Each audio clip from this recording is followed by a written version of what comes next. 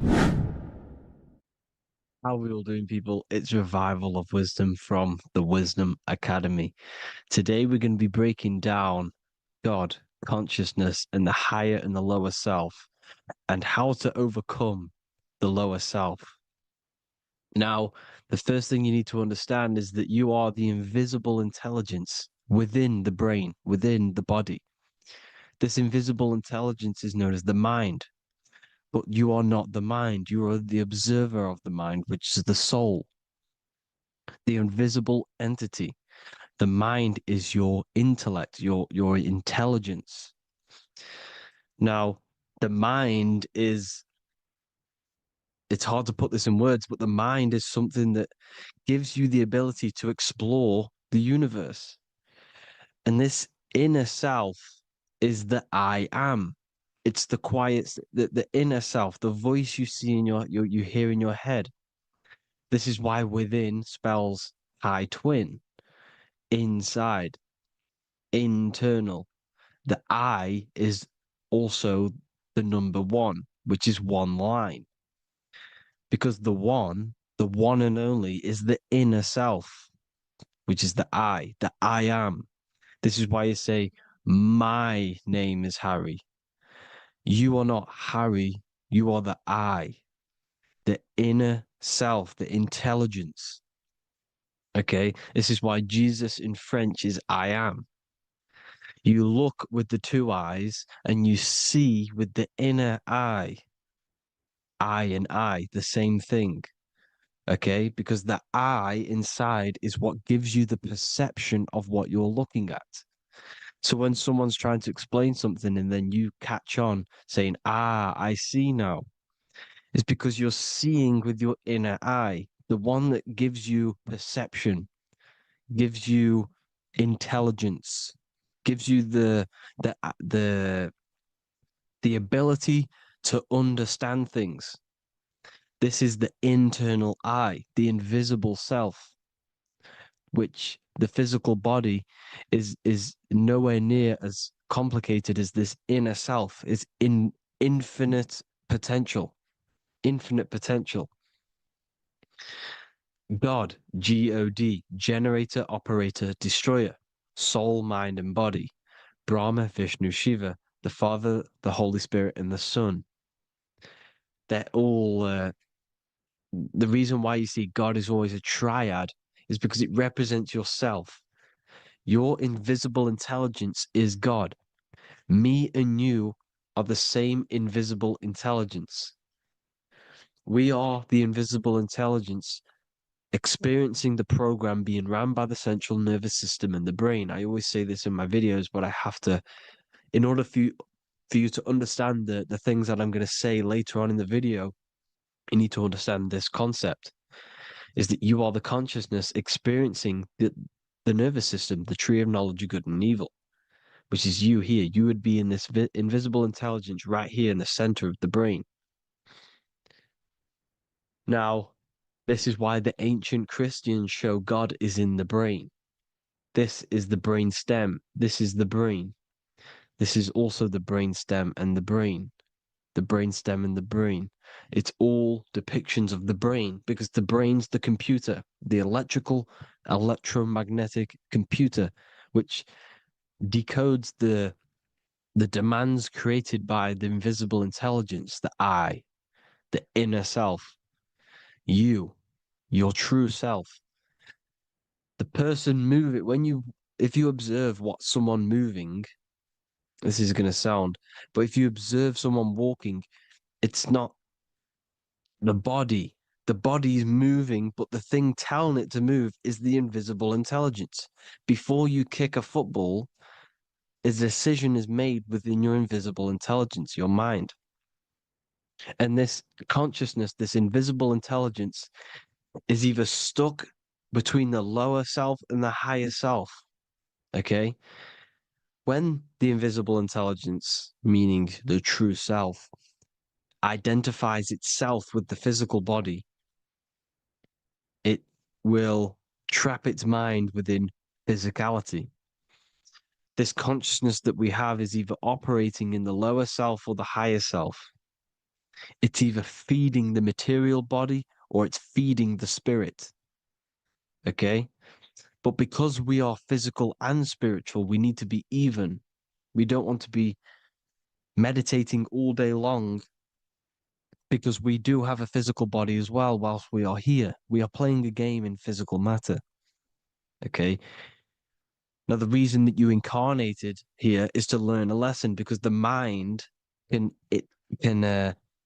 manifest anything it wants within the astral planes, within the world of imagination.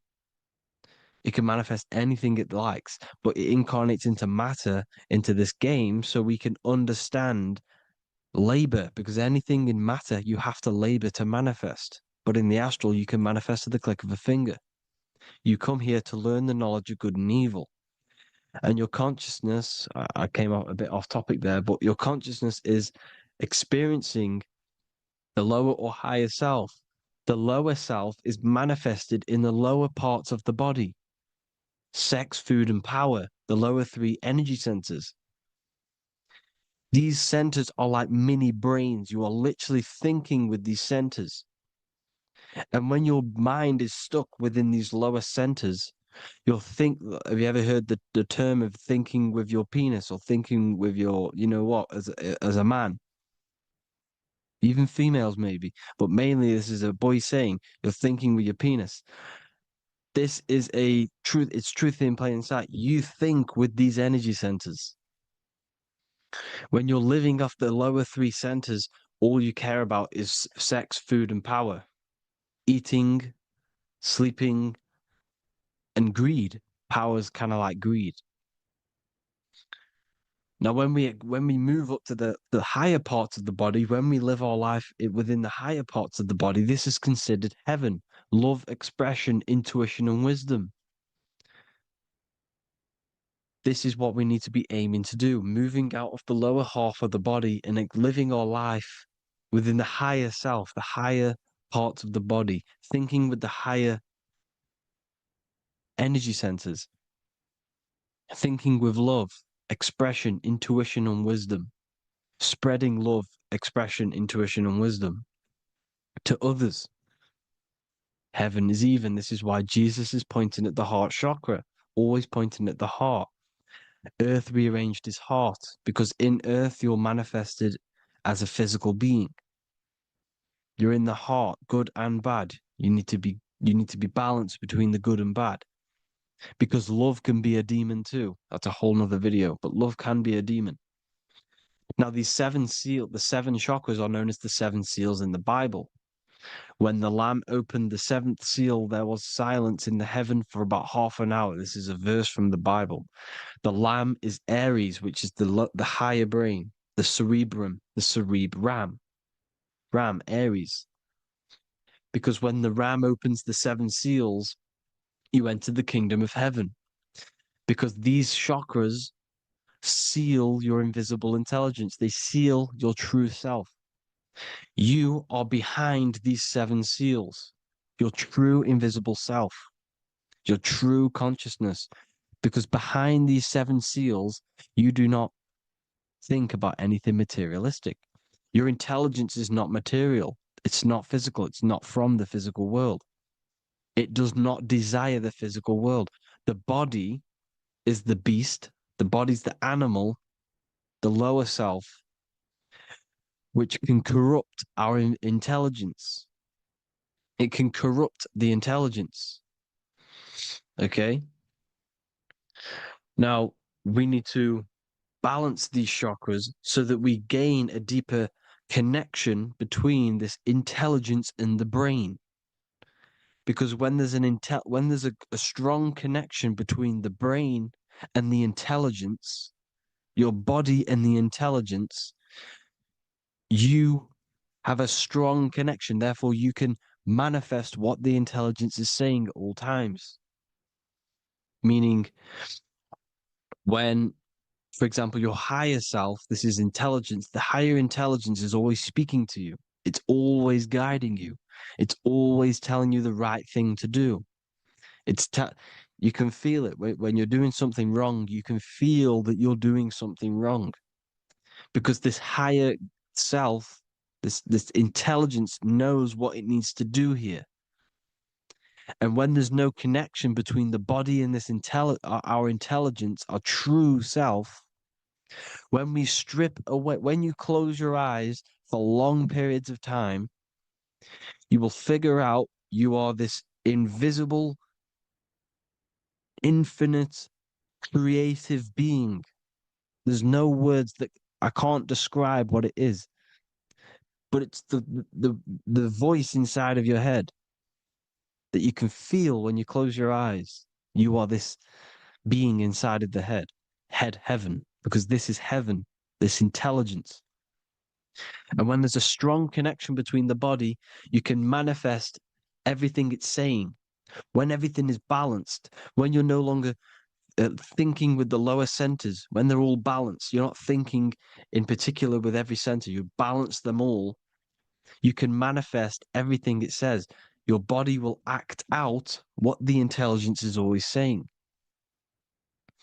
This is God in the brain, the intelligence, trying to touch Adam, representing the lower self. This is why they're not touching. Notice how Adam is resting, but the intelligence is always reaching out, stretching, symbolizing metaphorically saying it's guiding. I'm always reaching out. The intelligence, your intelligence is always guiding you. It's always reaching out to you. But Adam is ignorant of it. The lower self is ignorant of it. And that's why he's so relaxed and God is so stretching out. Because at our highest self, that when you think of when you want to better your life, that highest true version of yourself is God. When you're manifesting this, your highest self, this is God. Your truest form, your most perfect form, that is God. Your highest version of yourself, that is God. Emotions. Emotions are not what you've been taught. Emotions are not something that should be reactive, okay? You should not let the emotion be you, except that you should experience them instead of letting them become you. You need to understand there's a separation in our consciousness. You have the soul, which is the person who is observing your thoughts. When you think a thought, who's the one observing that thought? The soul, you, the I am, the I, the inner self, the one and only. And inside of every single body, inside of me, inside of you watching this video, there is this same intelligence that is inside of me, inside of you. And it's the exact same intelligence, experiencing a different body. And this is what we mean by the universe is mental. We are all sharing the same ball of consciousness in a different body. The animals, the fish, the cells, all expressing this one consciousness. Me and you are the same. This is why the golden rule is treat others like others should be treated, because I am you and you are me in a different body. Now, going back, you need to identify that there's different levels of consciousness: soul, mind, emotion, and body. Okay? Your emotions are on a separate layer than the body, the mind, and the soul. So when you identify there's a difference between all of these, you do not let them become you. You do not let your mind rule you, because your mind can be corrupted. Your soul is the one that is pure good, pure love, but your mind can be corrupted. Okay? Your emotions can be corrupted. The body can be corrupted, but the soul can never be corrupted, only layered on top. You can only throw piles of programs within the subconscious, layering the soul down, but deep down inside of every single one of you, there is a loving being. Because love comes from the heart. Love is the universal emotion, expression. Now, your thoughts can become bondage, your emotions can become bondage. Now, what do I mean by bondage? By conquering the lower self, we need to conquer our own mind, because the mind is what's manifesting the lower self. When you're thinking with the lower half of the body, when you're becoming your emotions, you need to experience the emotion, not become the emotion. Do not let the emotion become you. Do not let your thoughts become you, because your thoughts are tools that you can manifest. Your thoughts are the idea. Your emotion is the energy that you can use to manifest that thought. Your emotion is energy in motion, emotion. You use emotion to manifest, to feel as if you already have the thought. Therefore, you become that vibration. Therefore, your emotions are actually a creational force that is given to you to manifest things, because you're a human, a manifester. You're here to manifest things. You're a creator. You are a god. Your inner self, your intelligence, your I am, the one and only inside of you, the inner self, the quiet one, the one that's deep, deep down, the invisible intelligence, is a creating. It's creating things all the time. All the time. Speak no evil, see no evil, hear no evil. This is the astronauts. They're Freemasons, but they understand this, because thinking, seeing, and hearing can corrupt your mind. And when you have a corrupted mind, you'll have a corrupted subconscious. The subconscious will manifest into the body, because 90% of your behavior comes from the subconscious mind. So you got to speak, see, and hear no evil. A sin, what is a sin? To overcome our lower self, to overcome our lower self, the seven deadly sins are not something that goes against an external God. A sin is something that goes against your inner guide, your inner conscience, the inner self that is always speaking to you. It's always telling you the right thing to do. A sin is something that goes against this inner guide. And this is why you can feel something where you can feel you're doing something wrong, because the inner guide is speaking constantly.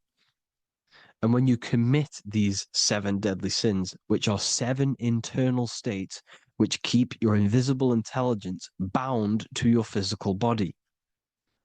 Because evil, right? Evil love bondage. This is why they stay in this realm and they control this realm, because they love the bondage of the body. They like matter.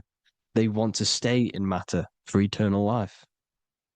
They don't want to ascend back into the heavenly realms where you do not have a physical body. You can explore the universe within the astral planes.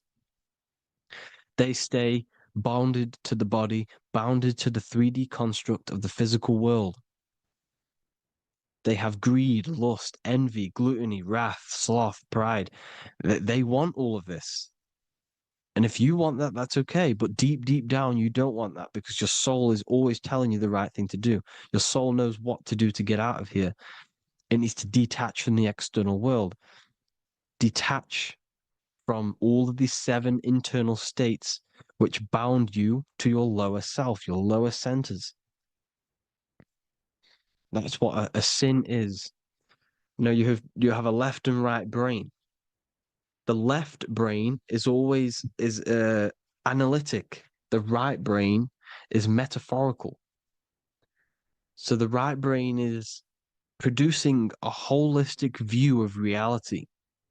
Now, what do I mean? And not view, perception. When you see, because your eyes are parts of the brain, so when you look at something and you look, that image is produced in the back of the brain in the visual cortex. And then the brain produces The right brain produces a perception, a holistic, it breaks down what you're seeing into a holistic image, a holistic perception. So, for example, if you're in a woods, the right brain sees the whole woods as one big woods. The left brain is breaking that perception down into individual trees, branches, and leaves. So the left brain's to do with duality, the right brain's to do with wholeness, unified. The left brain's dualistic, analytic. This is necessary so that we can pick things up and manipulate them and break things down. We need the left brain, we need the right brain. I'm not saying any of them's bad, but the left brain, sinister in Latin, means left. Because when you're left brained, you see everything in dualistic. You see everything is dual, when everything's actually one. We need to be focusing and strengthening our right hemisphere. I'm not saying sit in the right hemisphere all the time, but we need to be strengthening our hemisphere. And this is why left is sin and right is right. Because when you focus on the right hemisphere, you see the holistic perception of creation. The right hemisphere sees humanity as one unified consciousness. The left hemisphere sees everyone as individual persons and egos, because the left hemisphere is dualistic. And this is why the Bible says, cast the net onto the right side of the ship and ye shall find. John 21:6. What does that mean? Cast your energy, cast your perception into the right hemisphere of the brain, and ye shall find unified consciousness. You shall find your higher self, the one and only. If then you have been raised with Christ, seek the things that are above, where Christ is seated at the right hand of God. Wow. Powerful. What does this mean?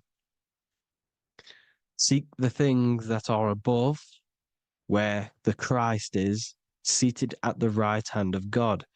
God is your consciousness, your invisible intelligence between the two hemispheres. The right hand of God is the right hemisphere. Seek the things that are above the heart. Love, intuition, expression, and wisdom. Seek the things that are above the heart, the higher self, the higher part of the body. Because when you seek the things of love, expression, intuition, and wisdom, you create a strong aura.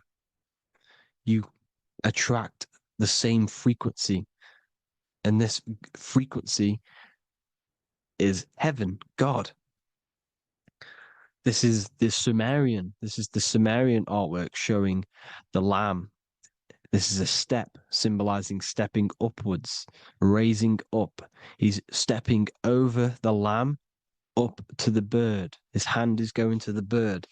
The Lamb symbolizes the lower self. Okay?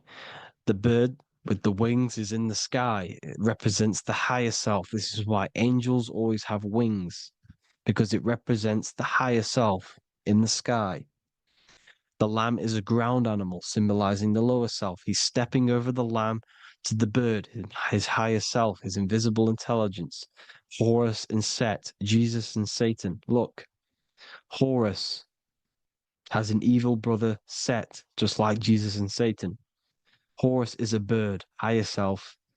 Set is a ground animal, lower self, which is the devil and the angel on your shoulder. You see? The right and the left hemisphere, the two wings.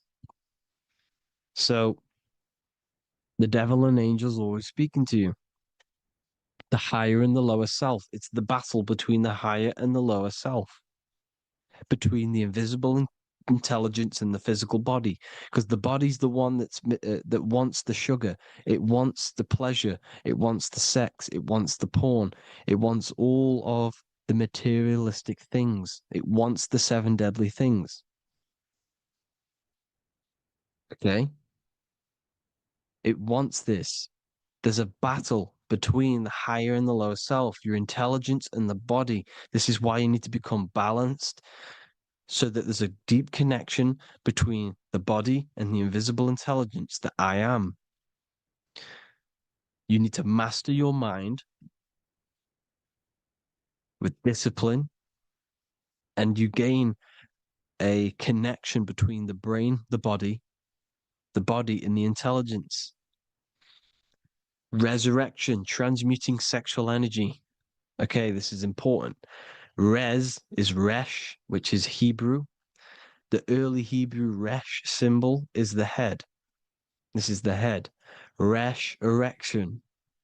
Erection is a sexual stimulation.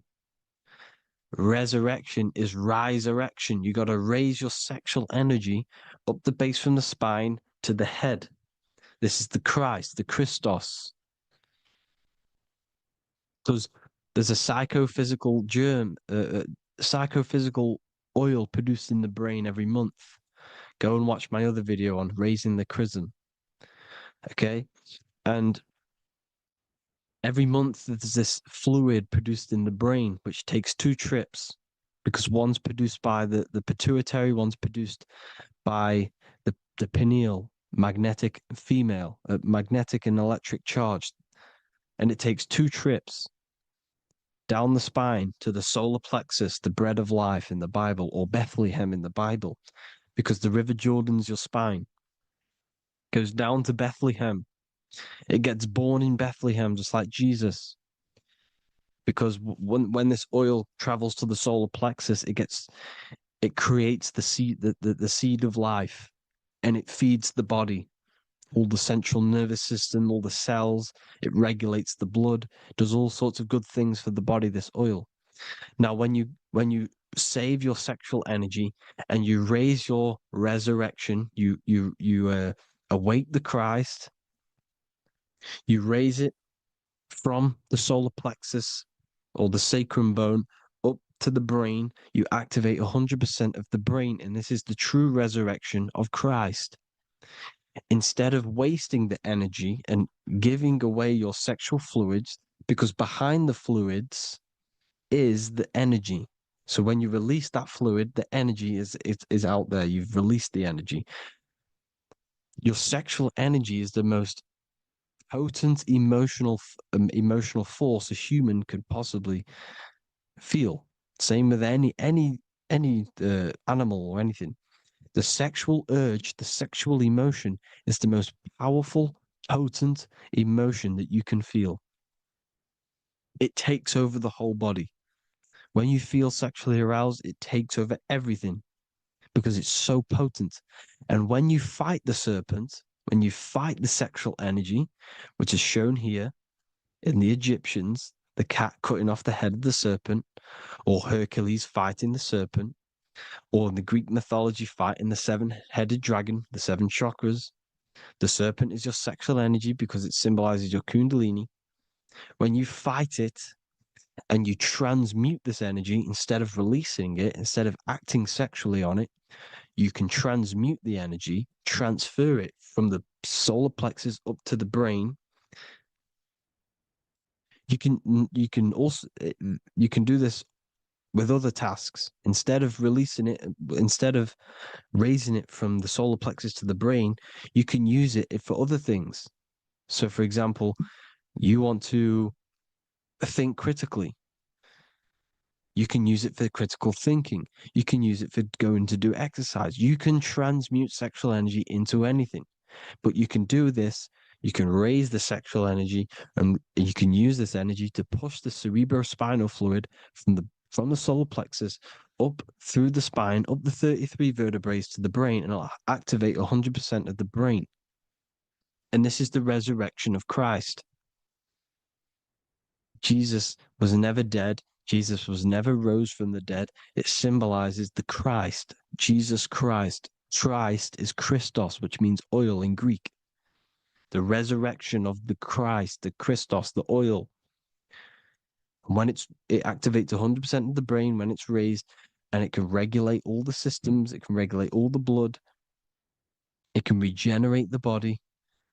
And this is the true Antichrist. They don't want us doing this process. The Antichrist is not against Jesus. It's against the fluid in our body that makes us live hundreds and hundreds of years and makes us live as gods.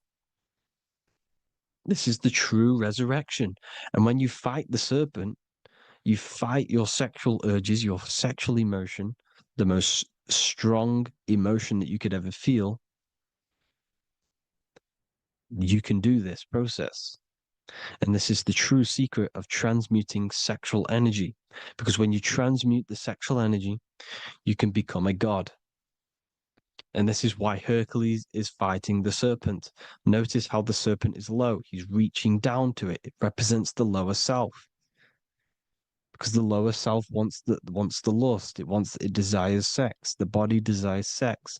There's a fight between the higher and the lower self. But when there's balance, there's even. Heaven is even. When there's evenness between these, this is the kingdom of heaven. This is when heaven is on earth.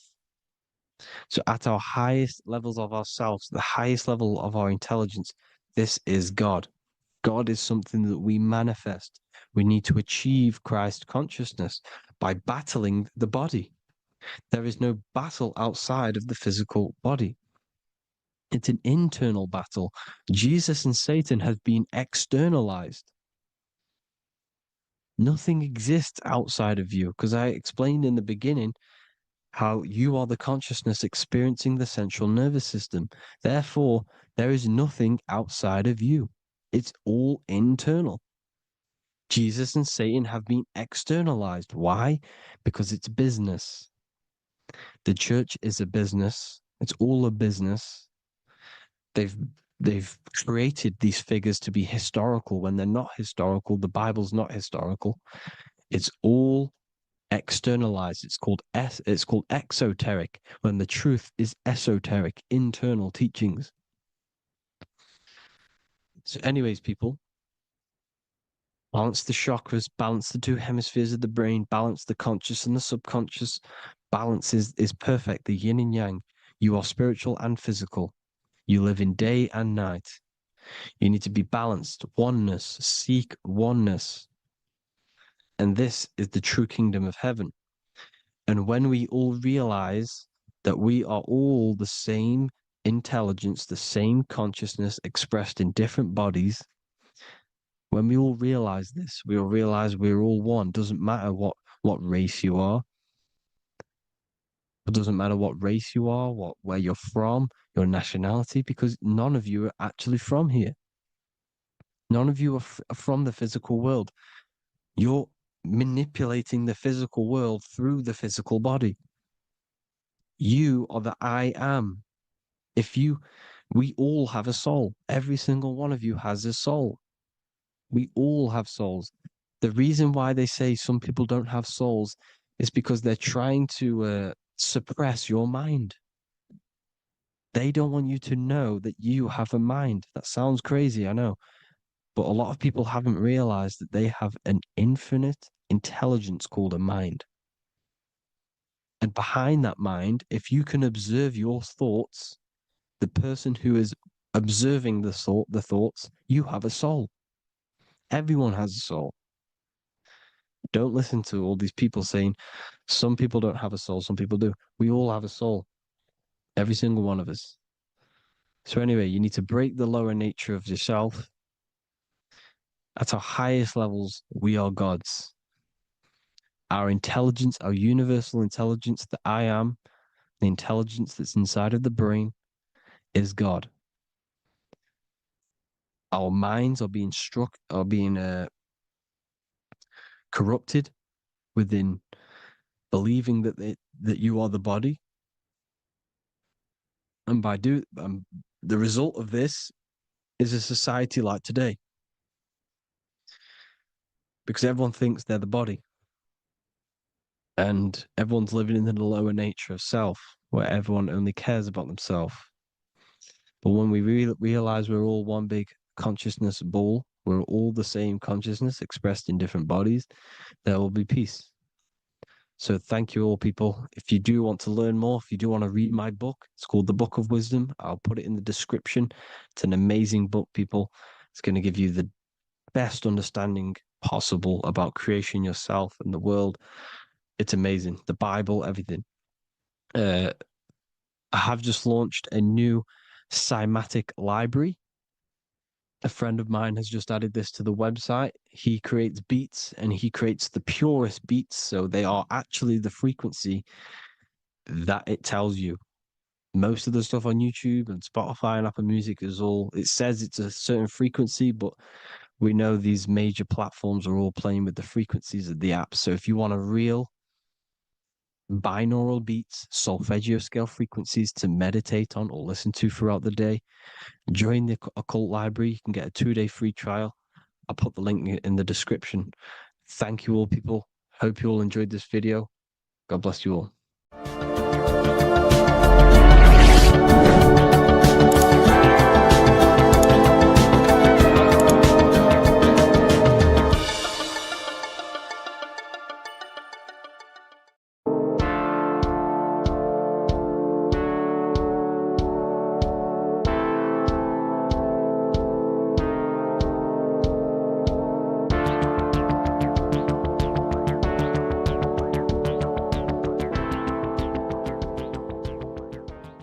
Welcome back everyone to another video. Today we're going to cover everything that you need to know about the mind, starting with the two aspects of the mind, the conscious and the subconscious. The male aspect of your mind is the conscious.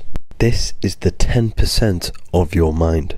The conscious part of your mind is only aware of everything around you, your vision, your sight, your smell, your taste, your hearing, and your current state of emotion and thought.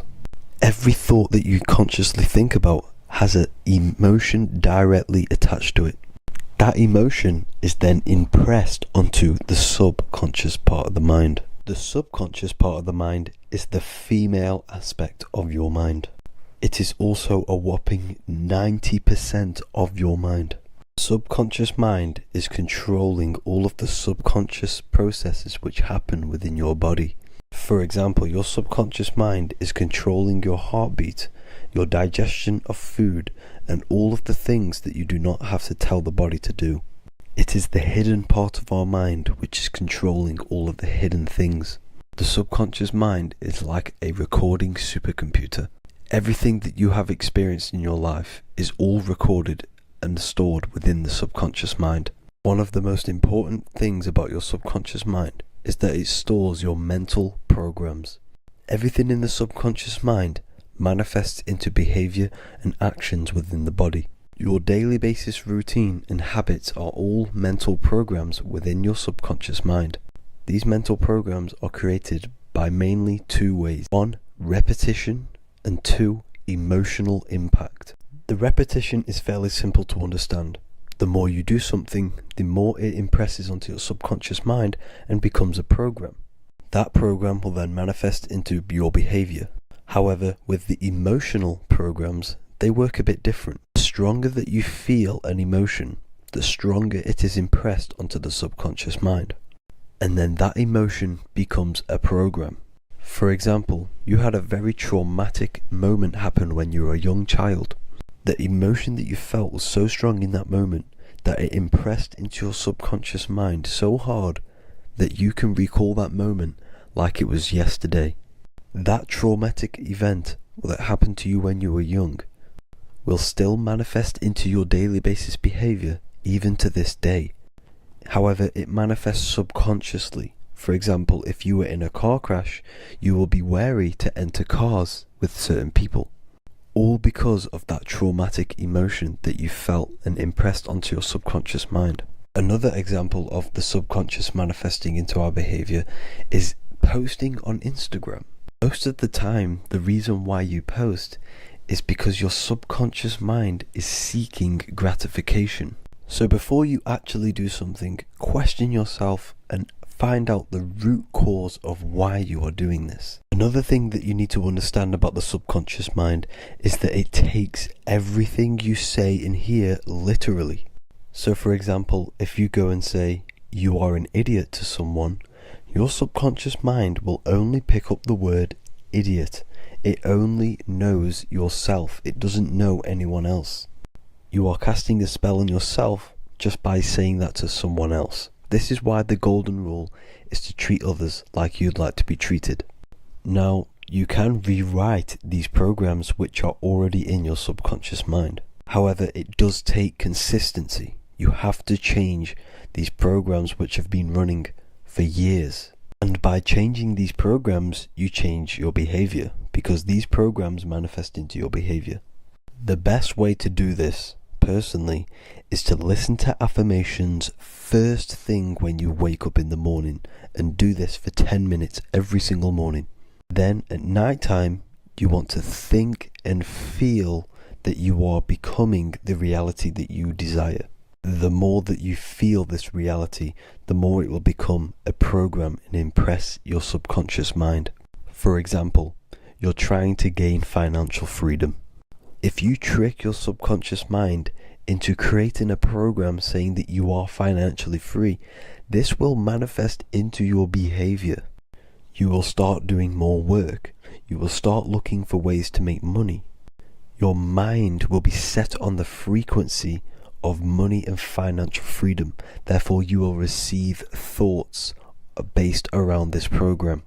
If you take enough action, your life will dramatically change because of this program that you created in the mind. This is why we call it a mindset, because your mind is a frequency tuner which sets its frequency onto different thoughts, because thoughts are frequency. If you fill your mind with a specific frequency, you will gain thoughts and ideas based around that frequency. To create a stable mind, you need to master your emotions. You need to change your mindset. Everything that you experience is neutral. Based upon the mindset that you see it, you either give it a positive or negative charge. By understanding this deeply, you will then control your emotions. I hope you gained some wisdom and enjoyed this video. Please, if you can, leave a comment and a like, and subscribe to the channel if you like this content. Love and light to you all.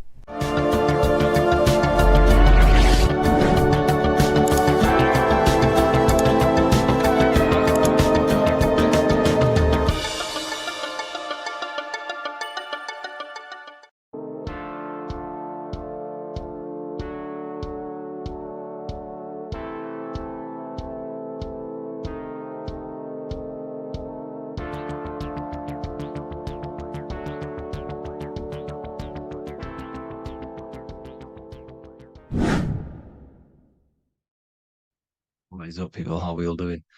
Today, we're talking about the flat earth cosmology. So let's jump straight into this. Please drop a follow and leave a like to help the algorithm. So we live in a torus field. Everything's made out of torus fields. And every torus field has motion. It's what it is. It's the motion of energy. And every torus field has a center, which is the black hole. It's a womb of creation. It's counter space. Now, this is why the North Pole is magnetic, because the center of this torus field is the most magnetic part, the strongest part of the field. So this is why all compasses will point you to the center. And the Earth's magnetic field is spread across the whole of the Earth. And it's spinning, as you can see here. It's like a tornado at the center. And this tornado is the force which is spinning the sun and the moon around us. You got the sun, the moon, Polaris, just like in the Masonic cosmos here. The sun, the moon, Polaris, the all-seeing eye. Now we'll get into Polaris a bit later, but the sun is the magnetic force. Sorry, is the electric force, because every field is electromagnetic. Now, the sun is electric. It's positively charged. It's gonna give you energy. It's feeding energy. The moon is more magnetic energy, which is taking your energy away from you.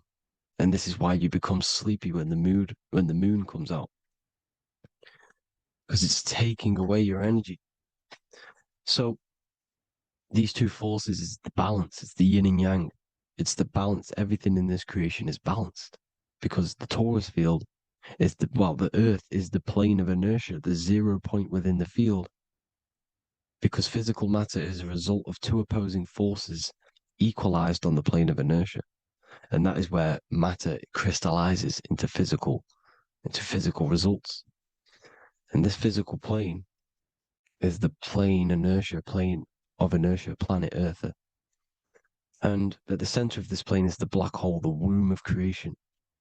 And outside of this black hole gives birth to light. So the torus field is constantly rotating, going into counter space, the black hole, and then out of counter space gives birth to the white hole, white light. You see? So it's going around, black hole, birth again, black hole, birth again. And it just keeps going around. It's an infinite cycle of energy.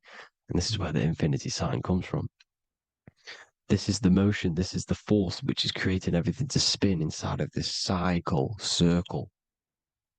Okay? And it's making the stars spin. It's making the sun and moon spin around us, around this center point. Now here you see Horus and Set putting their feet inside of this dome. This is the royal arch, the arch of the dome above us. It's like you see in the Masonic cosmos, the royal arch of Freemasonry. This is the dome above us, the firmament that the Bible talks about. You see, they're putting their feet in because Set symbolizes the moon and Horus is the sun. Horizon, Horus. Horus is rising, the sun. So they're both putting their feet around this center magnetic pole, which is the pole, North Pole. And above the North Pole, you have Polaris, the pole of electromagnetic energy. You see? And this is how we get the sun and the seasons. Because the sun, for us, when it becomes summer, it's on the Tropic of Cancer. Then it spirals outwards, going out and out and out, then goes to the Tropic of Capricorn. That's winter for us. Then it comes back in and creates summer again. So it's constantly spiraling around this center magnetic North Pole. You see? So this roof above our heads is the firmament, and this is what they've taken off of us. They haven't physically taken it, but mentally they have taken this away from you. It's a female energy, and this is what the Egyptians called Nut, the sky god Nut. And this is the womb. We are inside God's creation, God's womb, and the woman's womb when she has a baby is a microcosm of this, because everything inside of this creation is macro. It's a reflection of the bigger things, as above, so below. So the dome above our heads is the dome we are in when we are a baby. And you can see the sacred geometry of it is the exact same. It's the dome. And when we are inside of the womb, the woman, the sacred maker, which is the M, the Masonic M, this is the G male symbol. The Masonic M is maker, mason, matter, male. She delivers the male, you see? She delivers the male because it's the maker, the female, the magnetic. The woman is magnetic in nature, the male is electric in nature. So when we are in this womb, the female, we are being fed by the center umbilical cord, by the center of the mother's stomach. We're connected to the center of the woman's stomach, just like we are when we are in the earth. The center is where the aurora borealis is being emitted from, the electromagnetic aurora borealis, the northern lights. This is our spiritual umbilical cord, connecting us to counter space, connecting us to the realms beyond this world. Because at the center of every torus field is counter space. And at the center of the earth is our spiritual umbilical cord. And this is the earth's belly button, as you see. As above, so below. We had a physical umbilical cord. We have a spiritual umbilical cord. And this gets cut when we die, when we're cut away from the physical reality. You see, here's the ancient Egyptian tablet showing this female. You can see the hair, it's a female above us because the female energy is nurturing, helping, looking after. And that's exactly what the dome is. It's protecting us. It's the Ark of the Covenant, the Ark covering us. You see? And this is what they've taken away from us.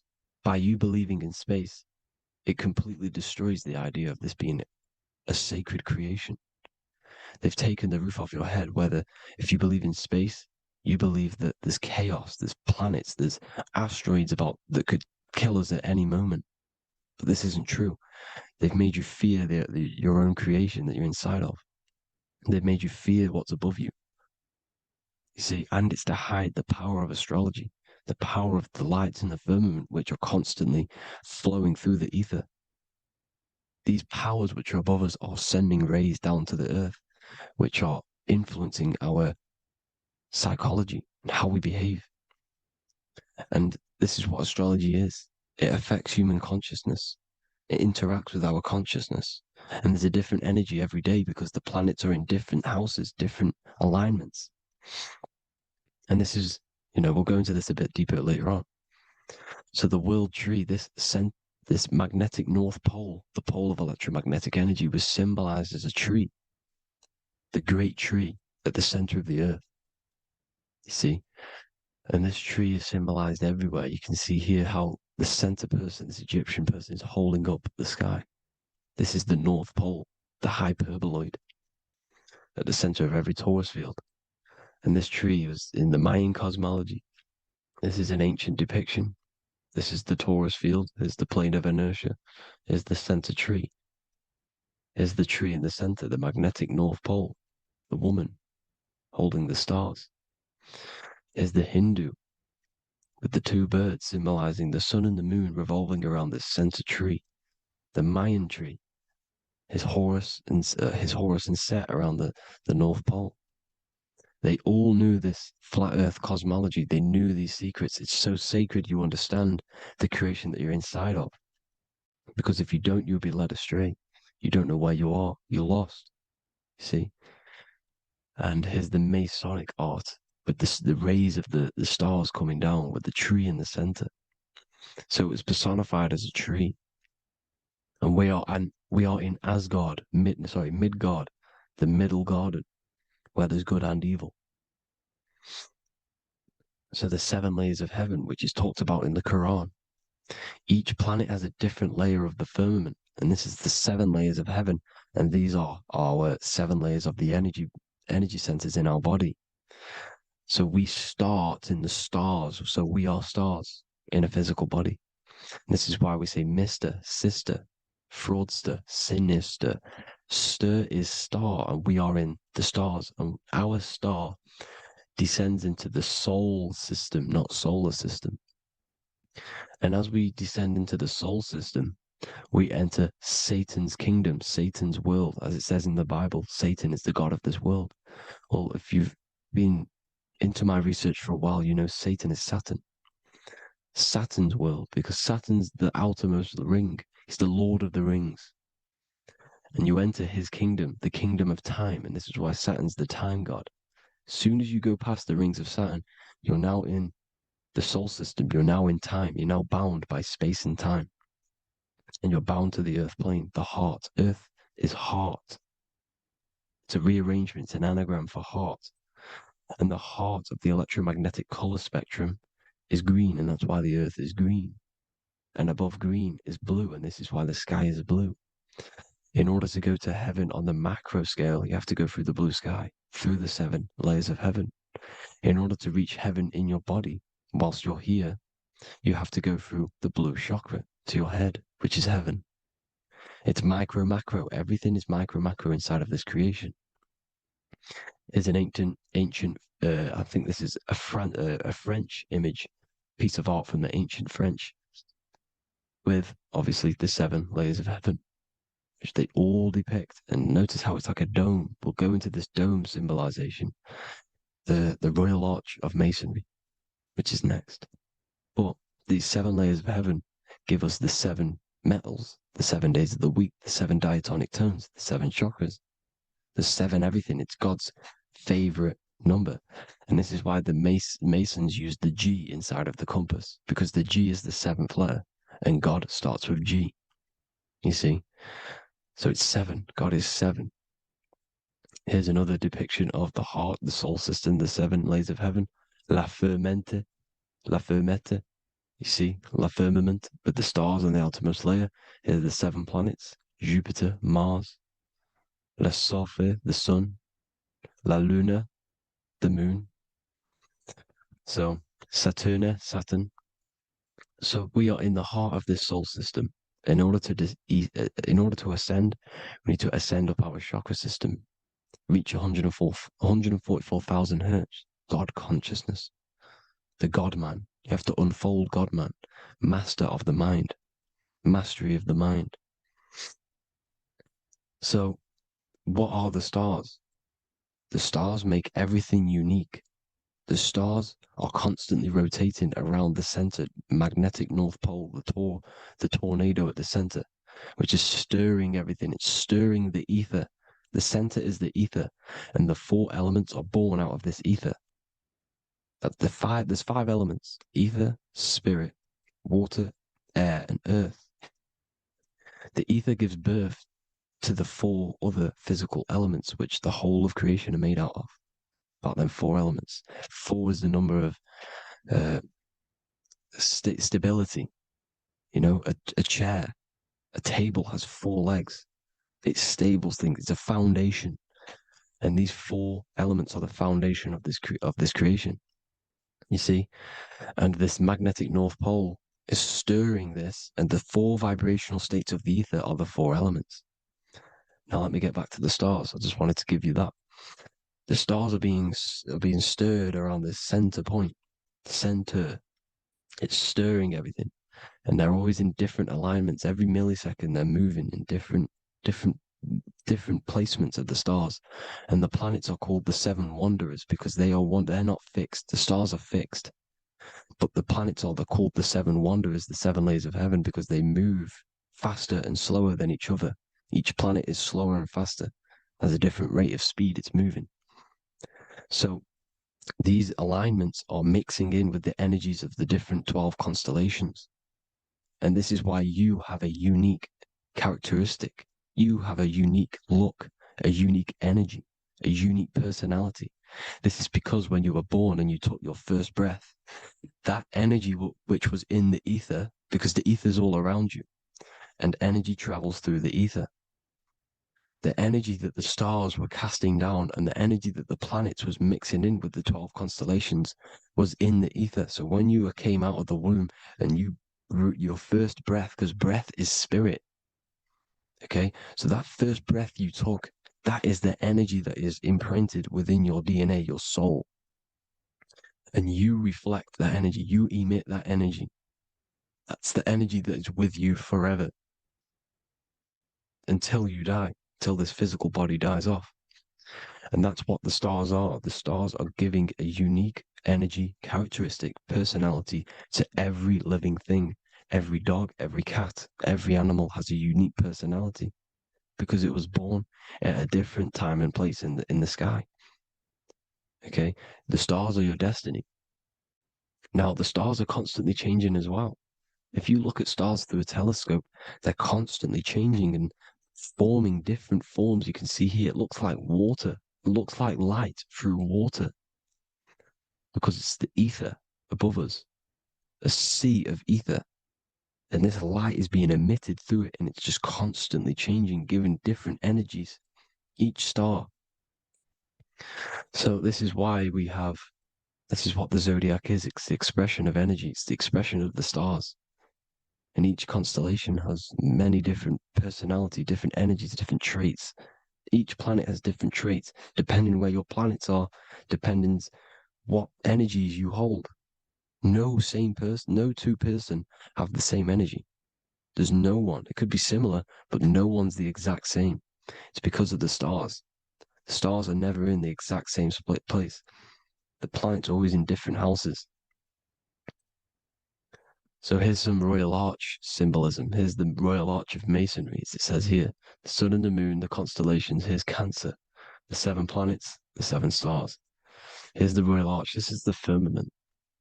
Here's the duality. Black and white, duality, good and evil, rest and motion, dielectricity, magnetism. See? So this is what the Royal Arch is. It's symbolizing the cosmic dome above us. The womb we're in. We're inside God's womb. And here's George Washington, the Freemason, inside of the Royal Arch. See, with the G, the Masonic G, G God 7. Here you see another depiction of George Washington with the stars in the dome above his head, his Polaris, the sky vault, Polaris. We'll get into that later. Go inside of all of your ancient churches, you will see the dome. Go to the Vatican, you'll see the dome. All of your ancient churches have this dome because it's the dome above your head. The ancients knew this. This was known. We did not live in space. It was known back then. They all knew. This is Crown Court, which is one of the most important courts in the UK. You can see it's clearly so much Masonic symbolism. You've got the 4 pillars of Masonry. The Royal Arch is like an arrow pointing upwards to Polaris. As the Disney World is under a dome. In his Polaris, the sky vault. You see? And also 666 in the symbol. There's more. 7 layers of heaven. Here's an ancient depiction. The firmament. Here's the astral plane outside of the firmament. The Royal Arch. You see? It's everywhere. Here's Polaris, the 8-pointed star. Polaris is in between the sun and the moon. It's at the center of the Taurus field. And Polaris corresponds with the pineal gland as well because it's the all-seeing eye. See? So is Polaris, the 8-pointed star, which is at the very top. It's the very center. It's on top of the North Pole. And it's an 8-pointed star that's always symbolized as an 8-pointed star. Here you see the Vatican. The Vatican is a giant key with an 8-pointed star. See, it's a key. Here's the dome. Here's the space delta, the USA space delta logos. Here you see the Egyptian god looking from the center of the North Pole, looking upward to an 8-pointed star, Polaris. An arrow pointing up to Polaris. Here's another, the bear holding a key with an arrow up to Polaris. 7 holds the key to Polaris. Here's an eagle holding a key above the North Pole to Polaris. Polaris, and here's another one. There's another bird, like a dragon, holding a key to Polaris. Because Polaris is definitely something to do with leaving this creation. Okay, maybe, I can't say for sure, but maybe it's to do with ascension, and this is why the Vatican hold the key to the 8-pointed star. And this is why the space, well, we all know space is a lie, but they're showing Polaris and its sacred symbology. Maybe it's to do with something leaving this creation, going to another.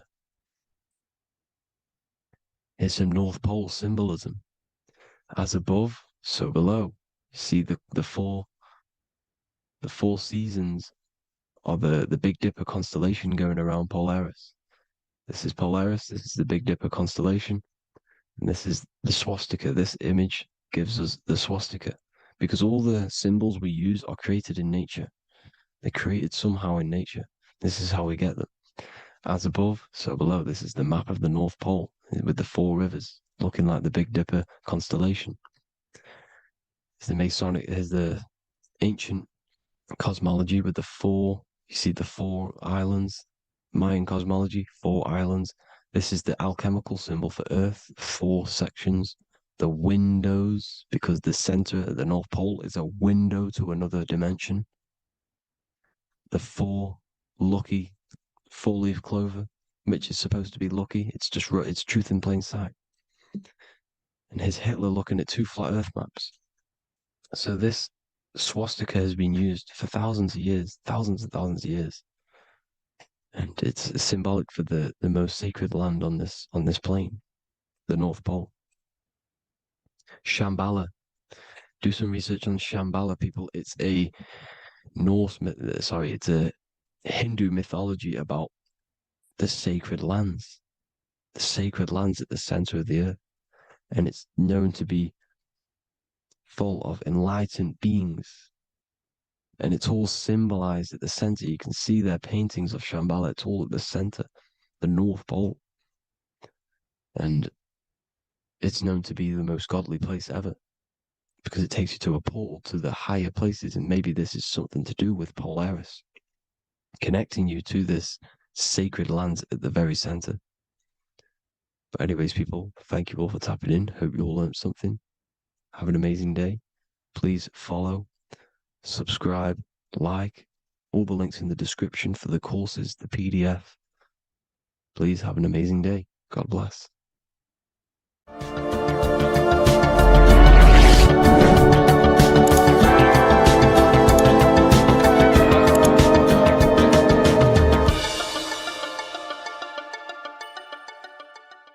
Welcome to Revival of Wisdom. Today, we're going to be talking about portals, portal symbolism, what portals are, okay, and how they show them to us, because they have to tell you the truth, guys. This is the thing with the universal law. They have to tell you the truth.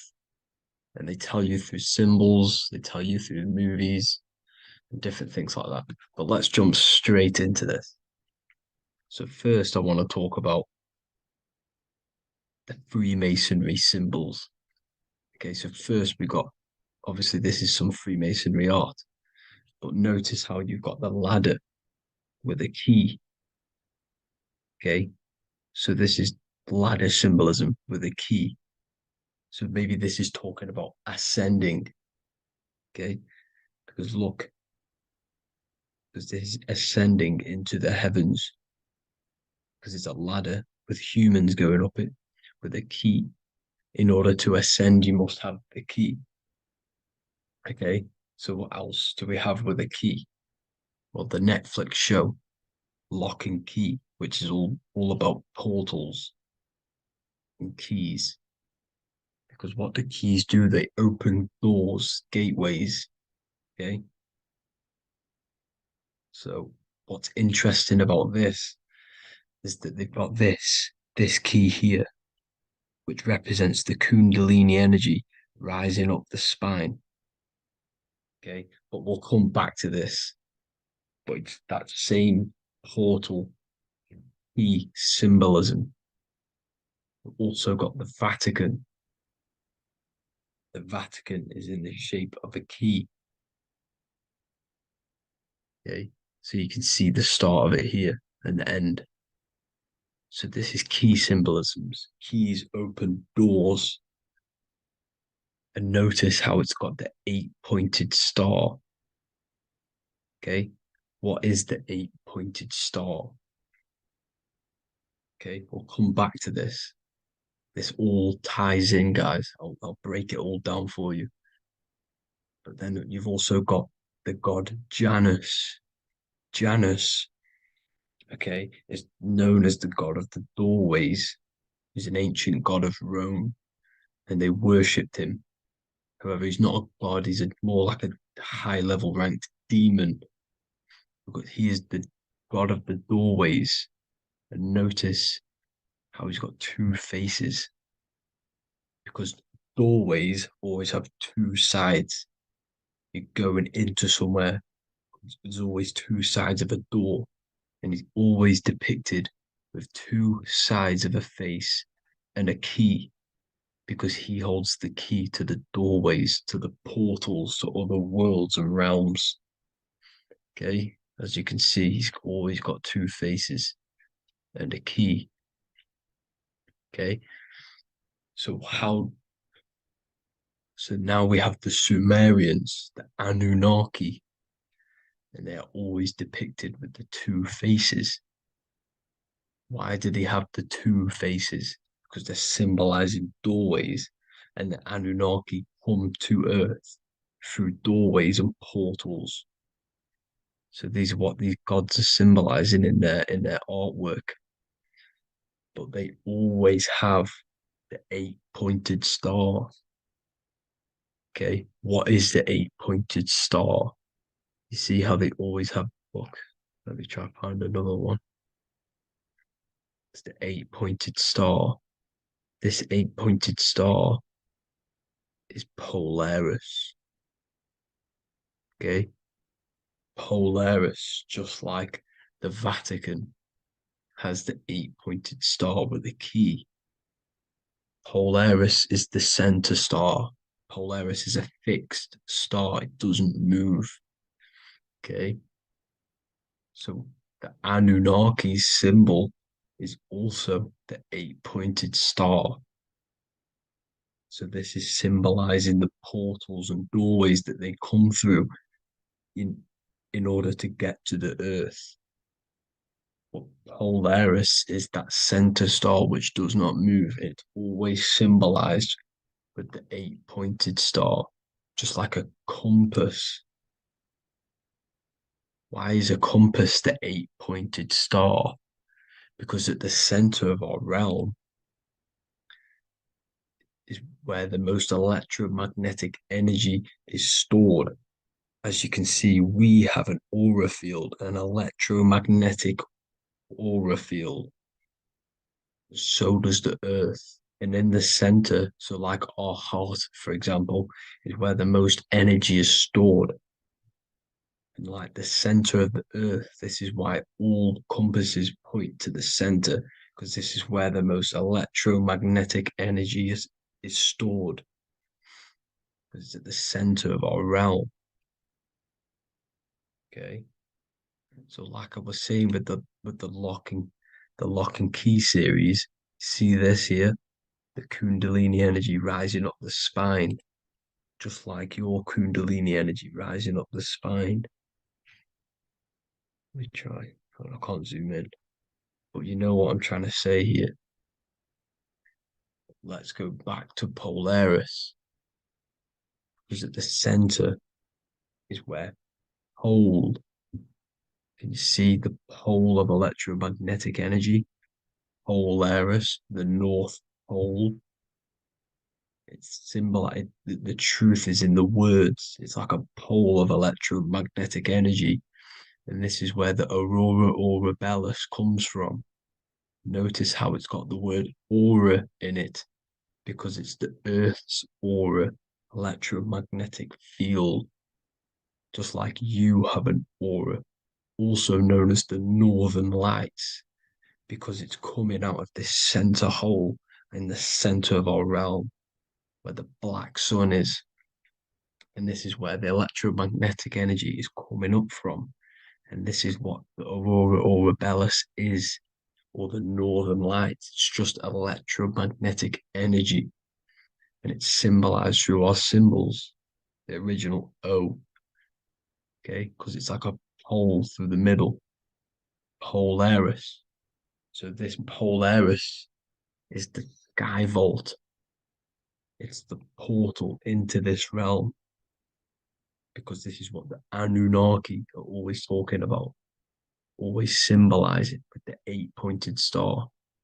And just like a compass, it's the 8-pointed star pointed to the center, to Polaris. Okay. See here on the Sumerian tablets with the 8-pointed star again. And how we know it's talking about portals with this 8-pointed star is because CERN 666 are opening up portals to the underworld, letting in demonic entities into this realm. How do we know it's a portal? Because their Hydra Collider has 8 points, just like the 8-pointed star. So they are creating synthetic portals to the underworld to let these demonic entities into our realm. But what is the key? Because if we're talking about ascending through Polaris, notice how here on the masonry art, this luminary here, so this is the sun, that's the moon. This is Polaris because it's a luminary with what? 1, 2, 3, 4, 5, 6, 7, 8 beams coming off the luminary, just like the 8-pointed star. So you see the ladder with the key going up to Polaris. It's symbolizing ascending out of Earth. So what is this key that they're keeping from us? Because it's a human holding a key going up the ladder to Polaris. Well, chakras, we have 7 chakras. Okay, so this is what they are telling us in the lock and key symbolism. The Kundalini energy rising up the spine. Okay, just like they have 33 vertebrae on the back of your spine. Okay, this represents the Kundalini energy going up your 33 vertebrae, just like in Masonry has 33rd degrees. Okay, so what is the key? Your chakras. Your chakras have to be unlocked. Okay, you have to unlock your chakras, and you can't unlock this one without going through this one. You have to go through them all. It's like a ladder, just like Jacob's ladder. You can't go from the bottom to the top. You have to unlock each one. Okay, just like you have 7 chakras, you have 7 layers of your aura. Okay, you have to unlock your chakras to the highest point in order to reach Christ consciousness. And this is the key that they're talking about. They're symbolizing the organic portal within each and every one of us to ascend out of this realm. Okay, so this is the key that they're talking about, and they're holding back this knowledge to keep us trapped in this 3D realm. Okay, so like I was saying with the 33 vertebrae and the Kundalini energy coming up the spine, 33 vertebrae, you can see this sort of symbolism going up to the light, because it's the light. You see here, your crown chakra turns on and becomes enlightened, just like the Illuminati symbol. Can you see it? But also, Jesus also died at 33. So this is symbolizing, okay? They're symbolizing the death of the ego, the body. So once you open up your chakras and reach Christ consciousness, which is your 33rd vertebrae, once your Kundalini energy goes up your 33rd vertebrae, your body technically, not physically, but spiritually dies, because you then become formless. You reach Christ consciousness. So then you can travel other worlds. Okay. This is what they're talking about with Vatican, 8-pointed star, and the key. Janus with the key. The Sumerians with the 8-pointed star. Anunnaki, the 8-pointed star. Polaris, 8-pointed star. So Polaris is the way out of this realm, which is at the center. Pole, North Pole. Okay, so the key is that they're hiding from us is the knowledge to unlock our chakras. Okay, and without this knowledge that they keep from us is trapping our souls in this reality to keep reincarnating. Okay, well, thank you all for tuning in. I'm going to leave you all there. Make sure to leave a like and a comment in the comment section. Let me know some topics to talk about so I can break it down for you. God bless you all. This isn't just spiritual fluff. Your words are vibrational commands that teach your subconscious what to believe and what to create in your reality. Now, I'm not going to sit here and tell you how words are these vibrational things that create reality. In fact, they are.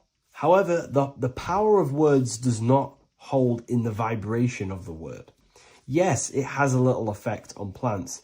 Yes, every word is a vibration that speaks to every cell in your body. However, this is not the main power of words. The main power of words is restructuring your consciousness and invoking energy inside of your own consciousness. I'm going to go over these two in detail for you. Your life is an externalization of your consciousness. Your belief system, your internal world, are building blocks to create your external world. What you believe in is how you see reality. It is the filter that you see to see reality. If you want to change reality, you have to change your consciousness first. There's no point trying to create a change, a manipulation in the external world, because it won't last very long. You have to restructure your inner temple, your inside world of thought and emotion. For example, your external reality is an externalization of every thought you thought in the past. Your life circumstances are just a result of every thought you thought in the past. You become what you think about. So if we can control what we think about, we will control who we become. Words are a powerful way to restructure your subconscious mind, which will then restructure what you think about. For example, if I said the word chicken all day long, I'm going to be thinking about chicken all day long. The words we repeat enter our subconscious mind, and our subconscious mind molds our conscious mind of what we are consciously giving attention to and thinking about. And that becomes our emotion. Our emotion becomes the energy, the charge behind our action. And all of this creates who you are and your reality. If you want to create a change in your external world, you need to repeat the end result as in an affirmation. I am abundant. I am disciplined. For example, if you're trying to stop a certain addiction, don't say, I am going to stop smoking. Say, I am disciplined. By saying discipline, the subconscious mind accepts the word discipline and not the word smoking. If you repeat smoking, I am not smoking, your subconscious mind will just pick up smoking and then do more smoking. So if you are trying to create discipline in your life and trying to stop something, say, I am disciplined. The reason for this is powerful because you're conditioning your consciousness. You're conditioning your subconscious mind and filling it with the word discipline. And I'm not going to say do this a certain amount of times a day or do this in the mornings. I want you to do this as much as possible. I did this as much as possible. Whenever I had free time, whenever I had a free minute, I would say these words either physically or mentally, just to condition your consciousness. Words are the most powerful way to restructure your belief system and restructure your inner world, which will then mirror in your outer world. Words are also a powerful way to invoke energy. This is why when you see these magic occult rituals, you see people chanting and doing these things. It's because if you slowly chant a word, you can actually invoke the emotion. There are three aspects of creation: thought, emotion, action. Emotion is energy in motion. By repeating a word over and over again, you can actually begin to invoke that energy, that emotion inside your heart. And you can start to feel the reality as if you are already living it. And this is just another powerful way to condition your consciousness to become a certain thing before you have it. This is what magic is. Magic is all to do with reprogramming the subconscious mind, aligning the subconscious with a certain belief or reality, which will then produce an effect in our thoughts, our emotions, and our actions, which will then create that reality. So if you want to create something in your life, literally just repeat, I am something. I am is referring to your consciousness. I am is the highest aspect of you. It is the true self. Whatever you condition your consciousness will be mirrored in your external reality. I am abundant will condition your consciousness to feel and believe you are abundant, which will then seep into your thinking. And then you will start to act more on this because you are thinking about it, which will then change your external reality. Words are vibration, and vibration is powerful. However, if you truly want to change your reality, you have to change your inner world of consciousness. And words are the best way to invoke feelings to become the reality you want. And words are the best way to condition your consciousness to a certain belief or a thought. And by doing this, you're actually creating a root cause. The cause is your consciousness, your mind. And you have to restructure the mind to create that reality. Words are a great way to restructure your consciousness and create reality. If you are struggling with the internal chaos, if you are struggling with emotional chaos, if you are struggling mastering your mind, or if you are isolated from your high intelligence, because intelligent people are not welcomed in our population today. I have created an amazing space, Ethereal University. Check it out. I'll leave all the links below, and I'll see you inside, where you can learn everything you could possibly imagine about occultism, esotericism. I'll see you inside.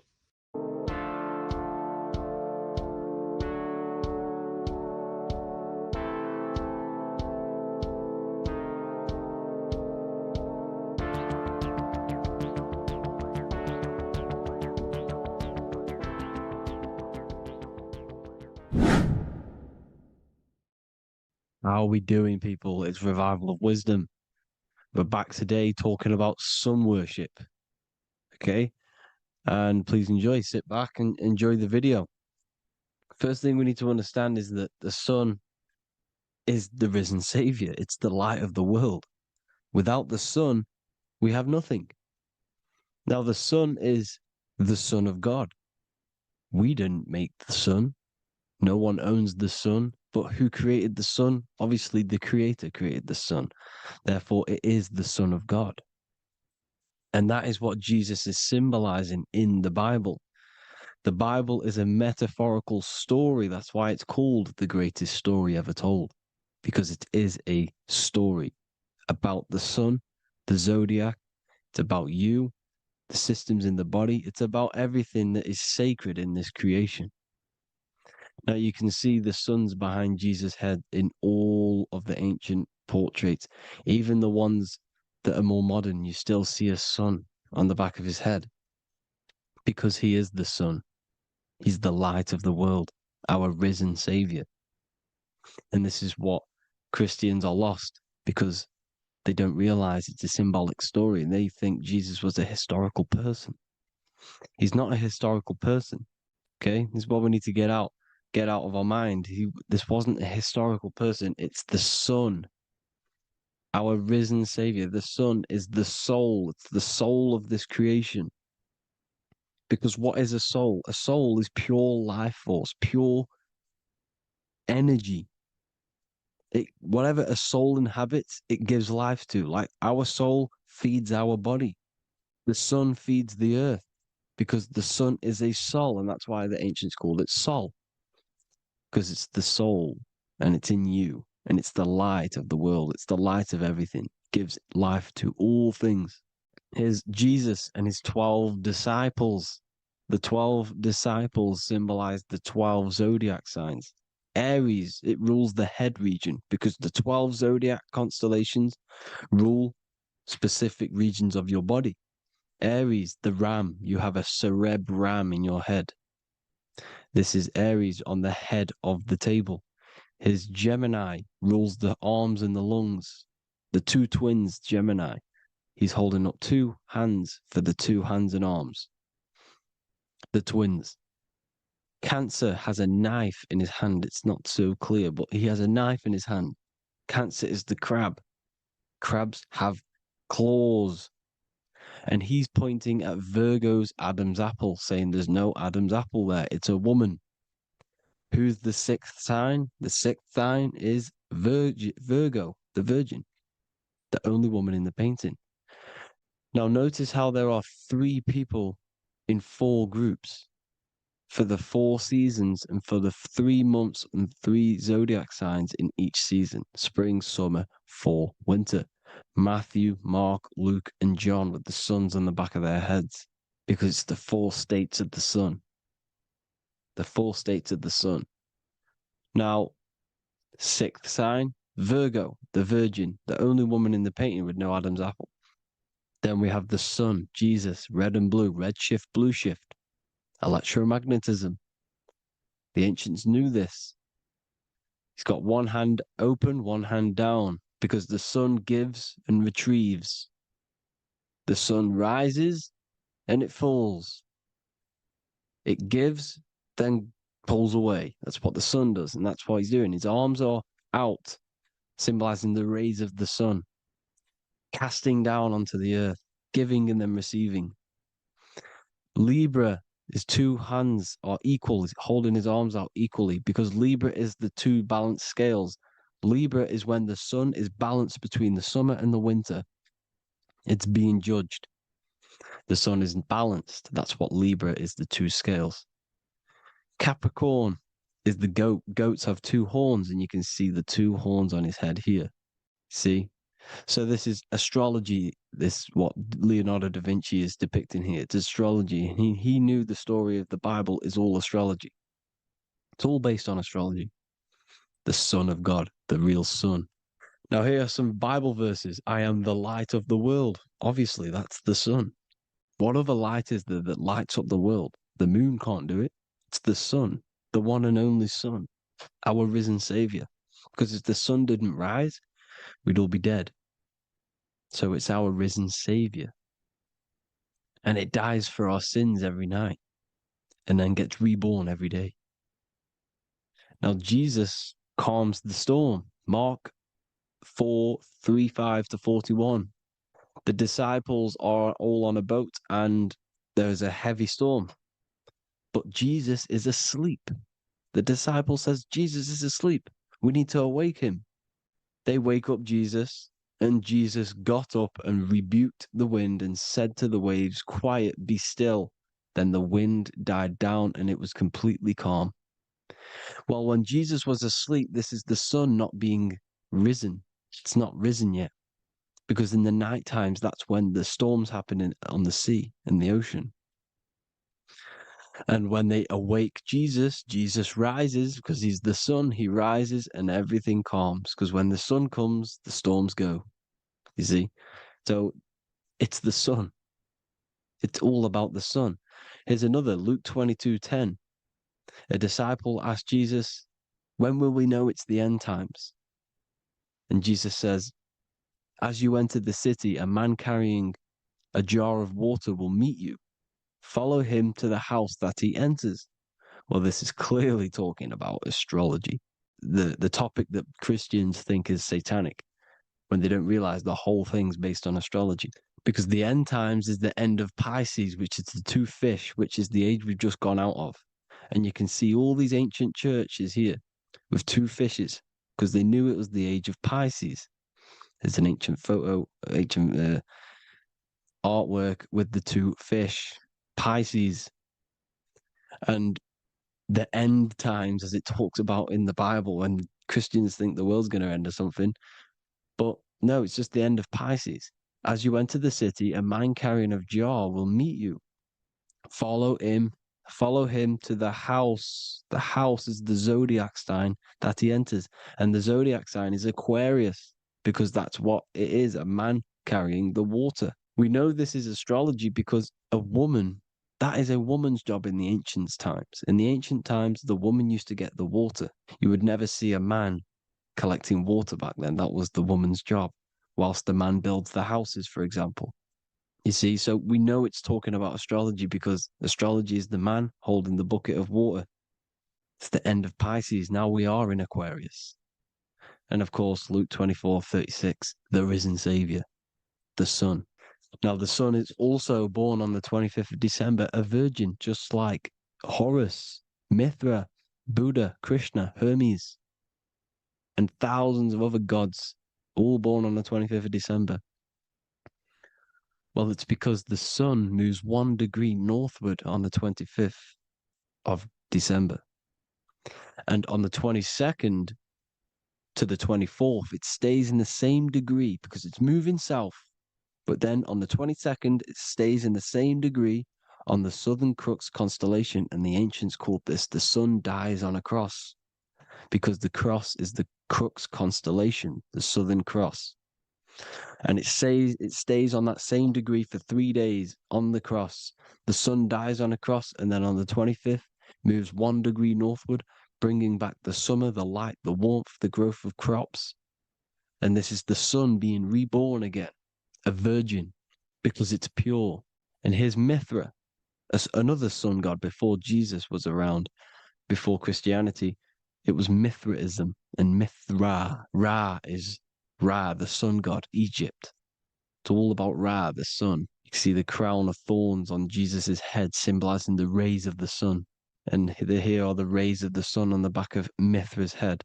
Krishna, the sun. Buddha, the sun. Horus, horizon. All born virgins, all did miracles, all resurrected. Dead for 3 days. Well, here he is, dead for 3 days on the cross and resurrected. Because it's the most ancient religion ever been on the face of the earth. The worship of the sun. And we should worship the sun, because without the sun, we are nothing. The sun feeds us, feeds the earth, feeds everything. Without the sun, we are nothing. It's been reversed, and now we're worshipping man. When we're worshipping a man called Jesus, was never real. It's all about the sun, the most high, the most powerful, potent, celestial body in the sky, the orb that feeds us every day. It dies for our sins and rises every day. It's the sun. Now on the Holy Communion Day, it's the worship of the sun. They give out mini suns. It's Jesus holding a sun. And they raise the sun on Sunday, because they go to worship their sun god on Sunday. Not Saturn Day, not Moon Day, Monday, but on Sunday when the sun is exalting. And they hold suns up above their heads because the sun rises. They're symbolizing the sun rising above their heads as savior. It's the sun. It's the Holy Communion Day. And here's Jesus giving a piece of himself to the children. It's the sun, the light. Judas was known as a backbiter, a backstabber, because he stabbed Jesus in the back. He betrayed Jesus. Well, this is just another astrological story about the constellation Scorpio, because the Scorpio is the J, looks like a J. J for Judas, the scorpion, the backbiter. Scorpions backbite, they bite with their back. And what does Judas do? He betrays Jesus by kissing him to let the warriors know who they need to get. So he kisses Jesus, and Jesus gets stabbed in the back. Well, when you get stung or bit by a scorpion, they leave like a kiss. So Judas kisses him and gets betrayed. Well, this is because the sun, when it hits Libra, it's balanced. The sun is balanced because it comes through summer. Now the sun's starting to die. The sun's starting to die. It hits Libra. And then as soon as it hits the Scorpio, it gets betrayed because now the sun has to fall to winter, and Saturn is there waiting to take over the darkness of the winter. So he gets stabbed in the back by Scorpio, Judas, the scorpion, the backstabber. You see, it's an astrological story. Here's Mary. Mary means marry, which means pure. The sun is pure. No one gave birth to the sun but the God. And it's born every day. It's born every day on every year. It's born pure. There was no controversy. There was no, activity for the sun to be born. It's pure. Now, the 7 metals come from the 7 planets. The sun gives you gold, and this is why the sun is golden. It looks gold. And this is why the banks are backed by gold, because gold is the most valuable metal, because it's the sun, the most valuable celestial orb in the sky, in the heavens. Well, here's Jesus, another ancient symbol of him being crucified on the cross with the big sun, the Southern Crux constellation. The sun dies on the cross constellation. And if you go to the old etymology dictionaries, you will see sun and son is the same word. They come from the same etymology roots. You can use them for no matter what, but they've been confused today. But if you go back to the old dictionaries of etymology, they are interchangeable. You can use them. Son, sun, sol, it's all the same thing. The 12 disciples, 12 brothers of Joseph, 12 tribes of Israel, 12 breastplates on the stones, because it's all the 12 astrological signs. They could have used any other number, but there's 12. Because 12 is the mind, which is God. 7 is the number of matter, which is man. 7 energy centers in the body. 12 cranial nerves in the brain, because it's the mind. 12 is the 12ness. The zodiac is literally the mind of God, the signs of God. Now here we see here, Job 38, 31 to 33. Can you lead forth a constellation in the season? He's asking you, can you read the sky? Can you read the heavens? Canst thou bring forth the Mazzaroth in its season? Mazzaroth means 12 signs, the zodiac. Why did they translated every single Hebrew word in the Bible into English, but they decided to leave out Mazzaroth? Why? It's because if that said zodiac, Christians would have a different view on the Bible, but they leave that out. But Mazzaroth actually means the 12 signs, the zodiac, and the stars means sign. The word stars means sign because the stars are signs, things to come, which is off in Hebrew, which means sign, things to come. You see a sign on the road, it's something coming. But God is saying, no, what does he say? To qualify as a director, a judge of man's life on earth, one must be able to govern the heavenly bodies that rule the earth. It's telling you to read the heavens. We need to read the heavens. Astrology, the 12 zodiac signs, the mind of God. It's telling you, read the Mazzaroth, read the zodiac, because they are things to come in your life. They are signs. It's not satanic, it's made by God. God said, let there be lights in the firmament of the heavens to divide the day from the night, and let them be for signs. Signs are things to come. The 12 zodiac signs. It's all about astrology. Here's Mary holding the sun. His son, her son. It's the sun in the sky, the one and only, the most high, the soul, the solo because it's on its own, the most powerful, Ra, radiance. Here's the Pope holding the sun. All three popes holding the sun because they're sun worshippers and they know the true meaning and origins behind Christianity. Sun worship. Here's the Vatican. The Vatican is a sundial. Yes, this is literally a clock. Your clock, your watch is a sundial. It's got 12 sections on it for the 12 zodiac signs. 12 hours, 12 Horuses. Now here you see Jesus walking on water. Well, it's the sun, and here's the beard of the sun. Here's the pyramid of the sun, the illuminated one, the all-seeing eye, the sun. Here's the Ankh. The sun creates these symbols. The ancients knew this. Now, when you see these headdresses, these are actually the days of procession of the sun. Aries, Cancer, Libra. It's all about the sun. Here's some more sun worship going back to Egypt. Ra, Horus, Osiris, and Set. Jesus and Satan is Horus and Set. The sun and Saturn. Saturn rules the winter, Satan. Jesus, the sun, the light of the world, rules the summer, rules the day. Satan's the night, Saturn's the night, the sun is the day. The evil brother, Satan. Well, Horus comes, this is where we get the word hours from. There are 12 Horuses. The sun moves in 12 Horuses, 12 hours. Where's Horus? What hour is it? Where's Horus? His Ra, 12 noon, Ra, radiates, powerful, the most high sun. That's why he has a sun on the top of his head. These are the four states of the sun. Set, sunset. This is why we say sunset, because the sun is setting. His sunset, his Horus, horizon, the Horus is rising, Ra radiating, and the sunset. Then midnight is Osiris. Here's another ancient symbol for the sun, the scarab. Ra, the sun, scarab. It's got the word Ra in it because it's the sun. Here's the sun on top of the scarab with the wings. Because scarabs roll dung up hills and then they'll let it fall down the hill to gain more matter.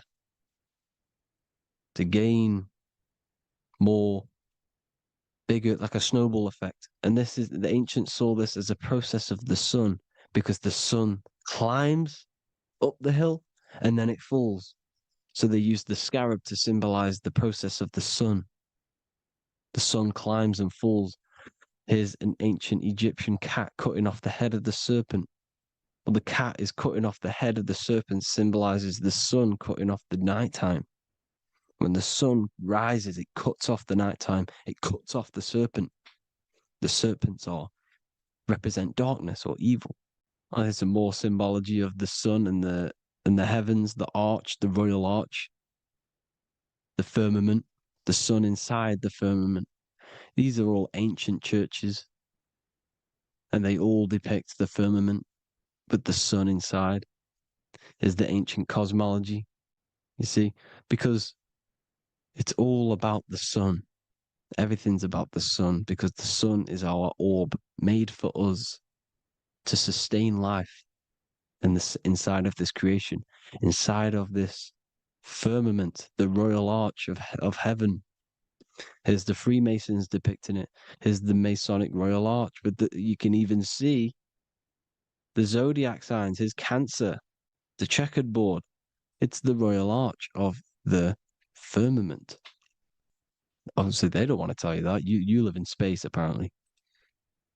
Some more sun worship. Here's the beard of the sun on the water.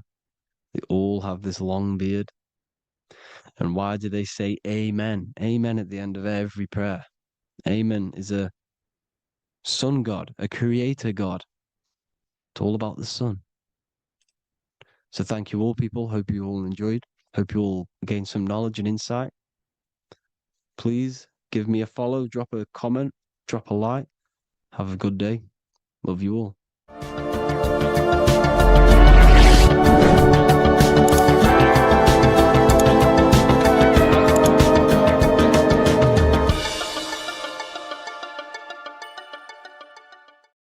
What if the word Yahweh is proof that God is embedded in our very own being? Stay with me, because what I'm about to show you might change the way you see yourself forever.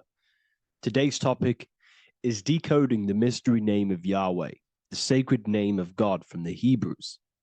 By the end of this video, you'll uncover the true meaning of the word Yahweh and how your connection to it unlocks your own personal power. When we look at the word Yahweh in Hebrew, we flip it on its side. We're actually looking at the human body. These are the legs, this is the torso, here are the arms, and here's the head. So if we actually switch this on its side, we see the human body. The Hebrew name Yahweh often translates to I am. The I am. Now, what is the I am? The I am, when you say I, you're referring to your highest self. Everything with the letter I in the beginning, most of them words are referring to our inner self, inside, intelligence, internal, in. The I represents the inside self, the invisible self. You cannot see the I am, because this is the spirit, this is our consciousness. It's the intelligence controlling the human body. When you say I, you're not referring to your name, your job, your reputation, your ego, or your thoughts. You're referring to the observer who is beyond the thoughts, the one who's observing the thoughts. That's the soul. Look at the word Yahweh, Yahweh, the sacred name of God. Yahweh can be observed in the natural rhythm of the human breath. When inhaling, we subtly hear Yah.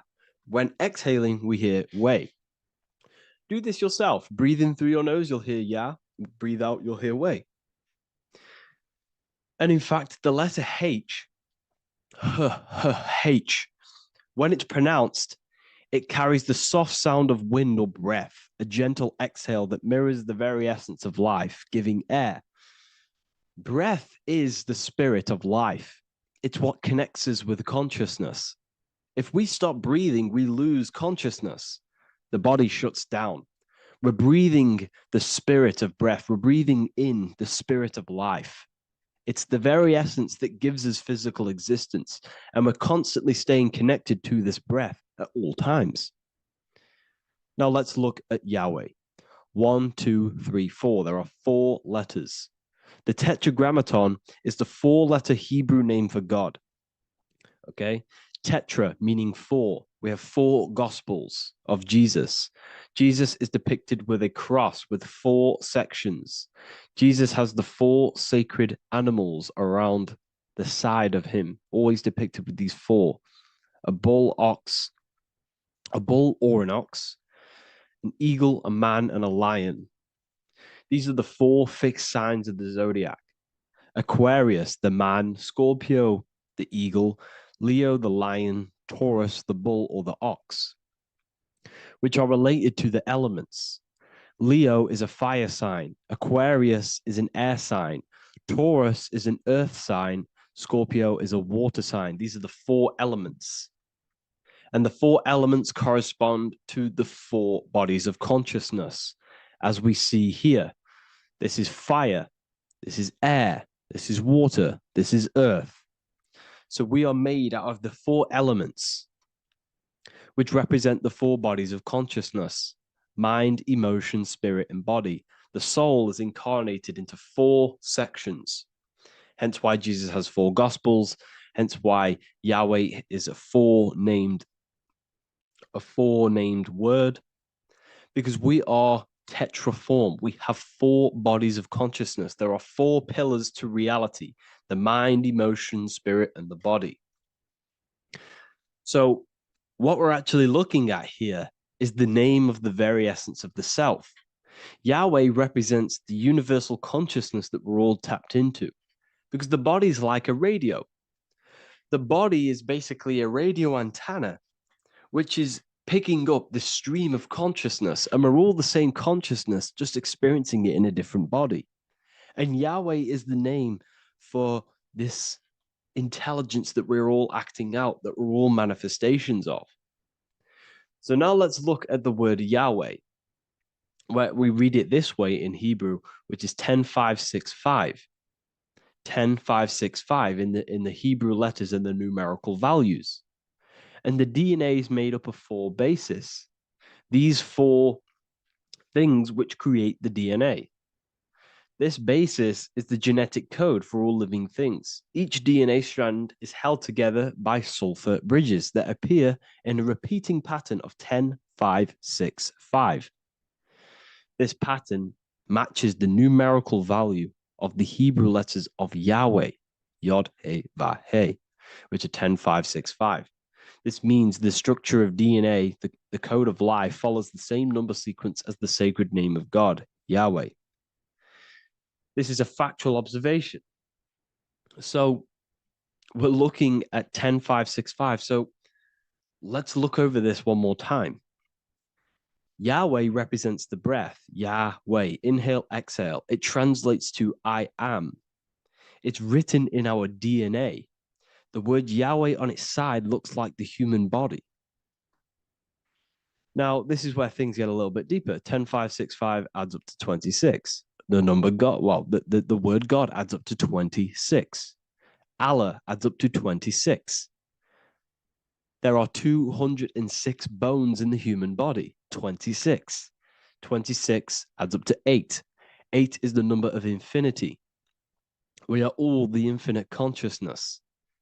Consciousness will never die. It's immortal. It's infinite. We are all infinite. We are not these skeletal structures.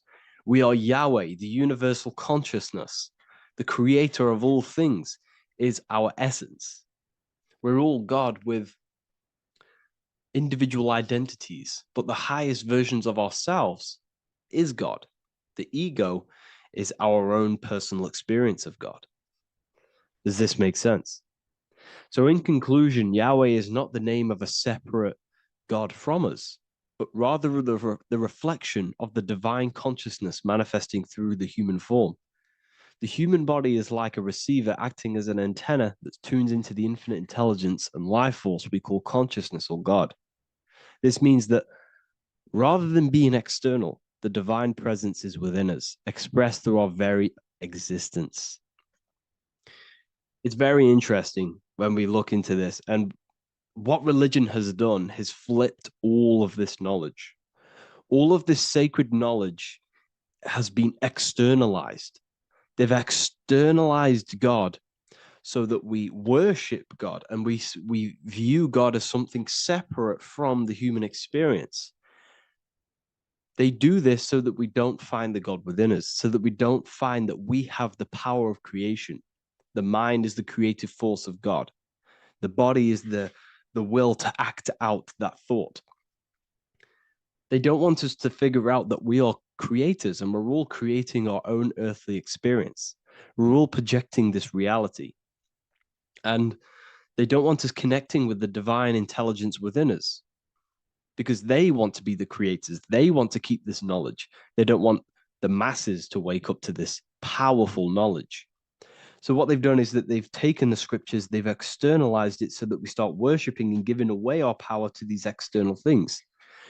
And when God is external, we start to fear God because we start to think that God has power over us. He can send us to hell or heaven. So this is what's going on. They've been externalizing this for thousands of years to keep us in a suppressed state. Okay?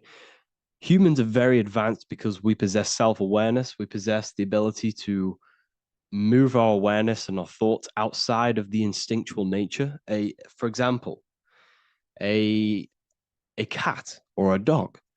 These things can only live in their instinct.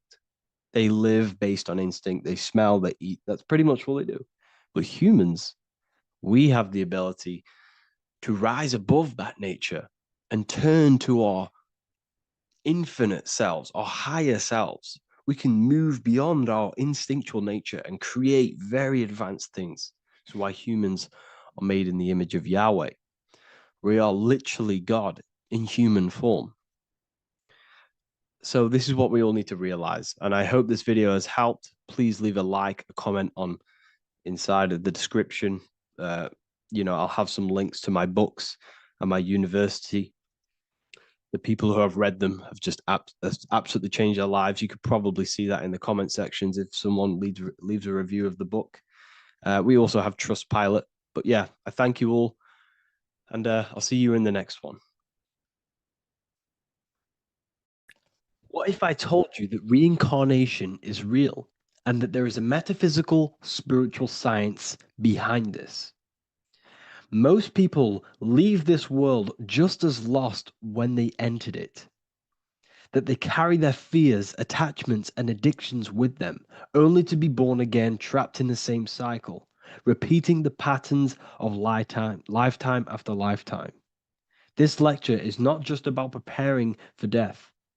It's about mastering yourself before death, so you don't take them burdens with you. Because the truth is, whatever addictions, fears, and unresolved emotions you cling to in this life, you carry with you into the next. Unless you break free now. You must master yourself before death. Death is not the end. It is the great passage. But how we transition depends on our mastery of the self. This was symbolized by the Ouroboros, the snake biting its tail. Every ending is a new beginning. It's an infinite cycle of consciousness. Now, your human body is basically an antenna tapped in to a stream of consciousness. Just like a radio is tapped into a specific frequency to play that radio. Your body is basically an antenna, a crystal picking up the consciousness of God. You are on an ever-ending journey, a journey of learning and expansion of the mind into new fields of thought. This was symbolized as the Ouroboros. When you die, it is a new beginning. It is transitioning, not an ending. Everything is eternal in this universe as consciousness is formless and constantly transforms into new forms of life. Let's break down the word death. Death contains the word ether. Now, the ether can be found in the word heart or earth. Ether. Everything in this plane comes from the etheric plane. The etheric plane is the barrier between the physical plane and the spiritual plane, the astral plane. The astral plane is the screen that you have in your mind that allows you to imagine a red apple, for example. This is the imaginative plane where thought forms start to take form. Everything begins as a thought, then the thought form becomes an imagination, then energy, then physical. Everything in the physical plane is a shadow of thought. All objects manifested as thought. You came from the astral. You came from the stars. This is why we say reach for the stars. Or this is why you say you are a star. Cis star, miss star, fraud star, stir is star. And when you become famous, you become a superstar and you gain a star on the Hollywood floor. You are a star. The ether.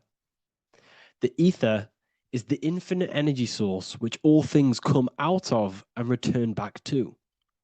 This is the cycle of life and death, summer and winter, day and night, sleep and awake. The ether is the infinite energy source which all things come from and will return back to. Okay, sorry about that little error. The ether is the boundless source of energy from which all things emerge, to which all things return to. We can see this in the cycle of the sun. The sun does this wave of creation. It rises and it falls. We have the day and the night. The daytime represents our conscious mind when we are alert. The nighttime represents our subconscious mind when we are inside the spiritual realms. The nighttime is spirit, the daytime is matter, spirit and matter, awake and asleep, conscious and subconscious. We see this in the yearly cycle. Summer is life, winter is death. Spring is the morning, summer is midday, autumn is evening, winter is the night. Everything is a macro and a micro cycle of being born out of the ether and returning back from life and death. Life and death is manifested within the cycles of the sun and everything outside of you, as within, so without. This is why we say sleep is the cousin of death. The macrocosm is death, the microcosm is sleep. Every time you go to sleep, you are essentially it's a miniature death. You're entering into spirit and then returning back into matter in the morning when the sun rises. Everything is a reflection of the macrocosm cycles. Preparation for death. The first thing we must do in order to prepare for death, for life after death, in order to stop being reincarnated in this cycle of materialism, in order to progress as a soul, because remember, you are a soul in a body. Just like the sun gives power and life to the earth, your soul gives power and life to your body. When you say I, you're referring to the soul.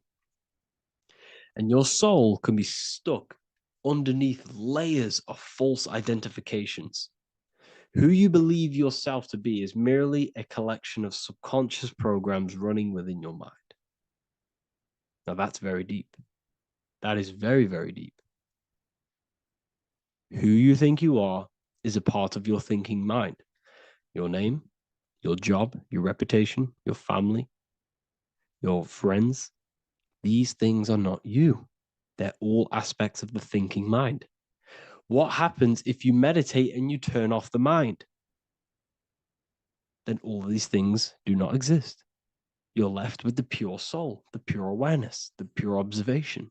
If you turn off the thinking mind, you're no longer your body, you're no longer your reputation, you're no longer your friends, you're no longer your job and your labels. You are the soul. That's the true you, the observation of the mind, not the thinking mind. The ego is the echo. It's an echo of your true self.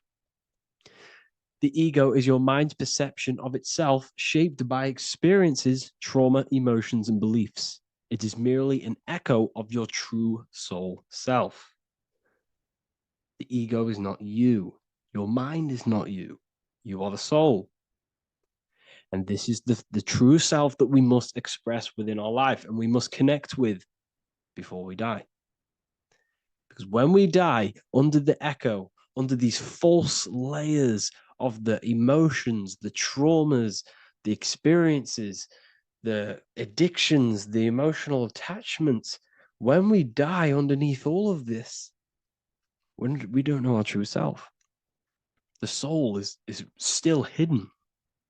The true you is hidden underneath these layers of false identification. We must remove these layers of false identifications. We must remove them. We must destroy the echo. Remember, the ego, you never had an ego when you were a child. When you were a child, you were pure. You didn't, you didn't show off things. When you were a child, you were pure. You expressed yourself freely with you didn't hide anything. You didn't hide any aspect of yourself. You didn't suppress any aspect of yourself to fit in as a child, as a baby. Because the ego was not here when you came here. The ego grows with experience. The ego is a false perception of yourself while being incarnated in this material world. It's your mind's perception of itself and it's created through your experience. Remember, you are unconditioned consciousness, and your experiences, thoughts, traumas, emotions, and beliefs have conditioned your consciousness into believing you're only a physical body, but you are the soul. We have to remove these layers. How do we remove these layers? Like I said, the best thing, meditation. Meditation. There is a great meditation that you can do every single morning and every single nighttime. You can sit there and repeat over and over before you meditate. You can repeat that you are not this, you are not that, you are not this. You can label them one by one. Start with, I am not my body, I am not my job, I am not my name, and then detach from absolutely everything until you are left with nothingness. And when you start to meditate, detach from everything. Nothing matters. I am here right now. And what will be left? The only thing that will be left is the language that your mind is using. Now, this is very deep. Not many people will tell you this, but I've lingered in meditation many times. And I can tell you from experience that the only thing left once you detach from everything is the language that your mind is attached to. So whether that's English, Italian, French. Once you detach the language of the mind that that little voice in your head's using, you're left with the soul. Once the mind is switched off, you're left with the soul, and you have detached from all of these external things. You're left with the soul. That's you. That's the power. That's the source of all creation, where everything you've ever done has come from.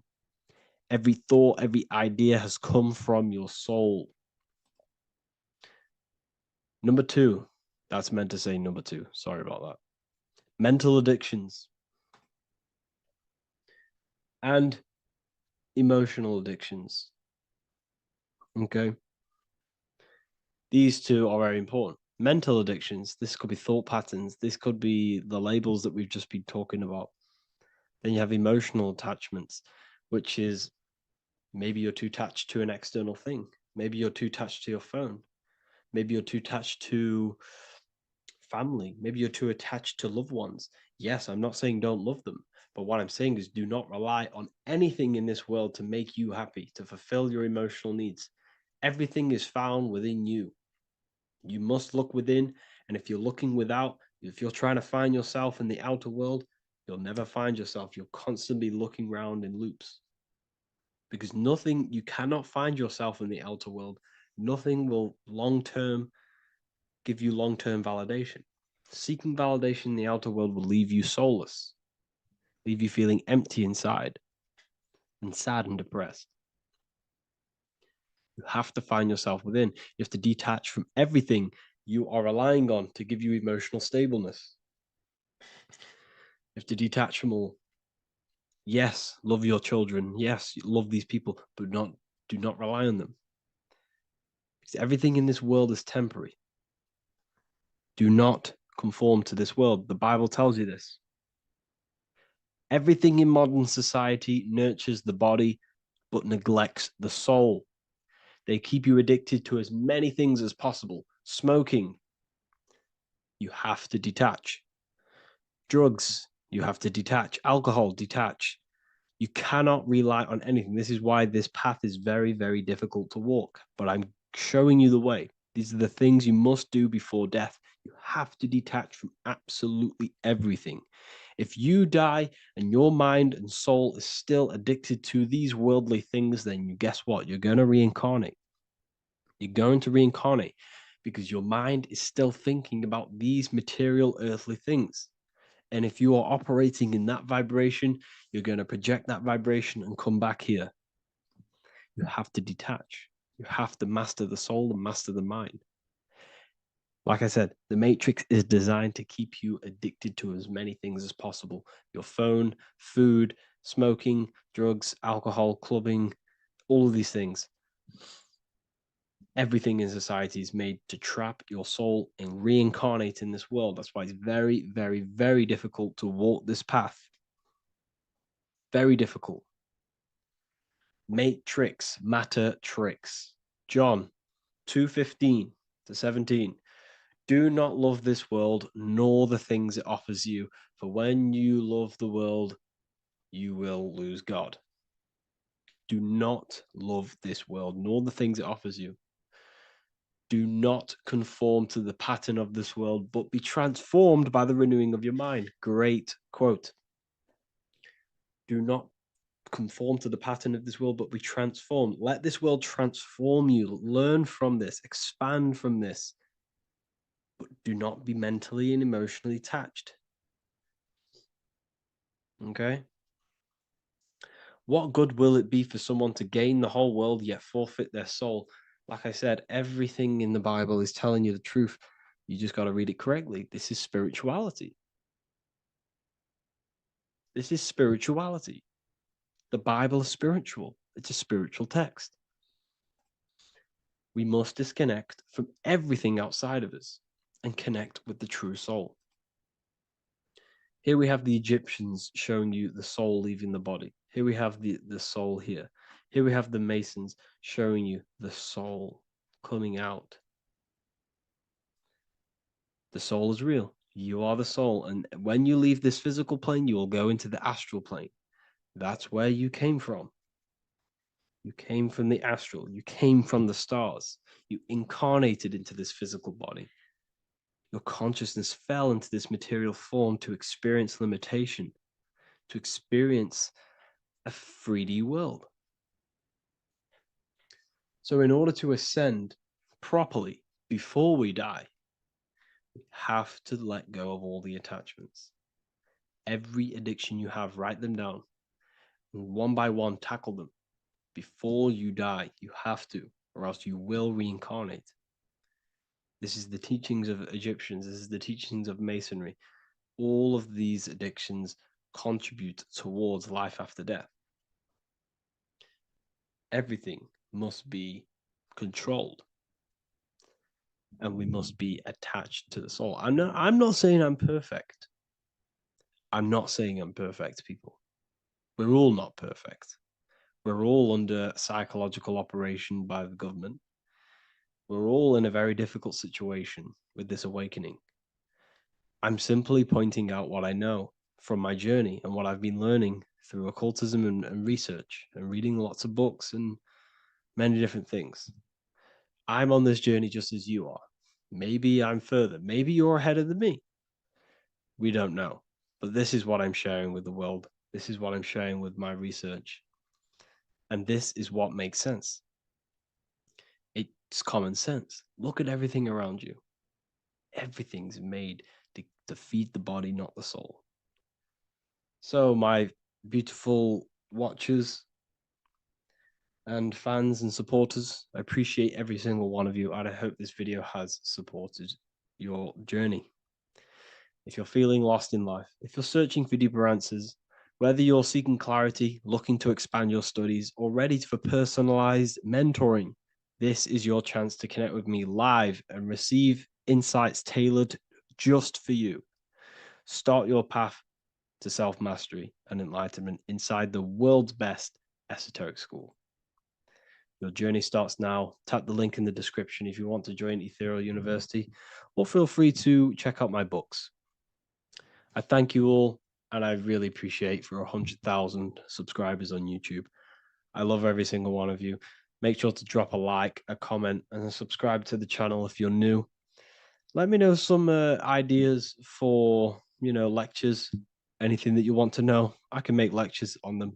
Just drop it in the comments. I appreciate every single one of you. Take care.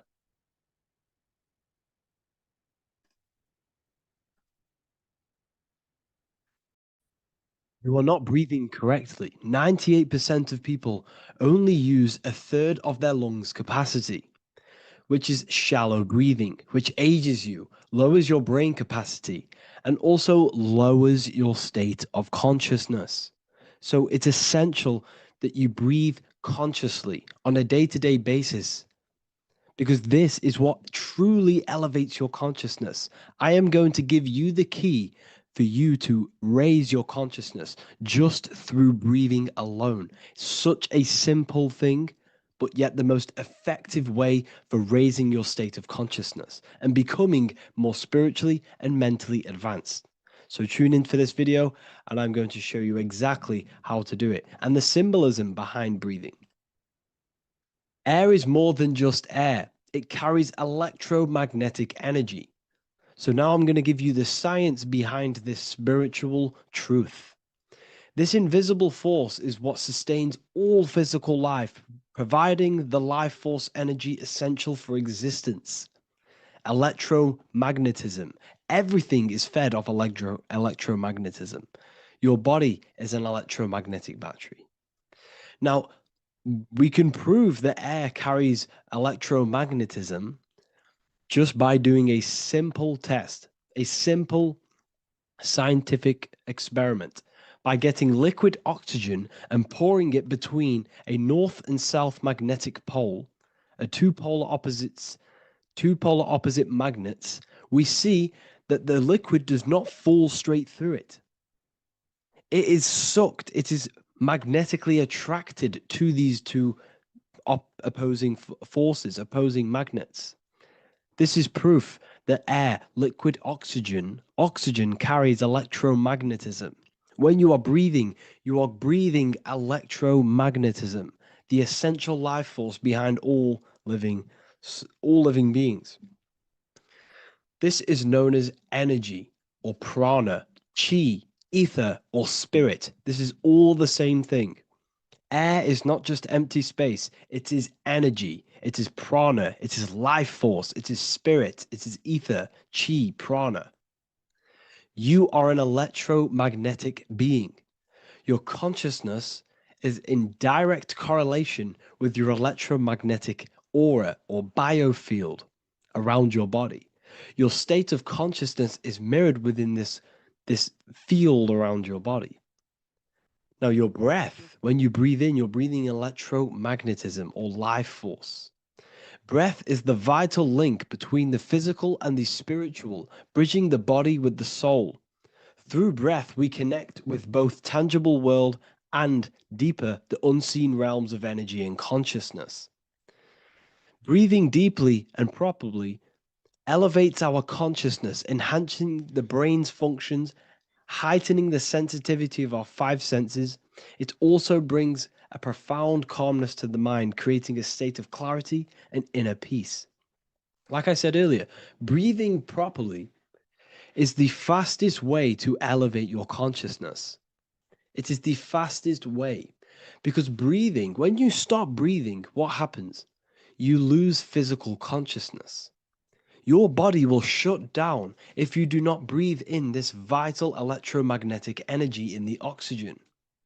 If your body does not get this for 5 minutes or however you can last without breathing, this makes you lose physical consciousness. Your body will not survive without this essential life force energy. Therefore, air is one of the most overlooked things. This is why we see the symbolism of Buddha having a big belly. Why does he have a big belly? Because it's symbolizing breath work, proper spiritual breath work, the certain teachings of breath work, of when you breathe in through the nose, you have to breathe in through the nose. You don't want to breathe in through the mouth because the nose acts as a filter which catches dust particles and filters out the air before it enters the lungs. The mouth does not do that. The nose is for breathing inward. We breathe in through the nose, and when we breathe in, we breathe into our belly, not our lungs. When we breathe into our belly and our belly expands outwards, we are then moving this energy down from the nose down the spinal column. And when we breathe back out, the belly goes in, which is raising the energy up the spinal column, back out through the mouth. This is the true way of breathing, because when we breathe, we are moving energy. We are moving electromagnetic energy. When we breathe in through the nose, the energy travels down the spinal column.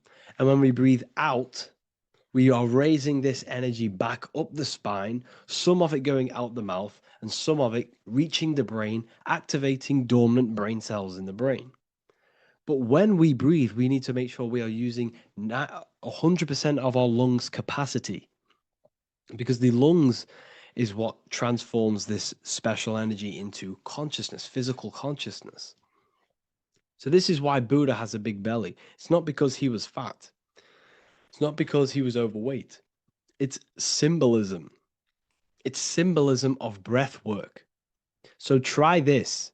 Do this for 2 minutes while you watch this video.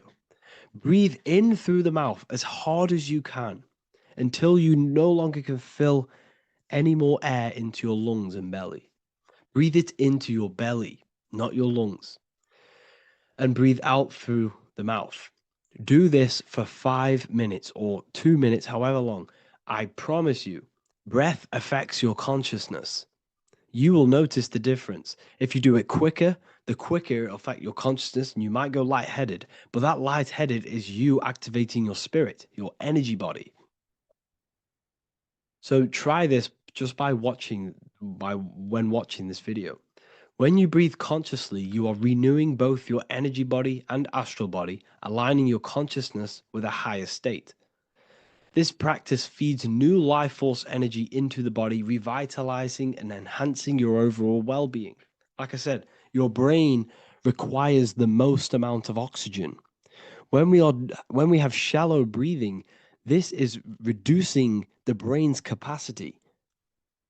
Because when we are not breathing properly, which 98% of people are only using a third of their lungs capacity, we are essentially only using a third of our consciousness, because your breath is directly correlated to your consciousness, your state of consciousness.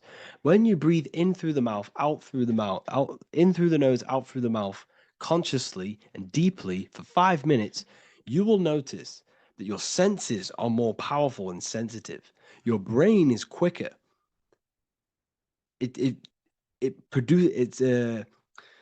What's the word? It processes information quicker. You become quicker. You become a superhuman, and you feel more spiritual because it activates your spirit, your astral and energy body. So when we meditate, it's definitely important to breathe in through the nose and out through the mouth as deeply as possible to align with a higher state of consciousness. And this is the easiest way to separate your consciousness from the body. When you breathe in deeply for long periods of time, while meditating, while taking no thought, when no thought is present and you gain a rhythm of deep breathing, this is the gateway. This is the gateway to opening your consciousness. Because when you stop thinking, other aspects of your consciousness can open up. All of our lives we've been thinking, which is blocked off the higher states of consciousness. So breathing is very, very important. It affects our overall well-being. And this is Yahweh, the in and the out of breathing. When we breathe in, this is Yah. You can hear it. It sounds like Yah.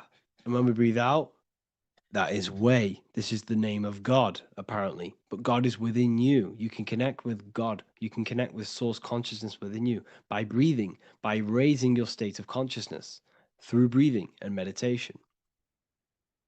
This is why the Bible tells you the Spirit of God has made me, and the breath of the Almighty gives me life. You are consciousness. You are God. You're an extension of God's consciousness. Job 27:3. As long as my breath is in me and the Spirit of God is in my nostrils. The Spirit of God is through breath. John 20:22. And when he said this, he breathed on them and said to them, "Receive the Holy Spirit." The word spirit means breath. In Greek, Hebrew, Latin, it all means breath or wind or air. The Holy Spirit is a certain way of breathing, a breathing technique that elevates your consciousness, that syncs you up to a holy consciousness, an elevated state. That is the Holy Spirit. That's why it tells you in the Bible, when he said this, he breathed onto them. He breathed onto them and said, "Receive the Holy Spirit." You must breathe to receive the Holy Spirit. When you breathe, you are renewing the body's energy. You're taking in new life force, which is regenerating your cells, regenerating your brain, nervous system, and also connecting with consciousness, pure consciousness. This is not something that we should be doing during meditation. Yes, it is. We should be doing it during meditation, but this is something that we need to apply all of the time. This is the fastest way you can raise your consciousness. I just want to say, all of this knowledge is inside of the Book of Wisdom, Volume 2. Make sure to give a like and a comment on this video to help the algorithm. And let me know what you think about the last book or this book if you have read them, to let the new people know what they're looking at with this book. This is truly life-changing, the Volume 2 and Volume 1 is truly life-changing. You can get them in a bundle also. Learn hidden knowledge inside of the Ethereal University. This is where truth seekers belong. I'm not here to try sell you this, but this is the place for truth seekers. And if you are serious about your spiritual journey and serious about gaining knowledge, which gives you the advantage over life, join Ethereal University. This will definitely help you. Thank you for watching this video. Please leave a like and comment. Make sure to give me any suggestions on videos you want me to make in the future. Thank you all.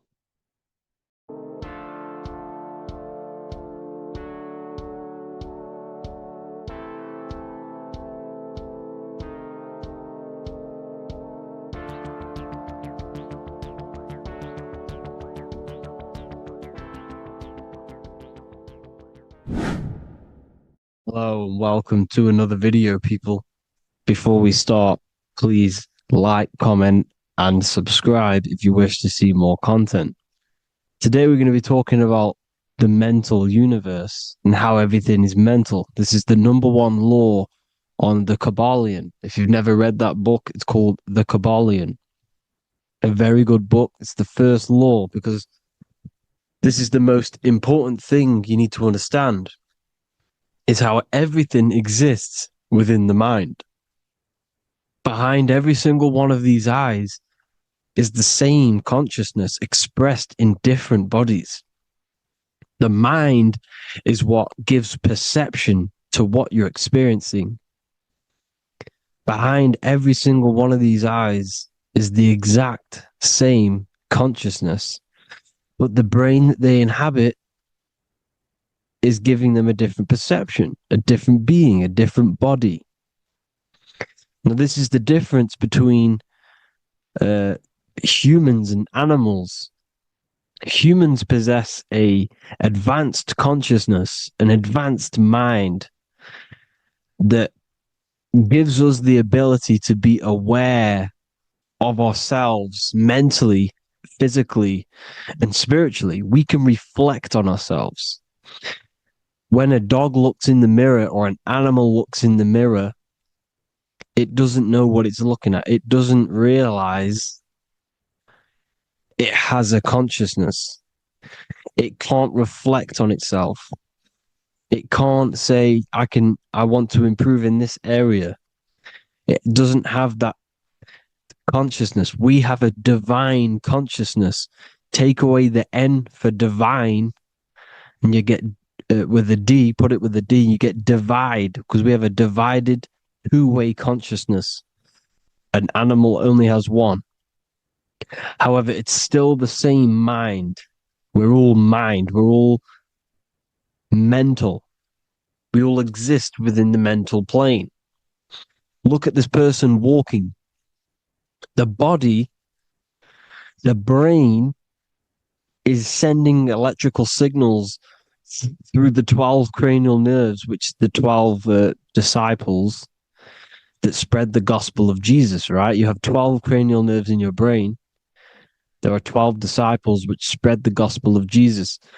Jesus represents the mind, the intelligence, the invisible intelligence that we all are, the same intelligence, the same exact consciousness, which then sends a command into the brain. Then the brain sends these 12 these 12 electrical signals through the 12 cranial nerves to control the rest of the body through the nervous system. This person walking is not, the body is not walking. The mind is telling it to walk. And the brain is it's a supercomputer which is decoding these demands given to it by the mind. Because the pineal gland will have something to do with the ether, because the ether is physical and non-physical. The mind is sending the commands through the ether to the pineal gland, which is then getting broken down into electrical codes within the brain and sent throughout the nervous system to control the body. And this is why in the Sims simulation, because the body's the simulation, it's a false reality. It's the fake reality. It's not the real you. You are formless. There is no form. But the third dimension is a dimension within your mind. Matter, mind, light is all a product of your mind. It's all in the mind. Now, this is why the Sims has this green little diamond on top of the head. Because this is you. This is your invisible intelligence controlling the character. Okay? It's controlling the character. And this character is in the world. Your consciousness isn't in the world. The world exists within you, but the body is a vehicle for that realm that you land in. When you have a dream, your mind transcends this body into another body, duplicates your body into another unite. Unite is one. We're all one. It's all one universe, expressed in many different ways, infinitely. And the vehicle that you land in is the body to operate in that realm. This is the all-seeing eye, as you see here.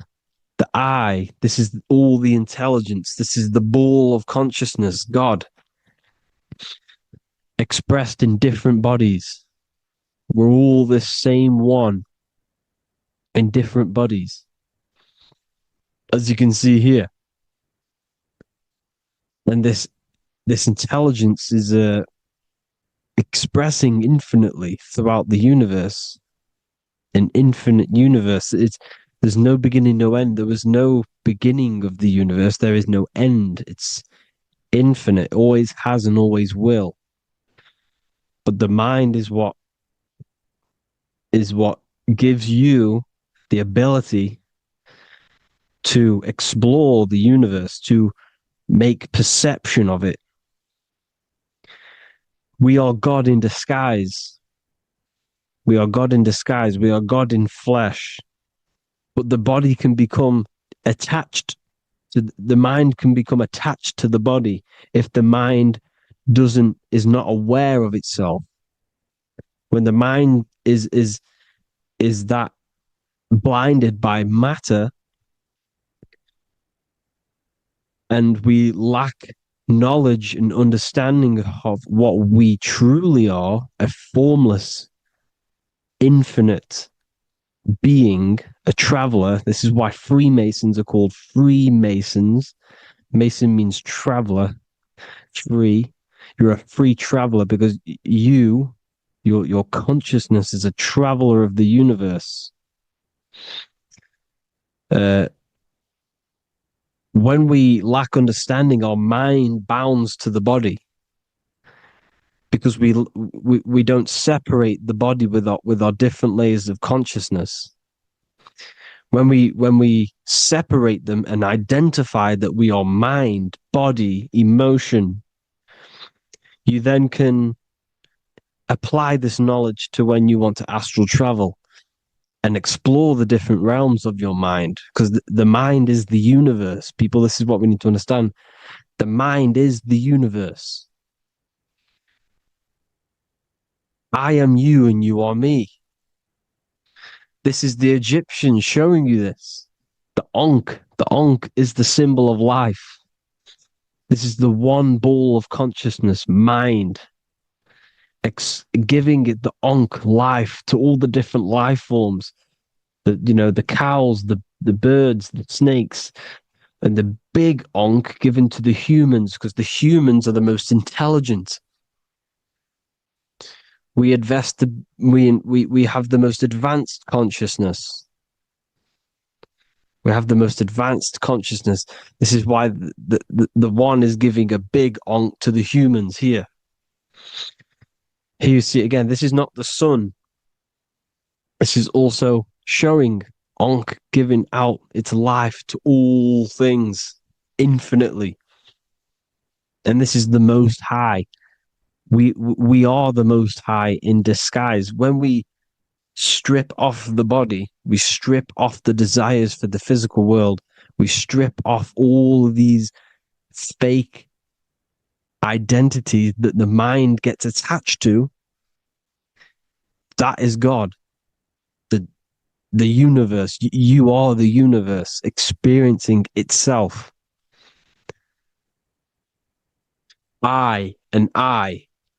The letter I and the number one is just one line. The letter I is the number one.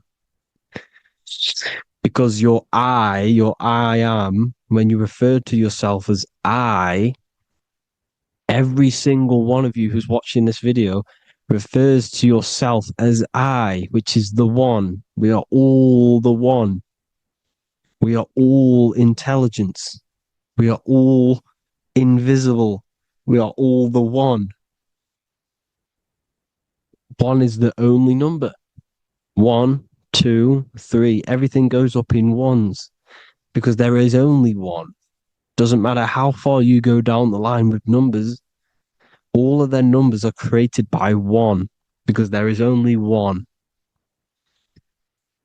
To me and you are the exact same consciousness expressed in different bodies. Mind, cause. There is only one cause. There is only one mind. There is only one being. But because we lack understanding of this, we think we are the bodies. And this causes division because the physical world is the most illusionary world. It's an illusion. It's all an illusion. Now you see with the two, you look with the two eyes, but you see with the inner eye, the mind. Okay, the mind is the mental plane is a shared plane, and it gives perception to what you're looking at. The mind. I'm affecting you when I speak because the mental plane is shared. We all share mind. We all express mind. When I'm speaking to you, I'm affecting you because we are mind. So the words that I'm saying, which are being manifested from my mind, are being manifested through my body into vibration, is affecting you. I'm affecting you with what I'm saying. And these words are having an effect on your mind because we're all mind. This is why you need to be careful what you're listening to, music and all sorts. Because music can also create thought loops within your mind. Because the chorus, we shouldn't be listening to choruses. Choruses are loops. And what they're saying in the chorus is being looped. And this can create thought loops within your mind. Go and listen to an old song that you used to listen to about 5 years ago, 10 years ago, 20 years ago. Go and listen to an old song, and you guess what? You will get nostalgia. Why will you get nostalgia? Because that song will trigger the thoughts that you were thinking in that time of listening to that song. So songs with choruses create thought loops, and they reprogram your subconscious mind. It's important why music is very powerful. Mind and mind, same word. See, language is the truth, people. This is why I use language in all of my presentations, especially the English language. It's riddled with occult truth. I is my me, I, you, and me, or I, one. We are not the name, we are I. Every single one of you is I, because we are all the one, all mind. Now, the only thing that is truly mine is my mind. When you say something is mine, it's an illusion. It's not yours. The only thing that is mine is mind, my mind. Okay? It's my mind. It's the only thing. It's the same word, mind and mind. Like I said before, everything's one. Hot and cold is different degrees of the same thing, of the one substance, of degrees. The 7 colors are different frequencies of the one white light. Everything is one. There is only one. We are all one. Everything is one. Hot, cold, day, night. It's the same degree of one, which is mind. The mind's perception is what's giving it, labeling it hot or cold. The mind's perception of colors is what is giving it red or purple, hot or cold. There is only mind. The mind gives things perception.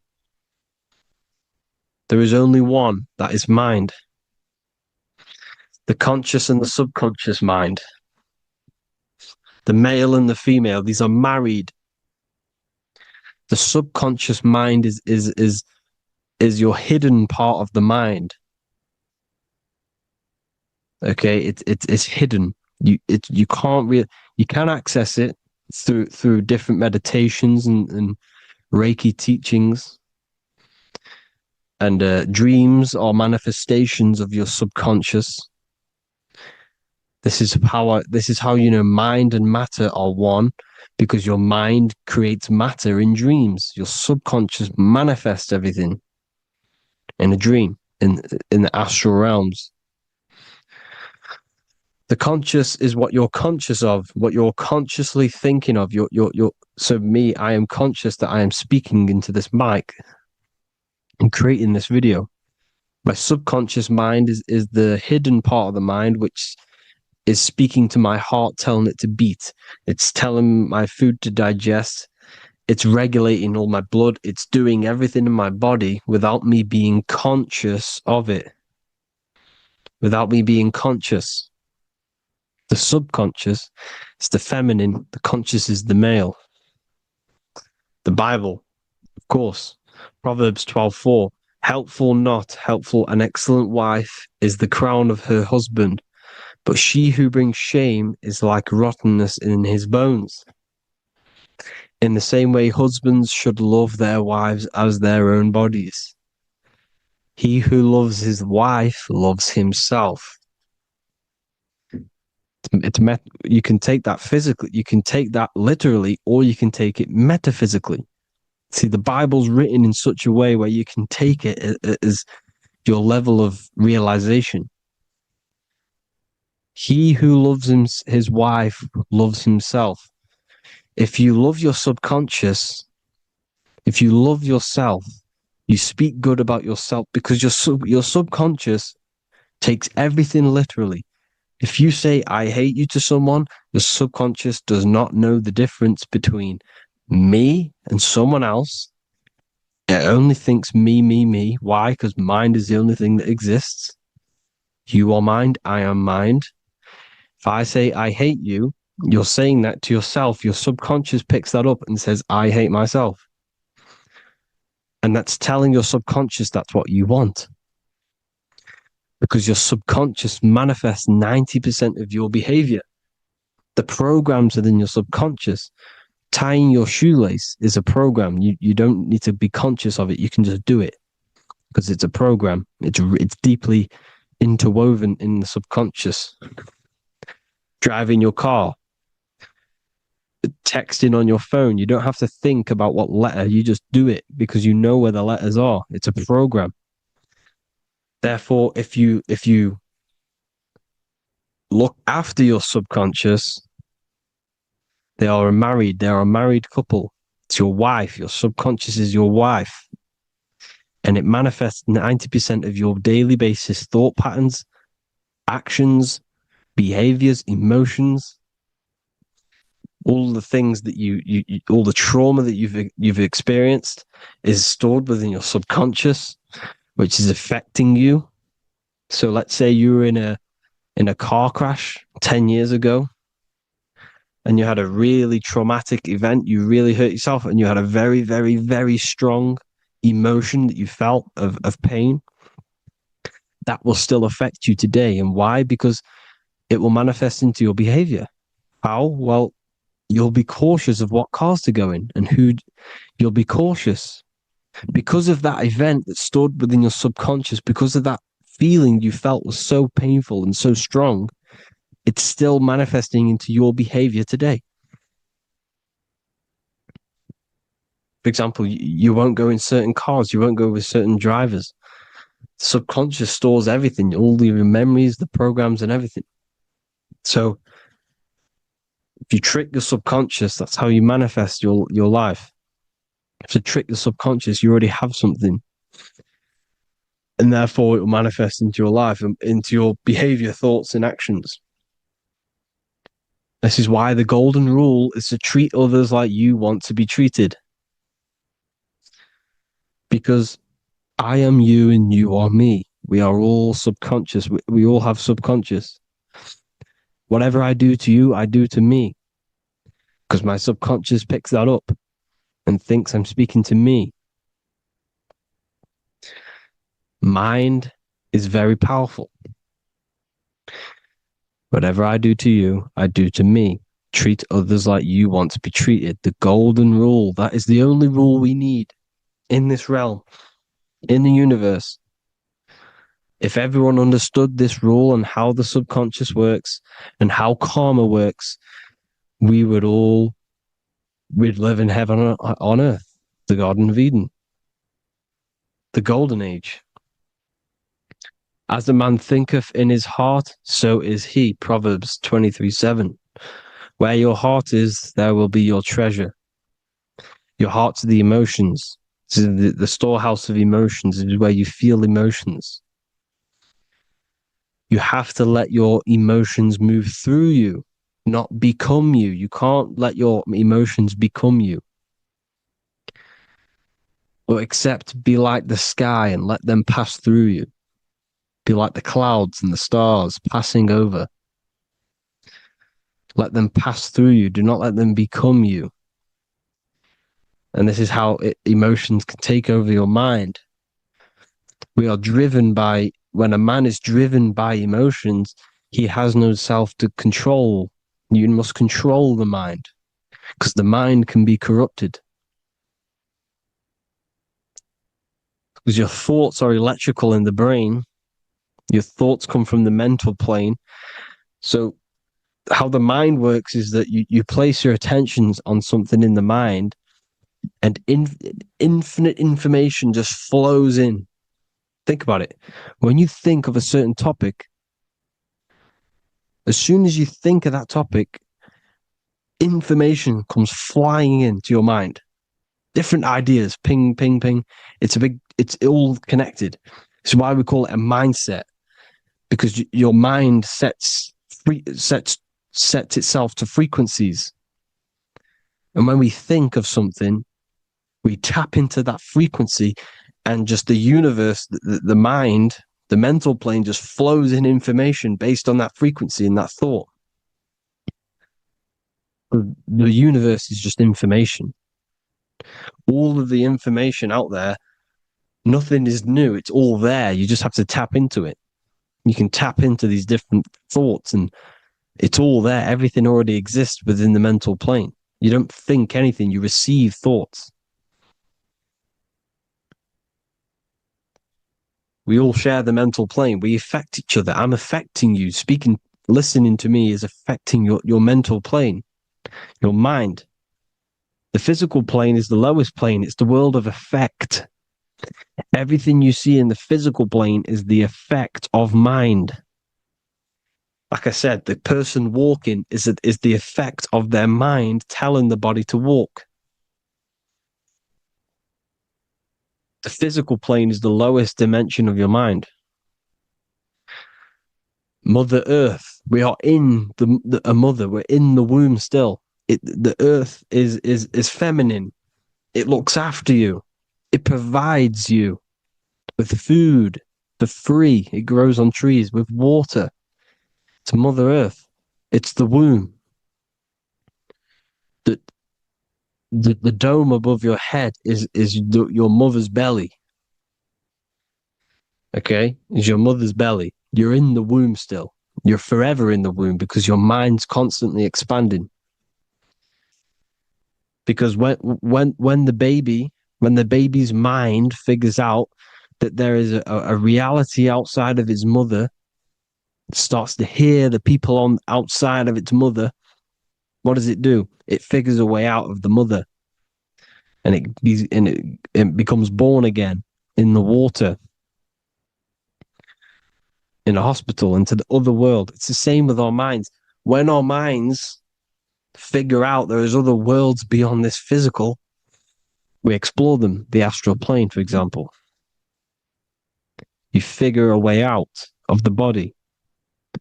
Because when you're the firmament, look at the word firmament, meant at the end. Firm is firm, something strong, something like a rock is firm. If your mind is firm like a rock, you will be stuck under the firmament. So, for example, people who are very programmed and can't think outside the box, they have a firm mind and they'll be stuck under the firmament because your mind is the only thing that's keeping you under the firmament. It's the only thing. When you're doomed, doom is dome. This is the dome, which is your head. Your head is the dome. Above your head, above the earth is the dome, the ethereal barrier. But that's just an external manifestation of your head. You don't leave the earth, you leave your body to leave the earth. Because your body is the earth. It's a dimension within your mind. So when you're doomed, you're domed. Your reality is your level of realization. You realize something, or when you have an idea, the mind, in the EYE or I, same thing, mind, it's all mind. Reality is your level of realization. You realize there's other worlds. That's your reality. Your perception's your reality. Mind in Latin is mens. Jesus was known as the fisher of men, which is the fisher of minds. He was fishing minds worthy of knowing the higher truth, the deeper occult knowledge. Jesus figured out that we are all God. And he got killed for it because in that age they were trying to suppress this information. Jesus figured out he was God because we are all God, every single one of you, and they killed him because we're all mind. We are not the body. We're the invisible intelligence, which is God. But you are not God if your mind is attached to this physical world, to the worldly pleasures. If you master your mind, and travel the depths of your mind, that is God. Mental and men. Look at the word mental. It has men in it. Men in the Bible means mind. Here you see Masonic, the Masonic symbol with the eye, the mind. Looking over, everything is the one. Everything comes from the one. All the lines coming off it, giving its life to all of the life forms.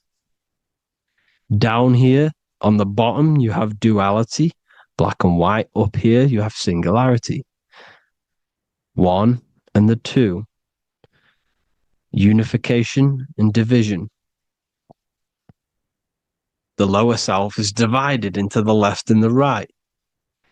So the Bible even says, I forgot what verse it is, but it says, it's better to go through life with one eye than to have two and be cast into the fiery abyss of hell.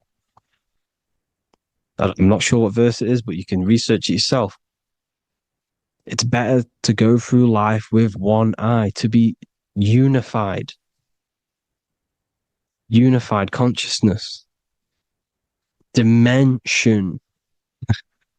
No brainer. No brainer. The language tells you the truth, people.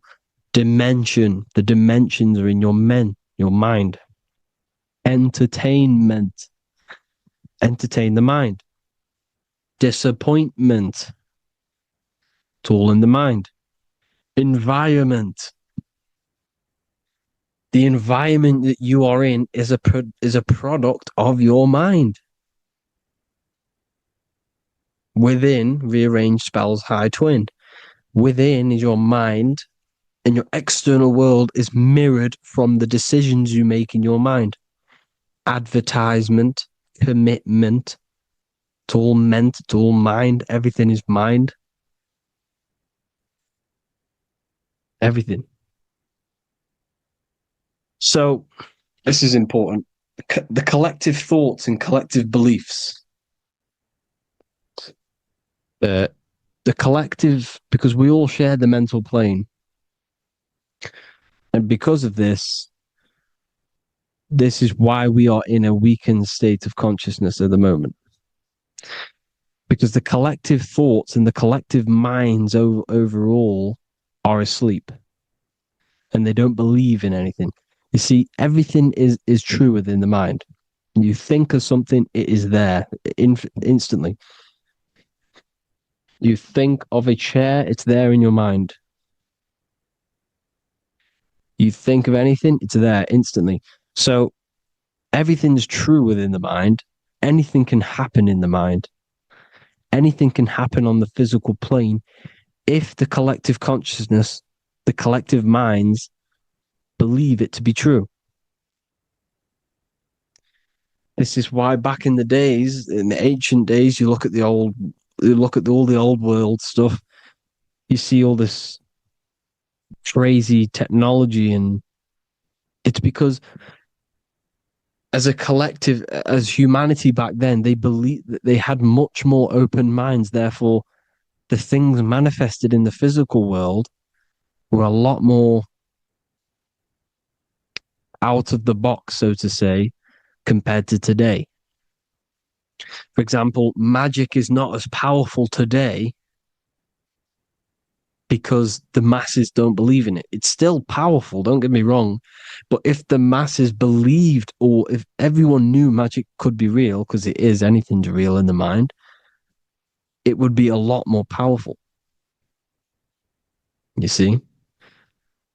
So and what they're trying to do is create a hive mind worldwide. They're trying to make one religion, an external God. What happens when you worship something external? You give energy to it, because where attention goes, energy flows. Where your mind gives attention to, energy goes there. And when we all believe in external gods and give our worship and our power to these external things, we all give energy to it, which will manifest as a demon in the astral planes. It's a hive mind. They're trying to make a hive mind to summon our energy. Trying to summon our energy. and it through mind, through collective thoughts, the hive mind. They want one religion, one government, one currency, one belief system, and that will create a hive mind, which will limit our consciousness, which will limit what we can do in the physical world. Because if everyone doesn't believe in certain things, it cannot happen because it's all in mind. Mind is so powerful. I am you and you are me. I hope you all enjoyed this video, people. If you haven't already, join the Wisdom Academy. The Wisdom Academy, we have many occult lectures just like this one. Also, we have just launched Mindwave Hub. If you want genuine frequencies, genuine binaural beats, because the ones on YouTube, the ones on Spotify, Apple Music, they're all tuned to A440 hertz, which shuts down the right hemisphere of the brain. If you want to gain access to your true consciousness, your mind, you need to balance the two hemispheres and balance the chakras. You can do that externally by listening to binaural beats. If you want true frequencies, true binaural beats to hemisync the chakras, hemisync the brain, to gain access to the different dimensions of your mind, well, you can gain access anyway, but it's going to help you if you're trying to learn this. Join Mindwave Hub. The link will be in the description. Listen to the binaural beats, meditate to them, listen to when you go to sleep. They'll massively benefit you. Thank you all, people. Hope you had an amazing, lesson. Hope you learned a lot. And please subscribe. God bless you all.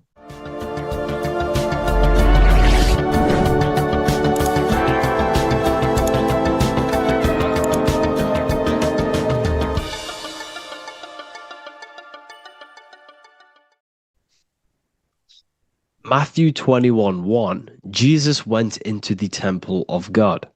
Corinthians 3:16, do you not know that you are the temple of God? Now, what is this telling you? That God is within you. Hence why in Luke 21:12 it tells you the kingdom of God is within you. And the side of your head region is called a temple for a reason. Because the brain encapsulates the mind. The brain is a physical manifestation of the mind. The heart is a physical manifestation of emotion. So we have these different layers of our consciousness. We have an intellectual, communicative aspect of our consciousness, which we would call the mind. We have an emotional aspect of our consciousness, which is the heart.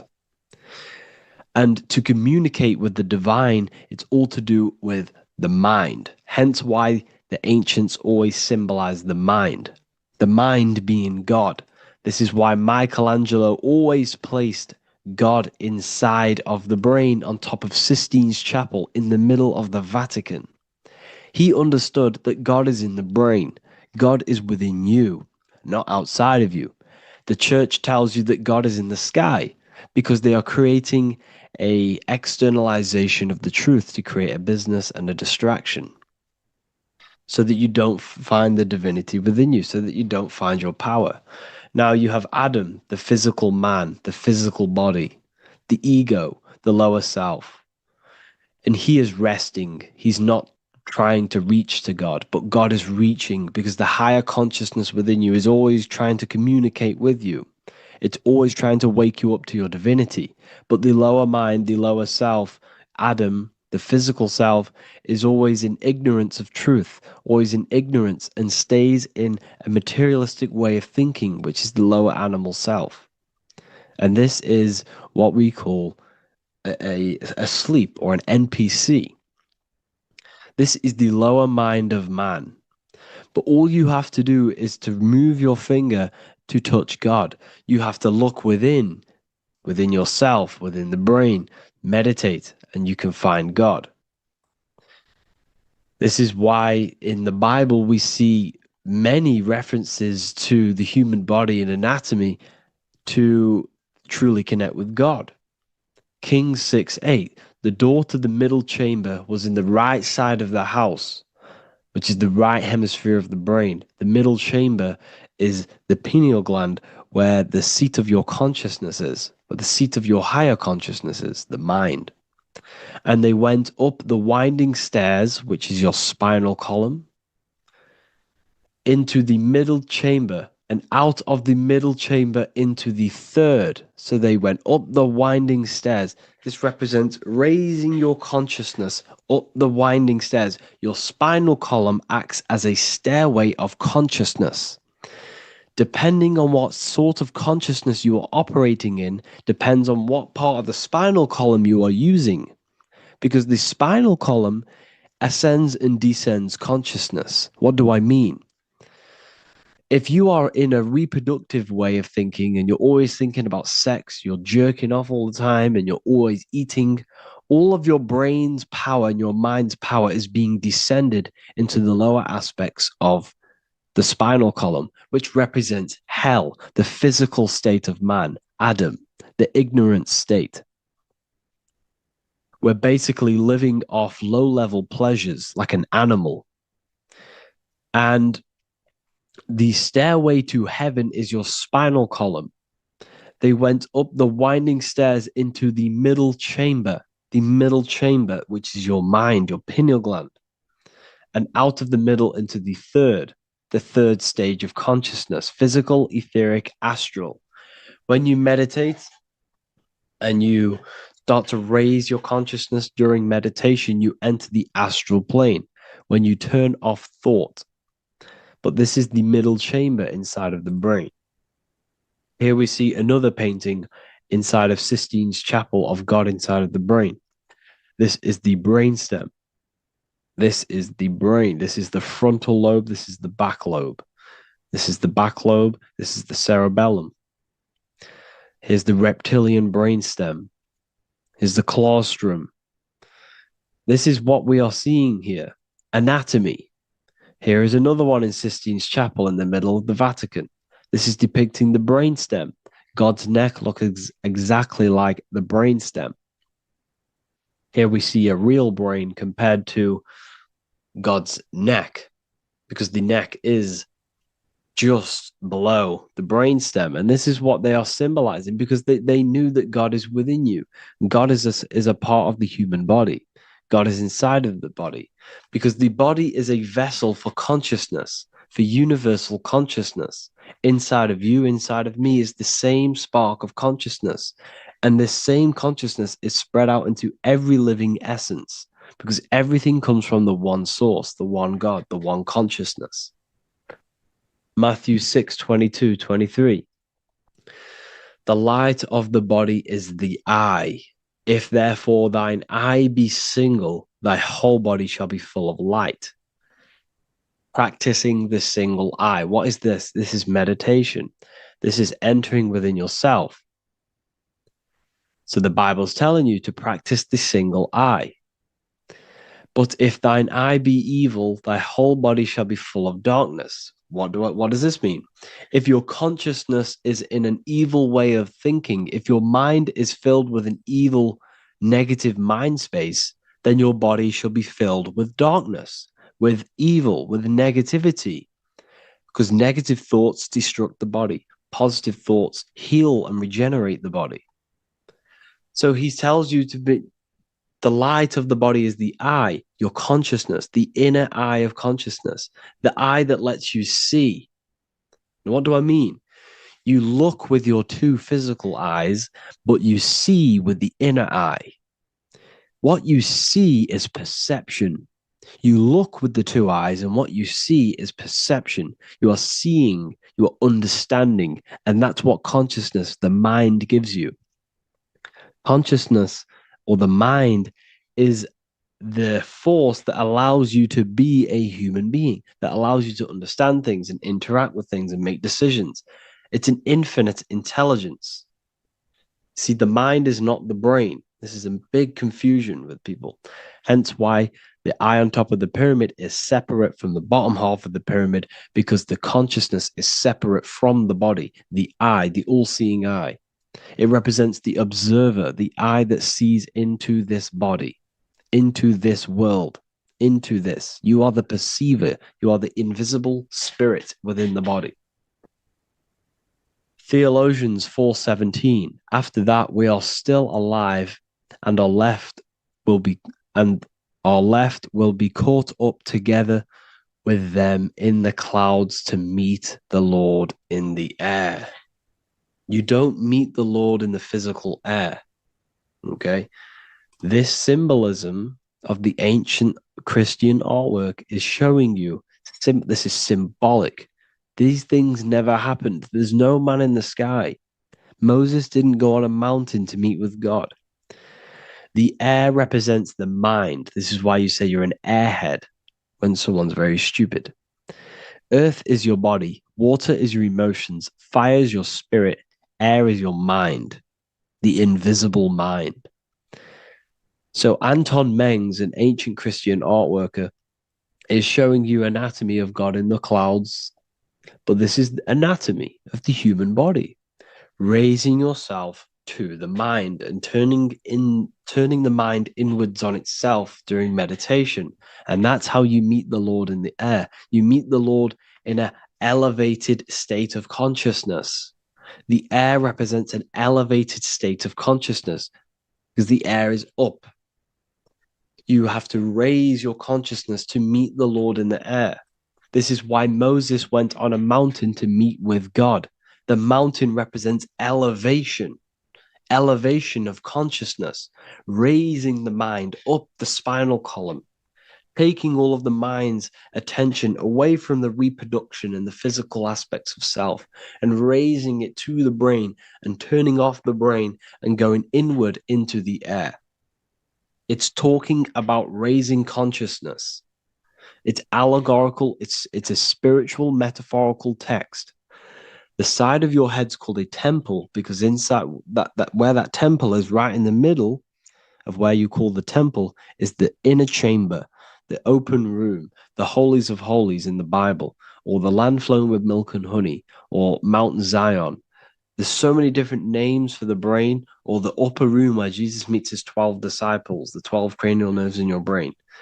This is the temple of God. Your body is a temple of consciousness. It encapsulates the consciousness. It encapsulates the mind and soul. John 10:30, Jesus states, I and the Father are one.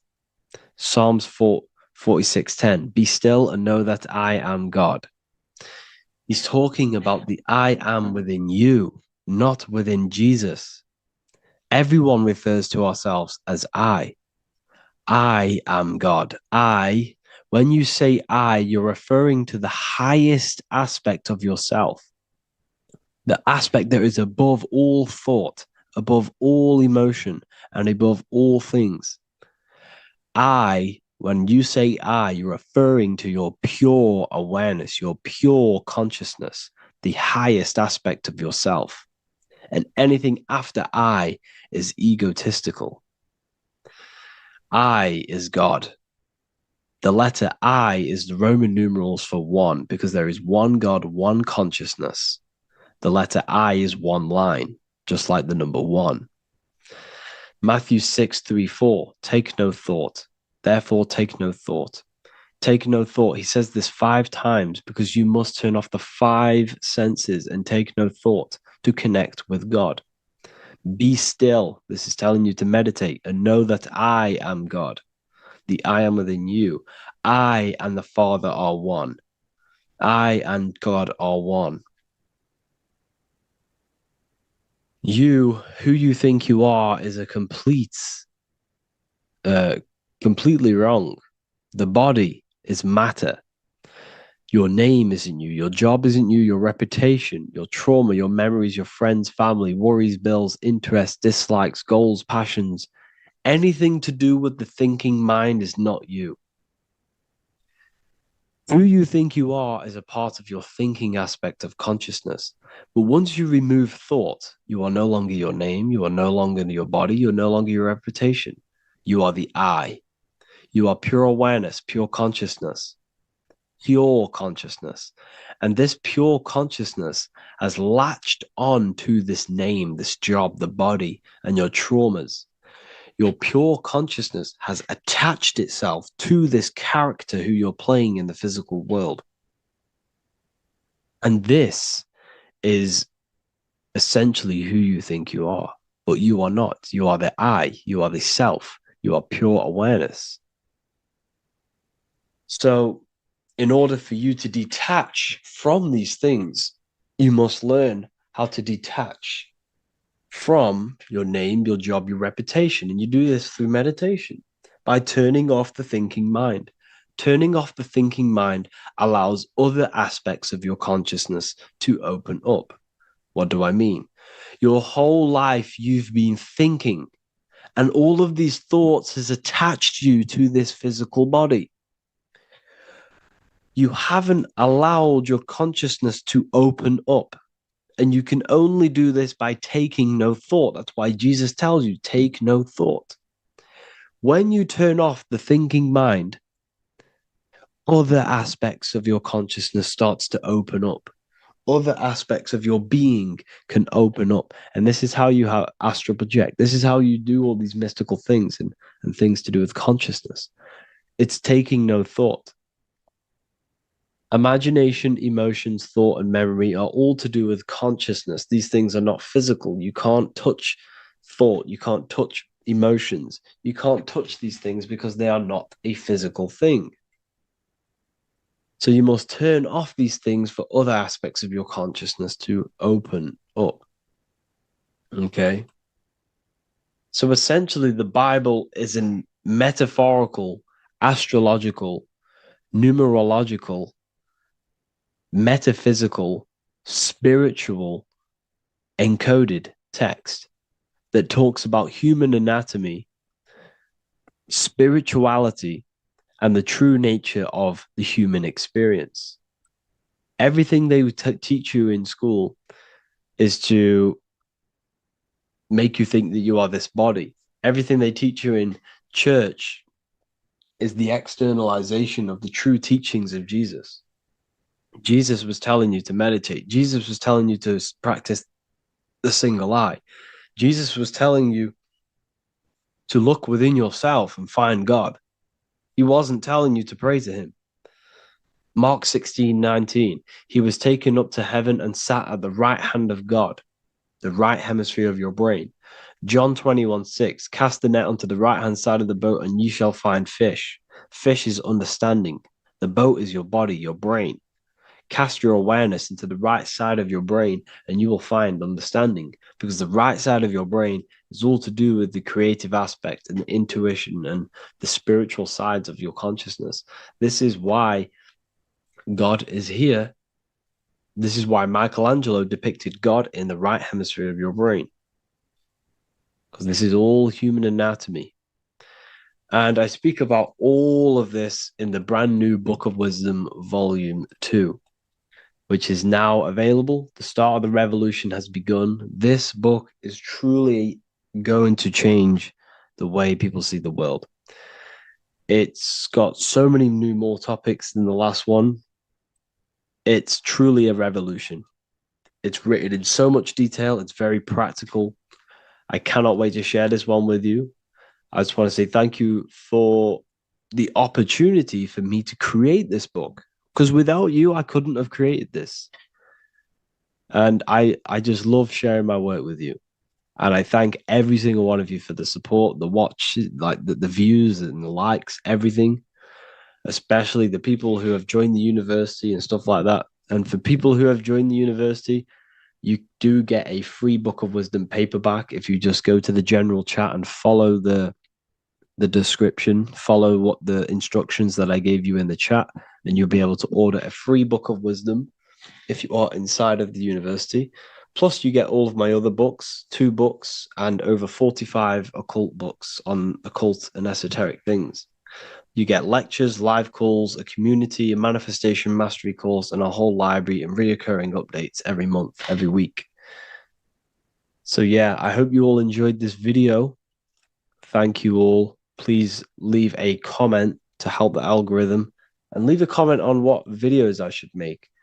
And yeah, I'll get to uploading on the YouTube a lot more now. The second book is now released. I have a lot more time on my hands. No longer using my energy to create the book. I'm now going to redirect this mental energy into the YouTube. So there will be a lot more content coming. So I need some content ideas. So feel free to comment some ideas, some YouTube videos that I can create. Thank you all, people. Have an amazing day. Hello, and welcome back to The Real University. Today we're going to be talking about hidden spells within the language, English language. This is why we call it spelling. A lot of people are already aware of this. However, I'm going to go over some words that have double meaning, meanings to them, behind them, which trick your subconscious mind. So the word grammar comes from the word grimoire, which is also known as the book of spells or a magic book on how to create magical objects like wands, amulets, how to perform magic spells, charms, and summoning and invoking supernatural entities such as spirits, which are on the other side of this physical reality. So, what you must understand is what you say in this physical world is also happening in the astral world as well. So, your words are spells. They cast spells into the spirit plane, they cast spells into your mind, they cast vibrational frequency into your cells in the water. Water holds a lot of energy. So, we're going to be going all over this. The subconscious mind takes everything as truth. Everything you say is truth to your subconscious. And you should know this by watching the Manifestation Mastery 2.0 course. I talk about this. This is so important that you understand this because everything is truth within the subconscious. It only knows you. Your subconscious mind, if you watch the course, you should know this, it's responsible for 90% of your daily basis behavior. The thoughts that you are thinking on a daily basis, the things that you do, the things that you say, 90% of what you do and say and think you did yesterday because of the subconscious mind holds all of your programs. What you say is molding your mind. What you state is truth in your mind. It does not know the difference between a joke or it does not, it takes everything literal. It is literal. Your mind is this manifesting supercomputer. And whatever you say into it, it says that is what I want.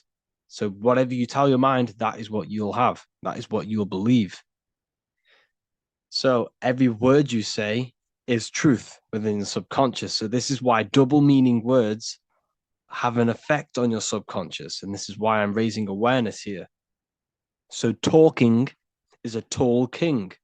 You are either a tall king by talking, by using your words wisely, or you're a small king because you either you create big or you destroy yourself with your words. So talking is Phoenician. This is phonetics. So this is etymology is when you take the root words, but phonetic etymology is when you take the sound of the word. So talk and tor are the same because when you talk, you're creating sound waves, which is a form of a light wave. And when light waves expand in all directions, it creates a torus field. And everything is torus fields. So if you affect one torus field, it affects every torus field in creation, as above, so below. So what you say is affecting the torus fields around you in your body. You are made out of these torus fields. This is why talking is torusing. You're creating light waves, sound waves, and you are permeating creation. And this is why the Bible tells you the tongue has the power of life and death, and those who love it will eat its fruit. So the tongue is what creates these sound waves that we are producing when we talk or speak. Okay. So this is what we are essentially doing, creating sound waves. And these waves are vibrating and they affect the cells in our body and everything. This is why words are swords. This is why the word is within sword. They are swords. They cut. They damage. Because frequency is the only thing that can penetrate you without your consent. In the very beginning, the Bible, John 1:1, it says, "In the beginning was the Word, and the Word was with God." This is obviously a metaphor. There was no spoken word out of a spoken mouth. It's basically saying God created the world with the use of cymatic frequencies, sound waves. Everything is sound waves, and this is observable. Geometry is the geometric shapes you see in the nature, like petals, how they're all perfect stars or five-pointed stars or the Fibonacci sequence. This is all an effect of vibrational frequencies. It's all cymatics. Everything is created out of sound. Sound is the creation of the universe. So this is how powerful words are. It's a cymatic frequency. Hello. Hell. When you say hello, you're subconsciously implanting hell into your mind and the people around you's mind. This is why it's casting a spell. Even though you may pick up on it, but your subconscious picks up hell. That is what you're picking up. And that word holds a frequency. The word hell, when you hear the word or see the word, activates thoughts within your subconscious. It activates, it stimulates it. What is everything that resembles hell in your mind? But that goes on within the subconscious without you realizing. Bless. When I bless you, I'm actually saying be less. So you're not blessing someone. You're saying be less. Appreciate. Appreciate. Weekend is when you're weakened. You see, they've casted spells on our cycle of life. The weekend is when you're weekend. You are weakened from the weekdays, when the working days are the weekdays, and the weekend is when you're weakened and you rest. Because in the days, you are in physical or emotional shock, unable to think or react properly. This is the days you're in. You're in a daze in the weekdays. See? Parents are a pair who rents. Because you don't, well, in this, we do own our children, but in the system, we technically don't. You're a pair who rents. Slaughter. They want you to think that slaughter is laughter. You see how it's implanting messages in your subconscious to make these things okay? They want you to think slaughtering is okay. So they put the word laughter in slaughter. I'm telling you, people, the people who made this language are satanic. They are witch.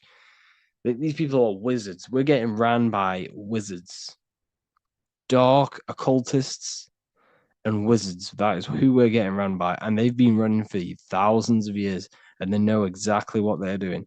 They've covered all aspects. They've covered the language, the frequencies, the music, the food, the water.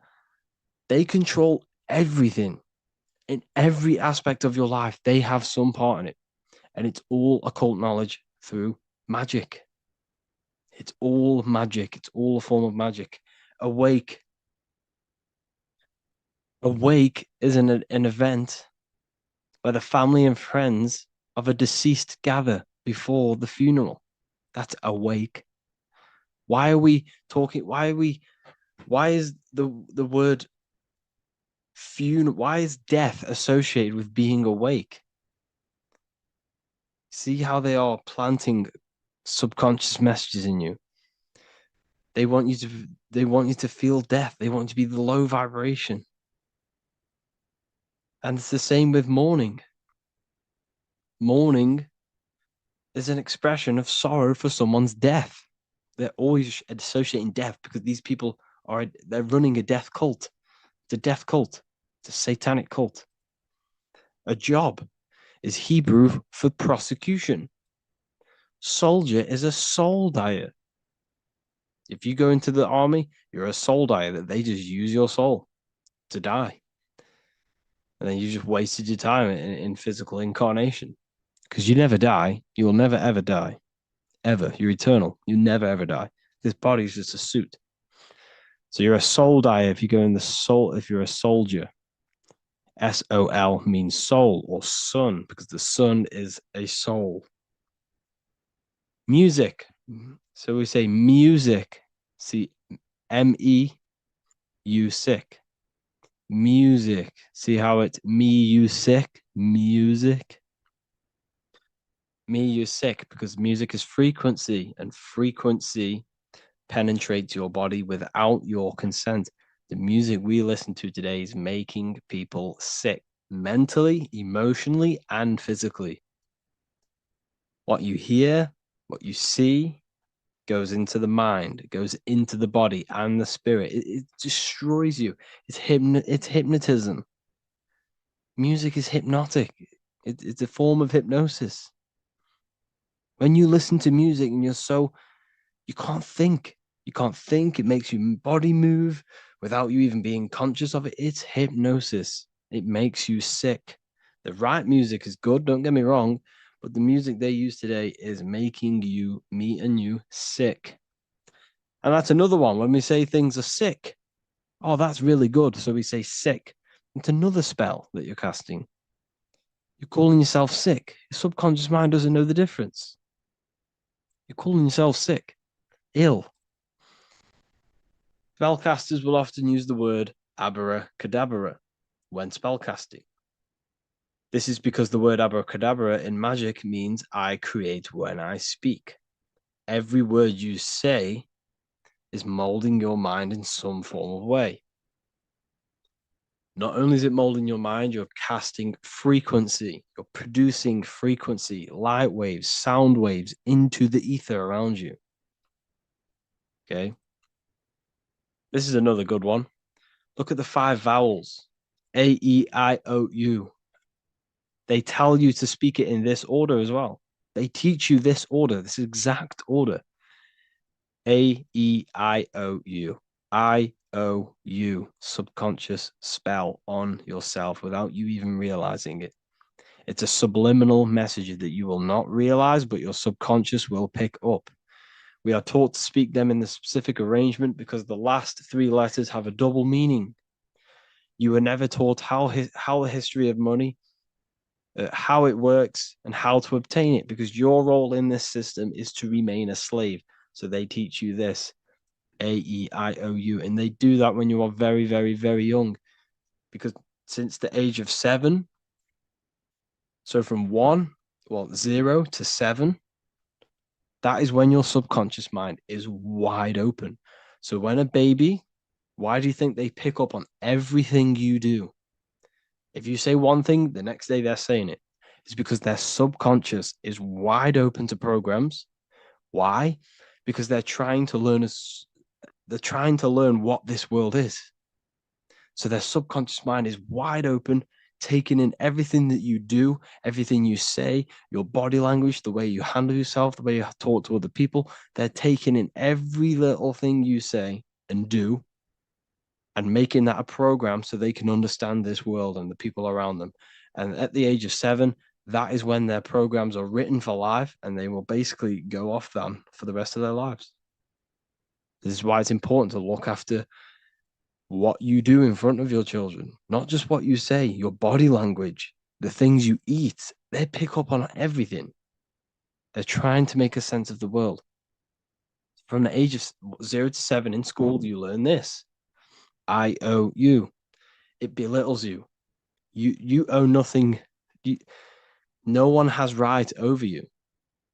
This should not be real. There should be no government. We should not have. No one should be over you. Everyone is equal. Everyone is the I. Everyone is God manifested. So we don't owe anyone anything, but it's a spell in your subconscious. Signature. Sign your nature. Sig is sigil. A sigil is a magic. Is a sorry, excuse me. Is a symbol used for magic. A sigil. Sigil nature. So Your signature is your sigil. And when you sign that, it gives mental power over you. Once you have put your sigil into that paper, they now have mental power over you. It's magic. It's all a form of magic and brainwashing. Okay. When we say the word we're saying we're trying to use God to manifest that. Okay. Because the comes from theo in Greek, which means God. So when we say theology, ology means the study of. Theology is the study of God. That's what theology is. Theo, when we say I am we are using God to bring it into existence. God is the I am. The I behind you, the I am, that's God. That's what manifested everything in your life. Everything in your life, that invisible creator inside of you has manifested everything you physically see. You are the invisible architecture, the invisible artist behind your life. The I, that's God. The only one. So when we use the word I am, this is how to bring the power to yourself. When we say I am strong, I am wealthy, I am free, I am financially free. When we say this, that I am, this is when we are bringing, we are directing vibrational frequency into our own being, into our own magnetic field, and into our own life. This is how we direct vibrational frequency and direct our word. So when we say I am directing my frequency into myself to manifest something external. Also known as the chi or the prana. It's just basically your magnetic energy. So speaking has the ability to change your genes and DNA expressions. When we listen to affirmations over and over and say them over and over for a long period of time, your genes will change. And your genes are a code for your external world, pretty much. Anything that is written in your genes will manifest into your external world. Okay. All of this is just done by your intentions, thoughts, and what you say. And if you think this is a conspiracy theory was a term invented by the CIA to discredit, confuse, ridicule, and disqualify any alternative information that contradicted the mainstream narrative. That's what a conspiracy theory was. It was created by the CIA for any belief that went against their mainstream narrative. Hollywood, the biggest spell casting scheme cult in the world. Hollywood. I'm going to make a whole lecture on this. Hollywood is Holywood, which comes from a holly tree, which the ancient Phoenicians and magicians used to take the Hollywood, the holy wood. It was called Holywood because it was the best wood to make wands out of and cast spells. That's why they get their name. And what is the films? All the films, all the music that comes out of Hollywood, it's all a form of magic, subconscious spells to fill your mind with ideology, fill your mind with this narrative. That's what they're doing through the movies and the music. Anyways, I hope you like this lecture. Thank you all for joining the Real University. I hope you're all learning a lot here and looking forward to making some more awareness for you and more knowledge. Have an amazing day, people.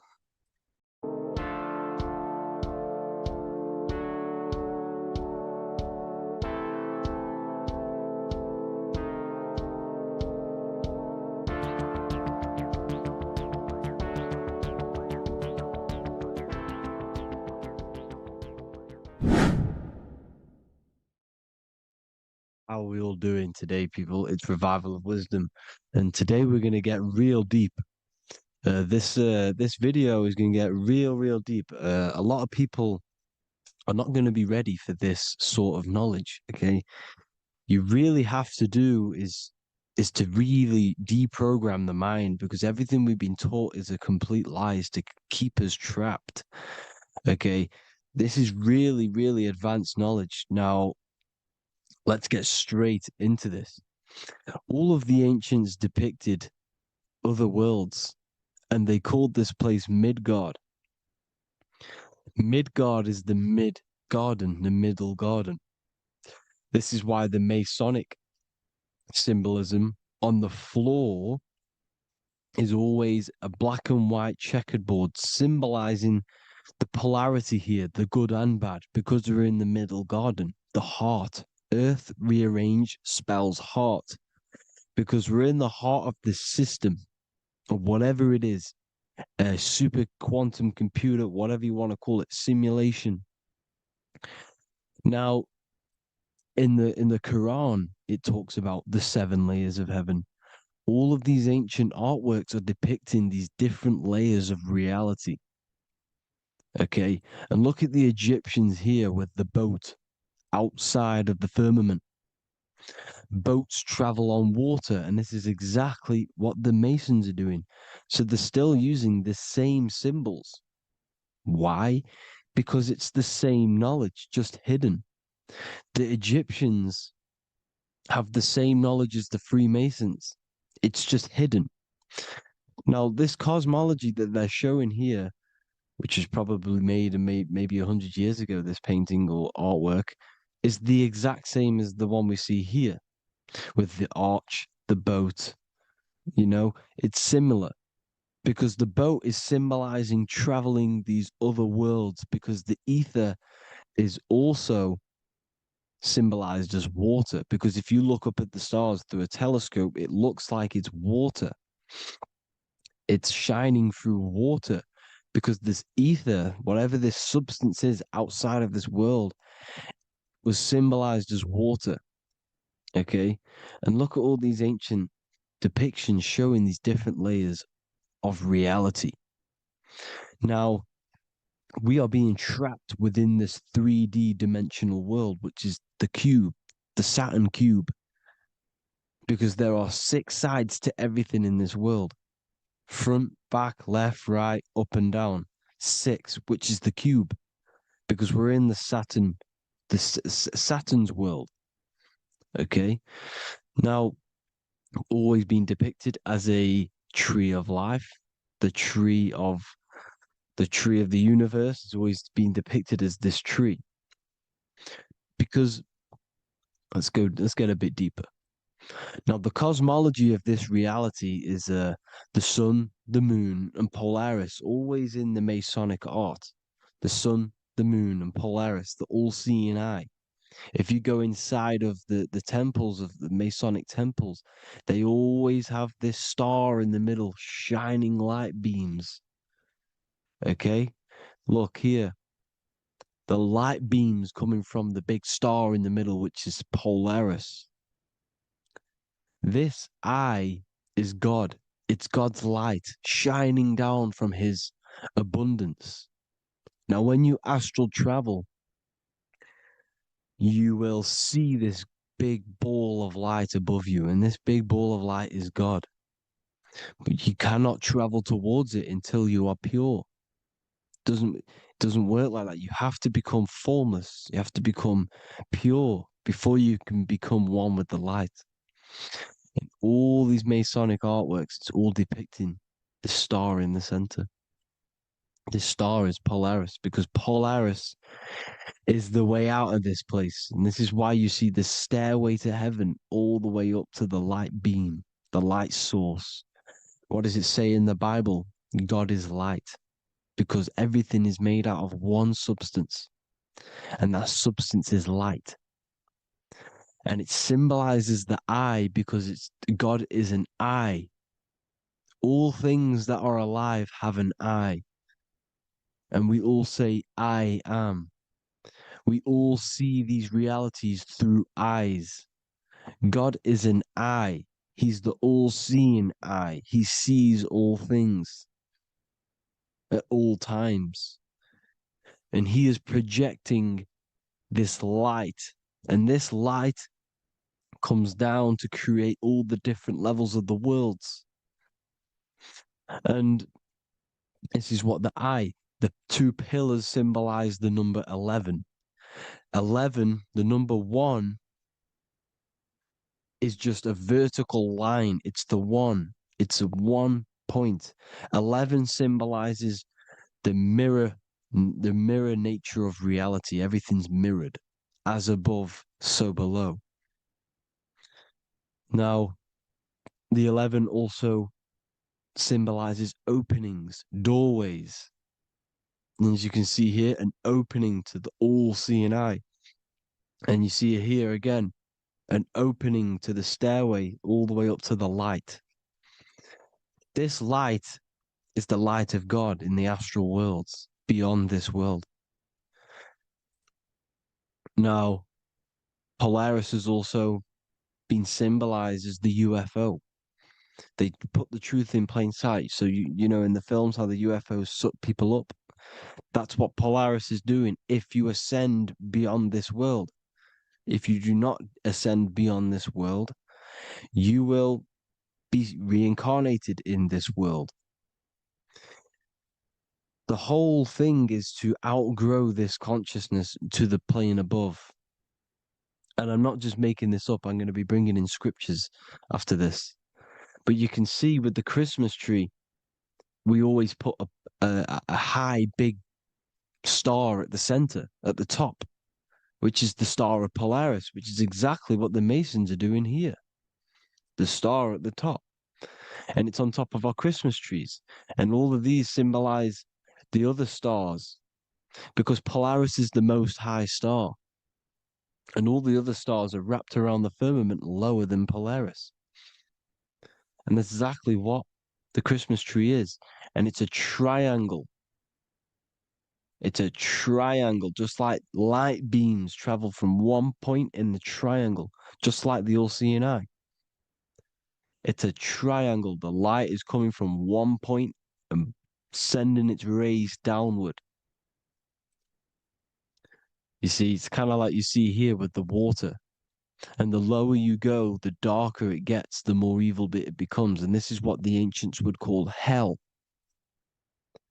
Now, this all-seeing eye is Polaris. And below Polaris is Mount Meru, the North Pole, the magnetic North Pole. The Tower of Babel, which is in the Bible.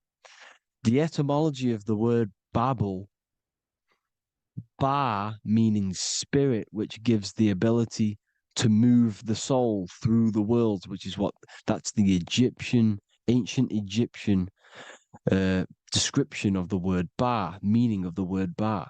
You have the Ka, the Ba, the Ak, but the Ba is the one that gives the ability for the soul to move through the worlds. Your soul can't speak into a world without incarnating into it. Now, the Tower of Babel symbolizes Mount Meru because it's the word Ba is the spirit which gives the ability for the soul to move through the worlds. The Tower of Babel is the magnetic North Pole, Mount Meru, which gives the ability to move through these different worlds. And you can see the ancient Tibetans always showing this depiction of these different worlds coming from the center. Because we have to ascend our consciousness. It's not about how good you are to reach heaven. It's about how you expand your consciousness, you expand your mind. So they teach now that you have to be good in order to reach to heaven. It's about expanding the mind, expanding your consciousness to these different planes, these different realms. So that's what it's about. And Jesus was known as the fisher of man.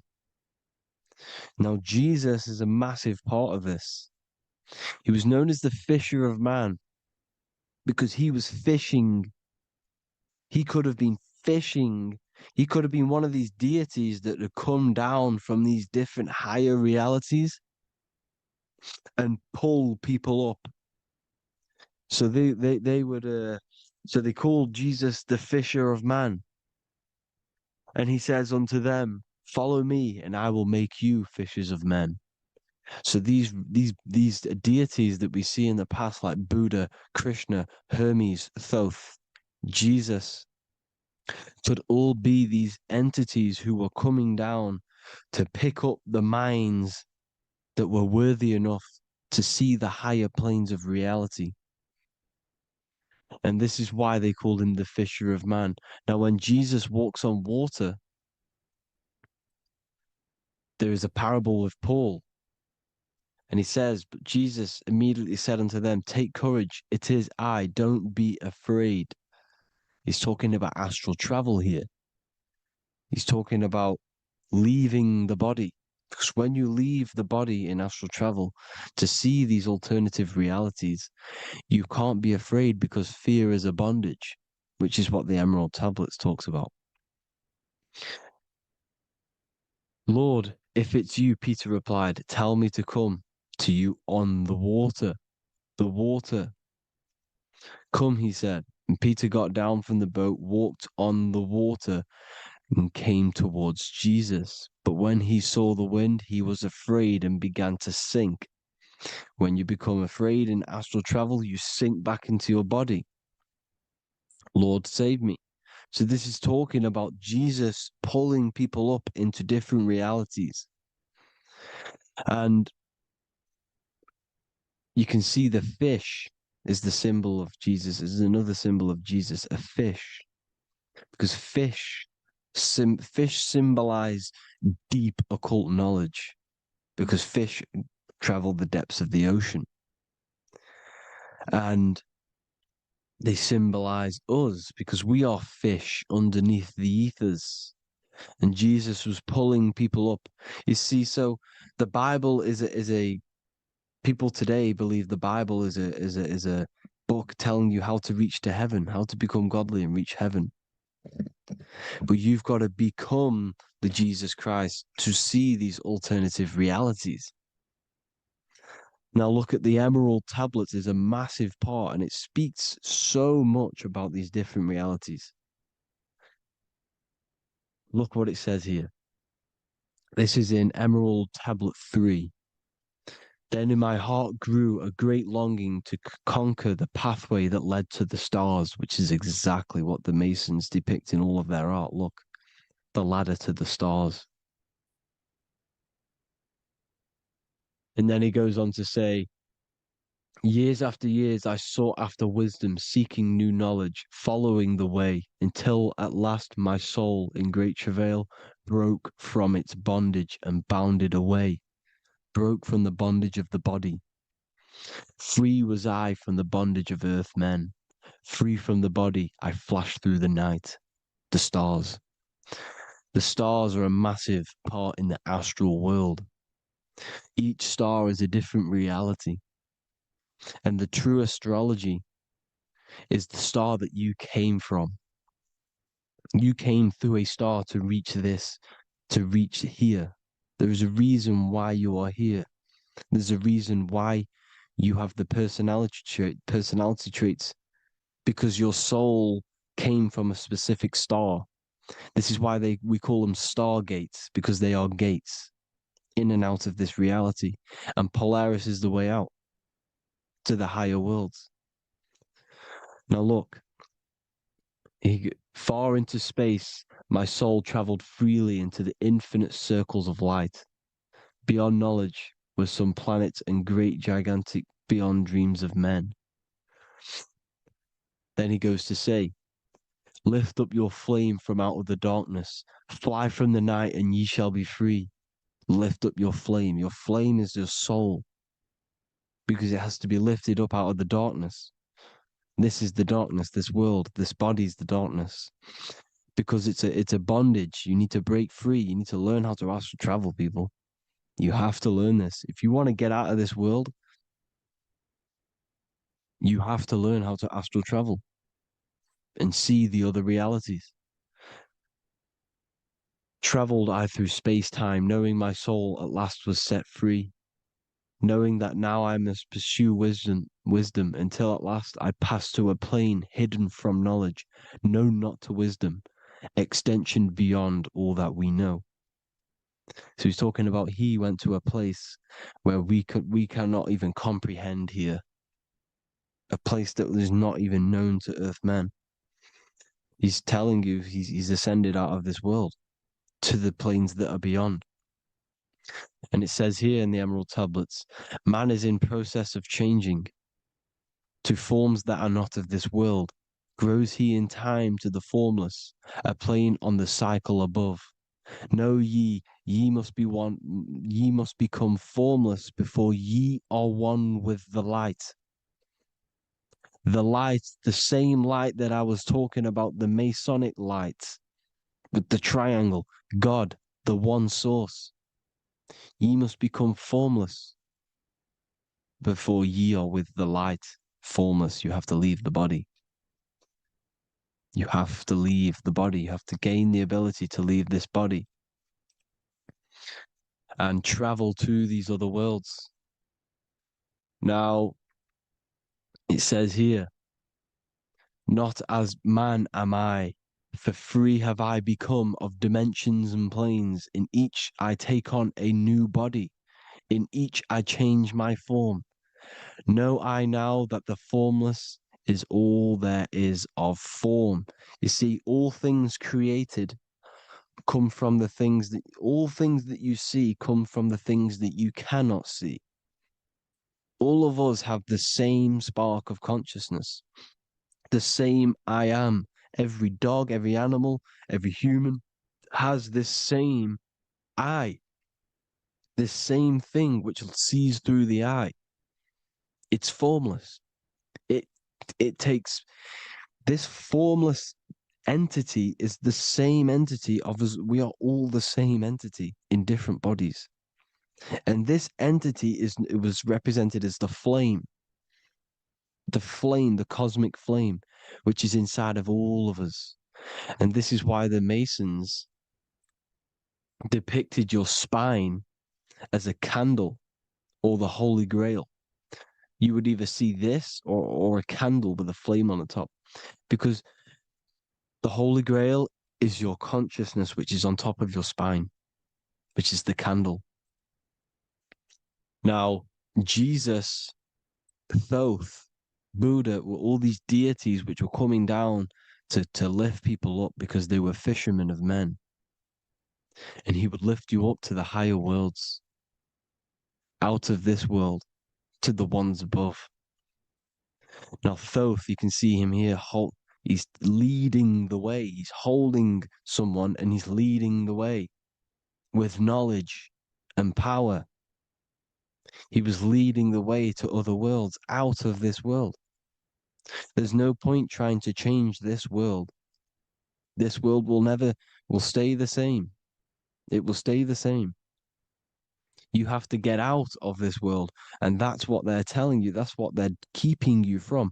They're keeping you stuck within this thin layer of reality. So what the Masons are doing, they have the ability to astral travel. They're living not stuck and bound to one reality, but living within the different layers of reality. And this is what Morpheus was doing in the Matrix. Morpheus was going into the Matrix to go and get Neo, which is exactly what Jesus was doing, pulling up people out of this world to the ones higher. And that's exactly what Morpheus is doing in the Matrix. If you haven't watched the Matrix, go and watch it. It will blow your mind. Everything I'm saying in this video, you will see it. Except that you don't need to use a machine to enter the Matrix. You just use your body. Well, you use your consciousness to leave this body. You see, Neo was also uploading himself into the simulation to pull people out of the simulation. And this is exactly what all of these gods were doing. The Fisher of Man. Look, he was pulling people up out of this reality. with the knowledge. Now Jesus was always depicted with the mushrooms. Look at all this mushroom art. Mushrooms were literally the origin of Christianity. You can see it everywhere. There's mushrooms in all of the ancient art. Every single one of these paintings you see here, there's mushrooms on them. Mushrooms have the ability to see alternative states of consciousness. Now, if you go and do them and you go to sleep, if you pop mushrooms, you go to sleep and you will wake up in another reality. You will wake up in another reality. Don't try it if you don't want to do it. But if you've got the heart to do it, do it. Eat them and go to sleep. You'll wake up in another reality. And Jesus was handing out mushrooms to the bright minds, to the minds that he wanted to fish out and pull up to the higher realities. He was giving them mushrooms to see themselves in an alternative state, in an alternative reality. This is why there was so much mushroom art, and it's not just ancient Christians. It's Sumerians, it's the Mayans, the Celtics, the Egyptians. All used mushrooms. All of them. Look at all this art. It's on stones. It's everywhere because mushrooms. See, everything in nature is a micro macro. Look at the form of a mushroom. It's literally your spine and brain because they alter your consciousness. Your body is just a radio receiver.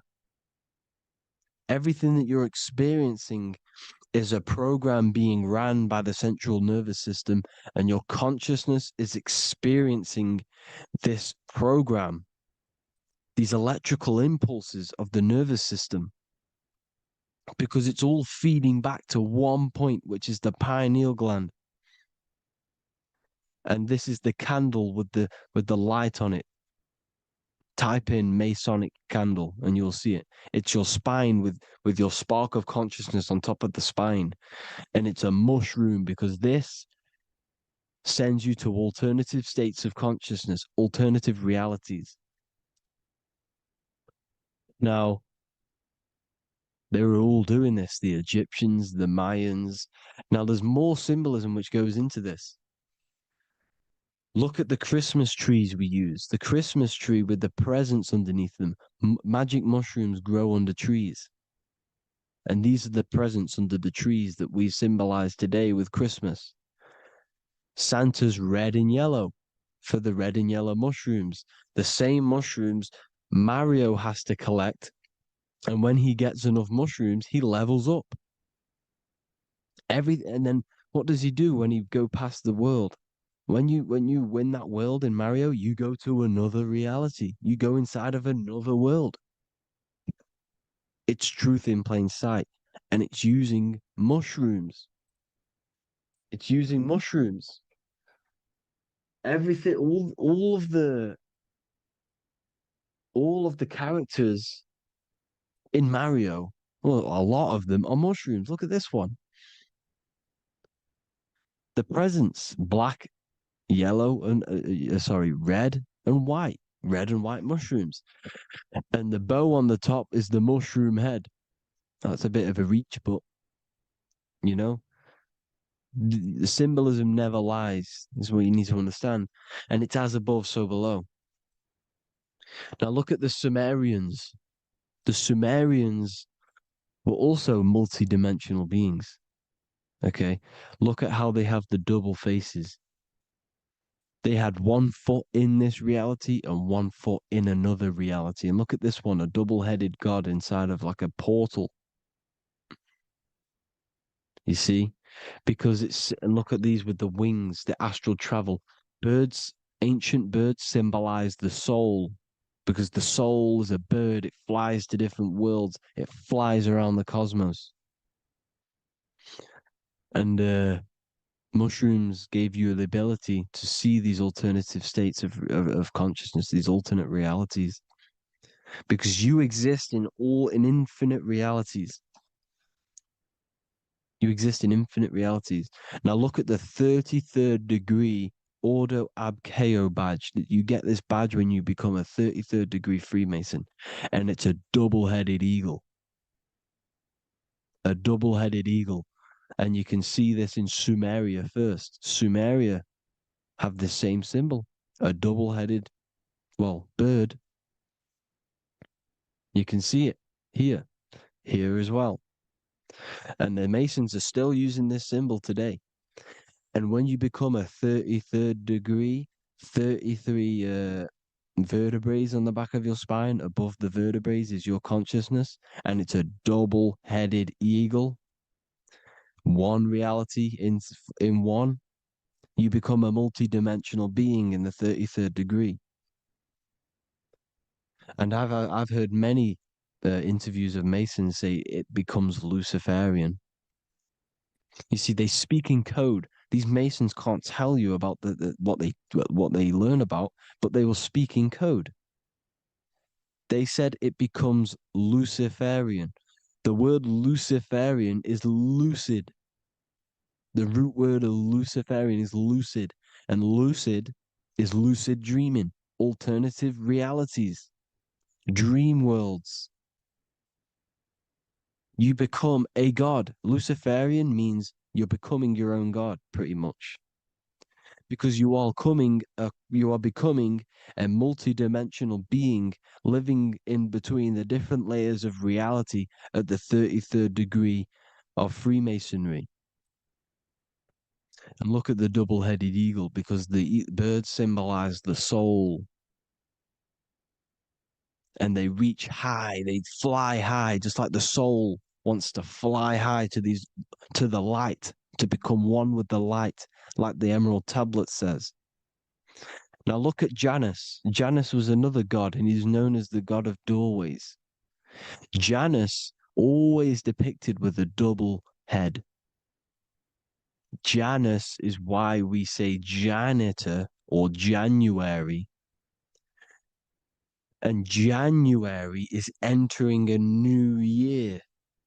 Janus is known as the god of doorways with keys, always got a key, because keys open doors. That's why the janitor holds all the keys. And Janus always has double heads, because he had one foot in this reality, one foot in another. He was a multi-dimensional being, a Luciferian, living between the different layers of reality, instead of being stuck in one like we are. Well, a lot of people. And that's the whole point. You see, all of this stuff is about like changing the world and stuff like that. This world will probably never ever change. It's probably been like this forever. Well, forever, for a long time. But it's about moving out of this reality to the higher states. And the Masons always depict the ladder to the luminaries, the stars, with a key, the same key of Janus. The Vatican is a key, and it's in charge of all the religions. Why is it a key? Because they're holding back the key. They're keeping you stuck within this reality, keeping you stuck as identifying yourself with the body, identifying yourself with this world.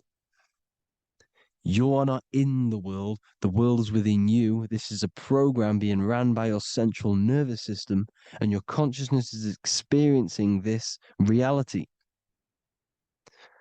Now, this is going to be a mind-blowing video for some people. You have to have an open mind. You have to let go of all the programs.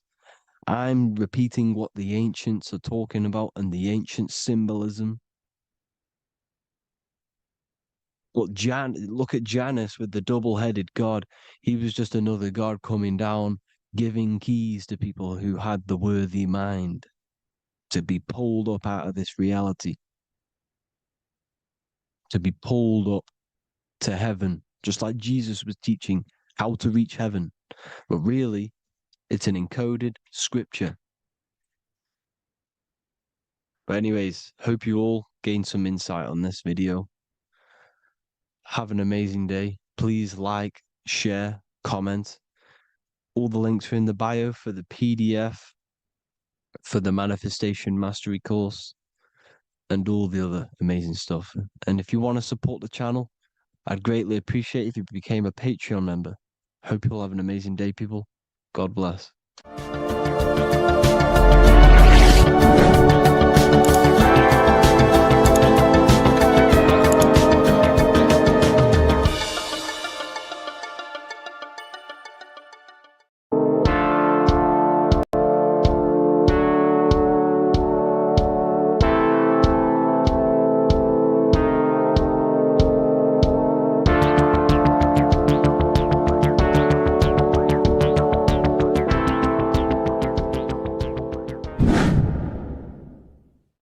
What is good, people? We're back with another video, and today we're talking about the chakras.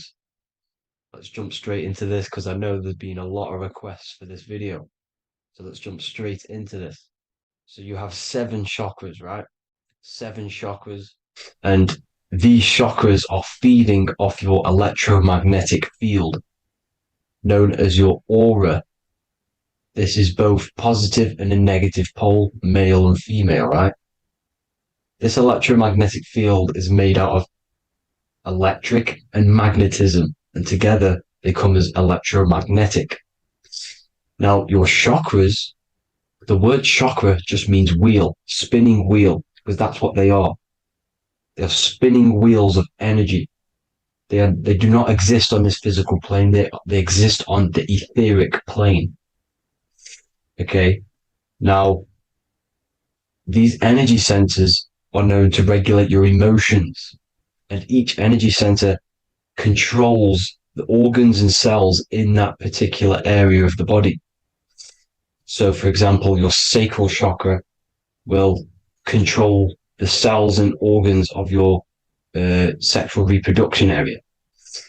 Okay, the navel chakra or solar plexus will control the digestion in your body. Same with the heart, same with the throat, right? So they are like mini brains for each center of your body. They run along up the spine, but notice the crown chakra exists outside the body. It's just above the head. Now, this process of the chakras is obviously the 7 colors of the rainbow, starting from red, which is the lowest vibrational color, all the way to violet, which is the highest vibrational color. This, like I said, these energy centers are feeding off your electromagnetic field. So if these chakras are unbalanced, they are taking too much energy from your electromagnetic field, making it weaker. Now, this is the North Pole. As you all know, the Earth is flat, and we live inside of a giant torus field, and the North Pole is the Earth's heart chakra. And this is why the aurora borealis, or the northern lights, whatever you want to call them, that's why they are green, and they are being emitted from this center point of the Earth, because it's symbolizing the heart chakra, which is green, right?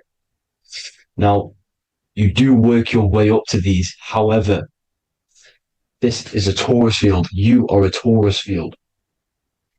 You have different layers of this torus field, right? And you need to balance all of these chakras, but you can't move up these chakras until you open the one below it. So it's like a stairway. You can't go to your solar plexus without going through your sacral. You see? So you have to work up these. However, you have to work up these and then live from the heart, because the heart is the center of the torus field. It's the balance between male and female poles, positive and negative poles. So you have to balance all of these chakras and then bring them all into one, which is the heart chakra. Now, they exist on the etheric plane. They exist on the etheric plane, and the etheric plane is a layer of the material plane. It's the one higher than the material plane. And then after the etheric plane, it melts into the astral plane. So they exist just between the physical and the astral aspect. Now, this is the yin and yang matter, which is the lowest root chakra, physical matter, and then to spirit, because high vibrational matter turns into spirit, low vibrational spirit turns into matter. So they're interchangeable. This is the yin and yang. Now, when you see ancient paintings with the halos, you see this is like a toroidal field coming out the top of his head, you see, with a halo. This was symbolizing in the old days, in the ancient days, that they've aligned their chakra, they've reached Christ consciousness, which is God consciousness, right? Now, this electromagnetic field is the apple that we bit out of in the Bible, because you see that apple is a torus field. So they were metaphorically or personifying the torus field. That's what the Bible is. It's a massive personification. It's all metaphors. You have to read it properly. It's got a greater meaning behind it. Now, when we bit from the apple, we ate from the tree of knowledge, which is good and evil. Our lower mind took over, so we materialized to feed our physical bodies. We materialized through Saturn. That's what Saturn does. Now, if you don't understand that, go and watch the video previous to this one called Occult Secrets of Saturn. And that will show you how Saturn is the materializer. Now, this is one of the secrets behind the Masonic compass, electric and magnetic, male and female, duality, positive and negative. Now, like I said, they teach you about the torus field, about a magnet in school, but they don't teach you about your electromagnetic field. Everything alive has a torus field. It is the building block of this creation. Absolutely everything has a torus field. There's not one thing without it. And as you can see here at the center of the apple, that's where the seed is. That's where the life is. The reproduction of that organism.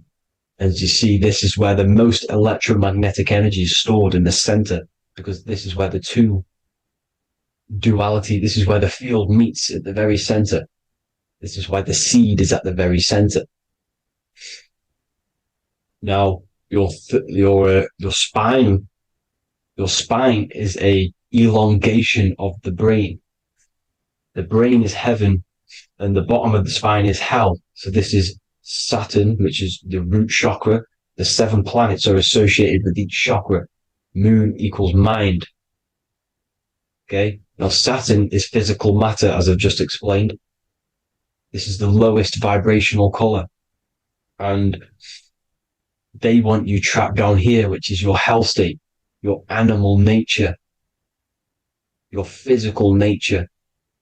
They want you to identify as the physical body. They don't want you to reach these higher states of consciousness. Okay? Now, in the brain, you have 12 convolutions.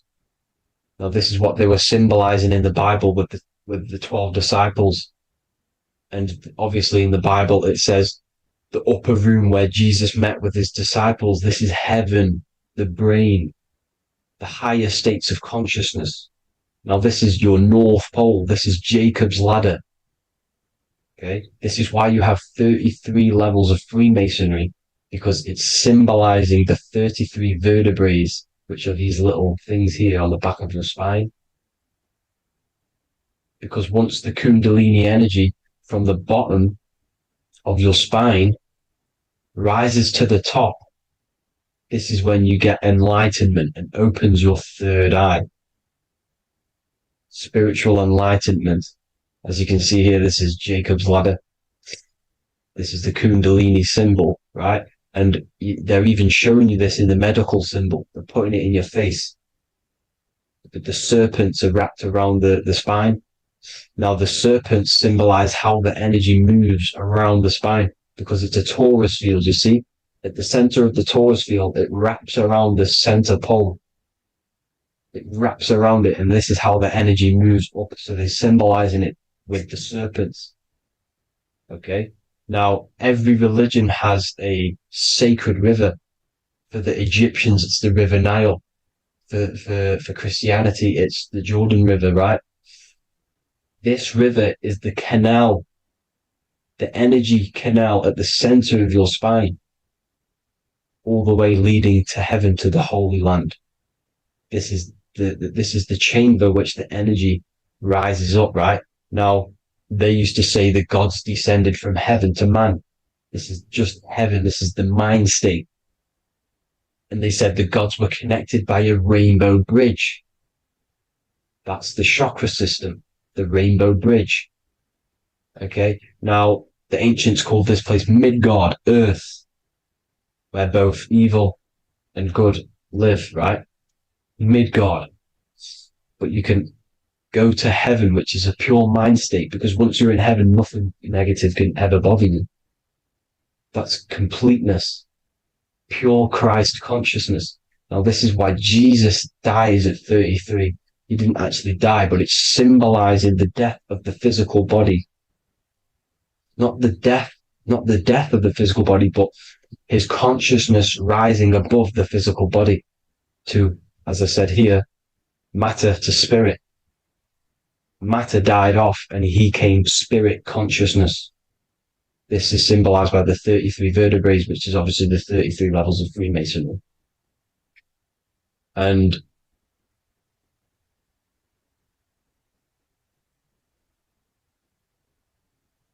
now the pineal gland, which is at the very top of this Jacob's ladder, or the River Jordan, the canal, your 33 vertebrae on your spine.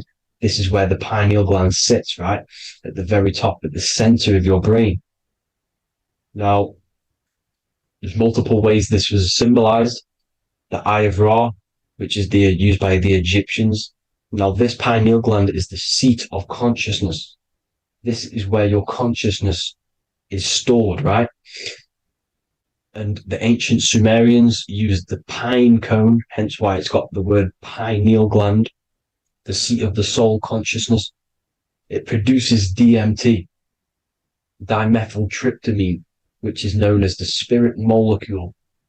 And the pineal gland is wrapped in microcrystals, and we all know crystals transfer frequency and energy. Now, radios use crystals. A radio is a frequency transmitter, turning a frequency into a frequency that we can hear with our ears, right? Because all the radios are actually playing right now in your ears. However, our ears can't pick it up, so the radio transmits it into a frequency that we can hear using crystals.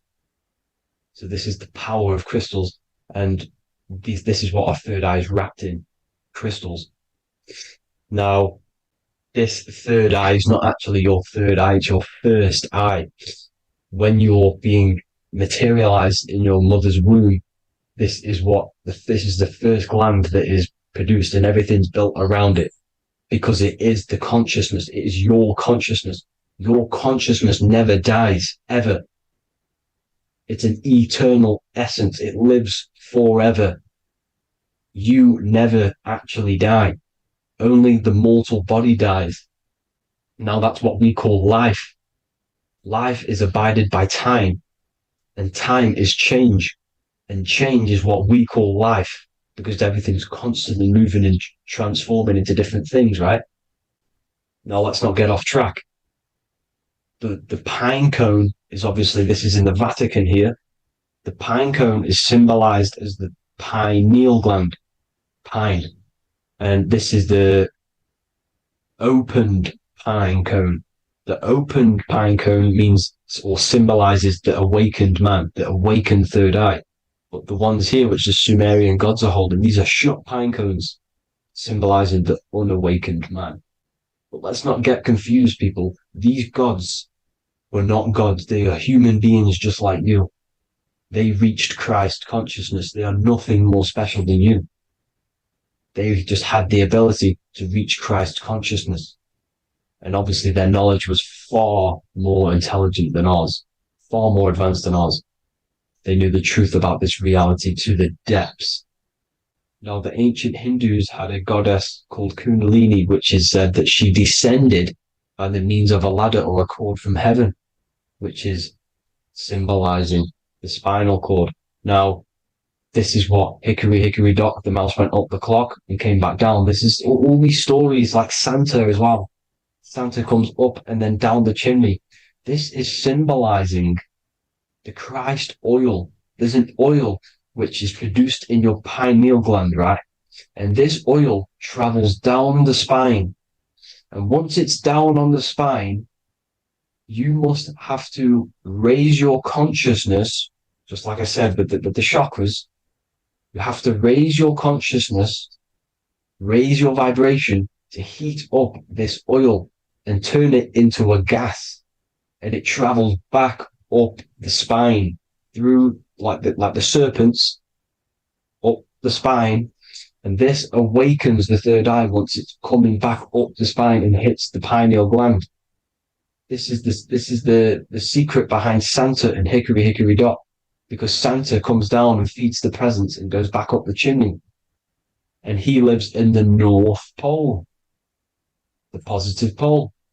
This is the North Pole, people, and the presence is your sacred oil. This oil, your physical body is the furnace. It's the spiritual furnace, which you have to heat up this oil by raising your frequency and turning it into a gas to rise up this chamber, the River Jordan, to your third eye, right? Now, this is an alchemical process. Your body is the alchemical furnace. It says in the Bible, if therefore thine eye be single, thy whole body shall be filled with light. I shouldn't have cut that out, but that's what it says. The light of the body is thine eye. If therefore thine eye be single, thy eye shall be filled, their body shall be filled with light. This is symbolizing the pineal gland, enlightening the body, the spiritual body, filled with light. Now, as I said, they want you kept down here, which is the root chakra, which is your animal nature, which is obviously mind, matter over mind. This is the symbol of Saturn, right? As you say, we're built of body, mind, and spirit, the Holy Trinity. That is the sun, moon, and earth. The sun's your soul, solar. Moon is your mind. Earth, which is the cross, which is your physical body, the five elements, right? So body, mind, and spirit. So the Saturn symbol is actually made out of the cross on top, which is the earth, and the moon on the bottom, which is symbolizing matter over mind, because earth is physical matter. You don't want to be matter over mind. You need to be mind over matter. See, they want you identifying as your physical body. They don't want you to realize you're an eternal consciousness. You're an eternal essence of consciousness which never dies. They want you trapped in your animal nature. And this is why the Baphomet has a goat head, because it's symbolizing your animal nature, which is evil. Not evil, but you're more likely to do evil things, right? Which brings bad karma. That's your animal side. This is why the Baphomet has an animal goat head. As you can see here, he's got the Kundalini energy here. So when you see the inverted cross, the cross is your body, as you can see here. The inverted cross means your chakras downwards, down here. Your head's down here. Your mind is down here. But your mind needs to be up here, which is the upwards cross, which is Christ consciousness. And as we all know, 7 colors of the rainbow, 7 planets, 7 chakras. Red light is low frequency and long range. This is why Saturn is the slowest moving celestial body. And it's the lowest chakra, because it's low frequency, long range. The moon being the crown chakra, which is high frequency. This is why the moon moves around the quickest. The moon is your crown chakra, which moon in mind. See, so there are multiple ways of your chakras becoming blocked. Now, each chakra has a specific intelligence. It has a specific thing that it's doing for the body, right? Now, this can be overused. It can be abused. For example, masturbation. That keeps you down here in your sacral chakra because you're abusing that energy center. You're abusing your sexual energy, which is then becoming unbalanced. So this is how energy, this is why these centers are pulling more energy out your electromagnetic field, because these centers are wheels. The chakras just mean spinning wheel of energy. So when you're abusing these certain centers, you're pulling energy out of your electromagnetic field, which is making your field weaker, which is making your frequency lower, which makes you prone to diseases, prone to lower negative energy, right? So you need to align these chakras. You need to unbalance them. And as you can see here, you can screenshot these to see how they're blocked. I'm not going to go over each one because it'll take me forever, but have a little read yourself. This is why they're blocked. Now, the ancients used to say Aum when they meditated. Now, these are the 7 vowels. There's not 5 vowels, there's actually 7. Now, when they say Aum, they're aligning all their chakras by saying this when meditated. This is where the Aum originated from. Now, emotion is energy in motion. So if you're feeling a certain way, that's the energy you've put in motion. It's a reflection. We live in a mirror reality. Everything's mirrored. Everything's mirrored. As within, so without, as above, so below. Everything's a reflection of some sort. So whatever you're feeling, you're doing something wrong. It's telling you you're doing something wrong from the root cause. Because your energies are the effect. You're feeling the effect of something you've caused. The law of cause and effect. Nothing escapes it. Now, the Jehovah's Witness believe that exactly 144,000 faithful Christians go to heaven or be resurrected, right? This is not true. This is symbolic. 144,000 go to heaven. Now, the petals on the chakras, this is the root chakra, this is the crown chakra. Now, if you add up the first 5 chakras, the petals, add up the petals on the first 5 chakras, you get 48. And then you get to the third eye, which has 2 petals. 48 times 2 equals 96. 96 plus 48, which you got from here, equals 144. The last chakra has 1,000 petals. Times 144 times 1,000, you get 144,000. This is a frequency. This frequency is the frequency of the ascension up your chakras. This frequency is a high frequency which turns that oil into gas, which rises up the spine, activating your third eye. Right? So this is all the religions are all symbolic for this sacred secret of Christ consciousness. As it says in the Bible, the kingdom of God is within. It's not out there, people. You must look within yourself. You are God. You are a spark of his consciousness, infinite consciousness, right? So 144,000 is a frequency, and you must achieve this. Like I said, these people in the past, they're not gods, people. These were just humans. Nothing special. They just reach Christ consciousness. Now, they keep you in these lower vibrational states with the food, right? And as you can see here, all of these fast food restaurants are mainly are red and yellow, which are these lower states, these lower 2 chakras, lower vibrational colors, because they want you trapped down here in matter. And these foods are so low vibrational, they will keep you down here because your gut produces, I think it's like 80% of melatonin. Melatonin is your feel-good hormone. These foods will not make you feel good. This is very low vibrational. Meat. It's not meat, it's raw flesh. These animals are stripped from their family, put on a conveyor belt, watch their friends be tortured, and then get slaughtered in a slaughterhouse. Think of all the fear that's running through their blood. all the hormones, all the fear, and you're going to go and eat that very low vibrational energy.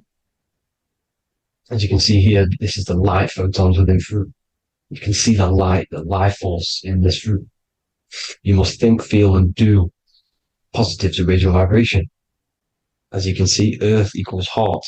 If you rearrange it, everything in nature is green, right? The aurora borealis is green. You must align all these chakras and then live from the heart, because the heart's the center of the Taurus field. You must become the consciousness in the center. So that's it for this video, people. Thank you all. God bless.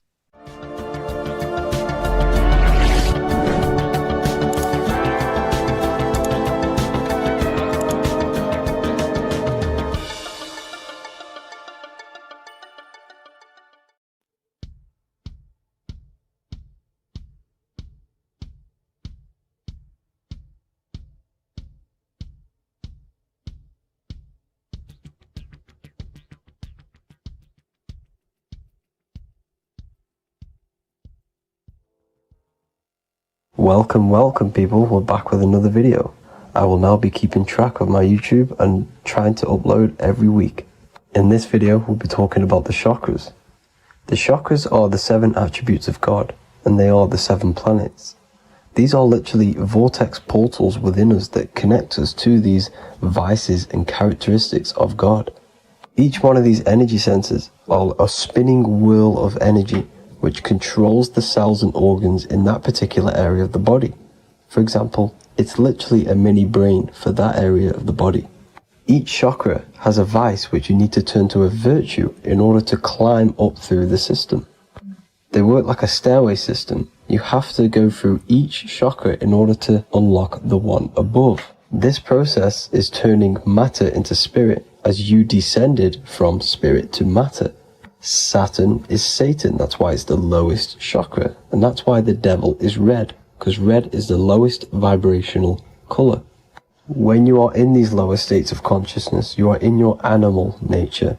This is your physical side of your nature, and you are mainly being driven by your animal instincts, or your ego. Moving back to your higher self or your spirit self is not an easy process, it takes a while. However, with discipline, consistency, and motivation, you can achieve this, and this is what the ancients called Christ consciousness. Once you have achieved this, it is basically a state of mastery of the mind. You no longer lust for the lower animal nature things. Now, let's start with the root chakra. This is located at the base of your spine, and you can feel this chakra by tensing your anus. This energy center is in control of your survival needs, your vitality, stability, and security. Now, if this chakra is unbalanced, you will feel insecure, fear, anxiety, unstable, low self-esteem, anemia, over or underweight, and constipation. In order to balance this chakra, you need to feel grounded, embodied, stable, calm, centered, a sense of safety, and trust in yourself and the world around you. The next chakra is the sacral chakra, which is located around the belly button area. You can feel this chakra just by sucking in your belly. This chakra is to do with relationships, self-worth, creativity, empathy, and most importantly, sexuality. This is the most important one in order to start to raise your vibration overall, is giving up the over-sexualized nature. In order to balance this chakra, you need to come into harmony with all the toxic relationships that you have. Get rid of the fear, the anxiety, the isolation, and 100% get rid of the over-sexualized nature. Lust is one of the most lowest vibrations you could possibly feel. It is literally manifesting hell. In order to work on this chakra, you need to feel self-worth. You need to do creative things, empathy, healthy relationships, and 100% being confident. The next chakra is the solar plexus. This is to do with personal power, will, metabolism, eating, happiness, and your self-esteem and self-identification. You can feel this chakra just above your belly, below your ribs, and you can suck in this area. If this chakra is blocked, you will feel lack of confidence, difficulty in manifesting your desires, low self-esteem, misuse of power, misuse of dominance, weak will, and shame in yourself. Biggest one for this chakra is overeating, as it's to do with metabolism. If you are overeating, you are literally unbalancing a lot of your lower chakras, not just the solar plexus. In order to work on this chakra and balance it, you want to have a positive self-identification. You want to feel happy, a happy self-esteem, effectiveness to people, not overeating, and a strong willpower. Now for the heart chakra, one of the most important chakras. Chakra is to do with love, understanding, trust, hope, openness, compassion, balance, and forgiveness. The most important because your heart is the tree of life in the body. It is the center of the toroidal field. It is the most powerful chakra. Your heart is 5,000 times stronger magnetically than your brain. Once you have hit the heart chakra and you start surpassing the heart chakra, you are now turning matter into spirit, as the lower three chakras are dense and physical, and the above the heart chakra are turning to spirit. As you can see already, this is a hard and long process of working on yourself physically and internally. The symptoms of a blocked heart chakra would be lack of love or too much love, difficulty to accepting or giving love, lack of compassion, loneliness, and lack of emotional fulfillment. Finally, a lack of connection with a divine or to nature. In order to balance this chakra, the most important thing and the most powerful thing you can do is loving people, accepting and giving lots of love. Second most important thing to balance the heart chakra is balance. You need a balanced life. You need balance in all aspects of your life. Now for the throat chakra. This is a very important chakra as it's to do with communication. A symptom of this being unbalanced is a lack of self-expression and putting on a front all the time, acting with the ego. In order to balance this chakra, you need to constantly self-express yourself. You can't be putting on a front. That voice inside your head, you have to let it come outward. Don't just block it off with a wall. Self-expression will lead to you gaining friends who actually like you for being you, and not these fake friends that you have to put on an ego for. In order to balance this chakra, you need to express yourself, express the word that's within you. Don't be lying to people, don't deceive or be deceptive. The next chakra is the third eye chakra. This is starting to get very advanced and you are coming very close to spirit. Just before we head on, I want to announce the PDF is now available, containing all the presentations I've ever made, all into a condensed 38-page PDF. The link will be below this video for you to access. And if you want to learn how to create reality using your mind, how to attract your desires, how to get out of the situation you are in, the link will also be there for the Manifestation Mastery course. Now for the third eye chakra. The third eye chakra controls the pineal gland, which is your first eye. It's to do with your psychic abilities, channeling, telepathy, astral travel, visions, and connection to the higher self. You need all of the chakras aligned to get the full potential out of your third eye or pineal gland chakra. For example, if you're astral traveling and you fear something, you will be instantly shot back to your body. So you need to master all of the chakras before you go on and try and do these higher spiritual activities. Symptoms of the third eye chakra being blocked is lack of imagination, lack of vision, lack of concentration, blocked or clouded intuition, can't see the big picture, and especially overly reliant on logic and intellectual thinking. A good way to work on this chakra is imagining things, vision things, trust your intuition at all times, always follow that inner voice. Cut out the tap water which contains fluoride. Fluoride blocks the pineal gland.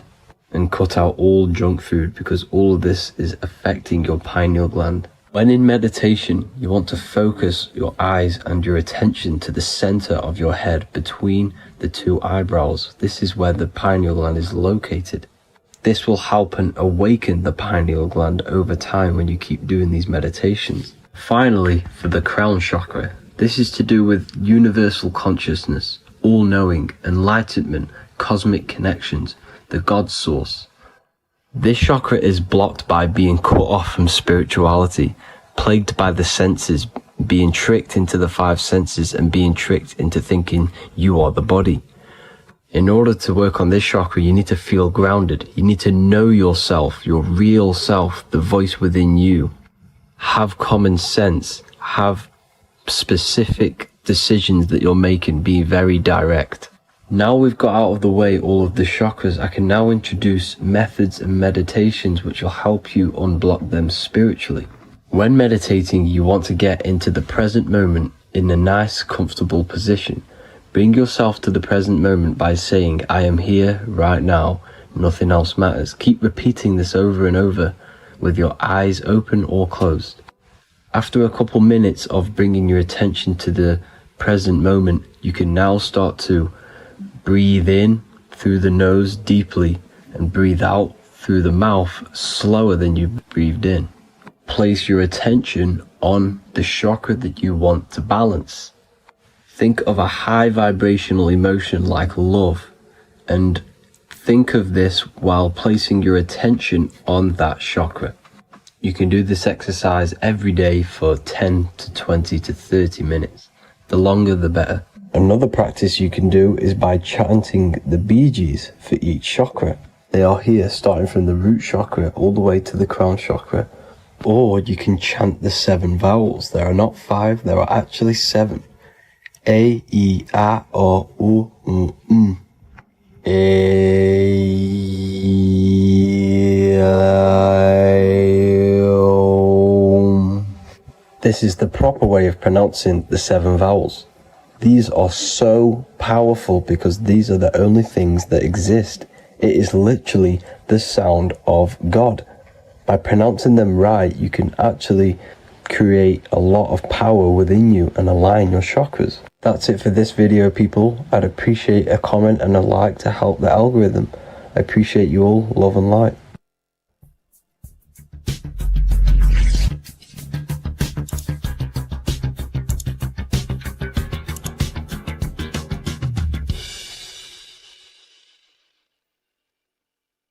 Geometry. This is the study of nature, of the codes, the mathematical codes behind physical reality. So today we're going to be going deep into geometry and the true esoteric internal geometry, the geometry that no one really talks about, and how geometry relates to human consciousness. So essentially, what we must understand when it comes to geometry, the basics of geometry is everything is vibration. And this vibration is vibrating on a certain frequency. And this certain frequency creates a geometric shape, which is why in nature we see all of these different geometric shapes. All matter takes form in shapes. So if we put sand on a plate and we vibrate the plate on a specific frequency, we see that the sand goes into specific geometric shapes and patterns. So essentially, matter is energy condensed. It's energy vibrating on a low frequency, vibrating at a certain frequency. So matter is condensed energy. And each geometric shape is manifesting and showing a specific energy. Some shapes carry more energies than others.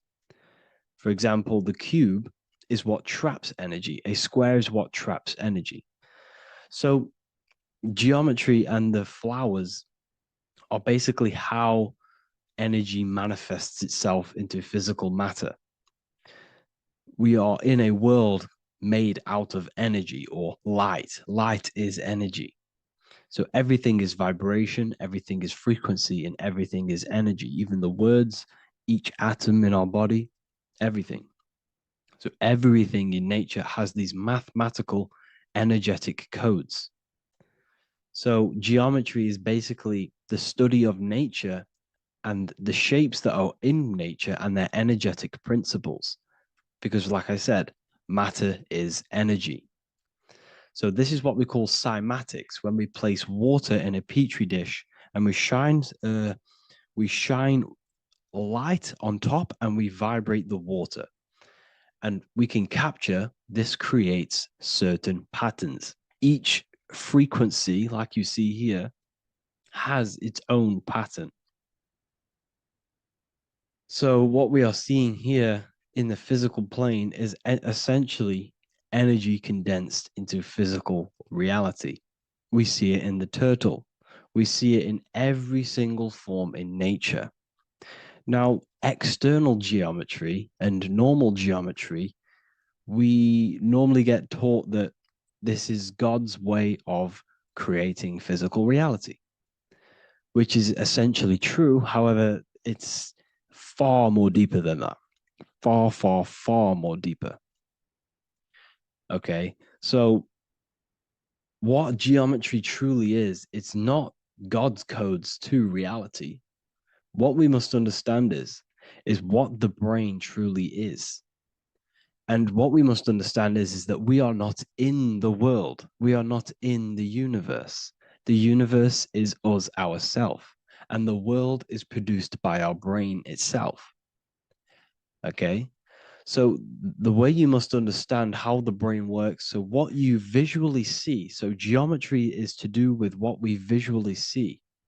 And what we visually see is heavily connected with our eyes, which are an extension of the brain. The eyes are the brain. And essentially how we see is energy enters the eyes, and each eye goes to the optic nerve. And this energy is transferred into electricity, which travels to the back of the brain, to the visual cortex of our brain.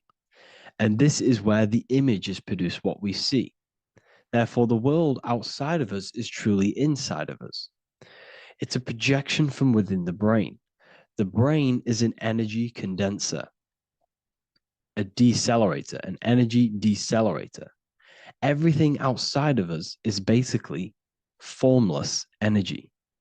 It is formless energy vibrating at a certain frequency. So what the brain is, it's sucking in this energy, this light, and turning that frequency, that code, that light code, into a physical reality. It's condensing the energy and turning it into a visual image inside of the brain. Therefore, everything outside of you is not what it looks like. Everything outside of you is basically energy, infinite energy. And our brain is condensing this into a physical reality and projecting it outwardly, which you experience your visual field. Okay? And the ancients knew this. So this is basically called the sigil of Lucifer. Lucifer is known as the light bringer. Lucifer in Latin means to bring the light. This is the sigil of Lucifer, which shows the visual field and the brain. We also see this in the Google Play symbol. It's a powerful symbol showing you the visual field, which is basically a symbol that tells you that reality is inside of the brain. The brain is what produces reality, but consciousness is not produced in the brain. The brain is essentially a consciousness downloader. It's a computer, and it's a reality simulator. The body is a simulation of physical reality. You are inside of the body experiencing the body simulation. The body produces this reality. It's a piece of technology.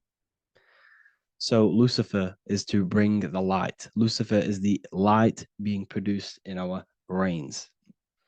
Okay? So this is why they say Lucifer can tempt you. Lucifer can be the devil because it represents physicality. It represents the false light. Lucifer can trick you because it represents the physical world can trick who you truly are. So now that you understand how the brain is basically an energy decelerator and it creates and simulates a reality to your consciousness, you are no longer a person in a universe. You are the universe itself experiencing itself. Therefore, geometry is heavily linked in with the brain. Geometry is essentially how your brain and how your eyes decode energy. So what you are seeing is the mathematical codes of your brain creating reality. So what they teach you is the external is that geometry is God's way of creating this world, and these are the mathematical codes God's created. But now I'm telling you the internal. This is the truth. Geometry is how your brain mathematically condenses energy and light into a physical reality. So therefore, your brain is a computer program. So now geometry is nothing outside of you. Geometry is not something created by something else. It's created by your brain. Your brain produces these patterns through mathematical codes by breaking down energy into physical reality. And this is why you see geometry in everything around you. This completely changes your view on geometry. It's in your ear, it's in your face, it's in everything. Geometry is everything. Okay? So now that you understand this, now, as we were talking about the visual field earlier, the ancients knew about this. The ancient Egyptians knew about this. We can see this symbolism inside of the casket, the Egyptian casket. See, this crossover represents the visual field. This represents the back of the brain. This is the left hemisphere, the right hemisphere. And now some of the most simplest teachings in geometry is that straight lines are masculine and curved lines are feminine.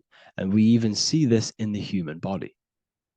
The feminine human body is curvy and the masculine human body is liney.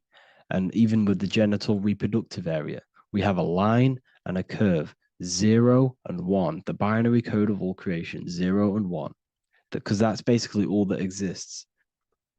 Nothingness and one, nothingness and God, nothingness and consciousness. That's all that exists. Now that I've told you that, the basics of geometry and the line and the curve and the feminine and the masculine, what do we have here? You see this stick here? This is a curve. And what's the right hemisphere? The right hemisphere is the feminine, the feminine energy, the feminine aspect of our brain. Then we have a straight line. This is straight lines. Now this represents the left brain. So the Egyptians are showing you the left masculine brain and the right feminine brain because of the curve and the straight line. And this is the visual field, the crossover. So there's a crossover in the brain. The left eye is connected to the right brain. The right eye is connected to the left brain. Okay, so the left eye is connected to the right brain. The right eye is connected to the left brain. The solar and the lunar. So, like I said, everything outside of you is basically energy. Your body is basically a holographic avatar, condensed energy produced by your brain. There's nothing actually outside of you. Your 5 senses are electrical threads of light. And when you touch something, this is basically electrical signals in your nervous system, which are reporting back to the brain. Therefore, what you touch is actually, you're not touching. The feeling that you feel when you touch something is not the true feeling. That's your nervous system you're feeling. You're feeling your nervous system in the brain. It's electrical signals to your brain. So the 5 senses do not decode, well, what you're experiencing as the 5 senses is not outside of you. This is your brain interpreting electrical signals. You don't experience the world, you experience your nervous system and your brain. The nervous system is an extension of the brain. So this is the truth. This is not woo-woo spirituality. This is true consciousness science that I'm teaching you here. Okay? So nothing is truly outside of you. It is a universe. You yourself are the universe, the fabric of the universe itself. The only thing that exists outside of you is essentially energy. That is it. And your body and your brain condenses this energy into reality. So when we look into architecture, why is architecture, the ancient architecture, so important? Because what did I tell you at the beginning? Shapes and physical matter is condensed energy. Each shape holds specific energy. Some shapes hold more energy, emit more energy. Some shapes condense energy. Some shapes transfer energy. Each shape, each geometric shape has an energetic principle because matter is essentially energy. So when we look into cathedrals and the ancient buildings, they were filled with geometric patterns, geometric shapes, because they understood the energy principle. Architecture is basically solid energy. It's physical energy. If we create this pattern here is an energy code. And if you stand next to it, you're going to gain that energy. It's going to be imprinted on your body. So essentially, they filled their buildings with high energy geometric shapes, points, triangles, pyramids are very, very energetic. This is why you have crystal pyramids made, orgonite pyramids. They're always in pyramid shapes. That's why the Egyptians built in pyramids, because pyramids hold high energy. They emit high energy. So this is why you see all these different geometric patterns. Okay. So in the real reality, in the energetic plane, this building would basically look like this: lines and grids of energy. Okay. This is what it would look like in the energetic plane, a blueprint of the energy body. So as you see here, these are the different frequencies in a petri dish, of water in a petri dish. And you can see they are specifically aligned up with these specific patterns. You can see geometry even within geometry. It's fractal.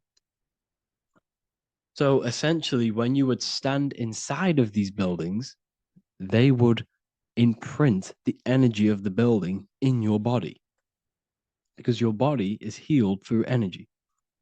You have an electromagnetic field around your body. So by creating buildings with geometric patterns, we are essentially increasing the energy of the building, because the building itself is energy. Okay. So when we fill it with geometric patterns, we're increasing the energy. We're giving it a certain energetic imprint.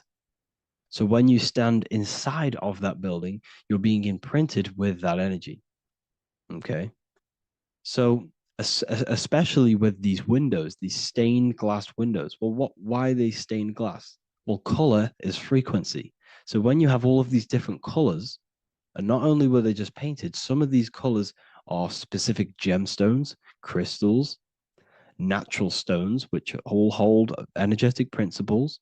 Each crystal is vibrating on a certain frequency. Wood has its own frequency. Metal has its own frequency.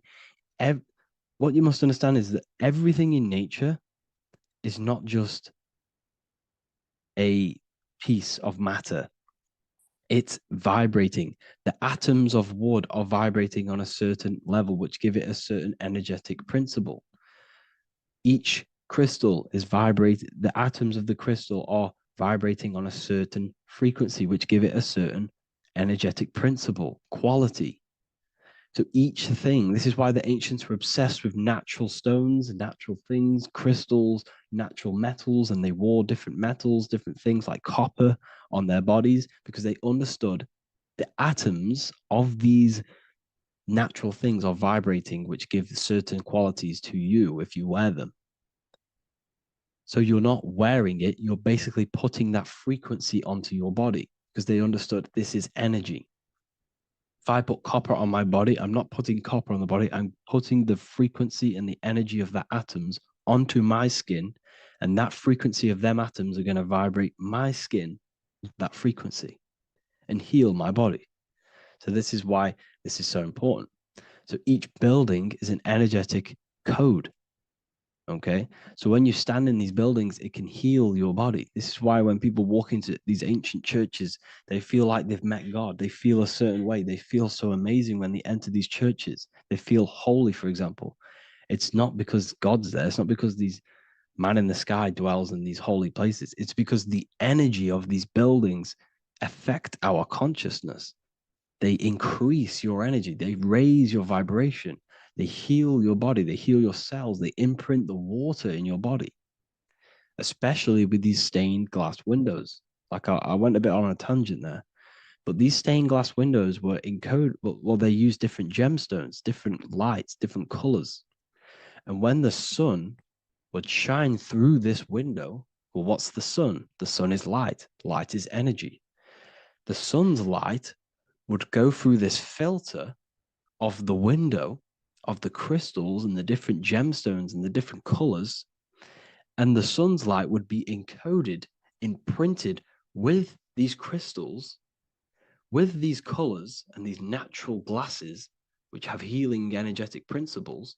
And when you are inside that building, the sun's encoded energy of the window would be imprinted into your body, into your energy field, and it will heal your energy field, and it would heal your body, your cells on a cellular level.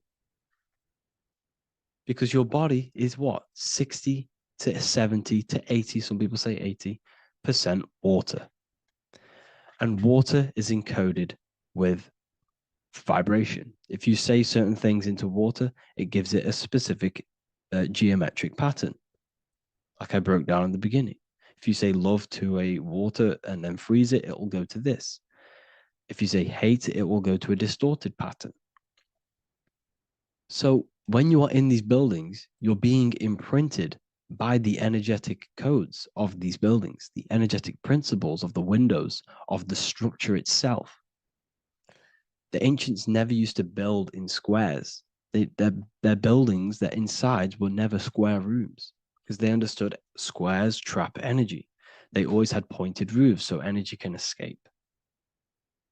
So there's many little things that we need to look into geometry.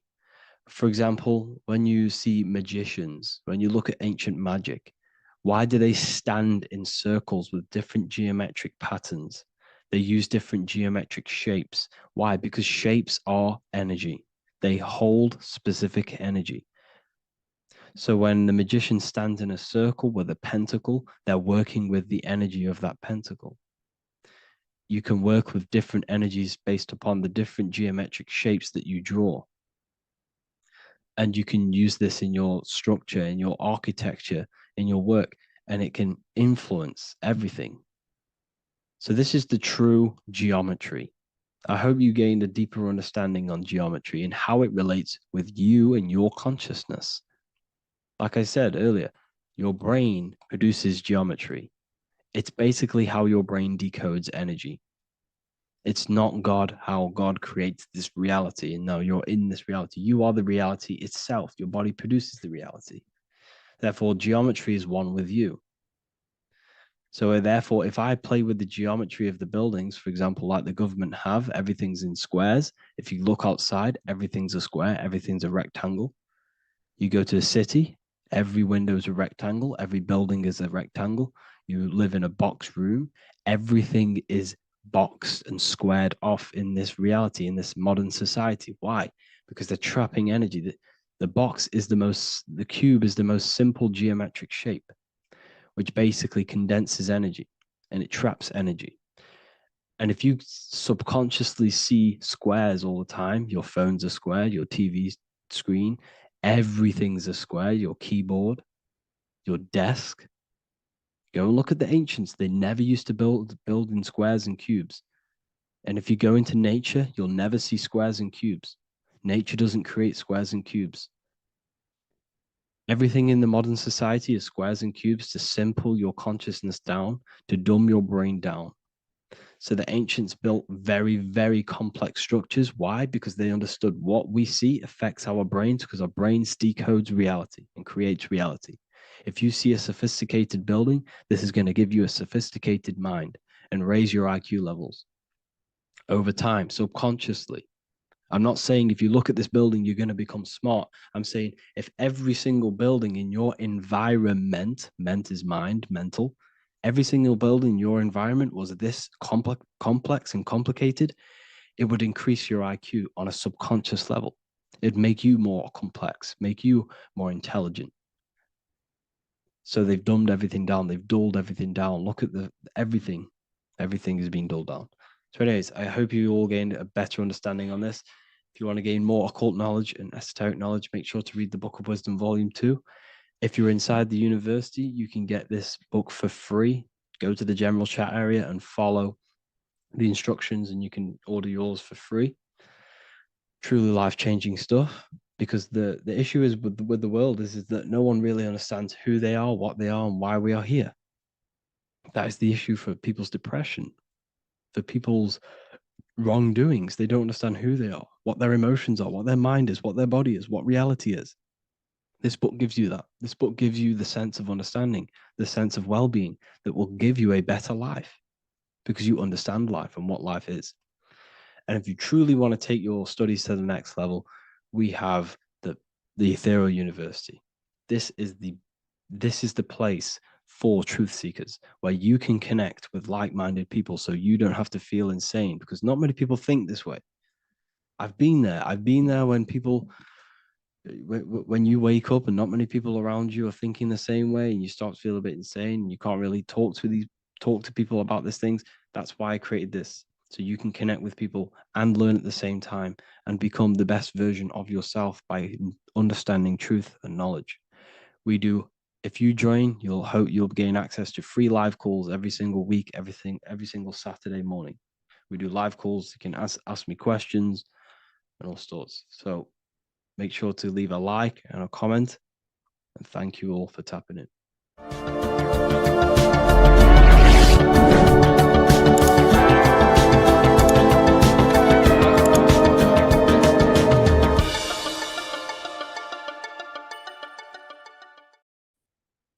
What if I told you that you are under a spell, and this spell is controlling you in every aspect of your life, and you don't even realize it? Spells are not what you've been taught. They're not fantasy magic wands that are casted over you. No, no, no. Spells are much, much deeper. A spell is a belief system that is installed into your subconscious mind, which holds power over you. Okay? If I install a belief into your mind and that belief holds power over you and controls you, that is you under my spell. A spell is a belief that someone has installed into you. Okay? You have a subconscious mind. The subconscious holds power over 90% of your daily basis behavior, thought patterns, and overall emotional state. Because the subconscious is the back end of our mind, the mind that we don't really have access to. It's the shadow self, where all of our programs, all of our memories, all of our traumas, all of our everything that we've ever experienced is recorded and kept in this vast database called the subconscious. Now, the subconscious is the 90% of our mind. We are only aware of 10% of our mind, which is the conscious mind, which is what you're using now, what you're consciously aware of.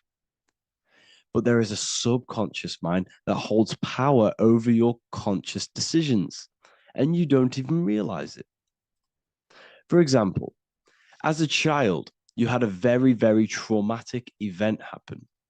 Let's say as a child, you were not loved enough by your parents.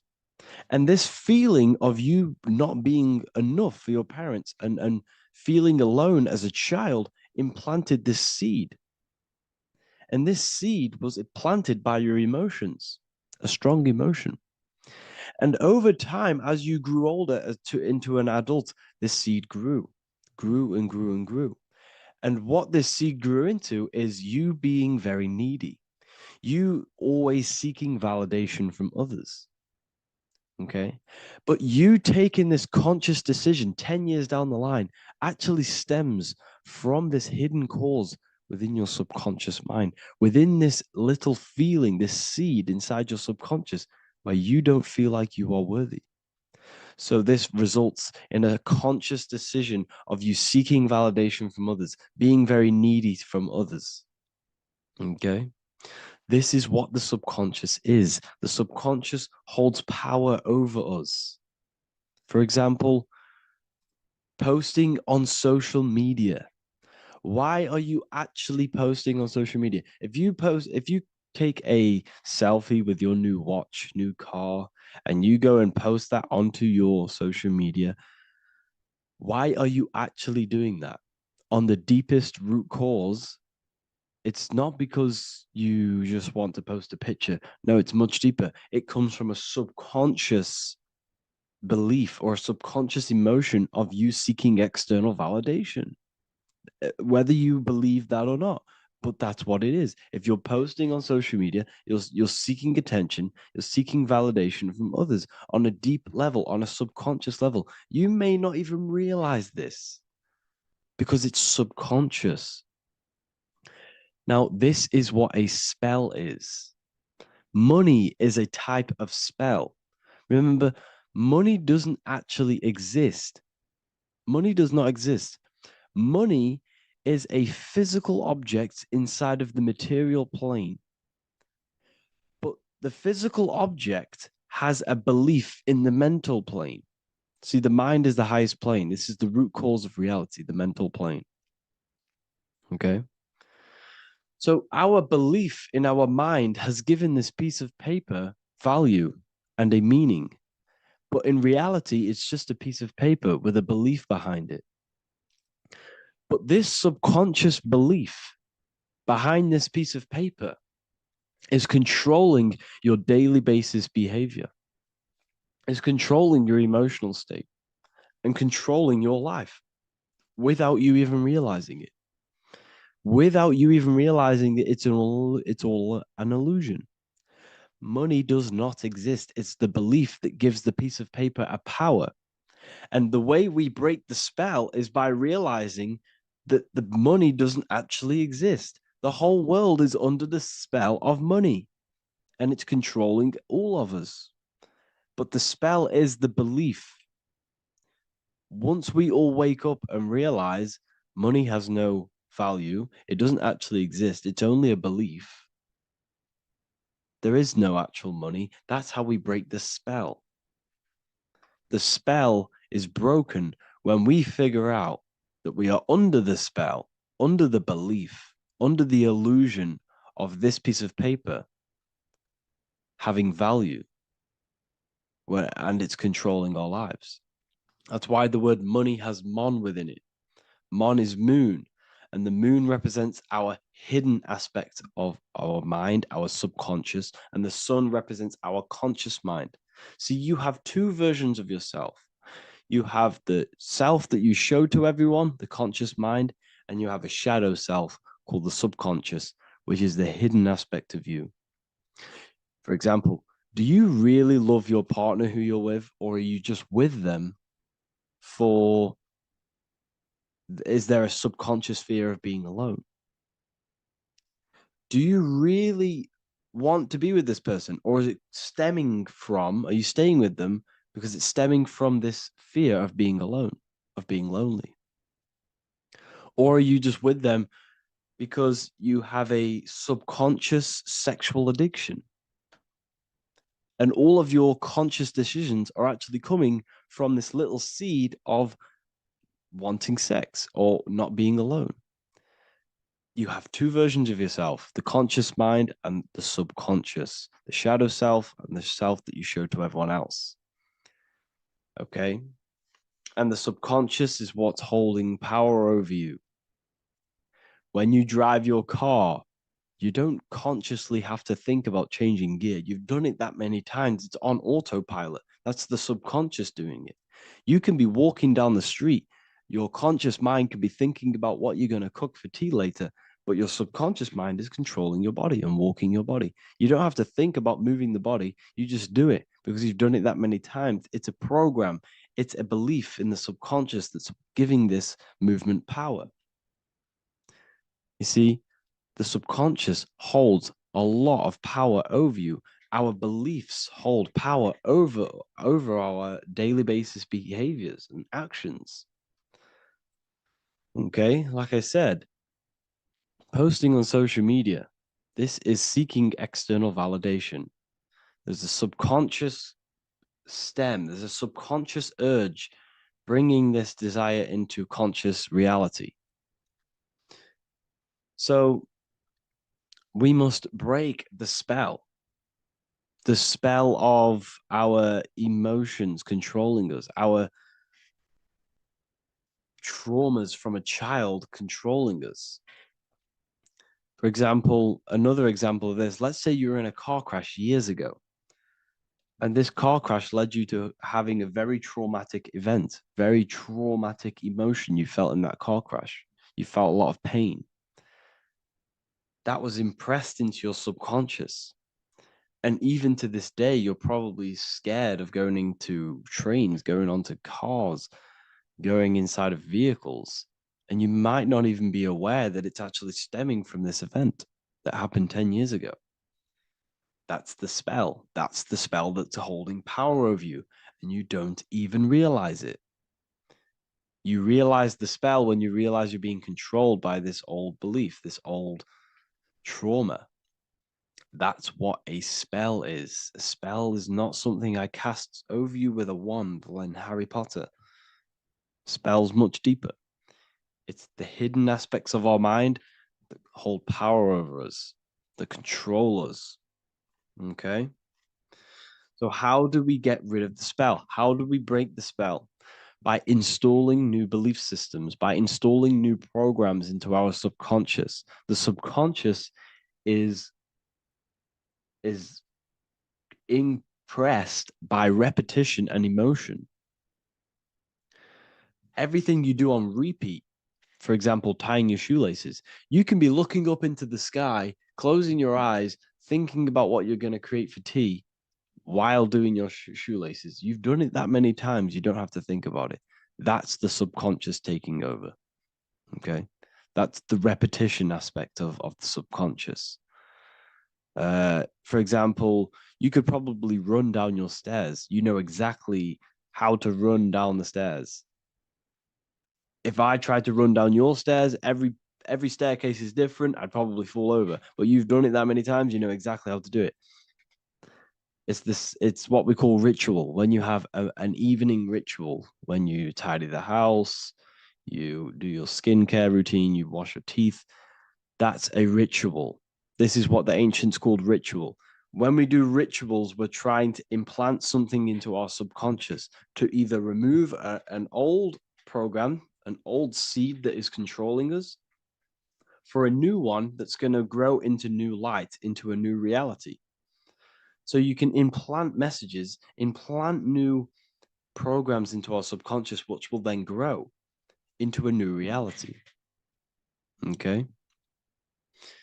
Because if I tell you something over and over and over again every single day, for example, if I say, you do what I say every single day I repeat this statement into your ears, about a month or 2 months in, you're going to start to believe in that statement and you're going to start to be under my spell. You're going to start to do everything that I say.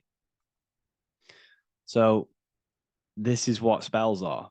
Spells are subconscious beliefs that hold power over you, and you don't even realize it. So we need to remove these old programs we have that are controlling us for new programs.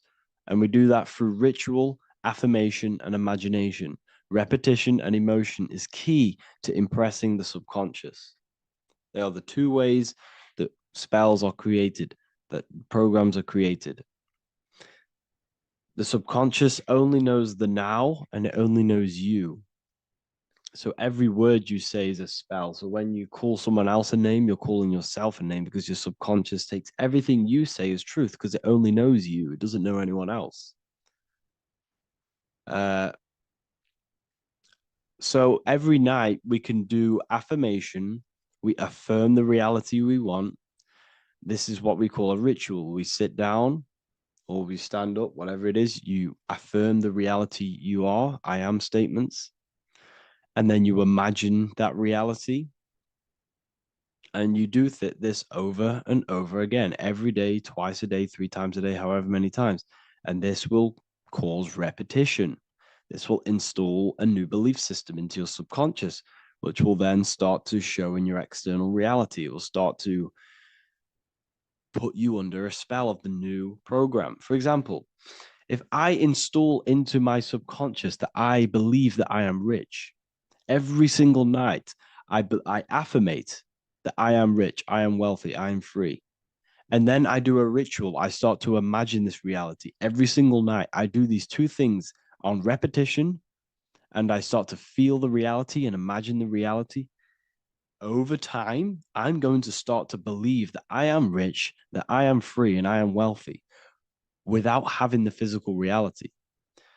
And what this will do is that it'll implant a message deep within your subconscious mind.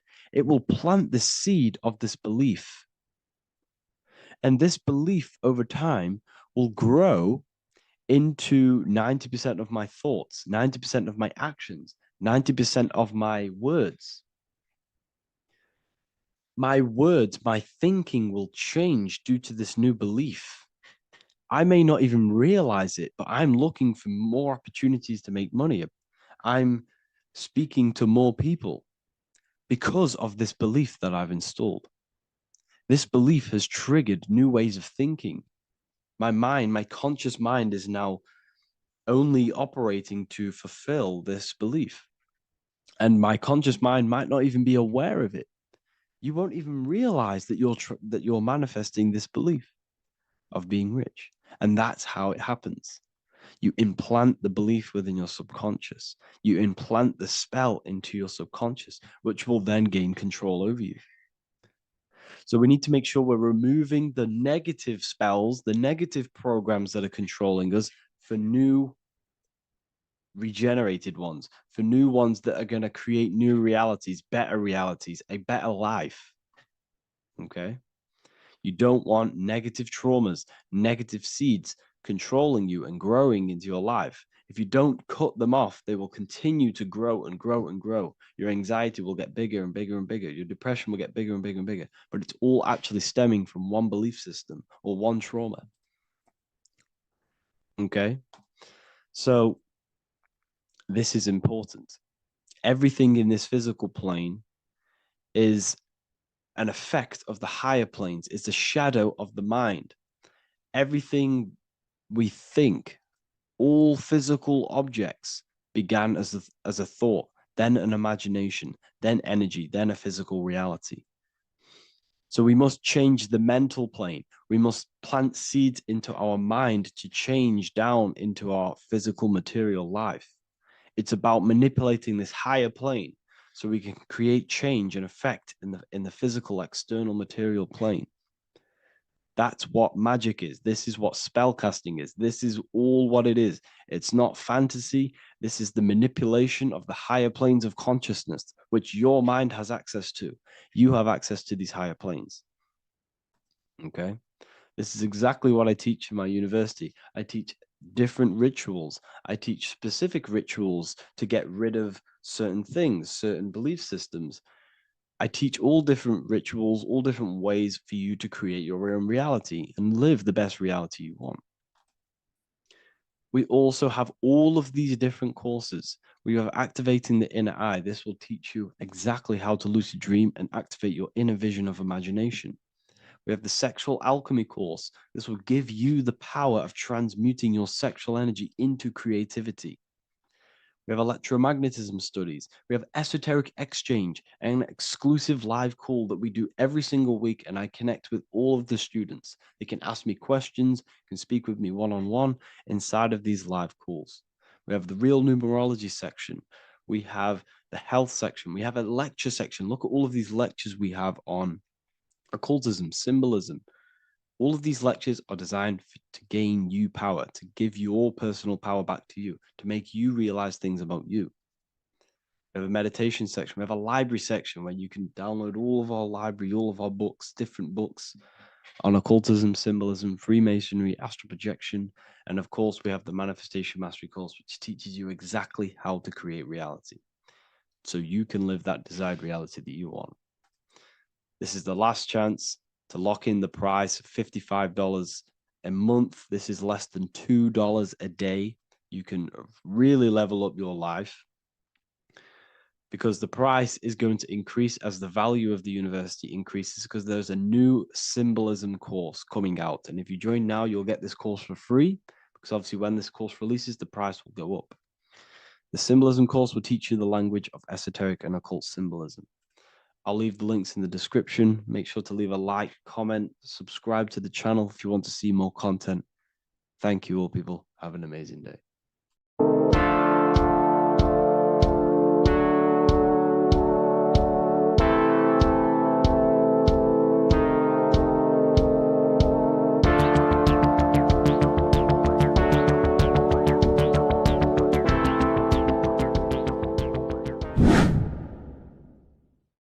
What is good, people? We're back with another video, and this is going to be talking about the connection between the micro and the macro. You know, you are the universe, everything is inside of you. So the first thing you need to understand is that the law of mentalism, we are a thought in the creator's mind, everything's being thought into existence. We have a spark of this mind, this same mind of the creator, and everything is a state of mind. Particles or atoms, whatever you want to call them, are a mental thing. They're a product of the mind. Everything's thought into existence. Thoughts influence everything. Thoughts are energetic effects which send out waves into the quantum field around you. And your consciousness is actually the universe experiencing itself, expressing itself, and viewing itself. So we are the creator, but viewing itself in separate bodies. And this is why they call the material world the world of illusions, because everything's separate here, but we all forget that we're not all one. We've all been brainwashed to think we're all separate, but we're all one. We're all the same mind, the same consciousness, everything. So everything's created out of toroidal fields. God created the toroidal field. That's the only thing that exists, because atoms are toroidal fields, and it's the basis behind all creation. As you can see it in the owl's eyes, it creates the infinity symbol. And this was the apple. That apple is a toroidal field. And the toroidal field is made out of dielectricity, which is ether. Ether is black light, and this is counter space. This is another realm. This is what creates God to be omnipresent, to be everywhere at one place at all times. He is everywhere, because ether is everywhere. And ether is infinite potential. It connects everything together, and that's what energy moves through. It moves through the ether, and that's black light. Everything is light, as it says in John 4:2. God is light.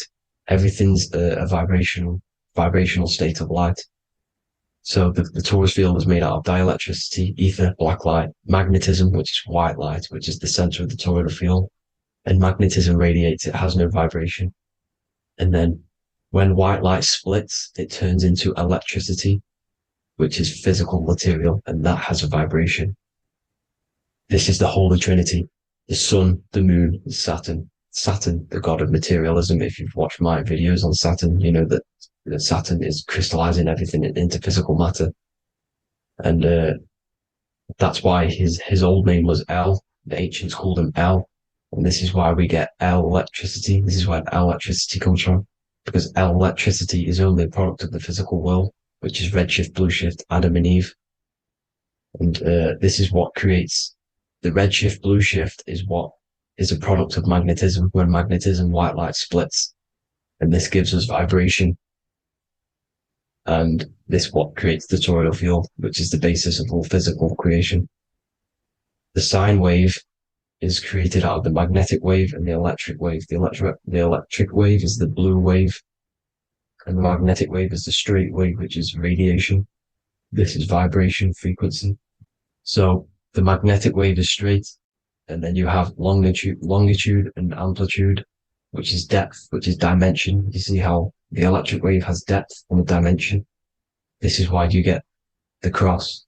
This is the cross of Earth. This is the symbol of Earth, of bondage, of physical matter, because it consists of magnetic wave and depth, which is electric wave. I mean, this is where you get the sun cross or the earth cross, whatever you want to call it. It's the cross of physical matter, and the ancients knew this. This is why they used that symbol. Redshift, blueshift, which is the toroidal field, is the basis of all creation, physical creation.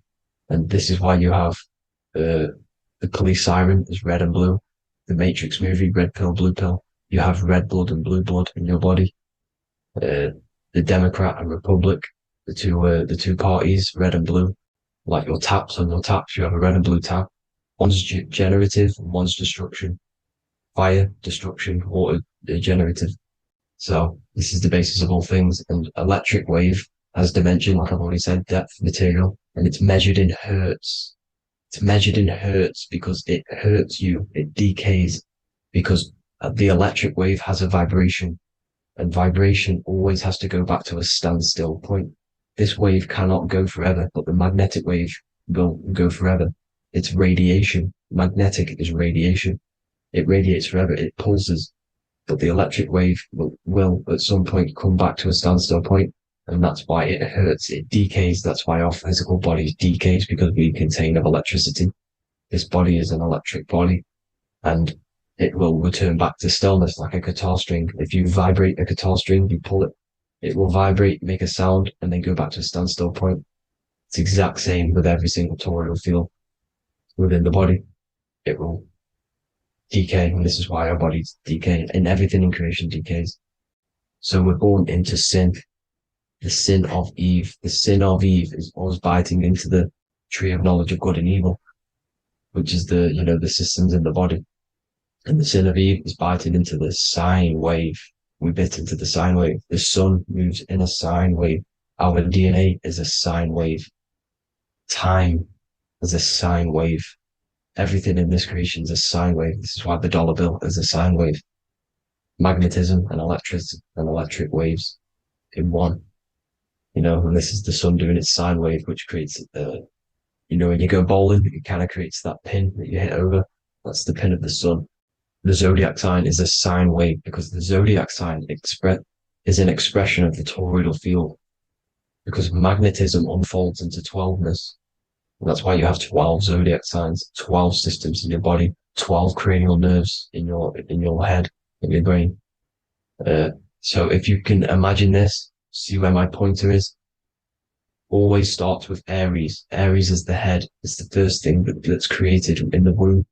And this is Aries, the ram. And this is why it's called a cerebrum in your brain, which is the first thing that creates when you're in the womb. And what's the element of Aries is fire. Fire is the first element. F-I-R, first, because it's the first thing on the wheel, the first expression of energy. As you can see here, my pointer, this is the center of the toroidal field. It would go Aries, Virgo, Capricorn, Pisces, Scorpio, Cancer. Then we go back to Libra. Libra would be center.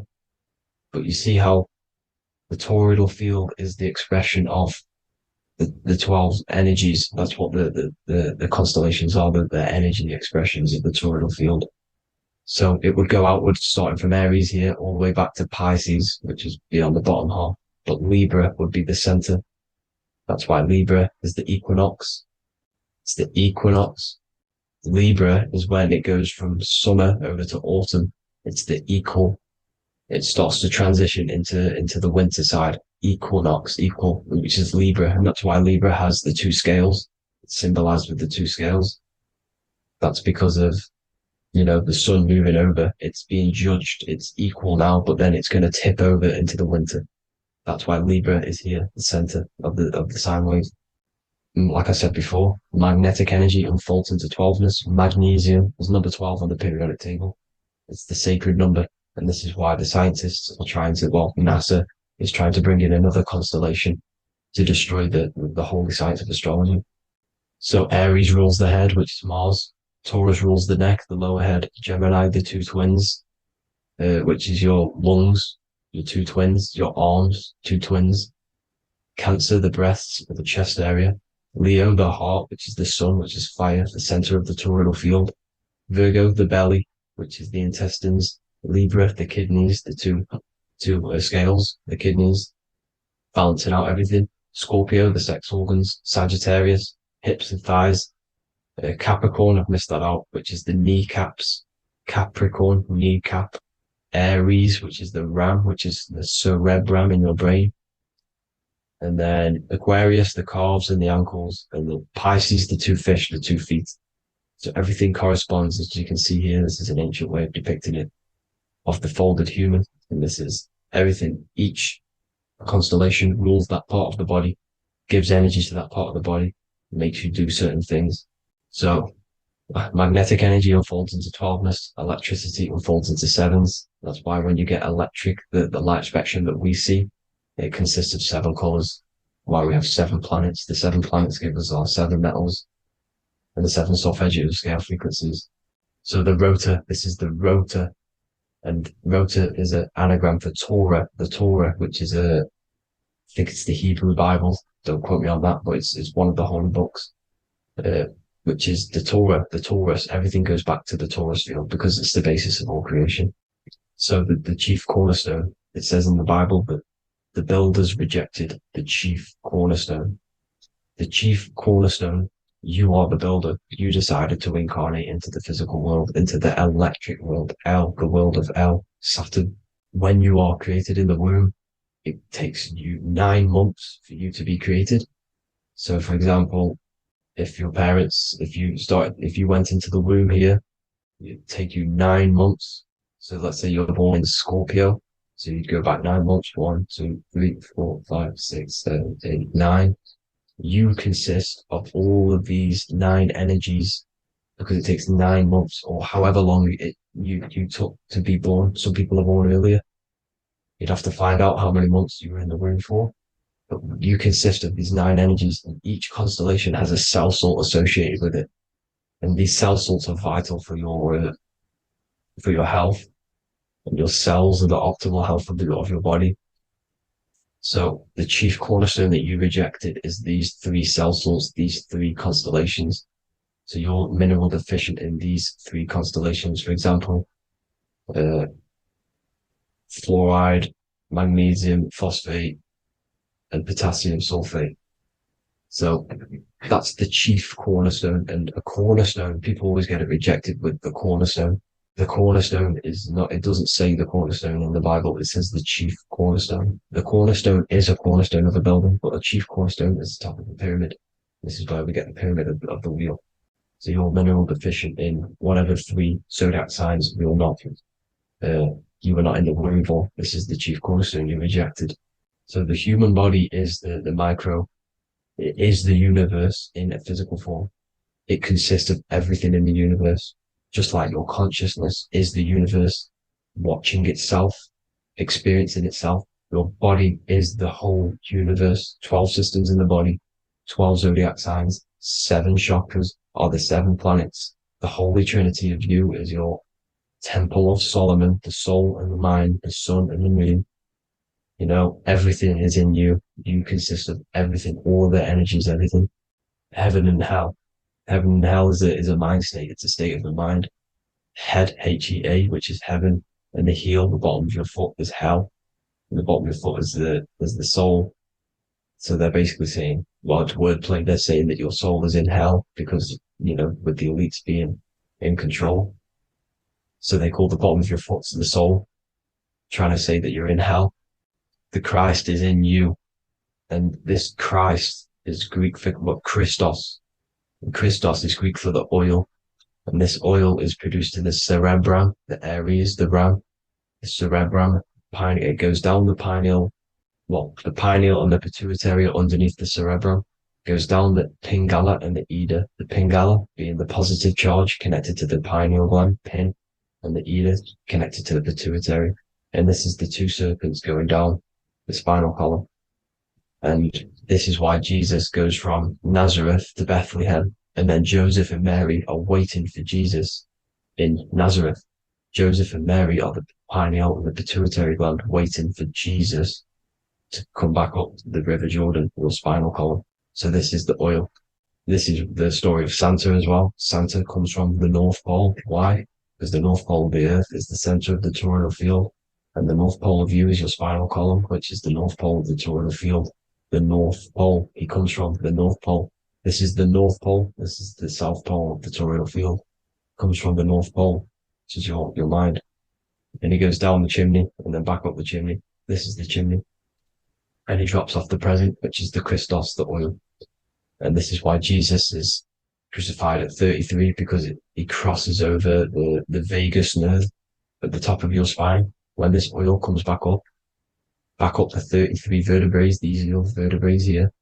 When it goes up to the 33 vertebrae, it gets crucified at 33 because it crosses the vagus nerve, and he's crucified on a cross at 33. This is the story behind Jesus and Santa. The Ark of the Covenant in the Bible is the two hemispheres which cover the vital parts of your mind, the brain side, which is the cerebrum, the pineal, the pituitary, etc. So the two hemispheres are the two angels, the Ark of the Covenant. This is the Ark of the Covenant covering the two vital parts of your brain. So these are the optic thalamus is another part, and it protects the Christ oil, which is inside at the center of the brain. See, the Bible is all a massive metaphor about yourself because you are the universe. You are a microcosm of the universe. Your consciousness is experiencing itself, and the universe experiencing, and your body is the whole universe. Your head's heaven. So Moses crosses the Red Sea. These are the two hemispheres of your brain. This is the corpus callosum, the Red Sea. So he's pretty much saying that he's uniting the two hemispheres of your brain, because most people in this generation are stuck in the left brain, which is just logic, reasoning, science and maths, writing. You know, this is what school teaches you to do. It keeps you stuck in your left brain. And you want to cross over to you want to cross the Red Sea, which is the corpus callosum, to the right brain, which is awareness, art awareness, creativity, imagination, intuition, insight, you know, using the higher mind, creativity, imagination. If you don't have intuition, then you can't read energy, you can't pick up on bad things. This is what Moses is symbolizing by crossing the Red Sea. And it's also the upper room where Jesus met the 12 disciples. 12 disciples are the 12 cranial nerves in your brain. It doesn't just represent the 12 zodiac signs, the 12 disciples. It symbolizes many different things. It's like I said, energy the universe consists of 12ness. So you have 12 cranial nerves in your brain, and that's the 12 disciples as well. And they want you stuck in your left brain, which is the five senses, materialism. So they say in the Bible that Satan blinds the mind. Satan is Saturn. If you've watched my videos, Satan is Saturn.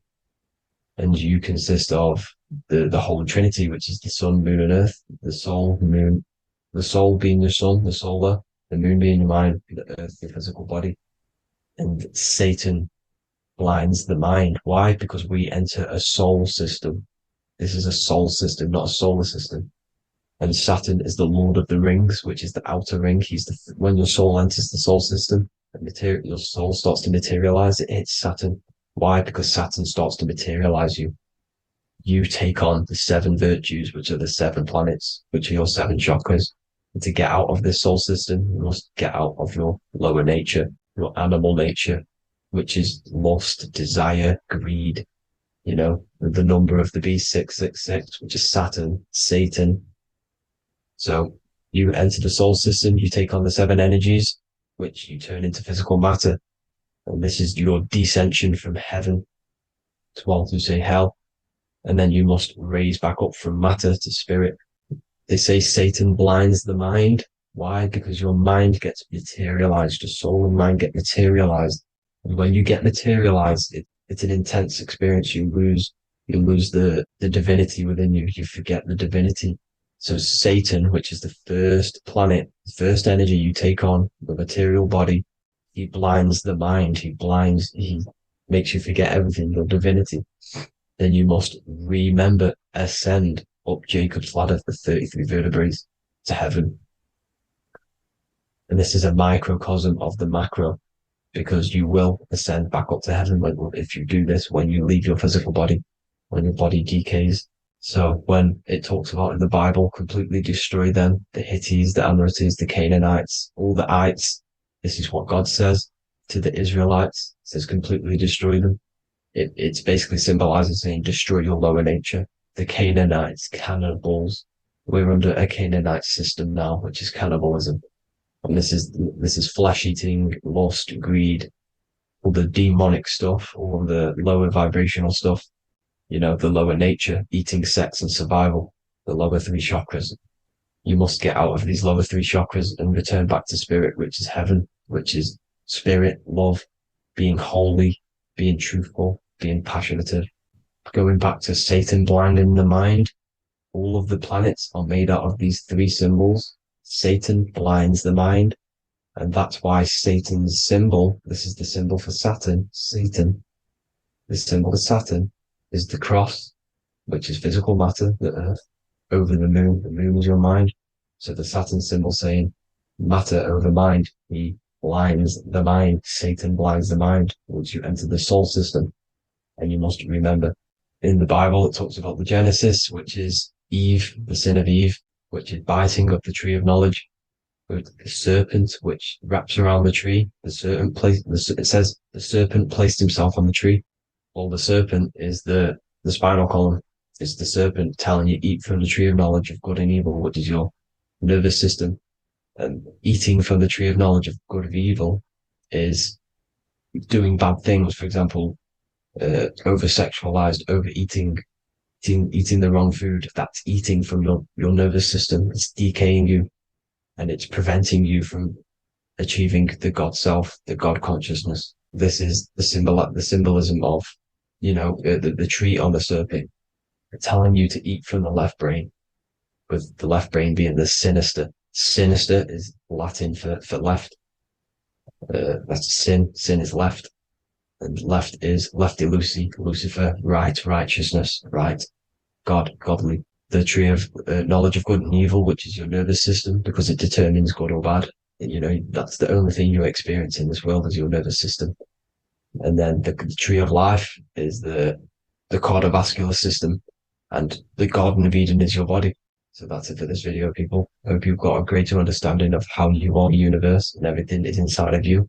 Just keep in mind you are the universe experience in itself, and your body is a reflection of everything. The 12 constellations, the 7 planets, everything's inside of you.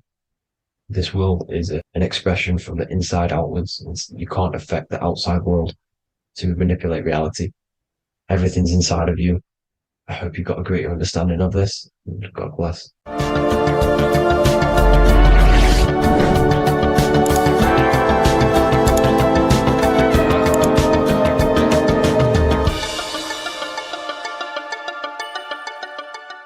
Welcome to Revival of Wisdom. Welcome people, we're back with another video.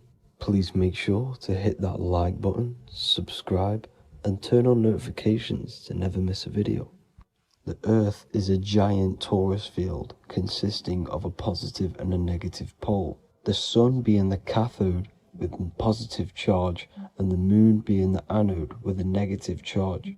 This is why the Sun rules over the day, giving you lots of energy, and the Moon taking your energy from you, making you go to sleep. Now, the plane that we live on is called the plane of inertia, and at the center of this plane of inertia is the North Pole.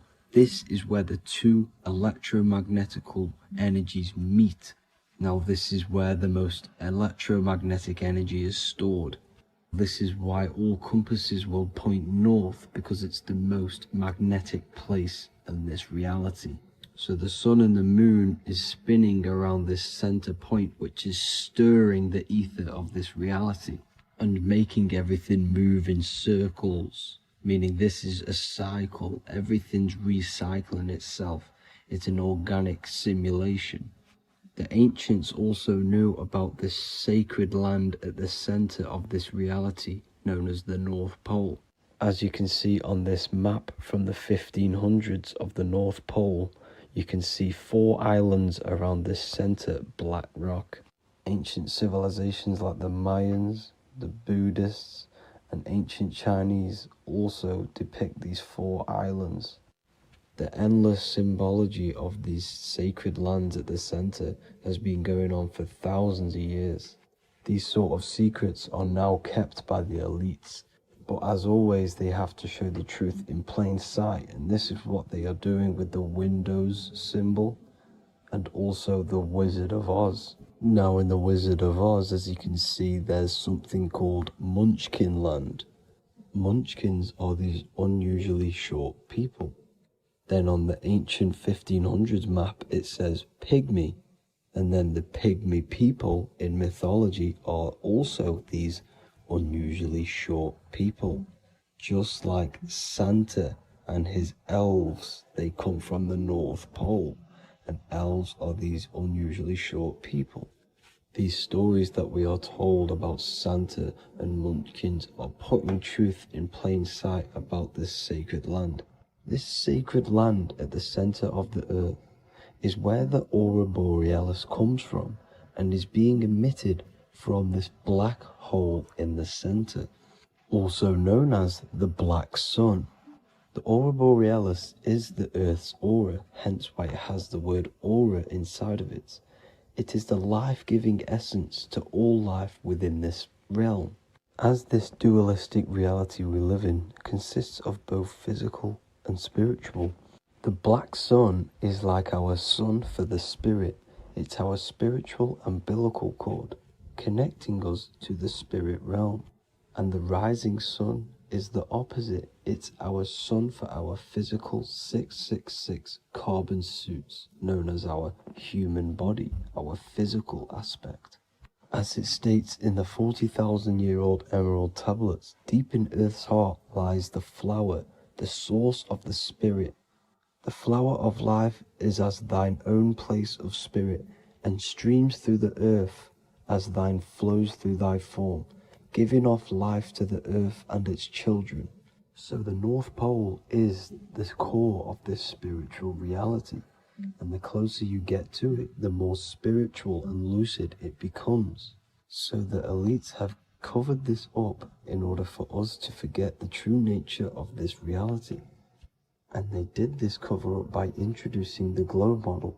Nicholas Copernicus was around in the 1400s, and he introduced the globe model. As you can see, he is a Freemason. He depicts himself with a globe and a Masonic compass in all of his paintings and portraits.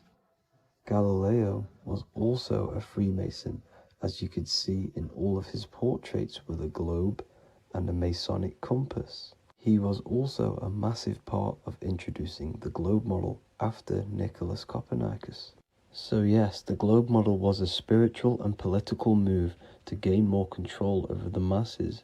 After the globe model was then introduced, they introduced the theory of evolution by another Freemason, Charles Darwin.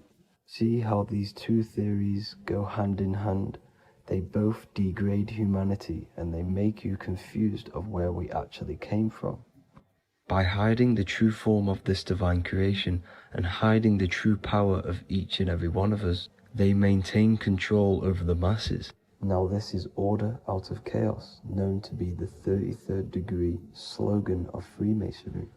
Now this is the Masonic cosmology, and as you can see you have the checkered board for the duality, the 5-pointed star for the 5 elements, the 4 corners for the 4 pillars, the all-seeing eye, which is Polaris, the sun, the moon, and the 7 stars. So even Freemasons are taught the flat earth cosmology and the true form of this reality. Now the true nature of the sun, the moon, and the earth is shown and reflected through the Masonic compass. The Masonic compass is the sun, the moon, Polaris at the top, and the black sun at the bottom. It makes sense why all the scientists who introduced the globe model all used the compass and the globe together, because it's truth in plain sight. As I explained in my other video, all Freemasons have to take the oath, so it goes to show, why are we all learning these theories from Freemasons who can't talk about certain topics that they learn about? Why should we believe their theories when they're holding back the real truth about this reality?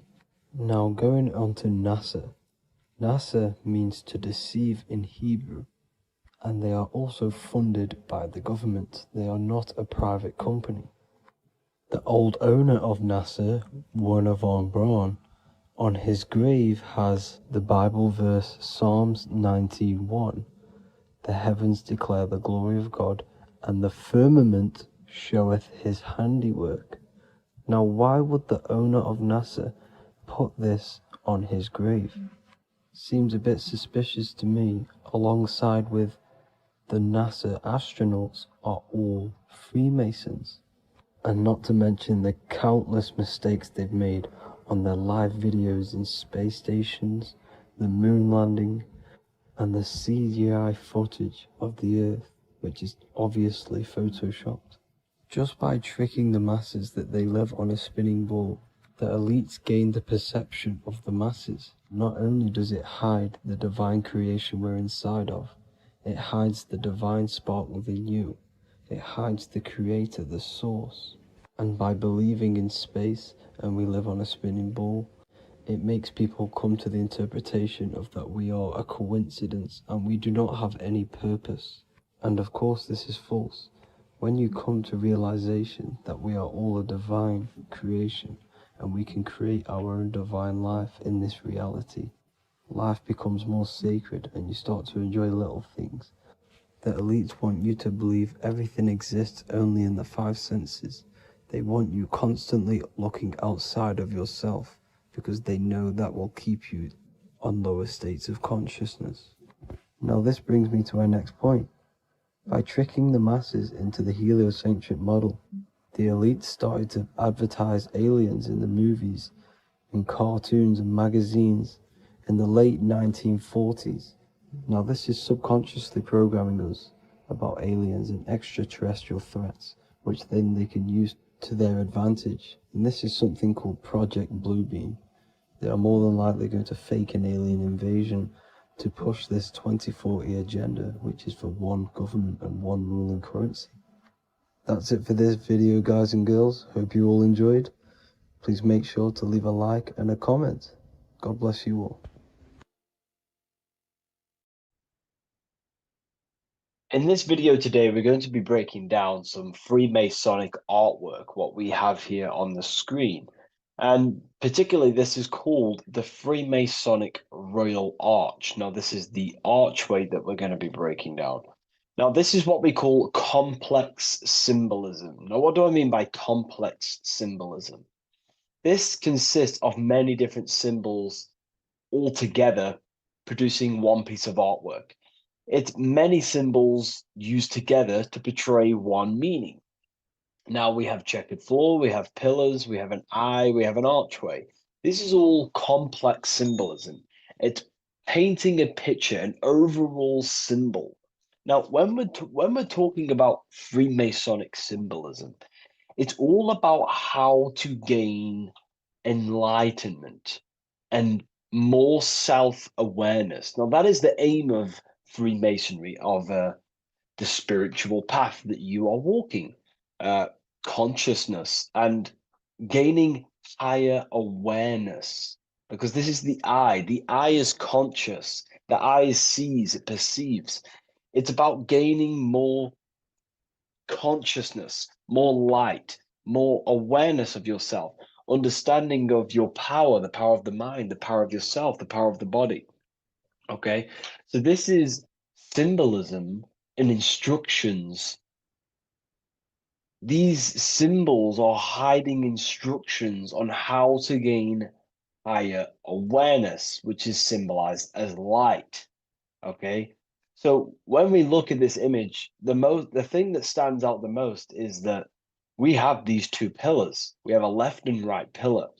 The left pillar represents masculine forces, because normally we have like a sun here and a moon here in their different artwork. But in this one, we don't have a sun and moon. Okay.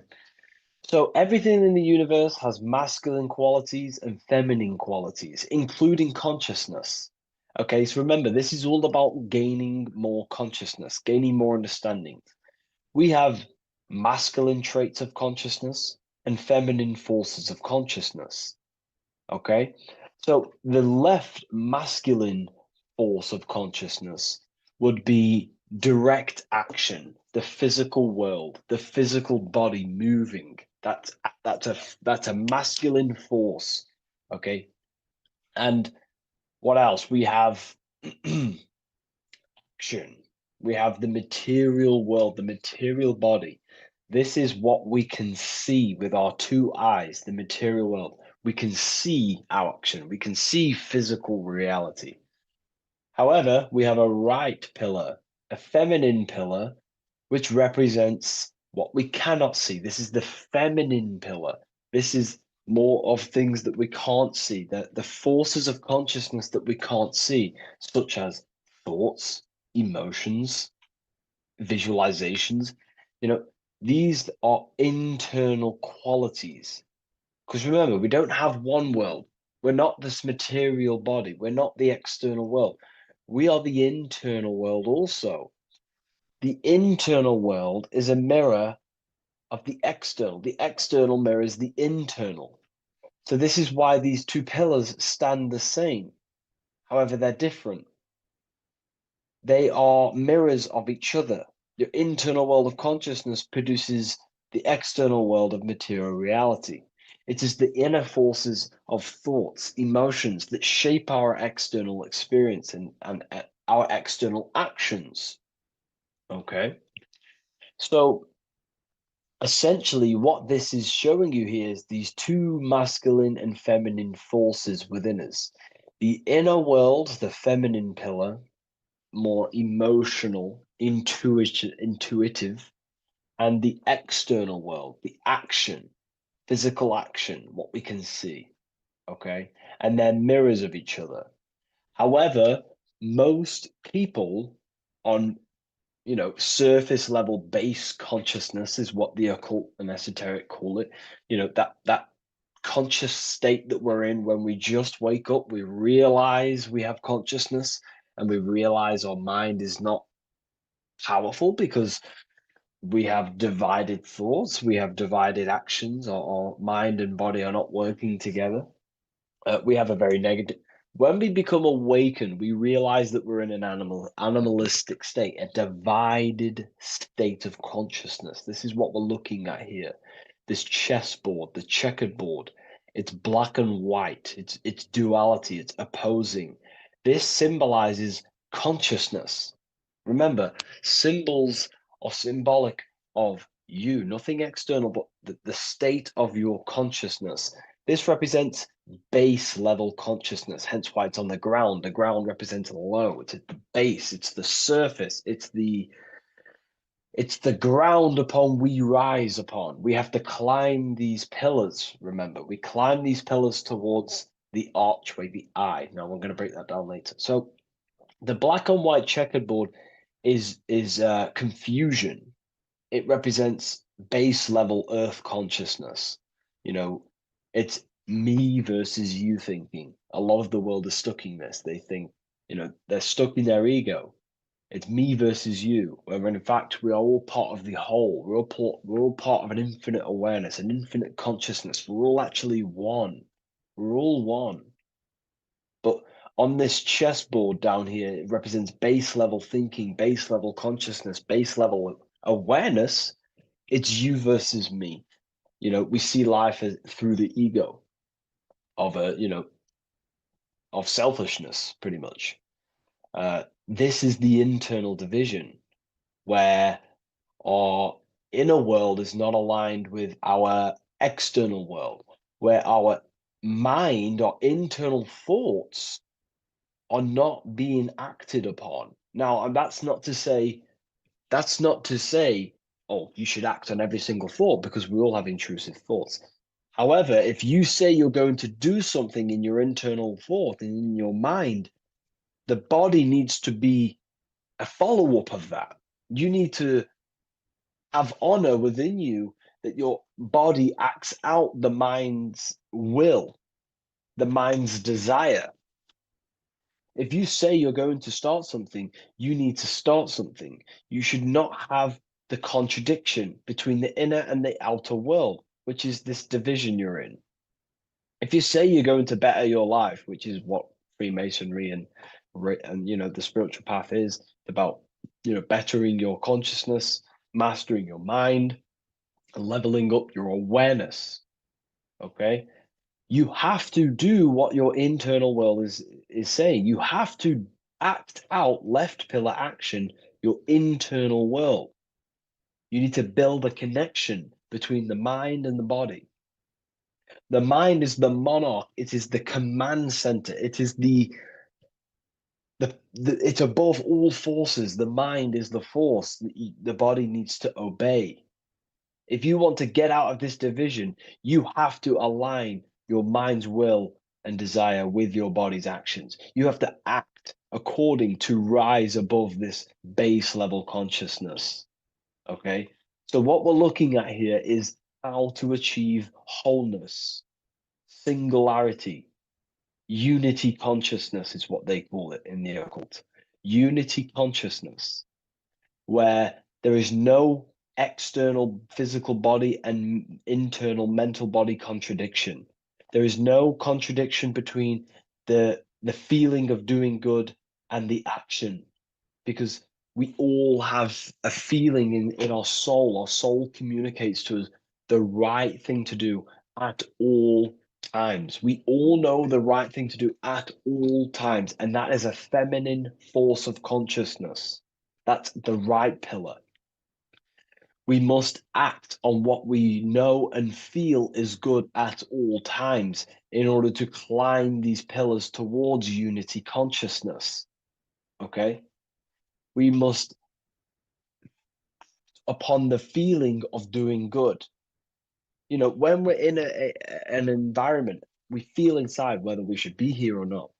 Whether on your phone, you know intuitively whether you should be on your phone or doing something else, studying, reading, whatever it is. Your higher mind tells you what is right and what to do at all times. You know you shouldn't be on your phone wasting time subconsciously and on an emotional, intuitive state, which is a feminine internal quality, a right pillar quality. And the body's not acting out this, it's not acting it out. The body's on TikTok, the intuition is telling you to reach the higher mind. That's the division, that's base level consciousness. Okay. And in order to climb these pillars, we have to act according to our internal intuition to build these bridges between left and right. The inner world and the outer world need to be synced, not divided down here. This is the division. That's base level consciousness. If you want to gain higher awareness, you want to gain personal power, mental power, you have to become a strong force. You have to gain a strong connection between the inner and outer, the intuition and action, the mind, the higher mind, with the physical body. Most people live in this war, and we've all been there. I was in it too. You know, we all begin here in this internal war. It's the same war between Jesus, Satan, Horus, Set, day, night, good, evil.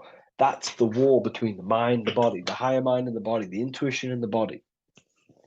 There needs to be bridges built between the two so that you align the left pillar with the right pillar to gain higher wisdom, higher awareness, higher powers. Because when the mind is contradicted, when your mind says it wants to do something, and you want to build the business, you want to study the occult, you want to reach your higher mind, the best version of yourself, but you don't act upon that, that is internal contradiction. The mind is not powerful in that state. The mind cannot direct its creative power, its forces, if it can't direct these forces into manifestation to create things in your life. You know, as you are aware, if you've watched my videos, you are a creator, you are a co-creator, a spark of the mind of God, and you are here to create and expand. In order to use the power of your consciousness, the power of your mind, the forces of your mind correctly, and to direct it with force, direct it efficiently, you have to align the inner and outer world, building the bridges to gain higher awareness, to gain higher power, to find out more about yourself and why you are here. Because remember, we're all being guided by our intuition. That is the true spirit guide. I don't like saying spirit guide. Spirit guides are not real. There's no force outside of you guiding you. It's your own soul guiding you through intuition, through emotional communication, the feeling of goodness. the feeling of what is right. Down here in division, you don't understand right from wrong, light or dark. But when you awaken, you start to understand right from wrong. You gain higher awareness. And this is what you need to act upon to climb these pillars, to align the left with the right, the inner and the outer, the masculine with the feminine, the action with the emotion. Okay? And this is why we have this symbol here. Because remember, let me draw this for you. Upward triangle represents fire, which is masculine, left pillar. The downward triangle is water, which is feminine. And together they combine to create this symbol, which is, again, symbol of unity consciousness. And when you gain unity of the inner and outer world, and you climb the pillar, which takes time, you don't just take one action and you end up all the way here. It takes time. You have to go up and up and up. Then you build the bridge between the left and the right, the inner and the outer, and you gain power. This is the unification. This is why these two angels are holding hands here. They're unifying, they're holding hands, they're working together. This is symbolic of the collective consciousness also. Our life is shaped by the collective consciousness. We need to work together. The elites are using this symbol as chaos. It's a symbol of chaos, internal division, chaos. And they keep us divided. They keep us on the chessboard. Why? Because we're weak on the chessboard. When you have chessboard-based consciousness, you're manipulated by the people who have higher awareness of the mind. You see, life is a mental game. Life's a mental game. We live in a mental universe. Life is mental. Okay? And the ones who use the mind more, the ones who know about the mind more, win the game. It's throughout history. You know, you can moan about this, you can whine about this, and it's okay. But this is life at the end of the day. The ones who know the forces of consciousness, the ones who know the mind, always rule over the ones who do not. You know, we can moan about it. I used to moan about it. However, it gets you nowhere. This is the game we're in. This is the situation we are in. We have to learn how the mind functions. And if we do not, you will be moved by the chess master, by the people with higher awareness, and you will be stuck in division, you versus me, light versus dark, racism, division, all just division tactics for us to be manipulated. Because we're not working together, that's when we're easy to be manipulated. So in this state down here, you're easily manipulated because you don't know how your mind functions. You have a base level awareness. You know, you live to survive. In fact, you're not living. You're just experiencing. Okay, you don't question whether you have consciousness or not. You take consciousness and life for granted. Okay, and you don't realize the power of consciousness and the forces of consciousness and the forces that are shaping your life, such as thoughts and emotions and visualizations. Okay, so I was there too. Everyone begins at this point. It's okay. If you're at this point, that is completely fine. I'm not, saying anything bad. We all start at this base level and we rise up. Okay. And we have to take action. So this is a massive misunderstanding in the spiritual community today is that, most people just focus on the left pillar, meditating, visualizing, trying to manifest things, or they sit around visualizing all day, hoping something's going to change. Action is just as important as visualizing and meditation. It's just as important. They come hand in hand. Masculine, feminine need to be unified. Okay. This is why we have these tools up here, right? We have the spade and a pickaxe. These are Masonic tools. The spade does what? It digs. It digs down because these are tools to lift ourselves out of this base level consciousness. We have to dig ourselves. We have to actively, masculine force, action, dig ourselves out of our lower mind. We have to shovel we have to destroy our old self. We use the pickaxe to destroy action, our old mind, our old thinking habits, our old actions, our old, emotional chaos. We have to actively destroy our old self. Okay. And the spade represents shoveling. Why is the spade on the right side? This is the feminine pillar. This represents our subconscious mind. We have to actively seek into our subconscious mind, dig deep into ourselves, and question, why am I taking certain actions? Why am I posting on social media? Am I seeking validation? Where are these actions coming from? Am I actively seeking a relationship with someone to actually love them? Or am I actually secretly, subconsciously fulfilling a childhood trauma of being alone? We have to actively seek within our subconscious and question and go deep within ourselves with the spade to question, where are these lower actions, these low level actions coming from? What forces are driving our actions that are keeping us stuck in the lower mind, in the division? You have to question our subconscious. We actively have to dig within ourselves to build this bridge, this archway, which unifies our consciousness, which unifies the inner with the outer, the left with the right, the body with the mind, the emotions with the action. It's all about mastery, self-mastery, mastering the self so we gain light. Now, why do we have an eye? The eye needs light to perceive. Your physical eyes on your brain and your head needs the sun. It needs light to see so you can see into the world. But a single eye represents the mind or consciousness, awareness, right? So it represents light, and the mind needs light. Light is symbolic for information. Okay, light is symbolic for information. The mind needs information to perceive truth. So when we say someone's intelligent, we say they're very bright. So the physical eyes need light to see, and the mind needs information to perceive. Same thing, symbolic. And when we align the left with the right, the masculine with the feminine, we gain higher light of awareness. You gain deeper understanding of your consciousness, who you are, what you are.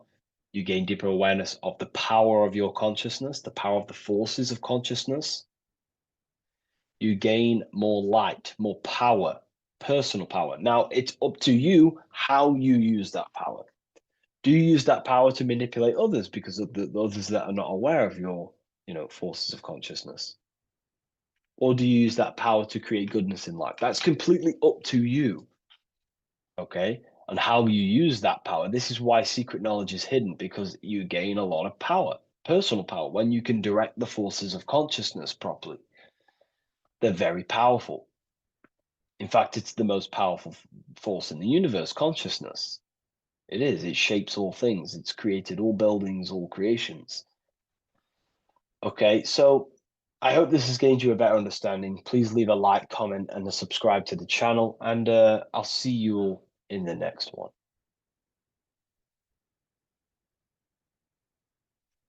The Freemasonic square and compass is not just a symbol that represents Freemasonry, a lodge, or a secret society. It is a symbol of gaining your own personal power. Now, in this video, I'm going to be breaking down this symbol in the most detail I can possibly go into. Most people live in a state of illusion. They live their life impulsively, acting based on their five senses, tasting.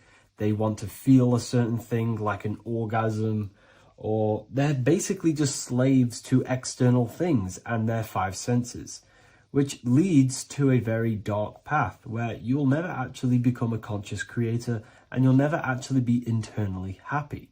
The Freemasonic square and compass reveals some deep wisdom about this. Now let me break this down. If you want to gain your personal power, listen up. The Freemasonic square and compass is a compass which is used to create circles.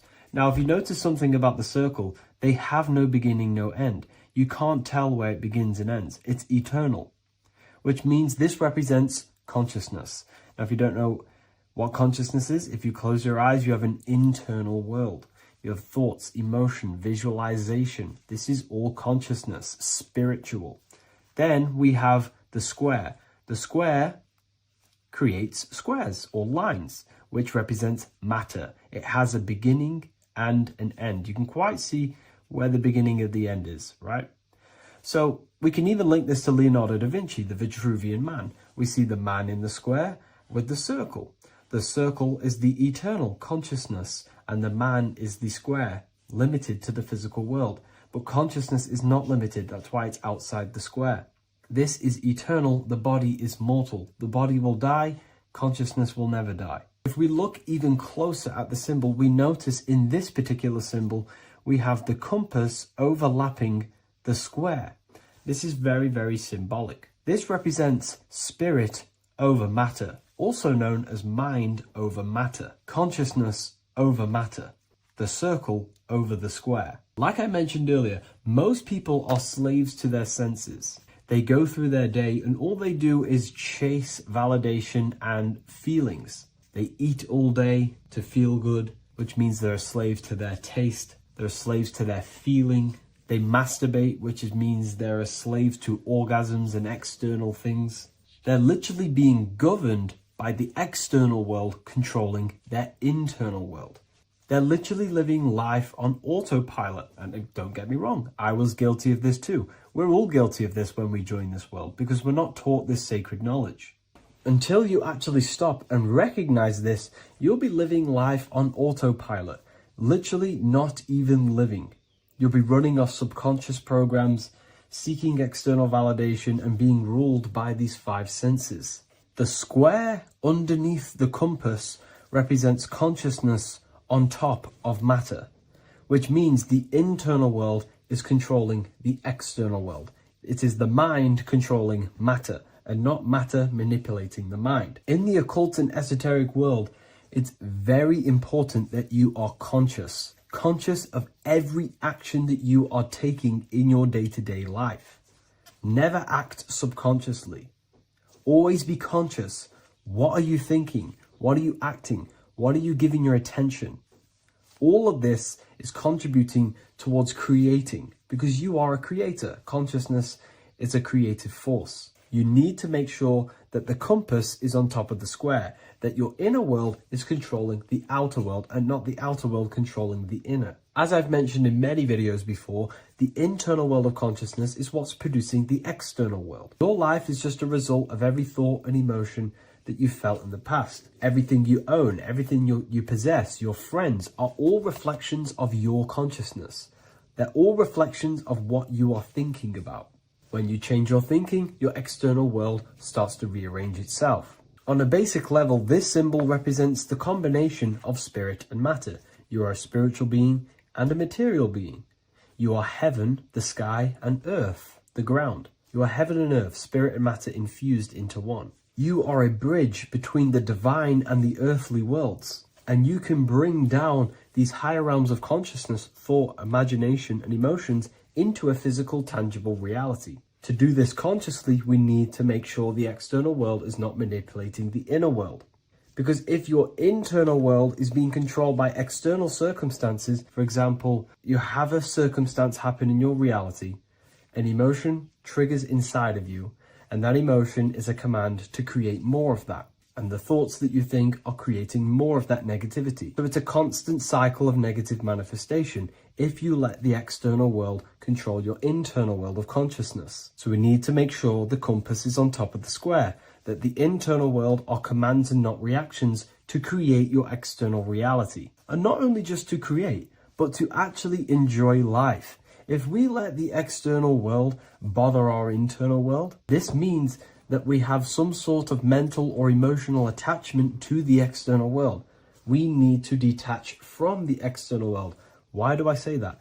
Because it's temporary. It's an illusion. We are going to die one day, and none of this will matter. You need to understand that everything in this world is temporary. You have to be okay with losing things, losing family, losing things in this world, because it's guaranteed to be temporary. We need to make sure the internal world is order and not chaos, commands and not reactions. Now, at the back of the Book of Wisdom, Volume 2, the book that I've wrote here, I go over the different meanings of the different arrangements of the square and compass. Sometimes we see the square overlapping the compass, which is the opposite of what we've just broken down.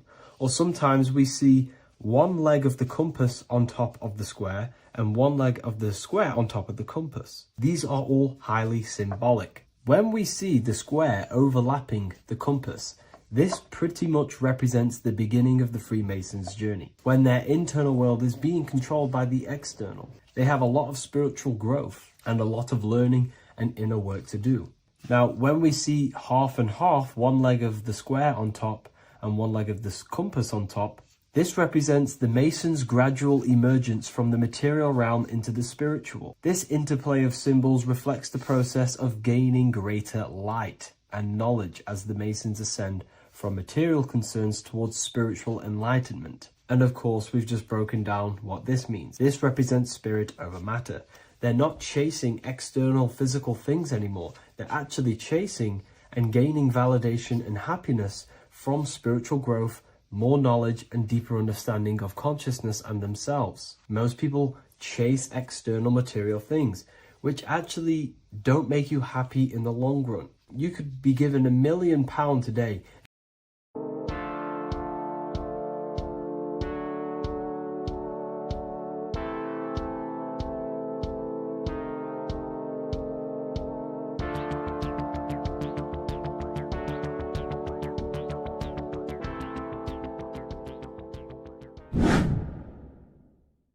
What is good, YouTube? Today we're going to be talking about the astral plane and how the cosmology fits into the astral plane. Okay, so first let's go over the astral plane and go over the different layers of reality so that you can understand reality more.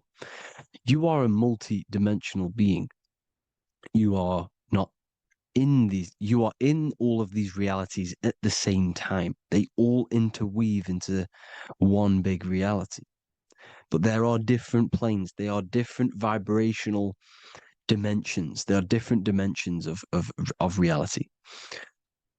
The mind is the root cause of reality. We're living in the mind of God. Everything is being thought into existence from the root cause, from the universal mind. This is why the ancient Egyptians said, all is mind. We're living in the mind of God. And we are a microcosm of this mind. This is why we all have the same mind. This mind is the world of thoughts. Now, this world of thoughts is just the thought alone. For example, it is the thought of a chair. But then when you start to imagine this chair and you start to mentally see the chair, you're now manifesting the thought, the singular thought, into some sort of form. So now you're imagining the chair.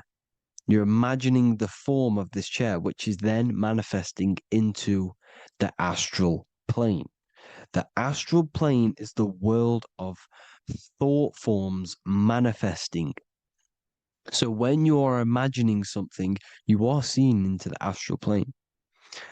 Okay? Your third eye, it is an eye because it sees the astral plane. It is seeing the other side through imagination, through dreaming.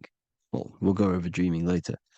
So the thought of a chair is a singular thought. The imagination of the chair is the manifestation of the chair. And in the astral plane, it's basically the world of all the chairs that could ever exist.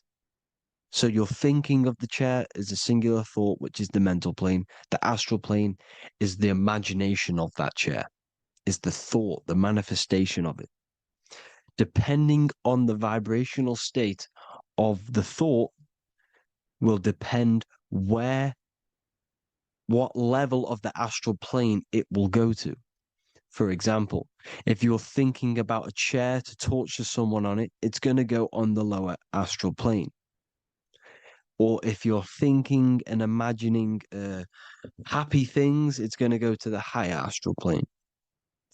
So wherever your mindset is, that we call it a mindset because your mind is setting frequencies to certain things. Thoughts are frequencies. And a mindset is setting your frequency, setting your mind to a certain frequency. So when you set your mind to a certain frequency and you imagine something in that frequency, you're going to match everything in the astral plane that are on that similar frequency, just like you would in the physical world. Because we're all in these worlds right now as we speak, but we can't see them with the two physical eyes. We can feel it though.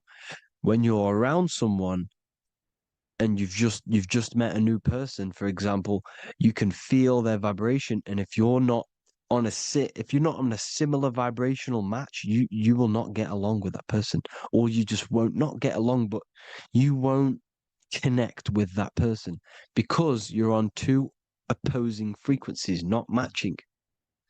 And this is something you can't see, you can only feel because it's the astral plane. It exists within the astral plane. Everything in the astral plane is made out of vibrations. So if you do astral project, and if you already know how to astral project, you will see beings and people and things that are on the same frequency as you. This is why before you astral project, you need to sort your vibration out before you astral project, because you are projecting your consciousness into this. It's the mind. The mind is the bridge. It can move between realities. You are a observer.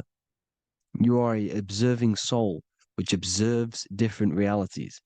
And the mind is the bridge between all of these different realities. The mind can choose. If you want to project into the astral, you set your mind to it, you can. Okay? So let's not get off track. The lower astral plane is where demons are. The higher astral plane is where heavenly beings are. Heaven and hell are kind of a real thing. The etheric plane is a powerful substance, the ether, the fifth element that they don't tell us about.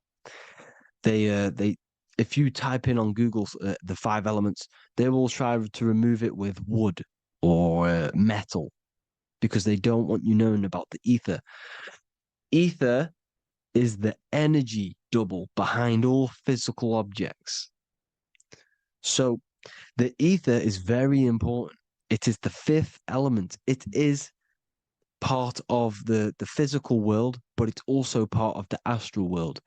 It is on either side. You see how they're showing you the truth in the language? Ether and either are the same word. The ether has 1 foot in the astral and 1 foot in the physical world. It's a substance that connects the physical to the astral world. It is the either. It's on either side of reality. It's on the other side. Other, either, same word.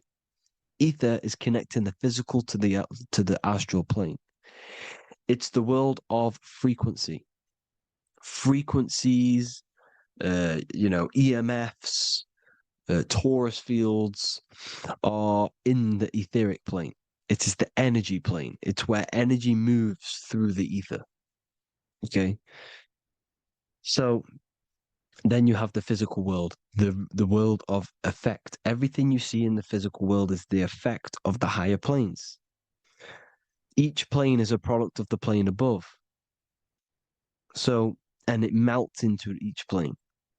The physical plane is the lowest plane, it's the most densest, and the highest is the most fluid. This is the most fluid, this is the most dense. This is where we get the saying, as above, so below from. As above, so below comes from the different planes of reality. And magicians understand this. This is why magicians always say as above, so below. Because they understand if you manipulate the higher planes of reality, you manipulate the lower planes. Because the astral plane is a is a direct copy of the physical world, but in the astral plane. It is mirrored. The physical world is mirrored in the astral plane. They are both the same world, but just different vibrational states of the world. Kind of. It's hard to put this in words, people. So just try and understand. The astral plane is the double. It is whatever happens in the astral plane happens in the physical plane. This is why magic works. This is why demons work.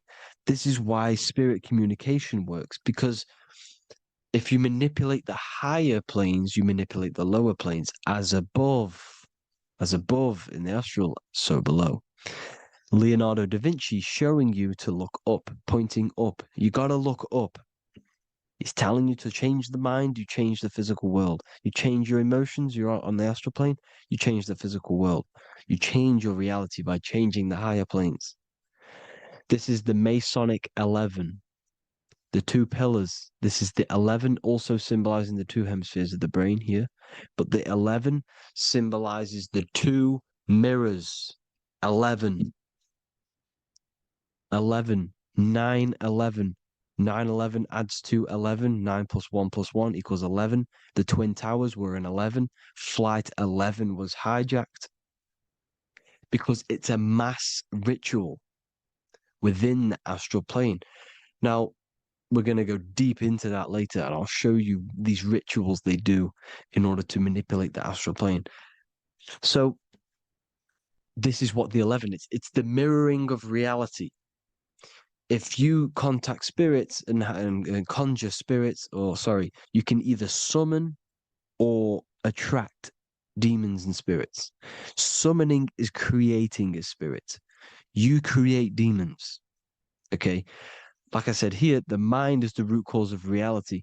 If you think of if you think of a traumatic event that happened in your life over and over and over and over again for years and years and years, where attention goes, energy flows. The mind is the director of energy. If you are directing energy into the specific emotion, the specific thing that is torturing you in your mind, that will manifest as some sort of being in the astral plane, which is called an elemental. And this elemental being that you have created through your thought forms and emotions will latch onto you and feed off this energy. So it's important that you get your mind right. Okay, it's important you sort that you file the mind and you discipline the mind.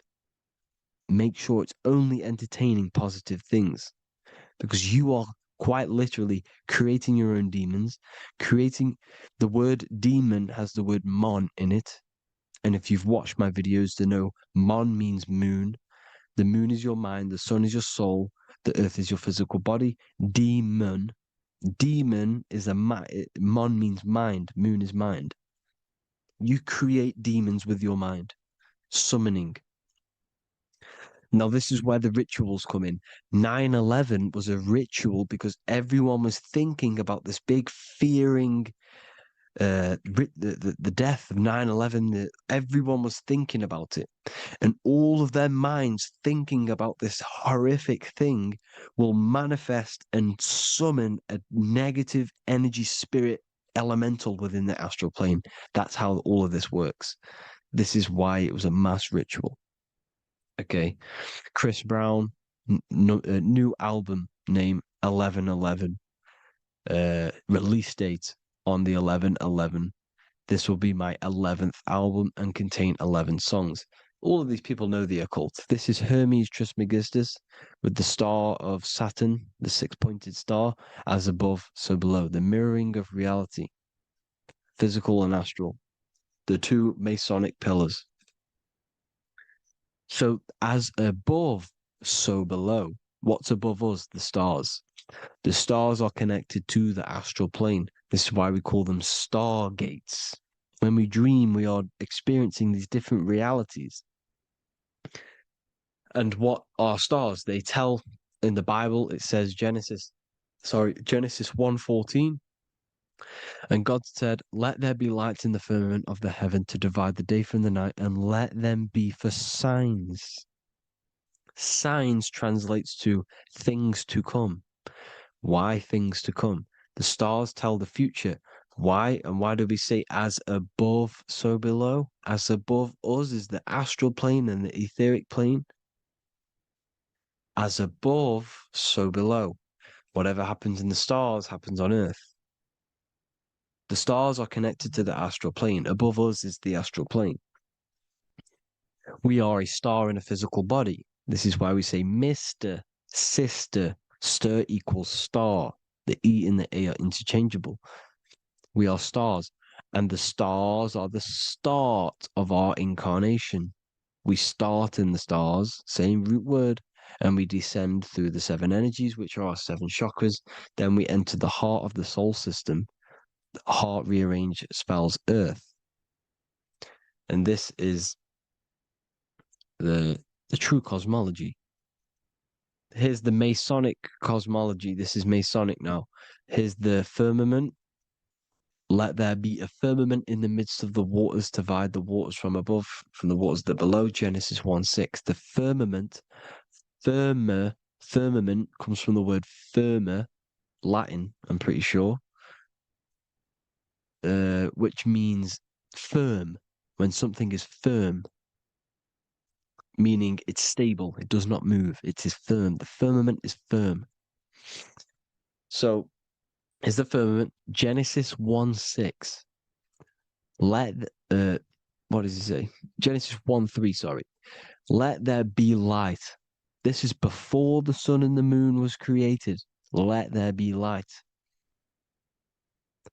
Before the sun and the moon was created, light was appeared. So what's that tell you? This is a holographic projection from some sort of light being, some sort of projector. And that projector is the all-seeing eye you see in the Masonic cosmology. This is the all-seeing eye projecting the light beams. Let there be light. Everything is made out of light. The universe is created out of light waves. The torus field is one unit of light. The light projecting this reality is Polaris. Okay, the famous all-seeing eye. Now, what else? Then we have after let there be light in Genesis 1:16, and God made the 2 great lights. This is the sun and the moon, electric, magnetic, male and female.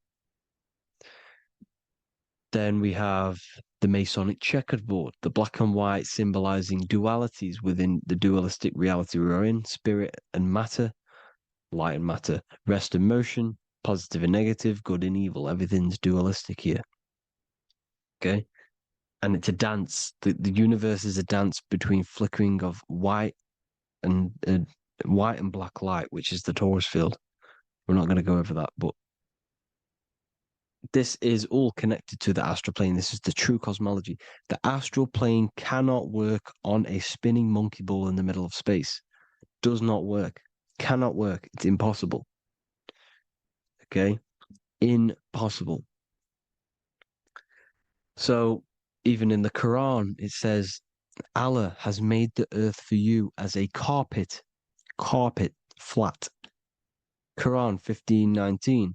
And the earth we have spread out like a carpet, set there on mountains, firm and immovable. It is immovable. In the Quran, it also says 65:12, it is Allah who has created the 7 heavens of the earth. The 7 heavens meaning the 7 layers of heaven, the 7 planets. And Psalms 104:5, he set the earth on its foundations and it can never be moved. Never. So here you see in Isaiah 40:22, he sits enthroned above the circle of the earth and its people are like grasshoppers. He stretches out the heavens like a canopy and spreads them out like a tent to live in. We live in a tent. This is the tent. The projection of light. Here you see an ancient picture here. Here you see the ethereal barrier, meaning the firmament, the etheric barrier, and you see his head popping out. Why is his head popping out? Because your head is heaven, your heel is hell. Your head has access to the astral plane. This is why your head is heaven. The pineal gland, when stimulated, has access to project itself, project consciousness into the astral plane. Here you see another ancient picture here with the Masonic Royal Arch with the zodiac here, the zodiac on the top, arching because there's a firmament above us. Here's God in the brain. Consciousness is God. Here you see the Masonic Royal Arch symbolizing the firmament. George Washington above the Masonic Royal Arch. These are the stars. This is Polaris projecting reality. Here's ancient churches with the dome. Polaris projecting reality with Jesus. Disney World is under the dome. The seven layers of heaven, ancient paintings, all depict if you go and look at the ancient paintings, they'll all depict the firmament, the arch above us. This is where we get interesting. The Masonic Royal Arch has the 6-9, which is Cancer. The constellation Cancer, which is 6-9 is associated with portals because CERN is the 6-9. Okay, CERN is opening portals. They're trying to create a portal to the other side. Cancer has the word CERN within it. So there is a link between Cancer and the opening, the firmament opening above us to ascension. Here you see the Masonic art with the Royal Arch and the light and the opening. Here you see the light and the opening. This is the opening of the firmament. Here's the Hebrew cosmology with Sheol, the underworld, and the opening. So Cancer is definitely some sort of portal in and out of this reality. I'm just connecting dots here. Now, we're going to go change a bit now. These celebrities that you are seeing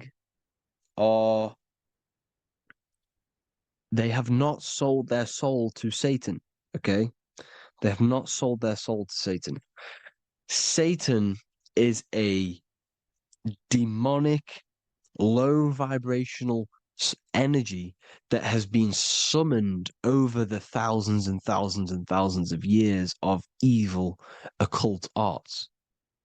So since Babylon was summoning this demonic energy, and this demonic energy in the astral plane will grow and grow and grow. It has no form. It has no physical form. Okay? But you can see it in the rappers. If your third eye is open, you can see clearly that these people are demonic. You can sense the energy that they're manifesting. Selling your soul is not what you've been told. It is gaining, because your soul is pure love, okay? Your soul does not want to do anything bad. So when you sell your soul, you're gaining physical gain. You're gaining physical wealth, for example, like for these rappers, they will be given millions of pounds because the people in control of the music industry, which is the dark occultists trying to brainwash the masses, the people in charge, they're dark occultists. They understand Satan and the energy. They are satanic energy, which has been summoned in the astral plane. They see that they have influence over the masses, so they will go to them and say, "I will give you this amount of money forever if you manifest this satanic, demonic energy through the music and through social media to blind the masses, to brainwash the masses into this demonic energy." Because when you listen to music, music is frequency. Whatever you listen to, you become that frequency. So if you're listening to these people, they're throwing energy, this demonic, satanic energy that they sold out to. Soul, same word. When you sold something, you've got your soul involved. They have exchanged money, physical gain, so that they manifest this satanic energy within the astral plane and through the music, through the videos, through social media to keep us in this vibrational frequency, in this low state of consciousness. This is what it actually is. It's not, you're not selling your soul to some sort of devil. This satanic energy has no physical form it is formless in the astral plane. It's a summoned energy. Now, the root chakra is red. This is why the devil is red, because it symbolizes the animal nature of man. When you are operating off your root chakra, you will kill, you will fight, you will do anything to survive, because it's all about survival mode in the root chakra. They want you keeping in that fighting mode, that surviving mode, so that you are manifesting this low vibrational frequency, this satanic energy, this demonic red energy. This is why the devil is red. And the devil has a tail with the red arrow pointing down because it symbolizes your light body. This is your Merkaba. Your Merkaba is your light body. Mer equals light, Ka equals spirit, Ba equals body. Merkaba, this is the devil's tail pointing down, the descension, your heel, up to your heel, hell. Ascension to heaven, head. You see? This is the all-seeing eye with the illumination coming off it, your head, when you're illuminated. The Merkaba is your celestial sphere to portray different planes of reality. It is the vehicle of ascension. It's your light body. It's in the word Kabbalah, Kabbalah, Ka, spirit, Ba, body, La, light. Same thing, Kabbalah, Merkaba. Same thing. It's all about the light body. This light body sees different realities. So when you see the goat in the music industry, it's this satanic summoned energy that's been summoning for thousands of years within the astral plane. When it becomes to the physical plane, it will manifest through different things. A goat, an owl, Satan, Moloch, Baal, same deity, same demonic energy that's been summoning in the astral plane. And this is why the Baphomet has a goat head. Drake's new album is the goat. The Polo G, the Masonic G, with the goat. And here's Rylo Rodriguez in the mirror with the goat in the mirror and him in his physical body. It symbolizes, the mirror symbolizes the astral plane because he's manifesting the goat, the demonic energy. He's sold out to the demonic energy. And in the physical plane, he's his physical body. The mirroring, the Masonic 11, the mirroring of reality, the astral and the physical. And what do you call them when they're an amazing rapper, the best rapper? You call them the GOAT. Because the GOAT, you're the GOAT because you're manifesting the GOAT energy, this satanic, demonic energy within the astral plane. So Baal, Moloch, all the same thing. Because in the astral plane, if you want to gain spirits to come to you and communicate you in the physical world, if you want to communicate with spirits, you have to gain their attention. You can either gain their attention or come together and agree to create some sort of being, which is Satan. Okay. You can, like I said earlier, you can create these beings, you can summon them or attract them. One way to attract them is sacrificing. In order for you to become God, man, to turn to God, you have to sacrifice your life. You have to sacrifice, not drinking, not doing things, not doing anything demonic, not doing anything bad, not eating meat.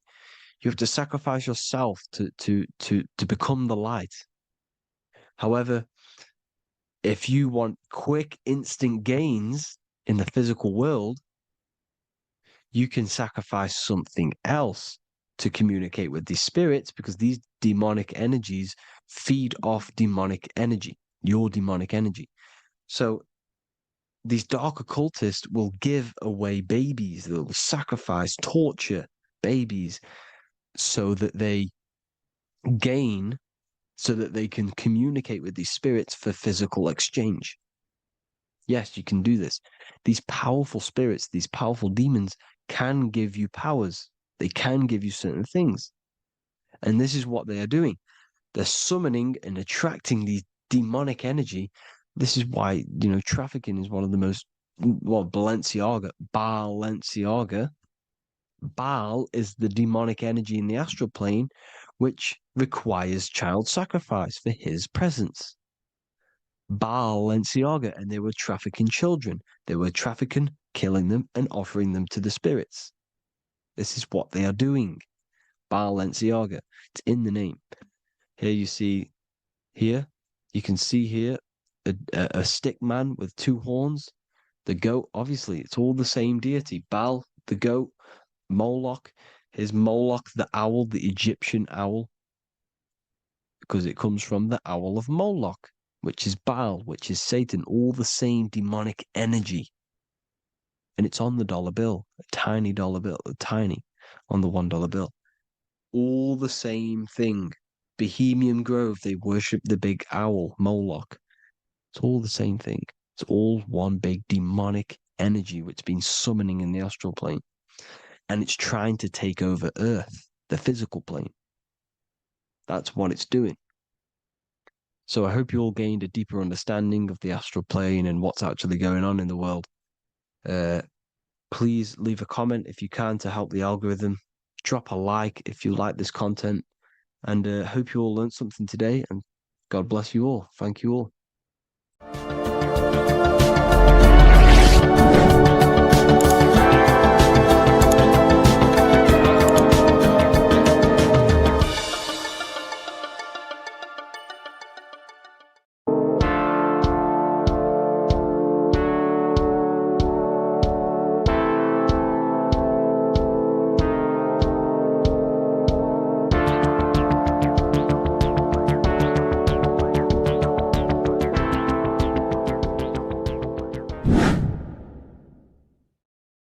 What's good, people? We're back with another video.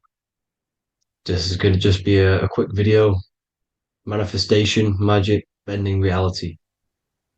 So let's jump straight into this. So you have a conscious and a subconscious part of your mind. The conscious is what you're conscious of, what you're actually doing, where you can choose or not. However, the subconscious is the part of your brain which is automatic.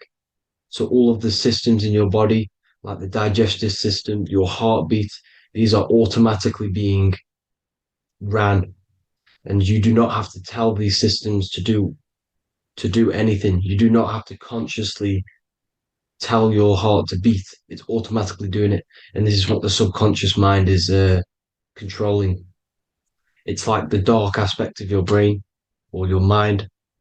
It is the way bigger aspect of your mind. Okay, it controls all the systems in your body. Okay, and this is where all of your programs are. So when you're in it from your childhood, what you've learned in school, all of these things are being kept in your subconscious, maybe traumas and stuff like that. So the subconscious is the female aspect, and the conscious is the male aspect, because the male is all about action and doing, and the female is more about creation, creativity, intuition. So you have a right and a left hemisphere of your brain, and these are obviously male and female. The right side of your brain is your female. It's to do with creativity, imagination, intuition, insight. Okay. And this is one of the most important sides of the brain. This side of the brain is the most attacked by the elites, whatever you want to call them. This side is one of the most important, because obviously your intuition is a massive part of reality. And if you don't have intuition, then you lose track of the things around you. You can't consciously feel if things are wrong or right. They don't want you to have intuition or creativity or imagination. They want you in the left side of your brain, which is just reasoning, logic, and basic things. So they just want you to tell you what you want, tell you what to learn, and then that's it. They don't want you thinking for yourself, which is the right side of the brain. So whatever the conscious side of your mind impresses the subconscious side of your mind. So if you do affirmations, for example, if you consciously do affirmations every day, you're reprogramming your subconscious mind. You're impressing a vibration and a word into your subconscious mind, and therefore it will reprogram it.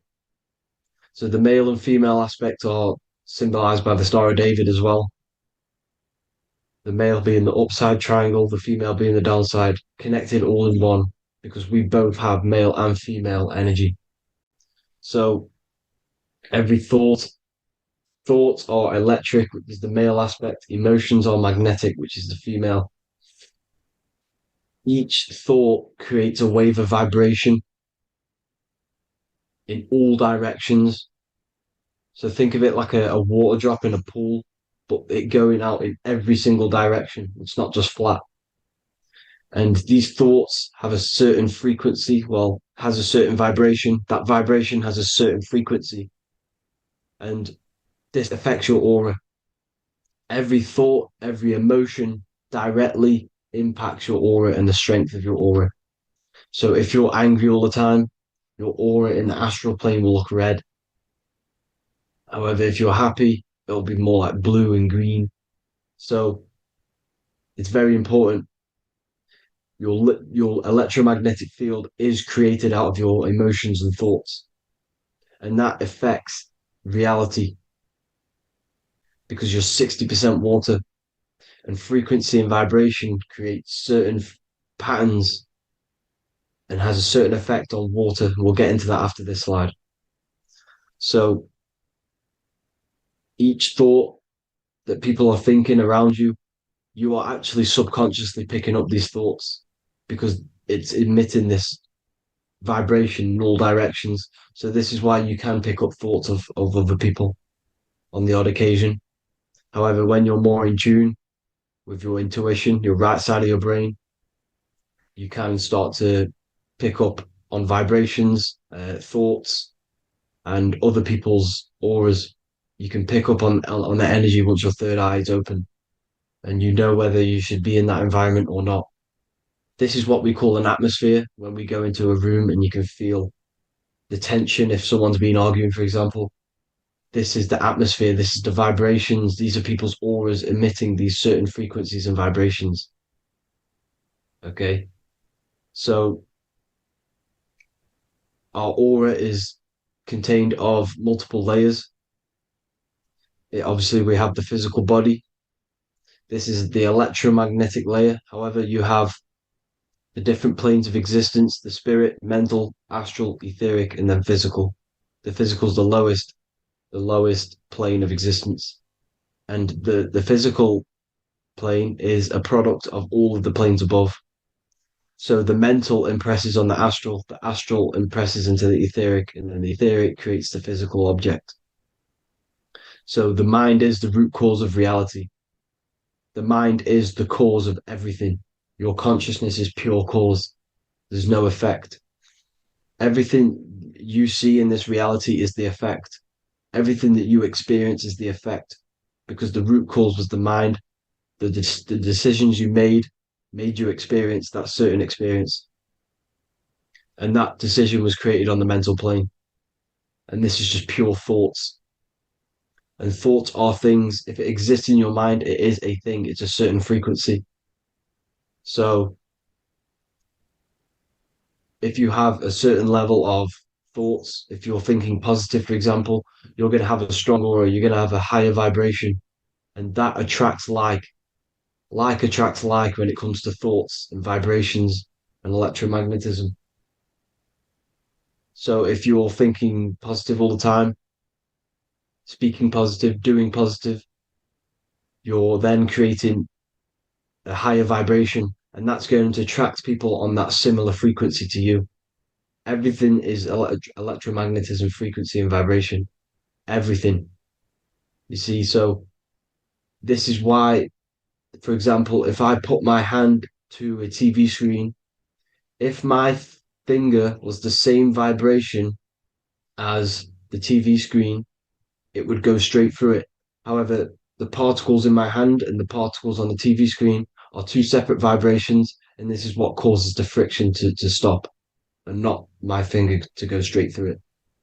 So, like I said, when you don't feel the vibe of someone, when you don't feel right, you don't really get along with someone, this is a vibration. Your vibrations are not matching, they're not similar, they're two complete different vibrations, and they're not aligning properly. So, music has a massive part on this. Music is a massive, massive tool for the elites because music is frequency. And in 1975, the musical instrument are all tuned to 440 hertz. So Spotify, Apple Music, most of the music on YouTube is all set to 440 hertz. And 440 hertz is not divisible by 3, 6, or 9. And when you can't divide a frequency by 3, 6, or 9, it's not a natural frequency. As you can see here, this is 432 hertz. This makes a nice geometric pattern. However, 440 hertz is a distorted pattern. So when you listen to this, this actually shuts off the whole right side of your brain. Like I said at the start, this is the most attacked side of your brain. It's to do with creativity, imagination, intuition. When you listen to 440 hertz, it shuts off the whole right side of your brain. And obviously shutting off all of these forms of your brain. Music is a very, very powerful tool for the elites because it's the only thing which can enter your soul or your ears without consent, your body without consent. Everything else has to be through consent. You choose whether to eat something, you choose whether to drink something, but frequency, you're going to hear it no matter what. This is why it's so powerful. And music influences the body in many different ways. It's the most powerful imitator of everything. It directly affects all listeners. It directly affects intentions, gestures, movements, and actions. It stimulates your mind, and certain songs, certain catchy songs, can reprogram your subconscious mind, invoking certain emotions. This is why when you listen to slow beat songs, it makes you feel more sad. When you listen to upbeat songs, you feel more energetic. This is because these frequencies have a profound influence on reality and on how you feel. Because, like I said, you are 60% water. And as you can see here, each frequency creates a different geometric pattern. And inside of you is 60% water. So, like I said, 440 hertz is going to make a distorted pattern in your water. And this is going to have a profound effect on your emotions and your reality. So, like I said, health is not just the body. It's you are made of body, mind, and spirit. You need to look after what you put in your body. You need to look after your spirit and look after your mind. It's very important to keep all these in balance because once one of these are unbalanced, it affects the other two. So if you're eating wrong, it's going to affect your spirit and mind. If you're thinking wrong, it's going to affect your body and spirit. These are all interlocked. You have to look after them all. So it's very important you understand music. Stop listening to low vibrational music. To be honest, you want to listen to music without any sort of speaking inside of it. You just want pure uh, frequencies, which are the solfeggio scale, like one of these, for example, 432, 528 hertz. These are all good frequencies. It's called the solfeggio scale. And these frequencies make you more in tune with nature. 528 hertz is what the earth vibrates at. So it's very important. And the Rockefellers are the one who changed this to 440 hertz. The Rockefellers, one of the elite families.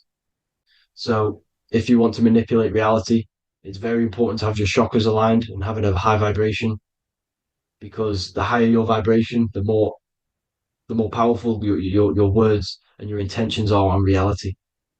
So the lower your vibration, the harder it is to affect reality because you're on a lower state of consciousness. Like I said, you have the mental, astral, etheric, and physical. Everything is a product of the one above. As above, so below. This is what Hermes Trismegistus was saying in the Egyptian days. This is where it comes from. As above, so below. If you affect above, it directly affects below. So like I said, meditation helps on this, helps align your chakras. Think positive, feel positive. Like I said, your feelings are magnetic, your thoughts are electric. So once you combine these two together, you're then creating an electromagnetic frequency, and that will have profound effect on reality. So the law of cause and effect, every law, so the law of cause and effect, every effect has the root cause. Like I said, your mind is the root cause of everything. Every decision you make is having a different effect on reality. Everything happens for a reason due to the root cause, which is your mind. You choose everything that happens in your life. Okay. So it's very important you understand this and you constantly make the right decisions, the good decisions to have good effects on your reality. You have to be very conscious of this law because nothing escapes this law. This is the law of all consciousness. So think about it. Imagine a massive ball of consciousness. However, off this ball are different sparks, and each one of these sparks are in each and everyone's body. This spark is governed by these laws, the law of cause and effect, the law of correspondence, the seven hermetic principles. It's very important you understand this because this mass ball of consciousness is what is obeying these laws. And everyone has this spark of consciousness inside their third eye. And like I said, everyone is the same consciousness. This is why if you do bad unto someone else, that will directly affect your reality. So if you hurt someone, it's going to come back to you in one way or another because you are that same consciousness. This is like a mirror reality. As within, so without. Whatever you feel on the inside, you're gonna see that on the outside. You're gonna experience that reality, whatever you've impressed. So there's different ways to bend reality to your will. This is kind of a sort of magic. So obviously you have black magic, which is manipulating reality to harm and influence others, or to be very selfish. And yeah, then you have white magic, which is manipulating reality for the good of humanity. So you do have to be very careful with your intentions, people, when you're trying to manipulate reality, because this is nothing to be played with. If you are manipulating reality for the wrong reason, it's going to come and bite you in the ass in some way or another. Because everything is balanced. Everything balances out in this reality. Nothing escapes the laws. Not one thing escapes the laws. So if you're stealing from yourself because it's just going to come back in one way or another. Inside of everyone's heart, you know whether you're doing good or wrong. You can feel it when you do something wrong. You can feel it when you do something good. The heart is the center of the torus field. It's balance. And this is why you say follow your heart, because it's the center of the torus field. It's very important to listen to this inner voice inside of you because that is telling you the right things to do, the good decisions to make. And when you keep following that voice, that good voice inside of you, it takes you to your life path. Very important to follow that voice. However, don't let the ego get in the way of it. Don't care what your friends are going to say. It's very important to understand this. So you have different ways of manipulating reality. You have sigil magic. This is where you create your own sigil or symbol. You create your own sigil and symbol, and then you charge it. You behind that symbol you have an intention. So, for example, if you want to manifest wealth, you create a sigil which represents what you want. You create that sigil, you draw it out, you charge it because wherever your attention goes, energy flows. So whatever your attention is, you're sending energy that way. So what you do with your eyes and your hands, you place attention on the sigil. Imagine that it's glowing. Imagine that you're sending energy to the sigil, and then you burn the piece of paper once you've done this. And then after this, you meditate on that symbol. You constantly think about that symbol because that symbol is the frequency, is the thing that you want to manifest. So that's one way. Or you can just meditate on your reality. So imagine yourself having already what you have. This is what they call a mindset. You must set your mind to the frequency what you want to manifest. Okay. So if you want to manifest wealth, for example, imagine yourself being wealthy. What would it feel like? What would you be doing? Imagine a scene in your mind. Constantly do this, and you're putting out that frequency. Like I said, you must think, because the thoughts are electric, and then you must feel, which is magnetic. Together, this creates an electromagnetic frequency, and this is how you attract things to you. You will attract the certain people to come in your life to bend reality to your will. Okay. Or you've got mirror magic.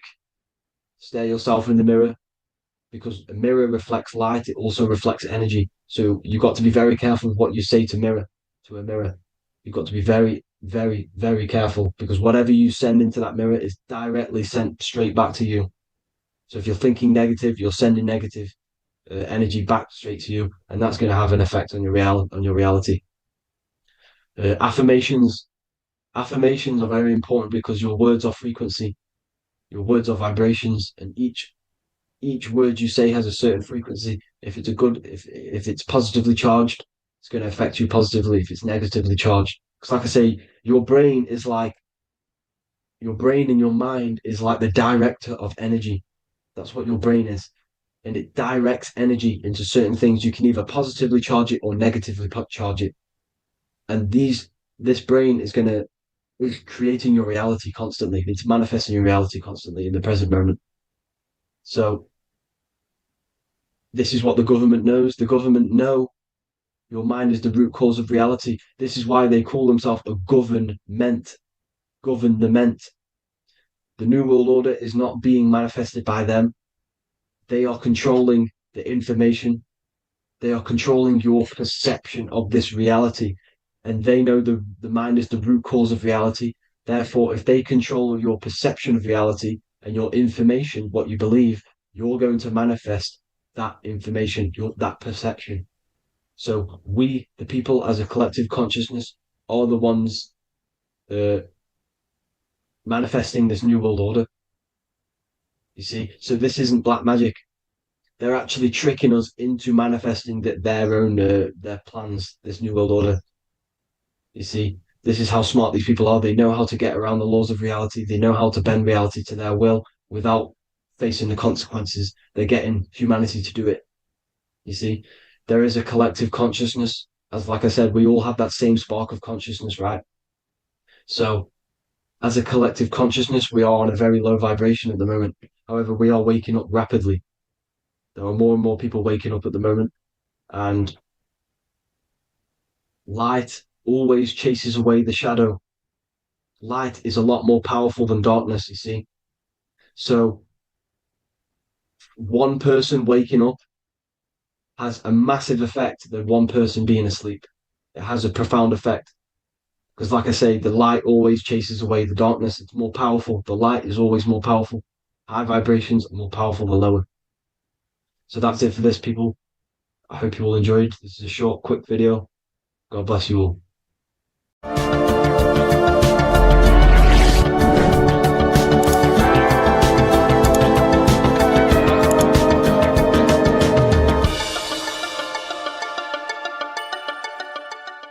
Mentalism, conscious and subconscious mind. You need to understand that the mind is the root and the cause of all reality.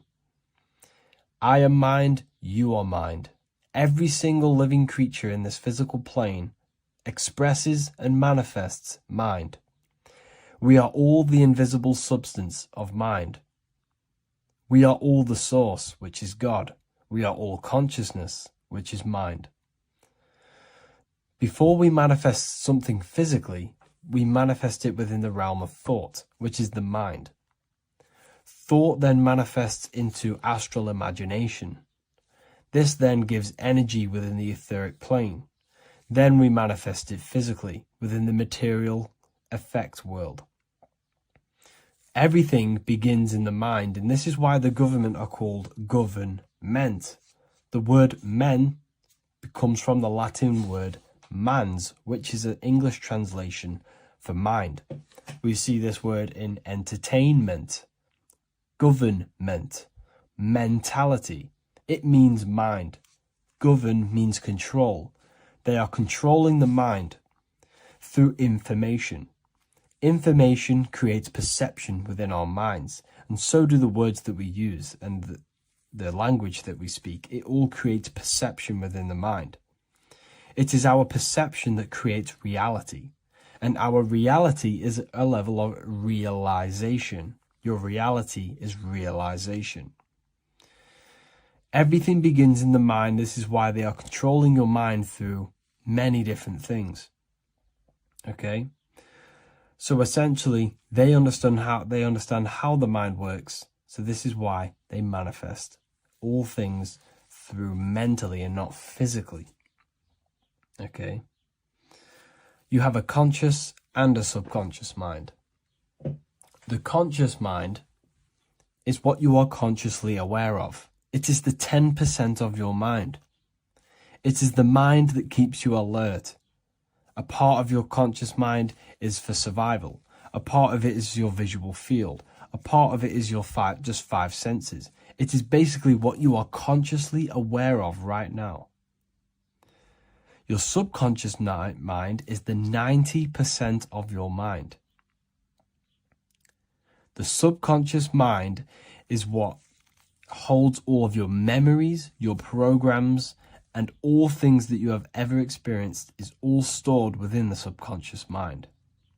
It is this part of you where you draw memories from, where you draw your words from.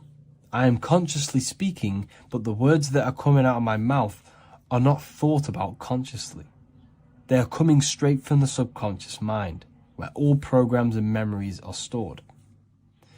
It is essentially this part of the mind which is manifesting our daily basis behavior, because the subconscious mind stores the programs which we are operating our life off. For example, if you tie your laces, you do no longer have to consciously do them. Your hands literally just know exactly what to do because you've done it that many times. So essentially, you create these programs within your subconscious mind through repetition and emotion. These are the two main ways your subconscious mind is programmed and installs things that you do on autopilot. The subconscious mind, like I said before, manifests 90% of your daily basis actions and 90% of your daily basis thought patterns. For example, if you were in a car crash 10 years ago and you had a very traumatic event, that car crash and that emotion that you felt in that time impressed your subconscious mind with a program. And even to this day, 10 years later, you are still wary about entering cars because of that program.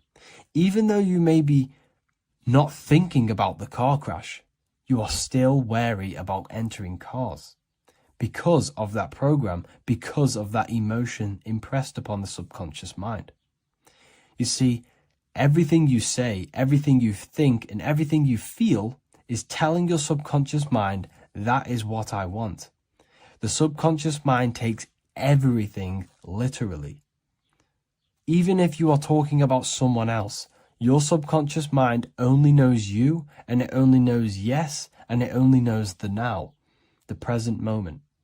So this is why the golden rule back in the ancient days was treat others like you want to be treated. Because the way you treat others is telling your subconscious mind that is how you want to be treated. And this will create subconscious programs within you, affecting you. So, before you go to sleep every single night, what you want to do is to impress your subconscious mind with thinking and feeling of something that you want to become. Become that reality. Think and feel that reality. And by doing this, you are impressing your subconscious mind, and you will wake up in the morning with ideas.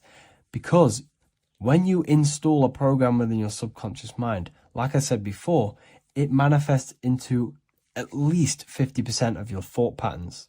So let's say I created a program within my subconscious mind of how to become financially free. Well, I created the program that I am financially free. My conscious mind will start to slowly think about that program and how I can achieve that program, because the conscious mind operates on survival. So if you create a subconscious program of I am financially free, your survival conscious mind will start to operate and think and act on this program subconsciously.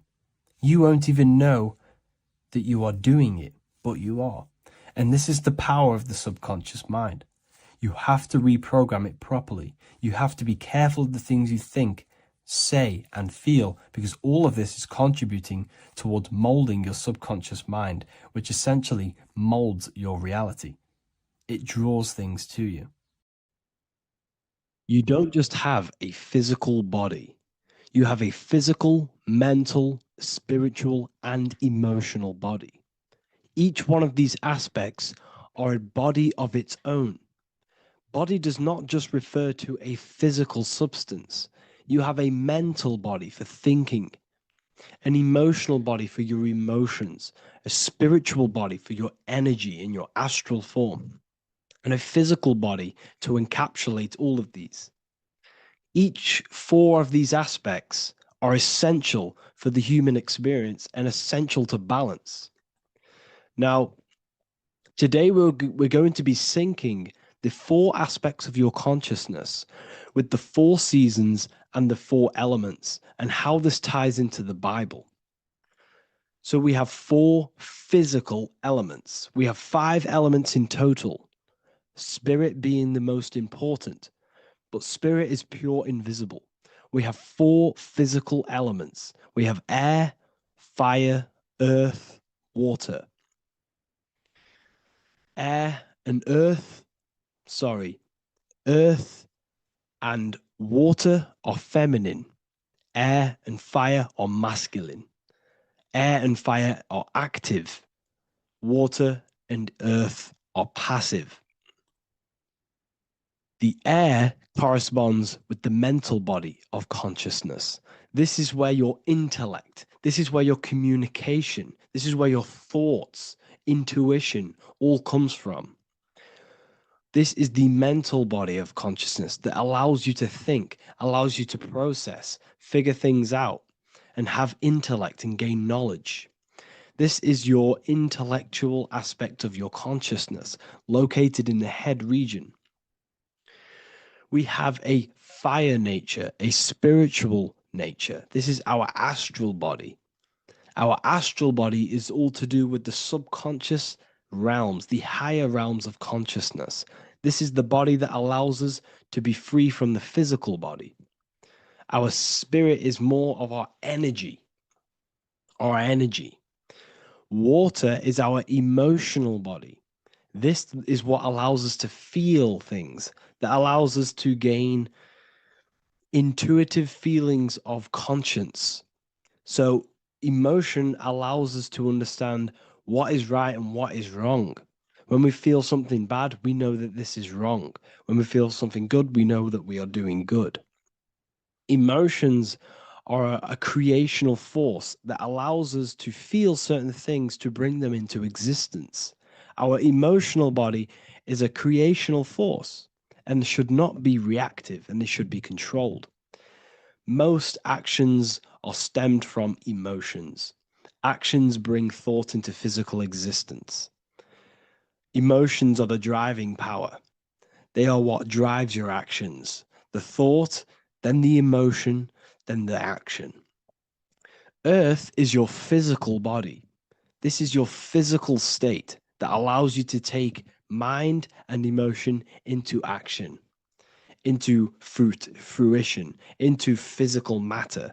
This is what your physical body allows your consciousness, your soul, to interact with the physical world and bring things into physical existence. The physical body, the physical world, is an outcome and an effect of the thinking mind.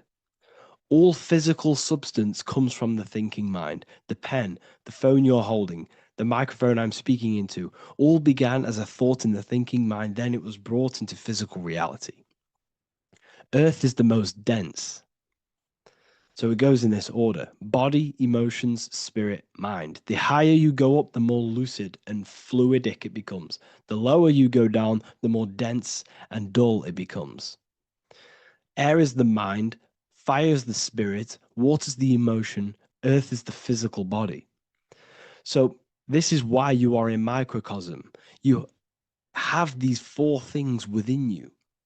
You contain of these four elements, which correspond to the four bodies of your consciousness, the four bodies of the soul. You are the soul. You are the spirit. So this is why in Theologians 4:17 it says, "Caught up together with them in the clouds to meet the Lord in the air." You don't meet God or the Lord in the physical air in the clouds. This is clearly a parable. A human being cannot go up to the clouds and meet a mystical man in the clouds. This is obviously a parable, a metaphor. The air is your mind. You must raise your consciousness beyond the body, beyond the emotions, beyond the spirit, and enter in the mind during meditation, turning the mind inward to connect with the Lord. The Lord is the highest aspect of your consciousness, the one that exists beyond the physical body, beyond your emotions, beyond the thought. So you meet the Lord in the air, in the mind. The mind represents the air. This is why in America there's a saying called an airhead. You're an airhead. This means that you are stupid, or you don't think, or you have nothing in your mind. You have nothing in your head. When someone's very stupid, you call them an airhead, because air represents the mind. The air is elevated. The air is invisible. The mind is totally invisible to the human eyes. It is a metaphysical substance. In fact, it's not a substance at all.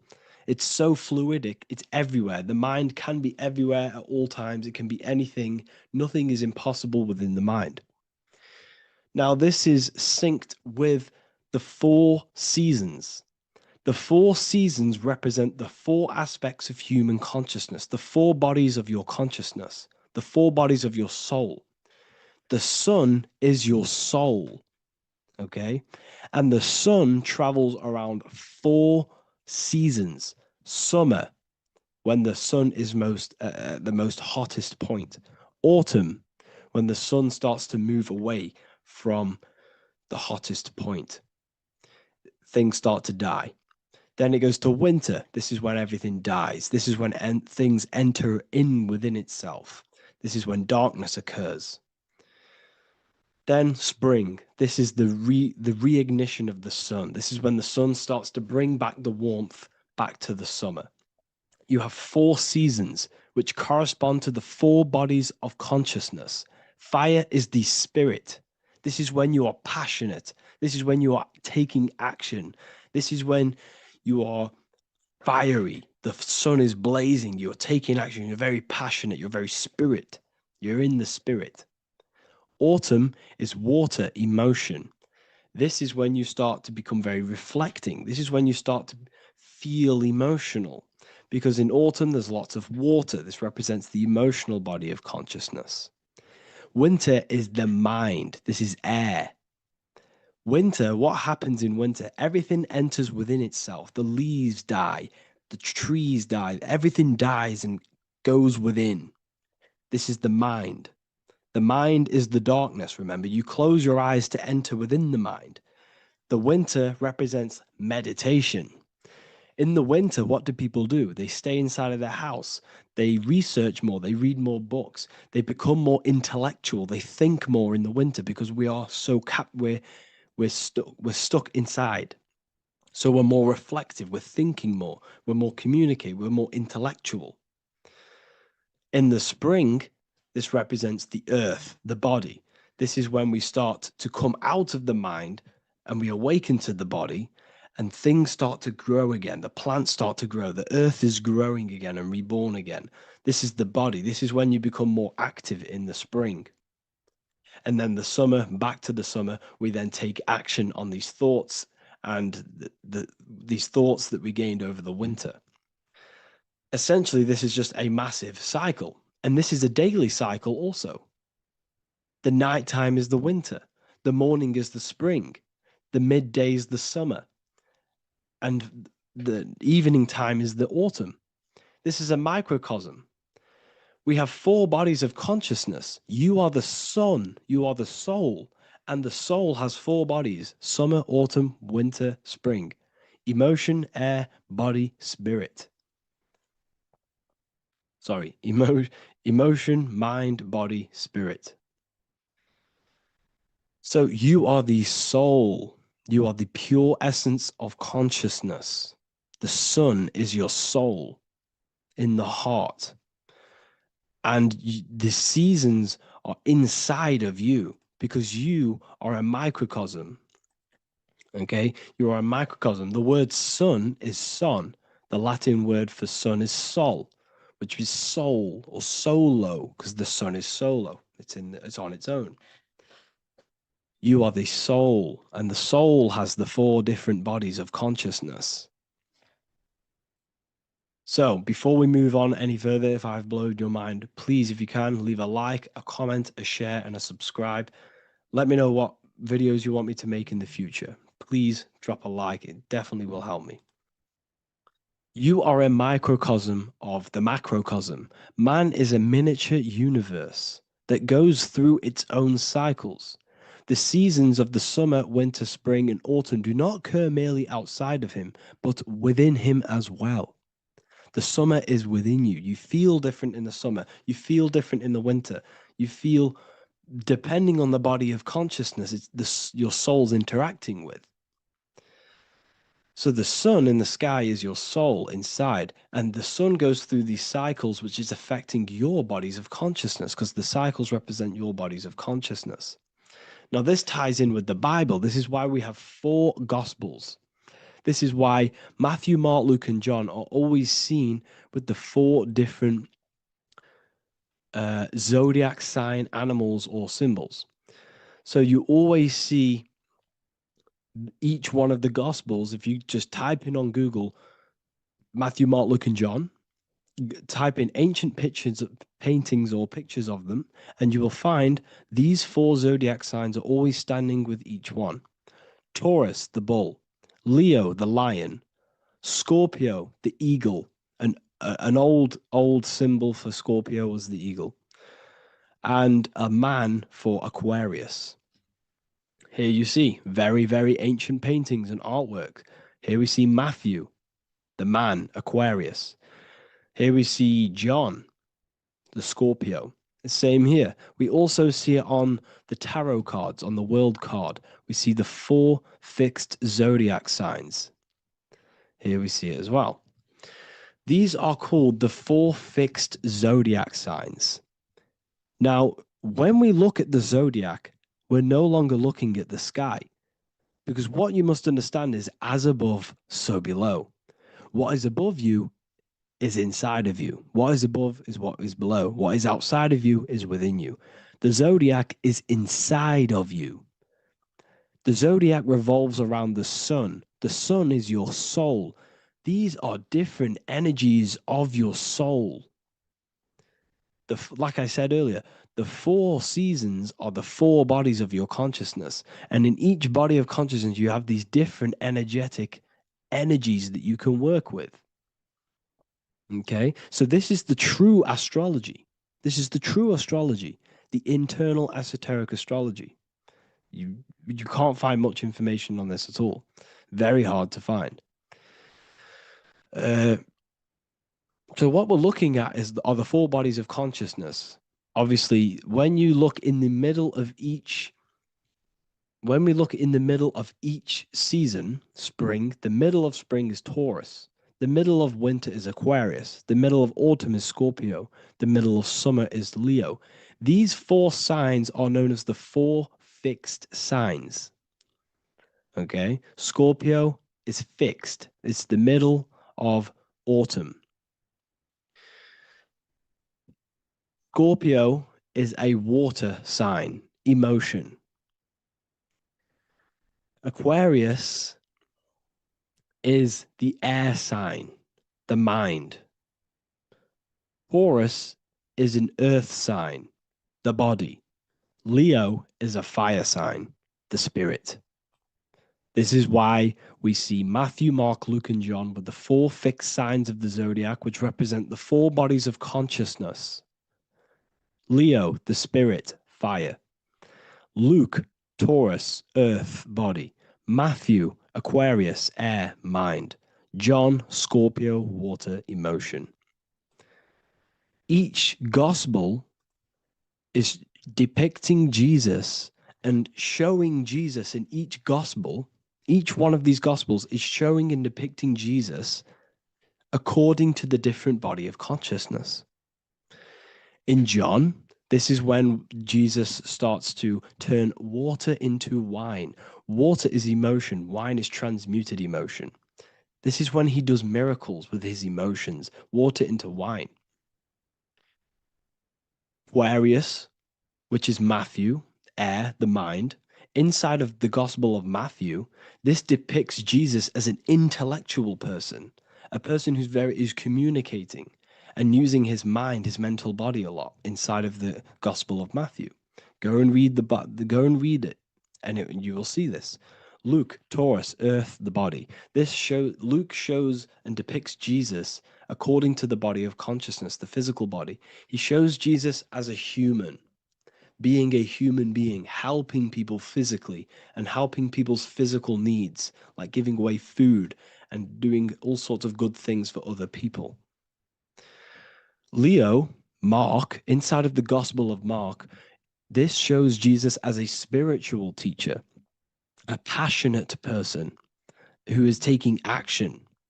Each gospel is showing Jesus according to the different body of consciousness. And Jesus represents you, the sun. That's why it's called the Son of God, the light of the world. Jesus represents your soul, and your soul has these four gospels, the four bodies of consciousness, the four fixed signs, the four elements, and the four seasons. These things all correspond to your consciousness. So this is Leonardo da Vinci, showing you the exact same thing. Jesus is the I am, the sun, the soul, in the middle, on his own.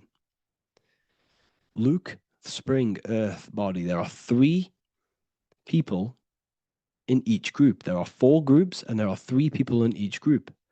1, 2, 3. 1, 2, 3, 1, 2, 3, 1, 2, 3.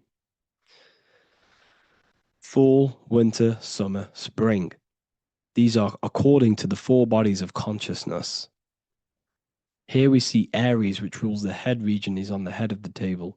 Gemini, he's holding up the two hands because Gemini rules the two hands, the two arms. Gemini is the two twins, which is the two arms and two hands, and the two lungs. Here we see the beginning of summer, which is Cancer. You see the big knife here. Cancer, him here, this gray-haired guy, holding a knife for the crab. Cancer, they pinch. You have a knife, symbolizing the crab. Leo, the middle of summer, showing dominance. The sun is very dominant. He's got his elbow on the table, showing dominance. Virgo has no Adam's apple. Cancer here is pointing at this woman's neck, saying there's no Adam's apple. This is Virgo, the virgin, the only woman. Jesus, the sun. This is Libra, the balancing. He's holding his arms out, balanced, showing the balancing of the sun, because when the sun enters Libra, the sun is balanced between winter and summer. So it's balanced. This is all astrology, but this is internal. Okay. This is Ezekiel's vision. Ezekiel had a vision in the Bible, and he saw the face of a man, the face of a lion, the face of an ox, and the face of an eagle. The eagle, Scorpio, the ox is Taurus, the lion is Leo, and the man is Aquarius. He saw the throne of God, and he saw the different bodies of consciousness. This is all symbolic for the different bodies of your soul. So when we look at the zodiac, we are actually looking at a map and the energies of our soul, and the energies of our bodies, and the energies of our consciousness. This is what we are looking at. Each zodiac is an aspect of our consciousness and an energy that we can work with and that we must purify. Balance and purification is essential. Imagine playing a brand new video game. Let's say a brand new video game came out and you had to play it.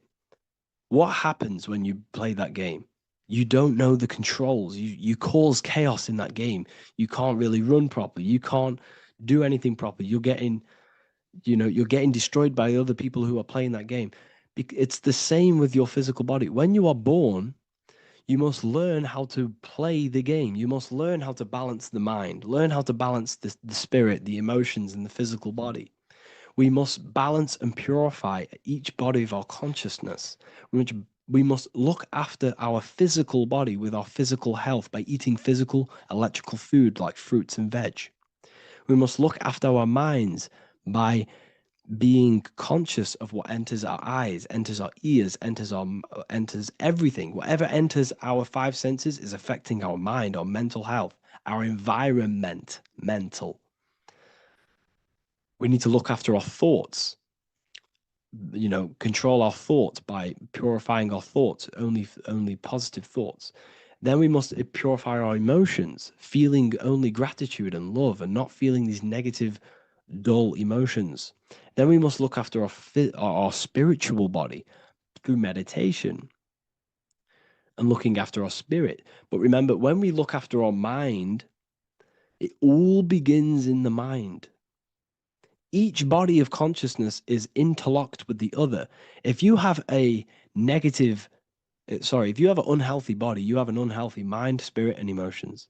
If you have an unhealthy mind, you have an unhealthy body, spirit, and emotions. If you have an unhealthy emotions, you have an unhealthy spirit, mind, and physical body. They're all interlocked. You must balance each one of them. Look after your physical body, look after your thoughts, look after your emotions, look after your spirit. But remember, the mind is the most powerful one. It's mind over matter. Once we look after the mind, because once we start to control our minds and control every thought we think, this will then turn into discipline in our physical body. Because once we learn how to discipline the mind, we learn how to discipline what we eat, we learn how to discipline what we feel, we learn how to discipline our spirit. This is all interlocked, but work on the mind first. Work on the mind first. All of this knowledge is inside of the brand new Book of Wisdom, Volume 2. This is a revolution of human consciousness. If you've read it, please leave a review down below. If you've read Volume 1, leave a review down below. This is the next revolution. I don't see this information anywhere. This is the next revolution of human consciousness. And of course, if you are serious about this and you truly want to gain enlightenment and join an amazing community where you can connect with me on live calls, lectures, the Manifestation Mastery course, you can gain access to my library of over 45 PDFs plus my books. And if you do join the university, you can order a Volume 2 free of charge. All you have to do is to pay for shipping. If you truly take your knowledge serious and you want to take advantage of life, join the university. This is where truth seekers belong. Just want to say thank you all. Please leave a comment. Please leave a like. It's going to help me a lot spread this knowledge to the world. And yeah, share this with a friend and subscribe. Thank you all.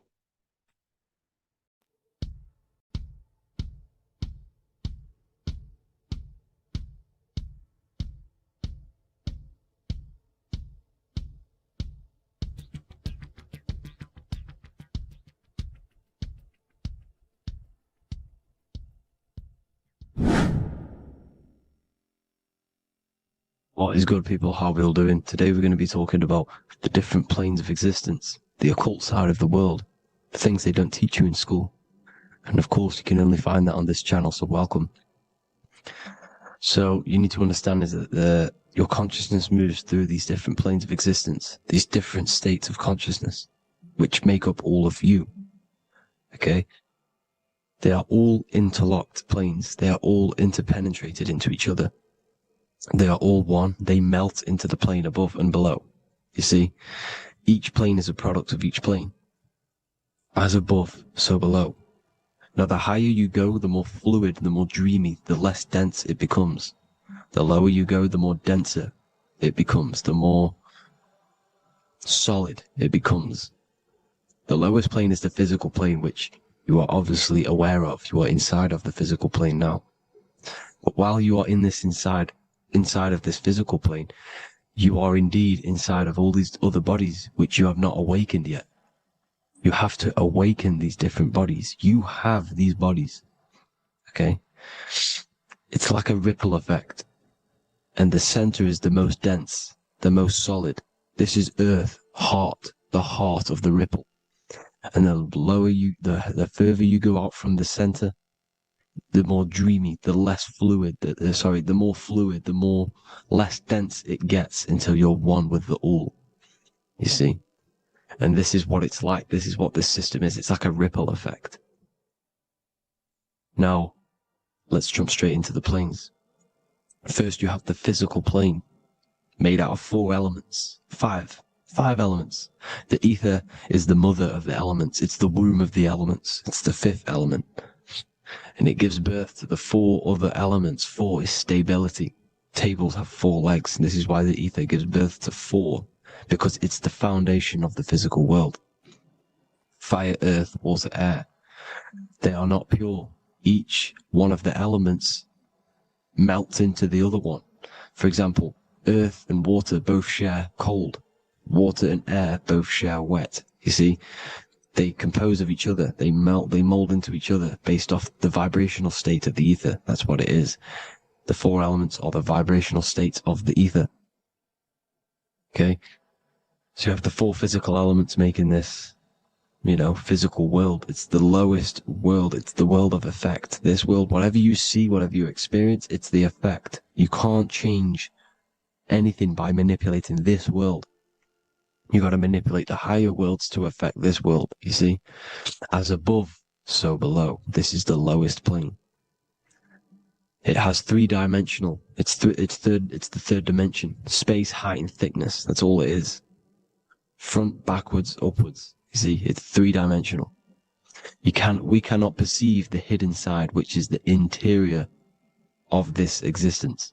We cannot perceive the interior from our exterior view. We are looking into this world. Okay? This is the exterior view. We can't see what's inside of that. That's the 4th dimension, which is the next one. It's the most gross and dense plane. 4 states of matter, the most slowest vibrational molecules exist in this plane. Above this plane, you have the ether. Okay?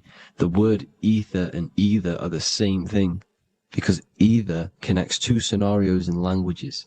I either support Manchester United or Liverpool.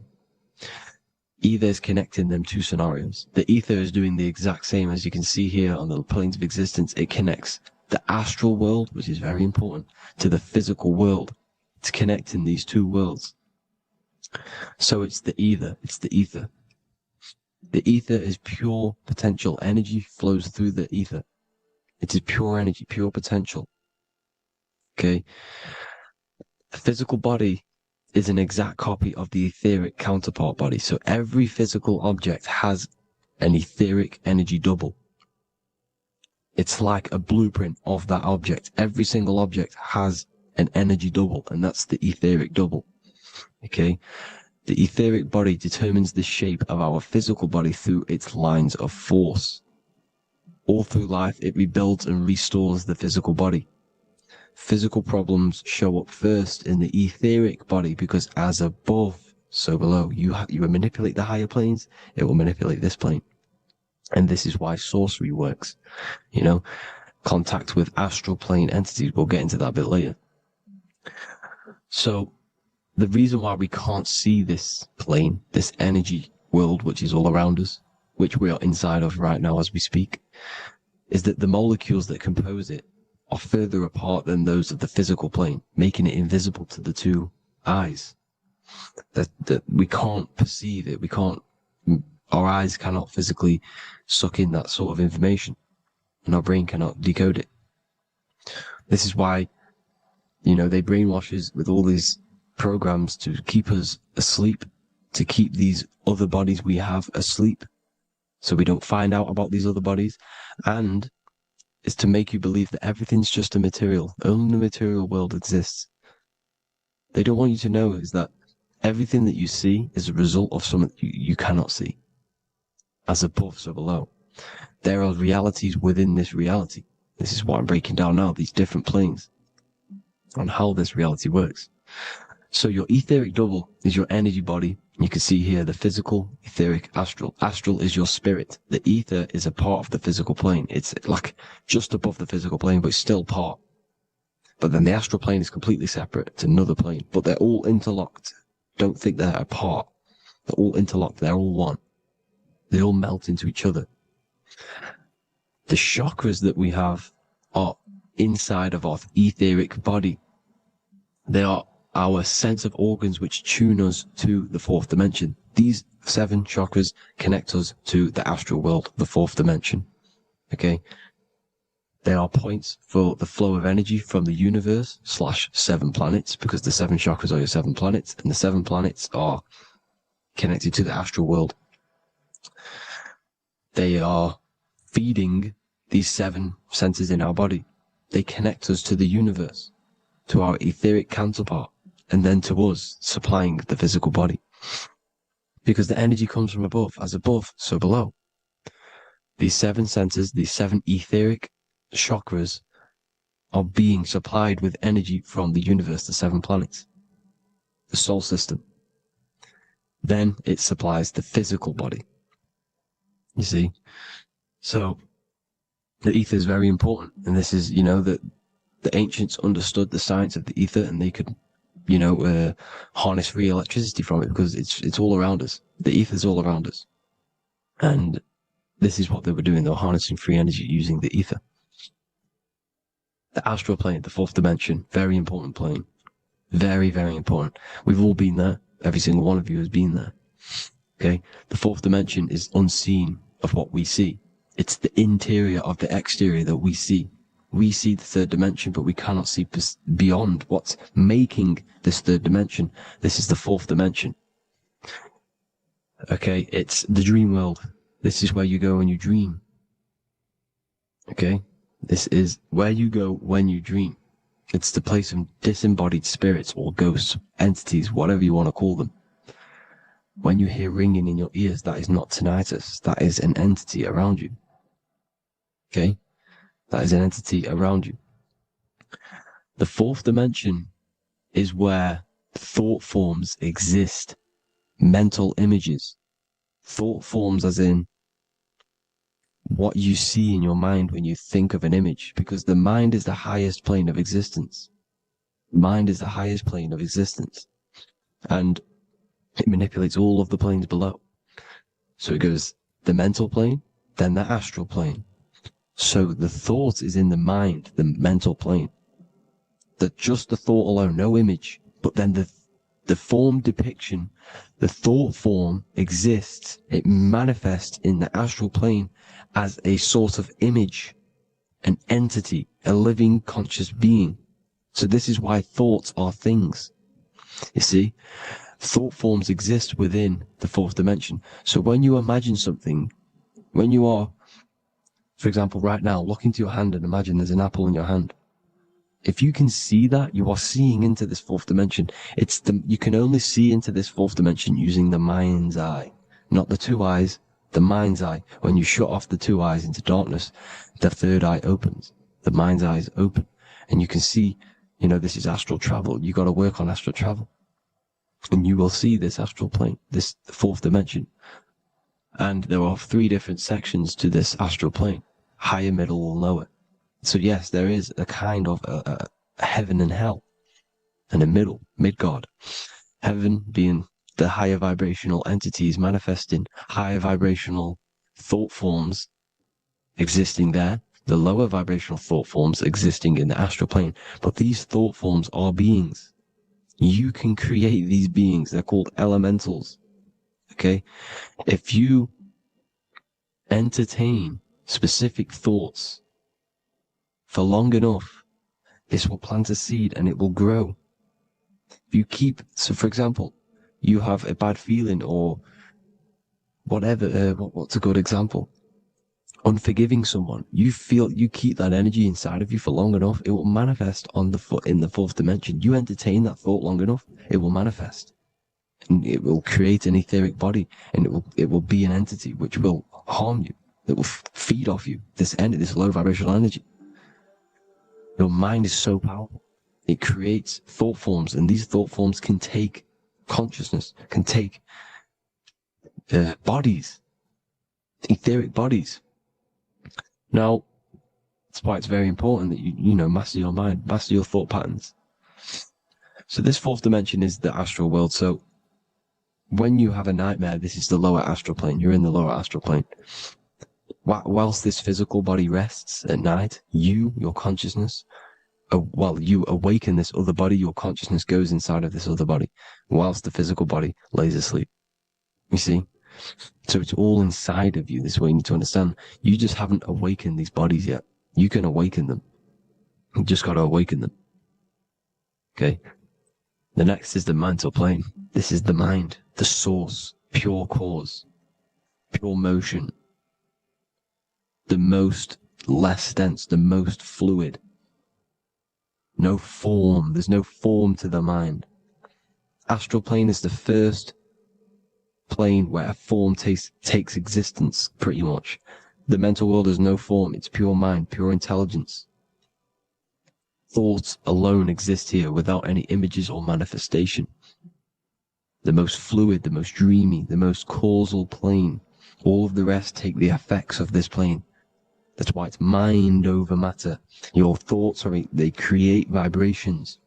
Each vibration is vibrating on a specific frequency, which creates mental images, creates effects down here on this physical plane.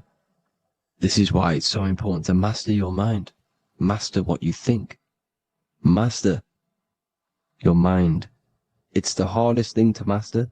You could conquer the world, but it's probably harder to conquer your own mind than to conquer the whole world. I can promise you that, because the mind can play tricks on you. You got to listen to that inner guide within you that will constantly manifest the good things. So anyways, people, hope you learned a lot from this. Please work on trying to activate these other bodies. I will maybe do another video on trying to activate these bodies if you wish. Please comment down below if you would like to see that. And have an amazing day.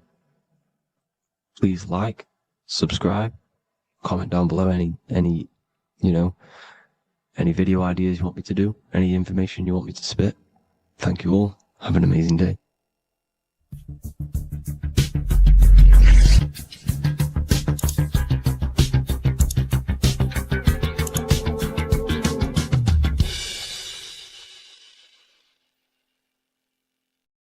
Hello everyone, and welcome to another lecture inside Ethereal University. In this lecture, you will learn about the death process and how to prepare for it, and why that preparation is so important. So let's get straight into this.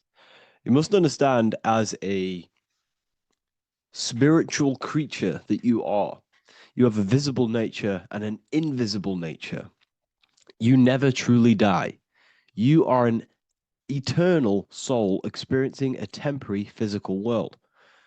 The inner world of thought and emotion is eternal, while the outer world of matter is mortal. Everything that is seen is mortal. Everything that is unseen by the eyes is immortal. When you die, your external physical world will be stripped away, leaving only your pure consciousness in its raw form, drifting within the astral plane. So here you see your physical external body and your internal world. And your internal world is your state of consciousness. It's your state of consciousness. Your thought and emotion is one overall state. Okay? So you must understand these planes. You have the physical body, the etheric double, an astral body, a mental body, and the Buddhic body. When you die, you leave the physical plane. Then you will more than likely leave the etheric plane, because the ether acts as like a portal. Everything comes out of the ether and returns back to the ether. I can break that down in another video in electromagnetism. But electromagnetism is ether, energy coming in and out of the ether. You will, every single day you die, every single day. There's a cycle of life and death occurring all the time. Every single day, You go to sleep, you go back, your consciousness slips back through the ether. And then when you wake up, your consciousness comes back through the ether into the physical plane. Death is just a bigger macrocosm of the microcosm cycle of life and death. So you will return back to the astral, which is the realm of imagination, infinite possibilities. And this is where thought forms start to manifest. Okay. So depending on how advanced you actually are mentally and emotionally, will depend how long you stay in the astral. Now, what we must understand is that there is many different components to the astral. We have the higher astral, the middle astral, and the lower astral. These are all vibrational states. So if your mind and soul is operating in lust, lust, desire, hate, food, physical addiction, smoking addictions, then these are quite heavy. These are quite heavy attachments to your consciousness, and they're quite low level desire, which means they have a low vibration. You will manifest in the lower astral when you're stripped from your physical body. The lower astral is not inherently evil. However, there's just low vibrating things going on there. Low vibration does not mean evil. Okay. So just like bad doesn't mean evil. Okay. In the lower astral, you are going to see lower astral beings. You're going to see spirits, souls with low level desire. Okay. People who are attached to the physical plane, people that lust, people that do these things. Technically, this is hell, but you can escape it by escaping yourself. Now we're going to break all this down. I'll break all this down properly once you understand the full context. So depending on your level of desire, you will manifest in a corresponding layer of the astral plane. If your mind is still attached to the low physical desires, you will find yourself in the lower astral realms. But if you have few desires and have detached from the worldly attachments while you are encased in a body, then you will rise into a higher or middle astral plane, mainly the middle. Okay. The higher astral plane is very formless. So as I broke down here, this is, well, the physical plane is the lowest dimension. This is the most form, the most matter. It's quite heavy. The higher you go, the lighter it becomes, the more fluid, the more formless it becomes. So you see here it says denser down and lucidic up. So this is more lucidic in these higher realms. This is more dense in the lower realms. So this is why the ancient Egyptians were always talking about, I'll show you this. This is showing you death. So first of all, we have Anubis, which represents death. Here you have the heart, which represents the soul. And here you have a feather. And this is a scale. You see how this is a balanced scale? So what this is symbolizing, this represents death. This represents your heart, and this is a feather. So when you die, your heart must be as light as a feather, which means your emotions, your soul, should have no attachments to the world. It should be light. It should be detached. This is why the word light and light are the same. Light is in heavy and light is in very bright. Because when you're less attached to the things, your soul shines. You're authentic. You're light. You're very bright soul. And you have no attachments. Your light is in not heavy. So you must detach from the worldly desires. We have to detach from the smoking, the food. This is why we should fast. Smoking, this is why we should detox. We should also meditate. We should also be able to sit with ourselves for long periods of times. Okay, I'm going to break all this down properly. But that's why the Egyptians show you the symbolism here. Okay. So You're stripped of your material body. So that state of consciousness you're in right now, your inside world, if you shut your eyes, that state you're in, that is what you're going to experience when you die. Okay? And you're going to be manifested into the astral. In the physical plane, you can mask or hide almost anything. But in the spiritual realm, you cannot. The astral body, your thoughts and emotions directly shape your spiritual body, your astral body, revealing your true inner state. So your desires that you can hide in the physical plane, your emotions, your thoughts, you can't hide any of that in the spiritual plane, in the astral plane. That will directly shape who you are, your color of your astral body, and your astral body as a whole. So here we have Kim Kardashian. If you could see this lady's astral body, you would run so far that you would be horrified for the rest of your life. If you could see their spirit, their astral form, it would be horrific, because their mind is so attached to, physical things, so attached to desire, money, fame, worship, power. These people do not want to die. These billionaires and millionaires will never want to die. They will do whatever they can to stay alive, because they understand what when they die, they have to face themselves. They have to face their inner world. And their astral body, their true authentic self on the inside, is horrible and horrific and so low vibration. So this is where it comes in. You must be as light as a feather. This is what the Egyptians are showing you in their artwork. Your soul must be as light as a feather. In order for the soul to ascend to a higher plane and not look at that physical plane and say, I want to go back, or I want to desire things down there, you must detach now and prepare for death. Hell is not a place. It's your own personal suffering born from within. If your mind and soul are deeply attached to mental fixations, emotional wounds, and physical addictions tied to the material world, that pain will follow you into the astral. This is your true judgment day. You judge yourself when you die. You see your authentic self. There's no hiding. Right. Imagine right now that you that everything you cling to was stripped away.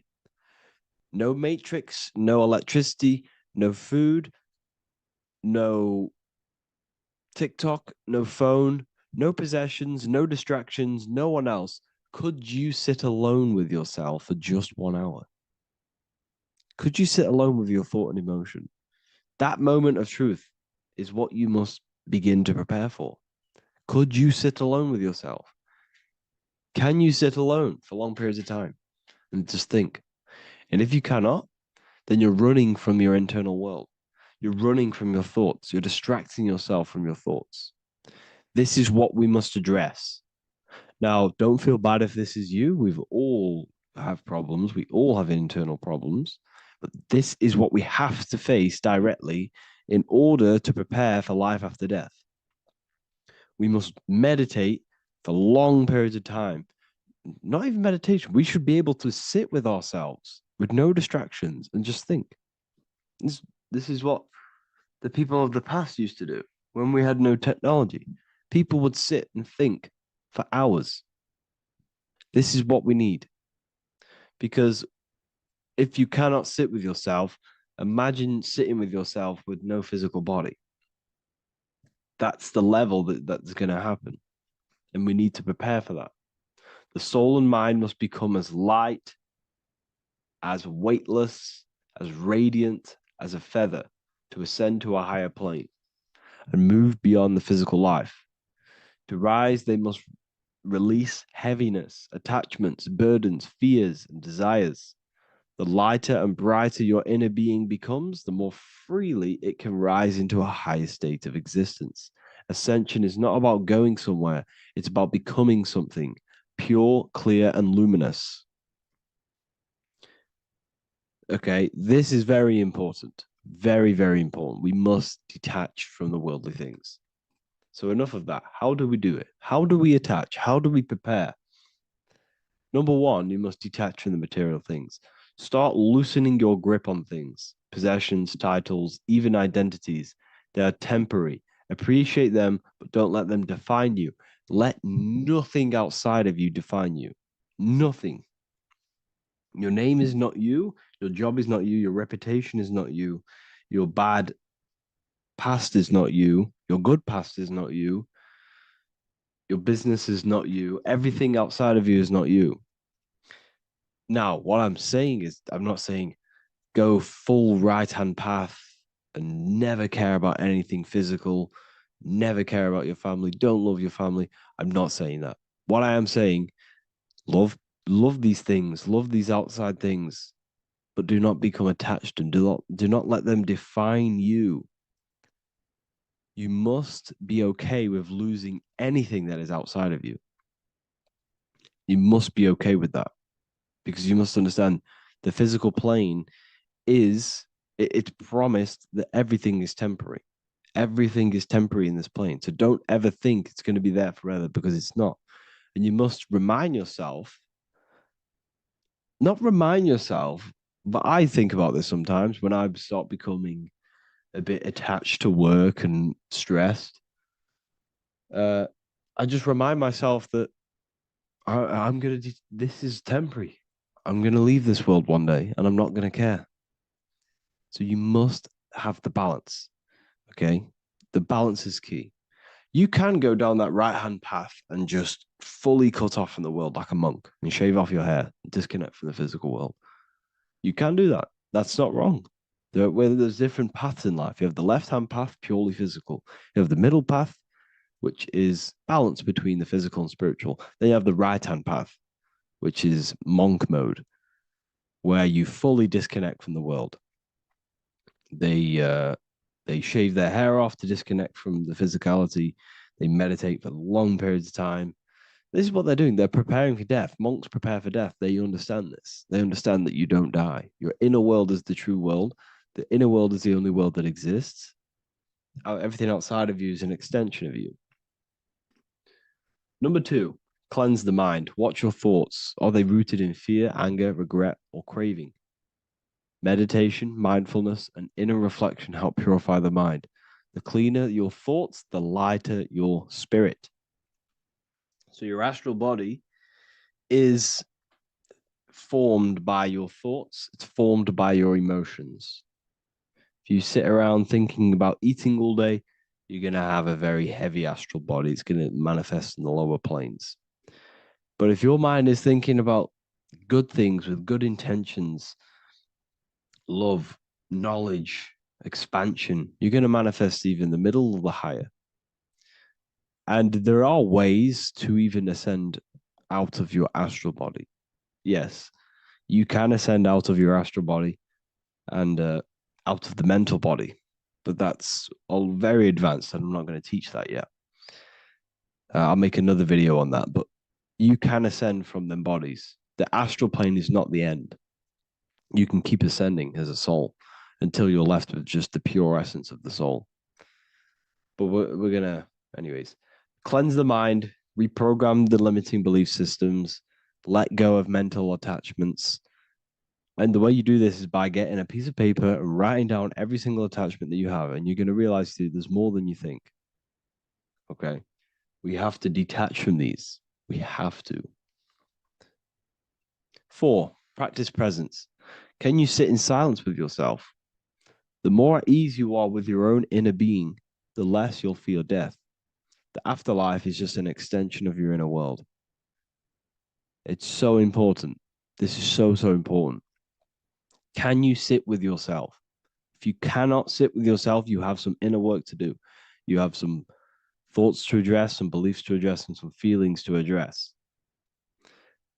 Okay, so practice sitting in the present, meditation, or just literally sit there and try and be okay with yourself. And if you can't be okay with yourself, then there's something you need to address, whether it's a belief system, whether it's an emotional trauma, or something.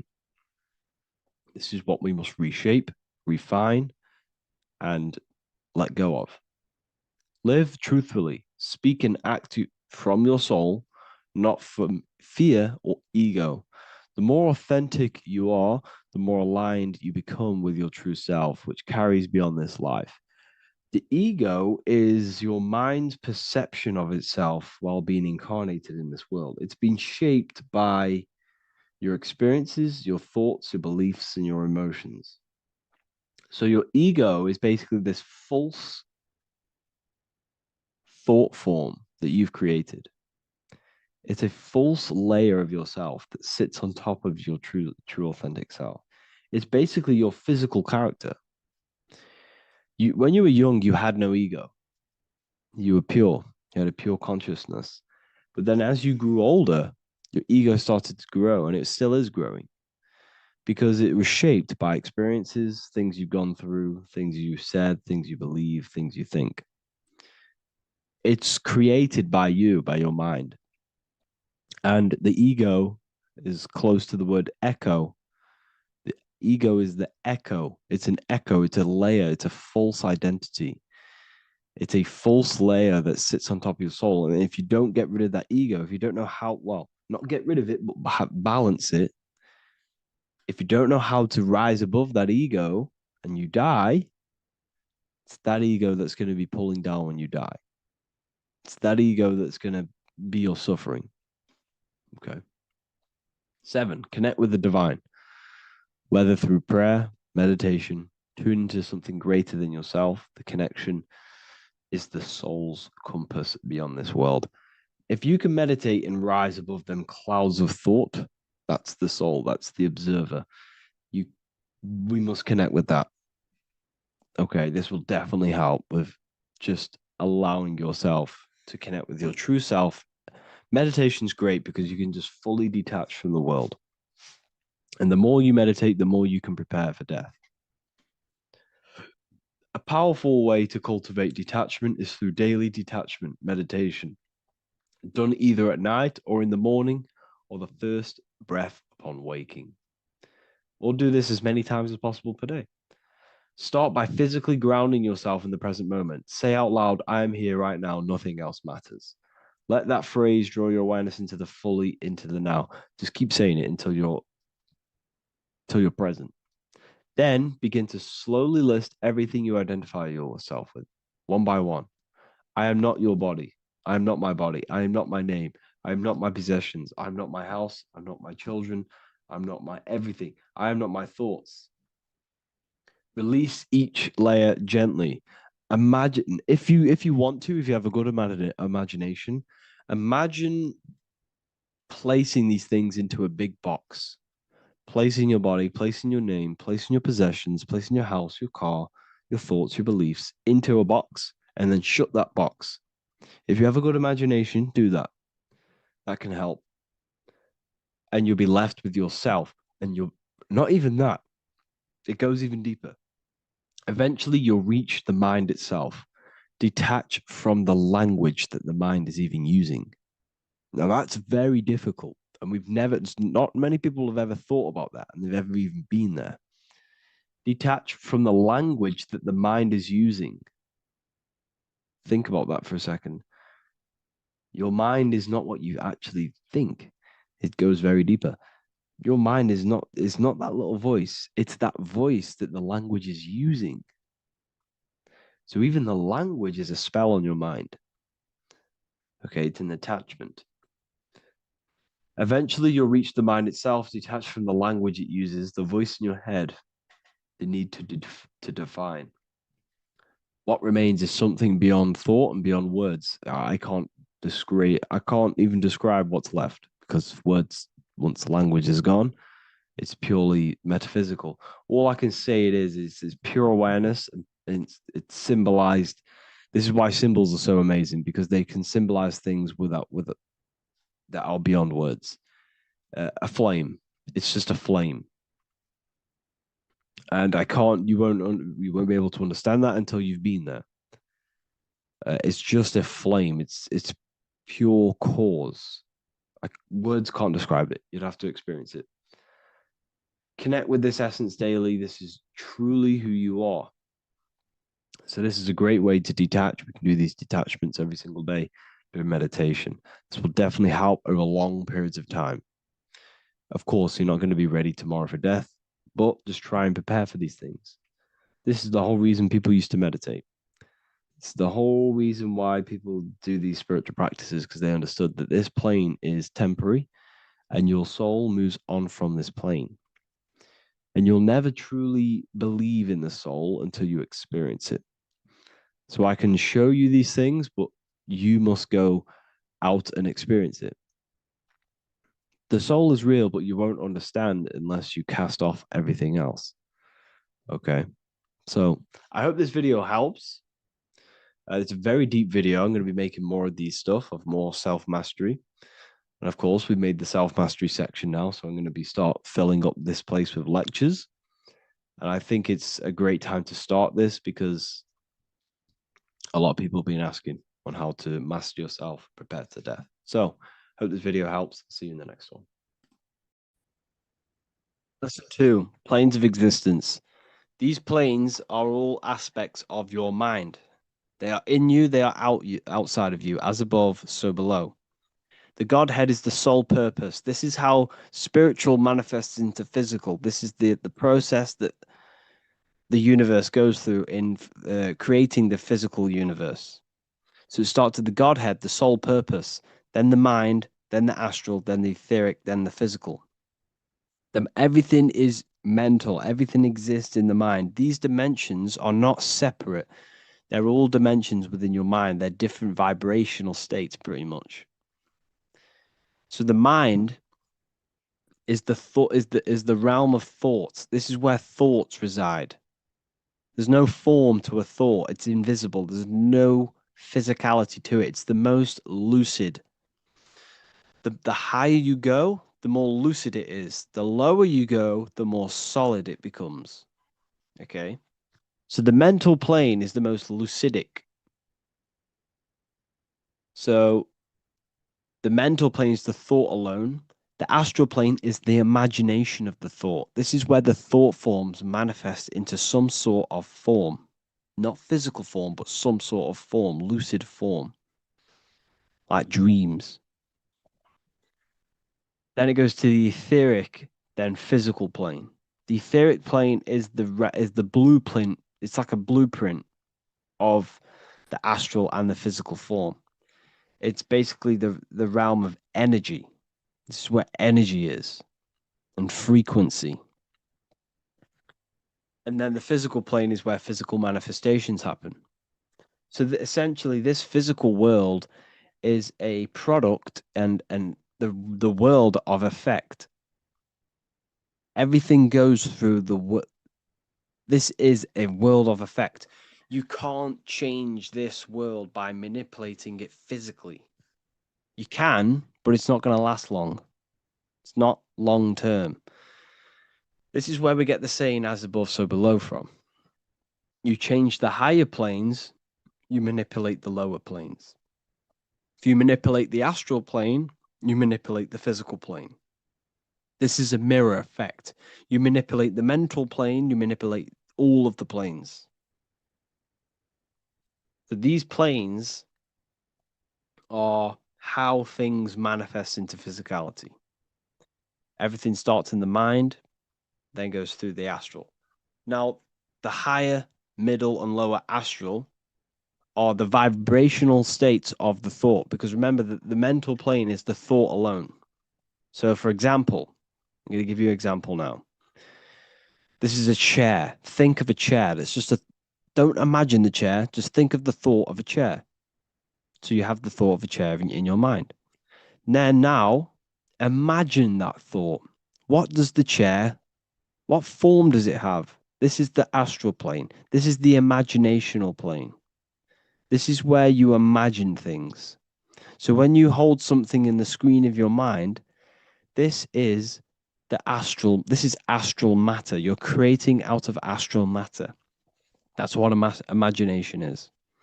Depending on the vibration of that thought that you are manifesting in your imagination, depends whether it goes to the higher, middle, or lower astral. If it's a high vibrational form, high vibrational thought, you create the higher astral plane. This imagination will go into the higher astral. Or if you think of a chair to murder someone on it with spikes and kill someone on it, it will go to the lower astral plane because it's a lower vibrational thought form manifesting. So you got to use these planes to manifest things, to imagine things. You can manipulate the astral plane through astral projection. This is a very, very deep, this is a very occult teaching of astral projection. And that's going to be taught later on in another course because that's not for everyone. But you can still access the astral plane through imagination. And that is how you pretty much get there. You use your conscious mind to project yourself, your consciousness, your awareness into the astral plane. So if you manipulate these higher planes of existence, you manipulate these lower planes as above, so below. You got to look up.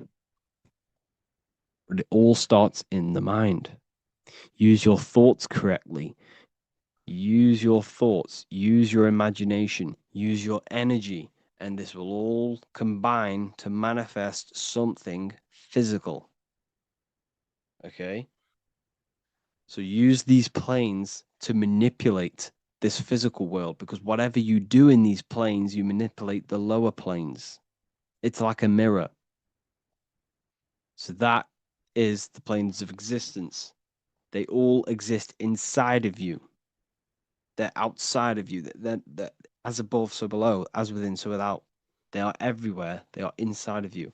They're not separate. They're all aspects of your mind.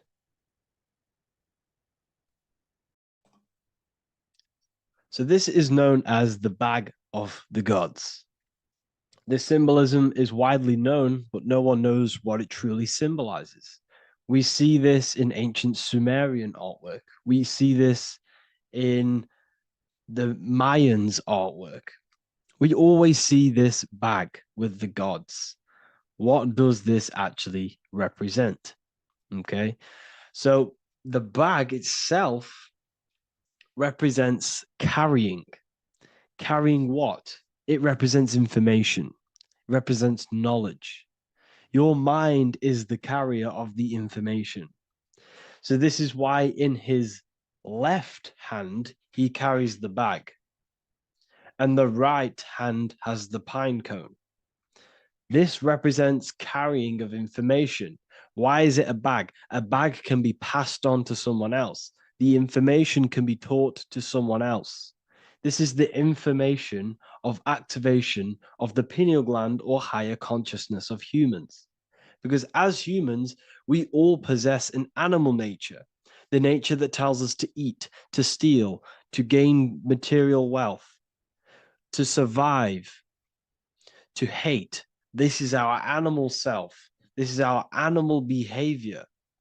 But we also have a divine nature of consciousness, which we have access to, the higher planes of consciousness, the planes that manipulate this material world and create all things in this material world, the human mind has access to. The animal does not. The animal has no idea he exists. The animal has no inner dialogue, but humans have the inner dialogue. Humans can create infinitely. We can expand our minds infinitely into new realms of thought. So we have this higher divine nature and a lower nature. This bag of the gods is basically just representing the knowledge they possess of higher consciousness, of the higher aspect of life. Okay? Which is the activation of the pineal. The pine cone. The pine cone is in his right hand. The right represents wisdom. The left represents intellect, knowledge. Knowledge and wisdom are two separate things.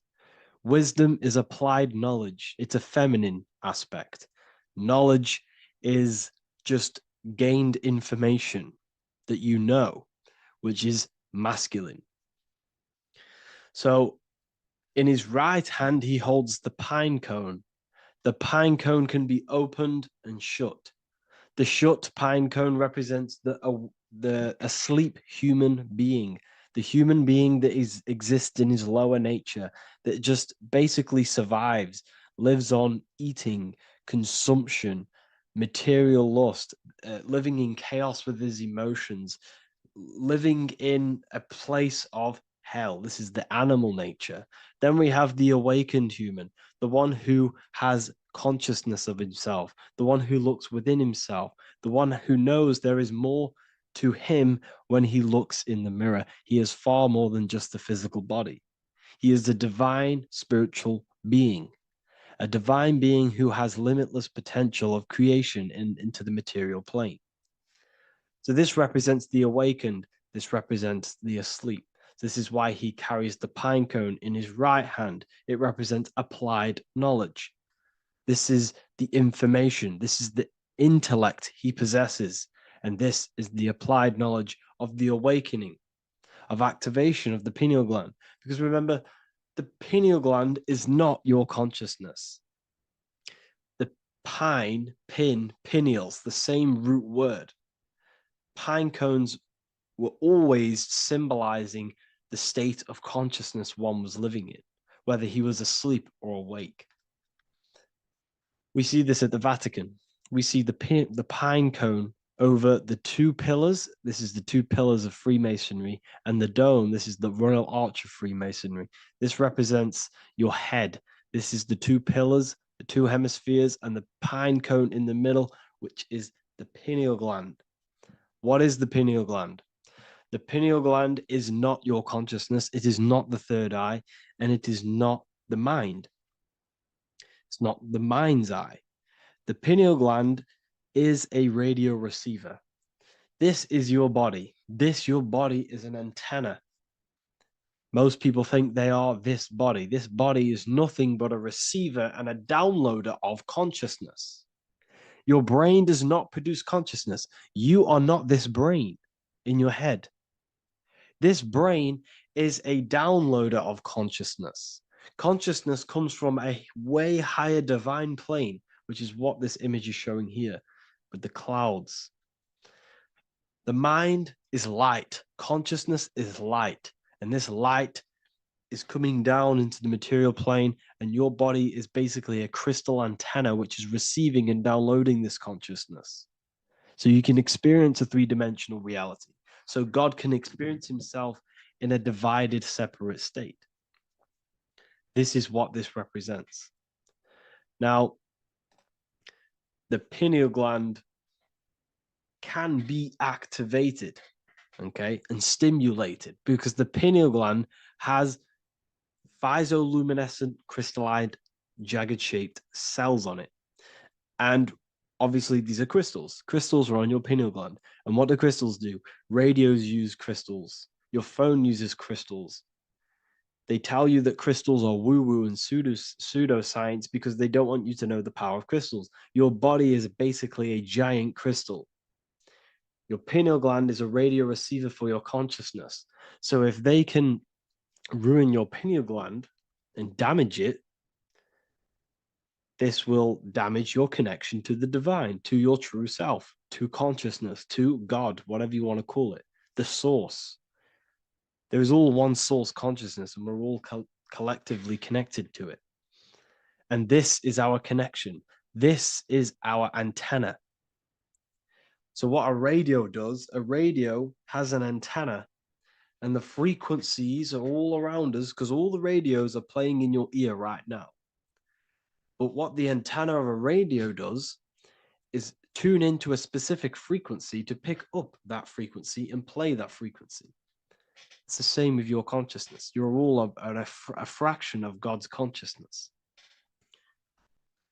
So that is essentially what we are looking at here. We're seeing knowledge, intellect in the left hand, and applied knowledge, activation of waking up to higher consciousness, to the higher human form. Because we can reach beyond our physical form. We can turn our animal self into a divine being, into one of these so-called gods. These gods are nothing but human beings. The Anunnaki were not gods. They didn't come from the sky. These are normal, regular human beings who activated their higher consciousness. This is what we have here. This represents spirit. Birds represent spirit. So, do we have any questions? I'll take some questions now. That was just a short lecture on what that symbol truly means. Okay. So, if we have any questions, feel free to go ahead and ask some questions. Anything that you don't understand, anything that you want to know. Okay.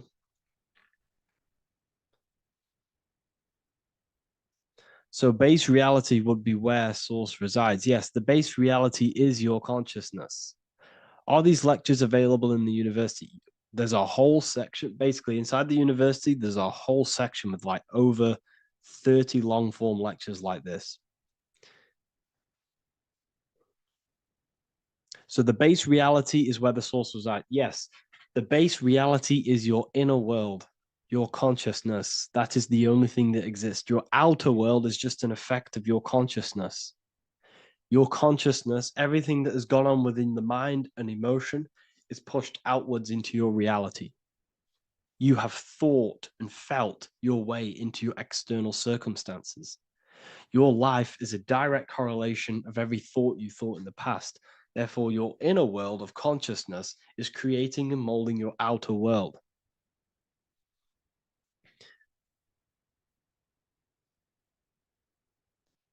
The best way to keep connection consistent, the best way to keep your connection to the divine or the higher planes of consciousness is through meditation and through imagination. Imagination is the fourth dimension. It is the astral plane. That screen that you have in your mind is not a physical screen. That is the divine plane of the astral. And this is essentially where all objects of this material world comes from. The phone that you are holding, the laptop you're watching this on, whatever you're doing, every single object you see in your room that you are in right now began inside of the plane of imagination. This is not a physical plane. This is a metaphysical plane that you have access to. And you have the ability to bring down this plane into physical form. That's what we call manifestation. That's what the ancients called magic. This is what we now call in science metaphysics. It's all the same thing. So yes, you all have access to the divine planes. Unlike animals, this is why humans are so advanced.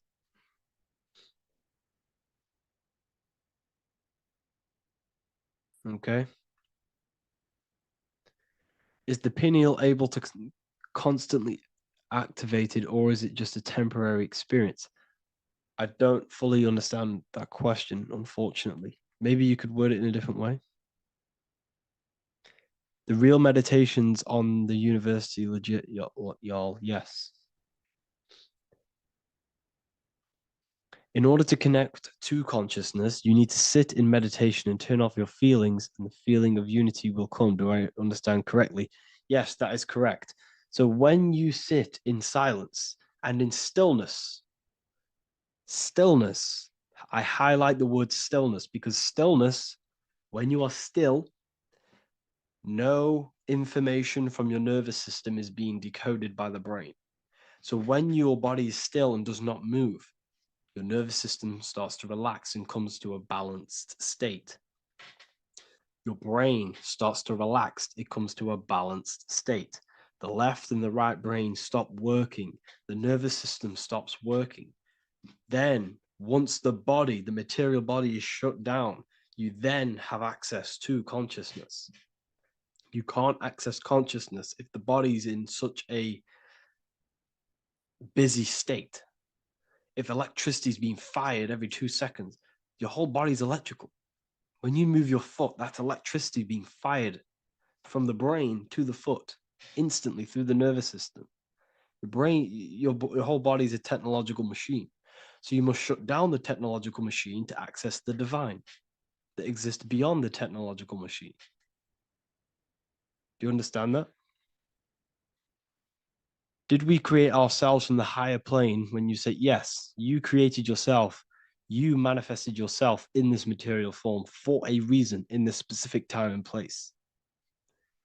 Wisdom books, are these available inside the university? Yes, they are. So anyone who joins the university, they all gain 50% off the store. So you can get anything you want inside the store for 50% off. Plus, you get the Book of Wisdom Volume 1 PDF for free. You get the Human Health Guide. Plus, you get all of the library books. There's a loads of different books on occultism, symbolism, esotericism. Do you need to place your attention somewhere specific during meditation? You can do. Okay, you can do. So if you struggle, when you first start to meditate and you struggle to turn off the thoughts, think of the back of the brain, the back of your head. Don't think of it, place your attention on it. Okay, so when you place your attention on the back of the brain, this now shuts off thought because the back of the brain doesn't have any activation to do with thought. The front brain does, the neocortex. That's all to do with activation of thinking. So place your attention on either the back of the brain or your breath. What's more important, creating yourself or finding yourself? It's a balance of both. So in order for you to create fully, you must have awareness of self and awareness of thought and control over the mental dialogue, the inner voice inside of you. Okay? When you control that inner voice, that is when you gain power. That inner voice is what brings commands into physical reality. Before you kick a football, there is a change in consciousness. There's a decision made in consciousness before the body takes the action. Therefore, every physical manifestation is a change of inner consciousness before it's a physical reality. You can have the reality you want through consciousness before physically having it. That's the secret to creating. But you must believe it like you know the sun is going to rise in the morning. That's how much you should know that you have that reality in consciousness through feeling and thought and imagination. And that's how you can truly create in your reality. Shrooms help with consciousness or ego. I can't really talk about that because I'm maybe uploading this to YouTube, unfortunately. But we need to clean our pineal gland first from calcification. Yes, definitely. You should go on a detox the body. Because you can't really connect with consciousness if your body is in such a dirty state. Because the brain is, your nervous system is in a state of fight or flight, trying to fight off all these toxins. So when you meditate, you're probably going to be having thoughts all the time because your brain's firing, your nervous system's being attacked through toxins. So you must detox to have a true connection with the divine. Your diet plays a big role in your spirituality and mentality. What is the most optimal food for pure consciousness? Fruits and vegetables. They possess consciousness. So when you place them inside of you, they're syncing with your consciousness. How to check the cleanliness of your body, your skin, your teeth, your tongue, your mouth. If your skin has spots, different colors on it, you're not clean because your skin is a reflection of your inner organs.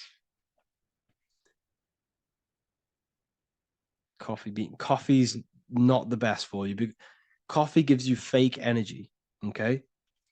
So what coffee does, that buzz you get off coffee is actually the toxic effect of the chemicals reacting with your body.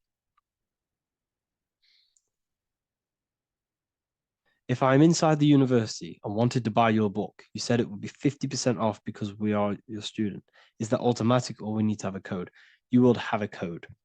Yes, I'm going to releasing a code for all the students after this. Caffeine equals neurotoxin. Yes, it fries your brain. It fries your nervous system. It fries your dopamine receptors.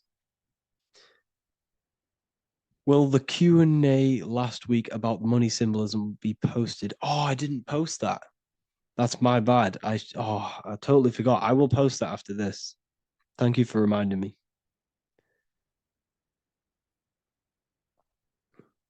to detox the body. The best way to detox the body is going through a week cleanse of fruit. So only consume fruit, sea moss, and cayenne pepper, and lots of freshly pressed juice. Do that for a week or 2 weeks, depending on how you feel, and then start to fast. You will lose weight, but you're not losing weight. You're losing impurities. It's good to do this every couple months, to just go on a raw fruit diet, cleanse the body, push everything out, and then start to fast while consuming sea moss and having lots of freshly squeezed juices. What is an alternative for coffee? Something with high energy levels. Okay, we're not taught the most simplest thing about the human body. It is an electromagnetic machine. It's electrical. It runs off electricity. The only energy you need is electricity, and that is found in fruits, vegetables. If you want energy, drink pure, fresh, pressed juice. That will give you more energy, more electricity than coffee. Can we cleanse ourselves through oil pulling? Do you recommend it? I do oil pulling every day with coconut oil in my mouth. Celery juice is a good one, very good one. Yes, celery juice.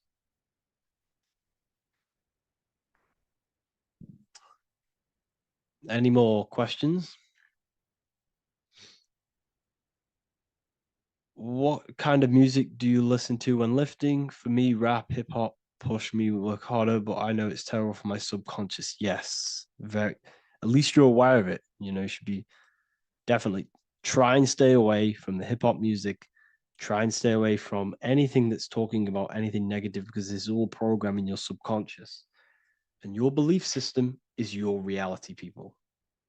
Your belief system is your reality. Okay? So look after your subconscious. That's what's controlling your actions. 90% of your actions on a daily basis are controlled through your subconscious beliefs. Okay? I listen to a lot of Pastel Ghost.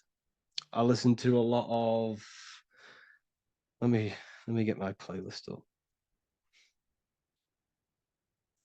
It's all like background music for TikTok. Do you know what I mean? Like Pastel Ghost. That's mainly what I listen to. That sort of music. I don't know what it's kind of called. I don't know what that genre is called. Does anyone know what that genre is actually called? Because there's not much words in it. The reason I listen to it is because there's not much words in it. And, it helps the subconscious. And I just love that music.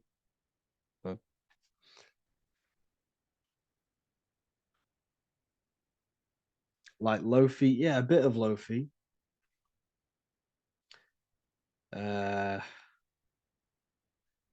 Most people won't even know this type of music.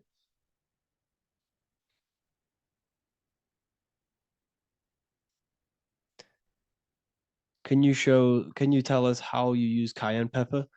So I mix it with freshly squeezed orange juice every morning. So the first thing I have, empty stomach, I have a teaspoon of cayenne pepper, mix it in and just down it every morning, and sometimes at night.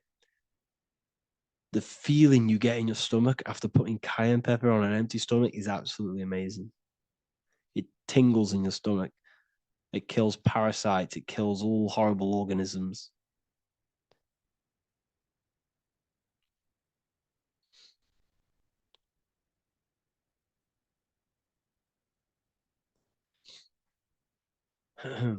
Mix it with hot water. Yes, hot water and key lime water. That I bet that's powerful. If you mixed warm water with key lime with cayenne pepper in first thing in the morning, I can imagine how powerful that is. I've never done that, but I'm going to try that. Do you use sea salt? I don't know what to think about sea salt, to be honest. I try and stay away from it. I don't know whether it's good, don't know whether it's bad. I'm kind of mixed on it. Mixed information. I've heard people have benefits. I've heard other people say stay away from it. So I don't know. I just stay away from it. I'm not too sure on it.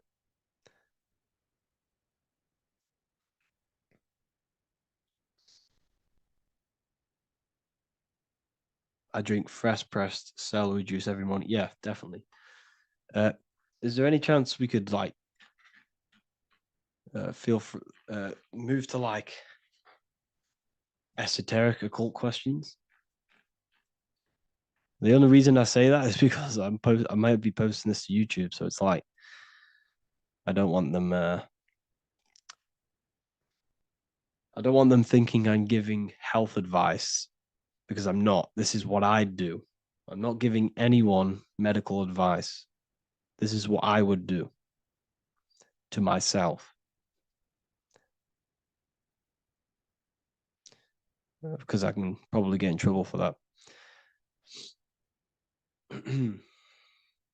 So the subconscious is the all-knowing. It is the all-seeing eye. The subconscious knows everything.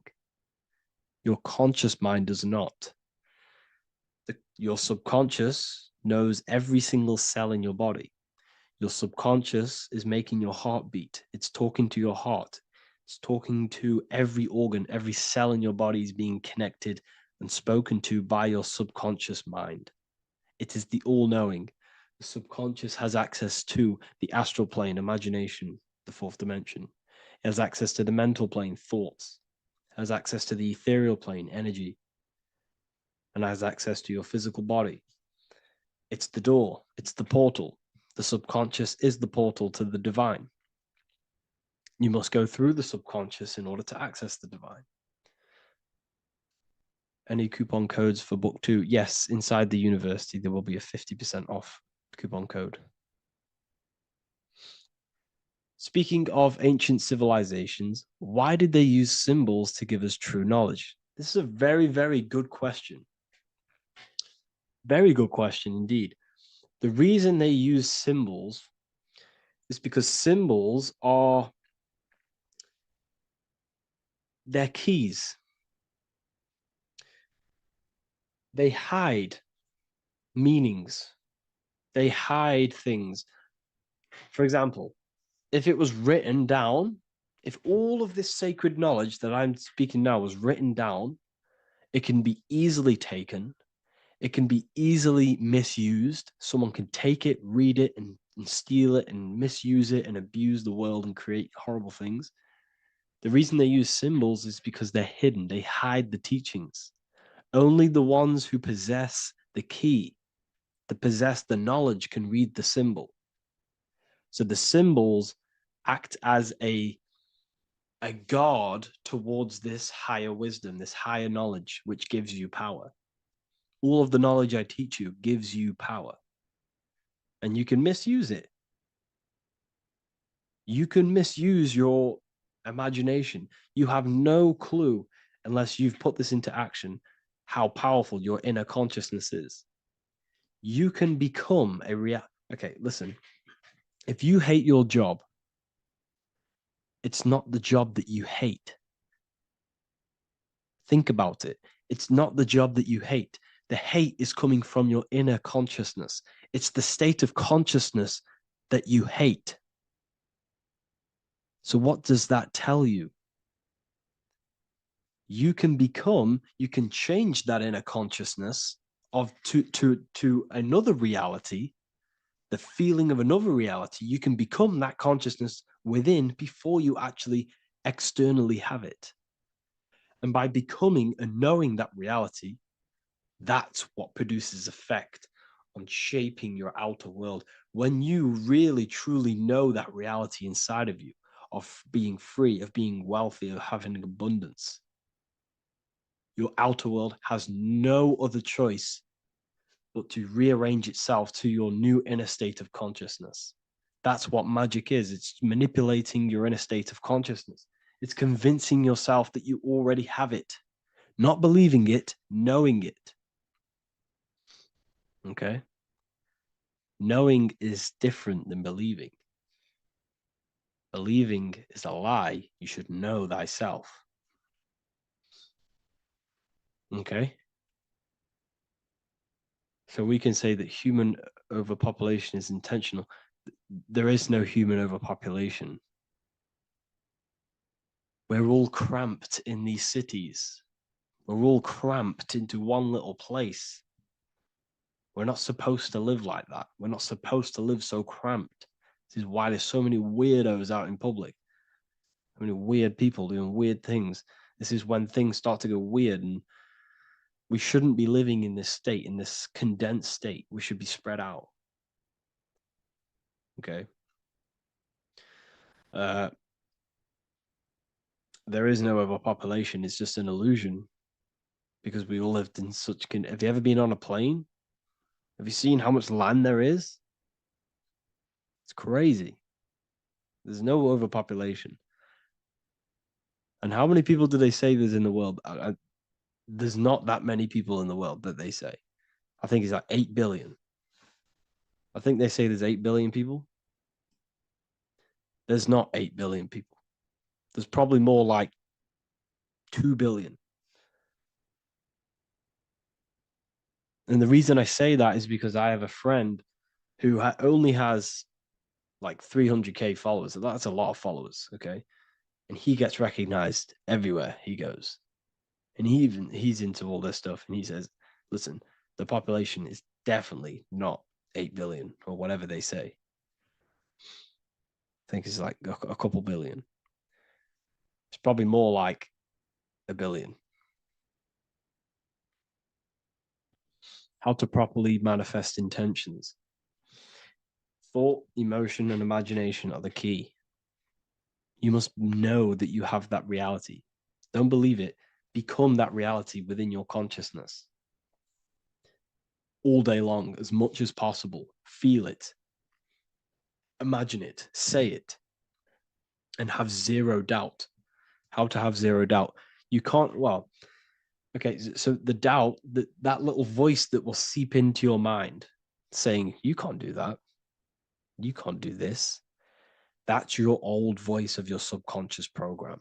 Listen, the reason why most people fail in life is because they have trained their subconscious that they will fail. They have told and believed that they will fail.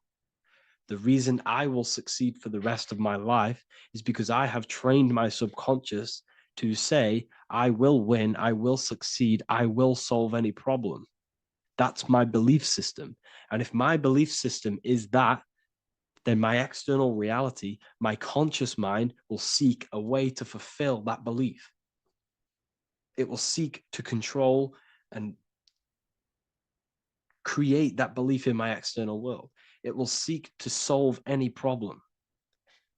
I've trained my subconscious mind to know that I already have the reality, to know that I'm abundant, to know that I have everything that I already need. Therefore, if any problem comes, I can sort it straight away. But most people have a different belief. It's not your fault. We've been kind of manipulated and told this, that they will fail, that they can't do anything, that it's too hard. And that basically casts a spell on the conscious mind, where your conscious mind is just like, no, I can't do that, because of this subconscious belief that you hold. So you must reprogram your subconscious that you can do it, that you will solve any problem, and that you are abundant. That's the reason why successful people succeed. It's because they have a complete different mind state, a complete different belief system in their subconscious.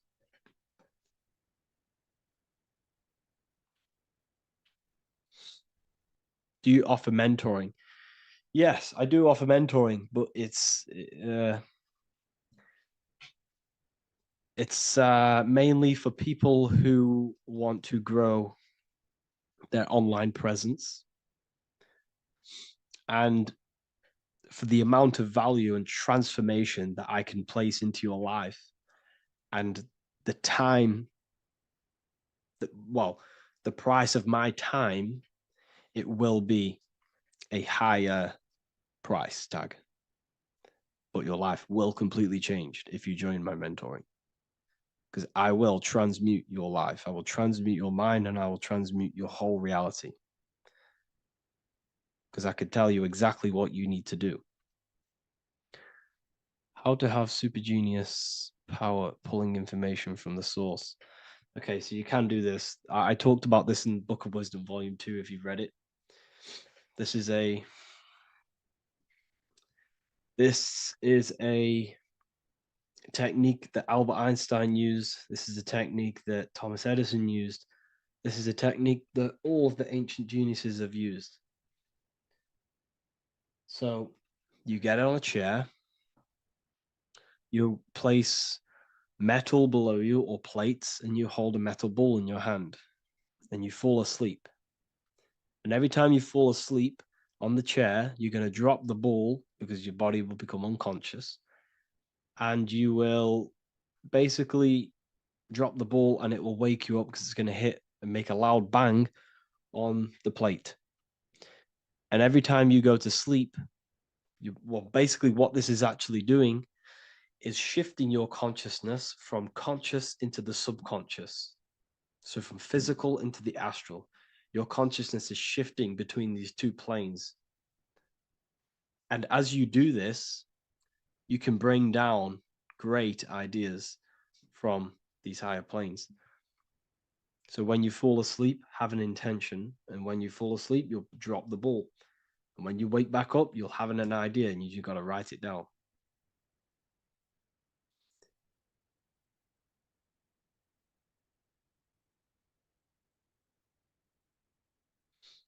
How to balance chakras. Don't focus on balancing your chakras. Focus on the mind. The mind is the cause of the chakras being blocked. If you have a blocked throat chakra, this is a problem in your mind, not the chakra. You see, the chakras are a result of the mind. You transmute the mind, you can transmute the chakras and cleanse them.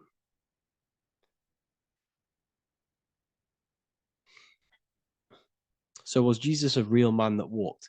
Okay, so I'm going to tell you something. Like, some of the things that I say in my reels, they are to catch attention. So if I say the first thing on the reel, Jesus never existed, straight away, you see that, it's going to trigger you. It's going to trigger Christians. It's going to trigger people. So yes, I do say things to catch attention. The reason I do that is because I have to in order to catch attention. Maybe there was a Jesus who walked. So in the past, I have said Jesus never existed. Yes, this is to catch attention, to boost the reels, views, and comments and stuff like that. Maybe there was a man who was called Jesus and walked the earth. But listen, he was not the Son of God. You are all the Son of God. Jesus represents an archetype. He represents morals. He represents a way of living that you should embody in your life, not to worship. We shouldn't be worshiping this man. We should be embodying his qualities into our lives so we can become Christ consciousness, so we can live in harmony with our mind, emotions, body, and spirit. Okay? He was not the Son of God. You are all the Son of God. We are all God experiencing himself in a three-dimensional divided form. God is oneness, and he created a divided world so he can experience himself. Why do you quote from the Freemasons oft times? I don't recall me looking at Freemason quotes and quote them. I just simply, when I post a quote, I literally just, whatever comes to my head, I just whack it into Telegram or Twitter. Are dreams tied to your subconscious, and how do you understand them? Okay. Dreams and astral projection are two different things. Astral projection is your soul leaving this plane into the collective consciousness, into the collective mind, the collective astral plane.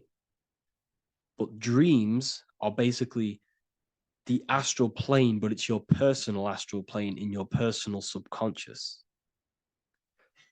So when you dream, you're entering your own consciousness, you're entering your own subconscious. Every character, every event that happens to you, everything that is said to you, everything that happens to you in your dream is yourself pushed outwards, and you're basically experiencing your own mind. If something scary comes up in your dream, this is your belief, this is something in the back of your mind materializing and coming to you and showing itself to you. So in order to understand your dreams, it's basically suppressed emotions, suppressed thoughts, all lingering in your subconscious materialized. Okay. A few months ago, I'd have concurrent dreams of getting in a car crash that lasted for months. Then one day out of nowhere, I got into a really bad accident, and that low-key bugged me out. I didn't know if my mind was trying to warn me or what. You can explain that. Okay. If you are having dreams about having a car crash, this is a belief. Okay, so let me tell you something. Let's say you're a drug dealer, okay? And you live in fear every single day of the police coming to you. This dealer, every day, is worried, he's scared, and he lives in fear of the police getting him. He was believing it. This fear, this emotion he was feeling on a regular basis, repetition, and the emotion is basically impressing your subconscious. It's impressed his subconscious that deeply that he now believes it. It's now become a belief. So one day the dealer gets caught and he goes to prison. Let me tell you something. He placed himself there because he created a program, a belief in his subconscious of the police. And his external reality is now in a prison cell. But that prison cell is just an external manifestation of the prison cell of fear he installed in his subconscious mind. The four walls he's now trapped in is just basically an externalization of his own belief system that he created through consciousness, through the subconscious. If you embedded your belief that you will be in a car crash, you will be in a car crash. He placed himself there. He materialized that reality through the thought, through the emotion, through the belief. He put himself there. You see? So if you were having dreams, this was maybe, it could have been anything. You could have watched a program when you were a child about a car crash, and that maybe scared you. Or you saw a car crash when you were very young, and that scared you, and that impressed your subconscious. Then you had a dream about it. Then you started to believe it. And then one day, bang, it happens. That's the power of the subconscious mind. It holds control over you. It holds control over every aspect of your reality, of your being. So, I hope you all enjoyed this live. I'll see you all inside Ethereal University. I'll be posting another lecture this week. And yeah, let me hold on.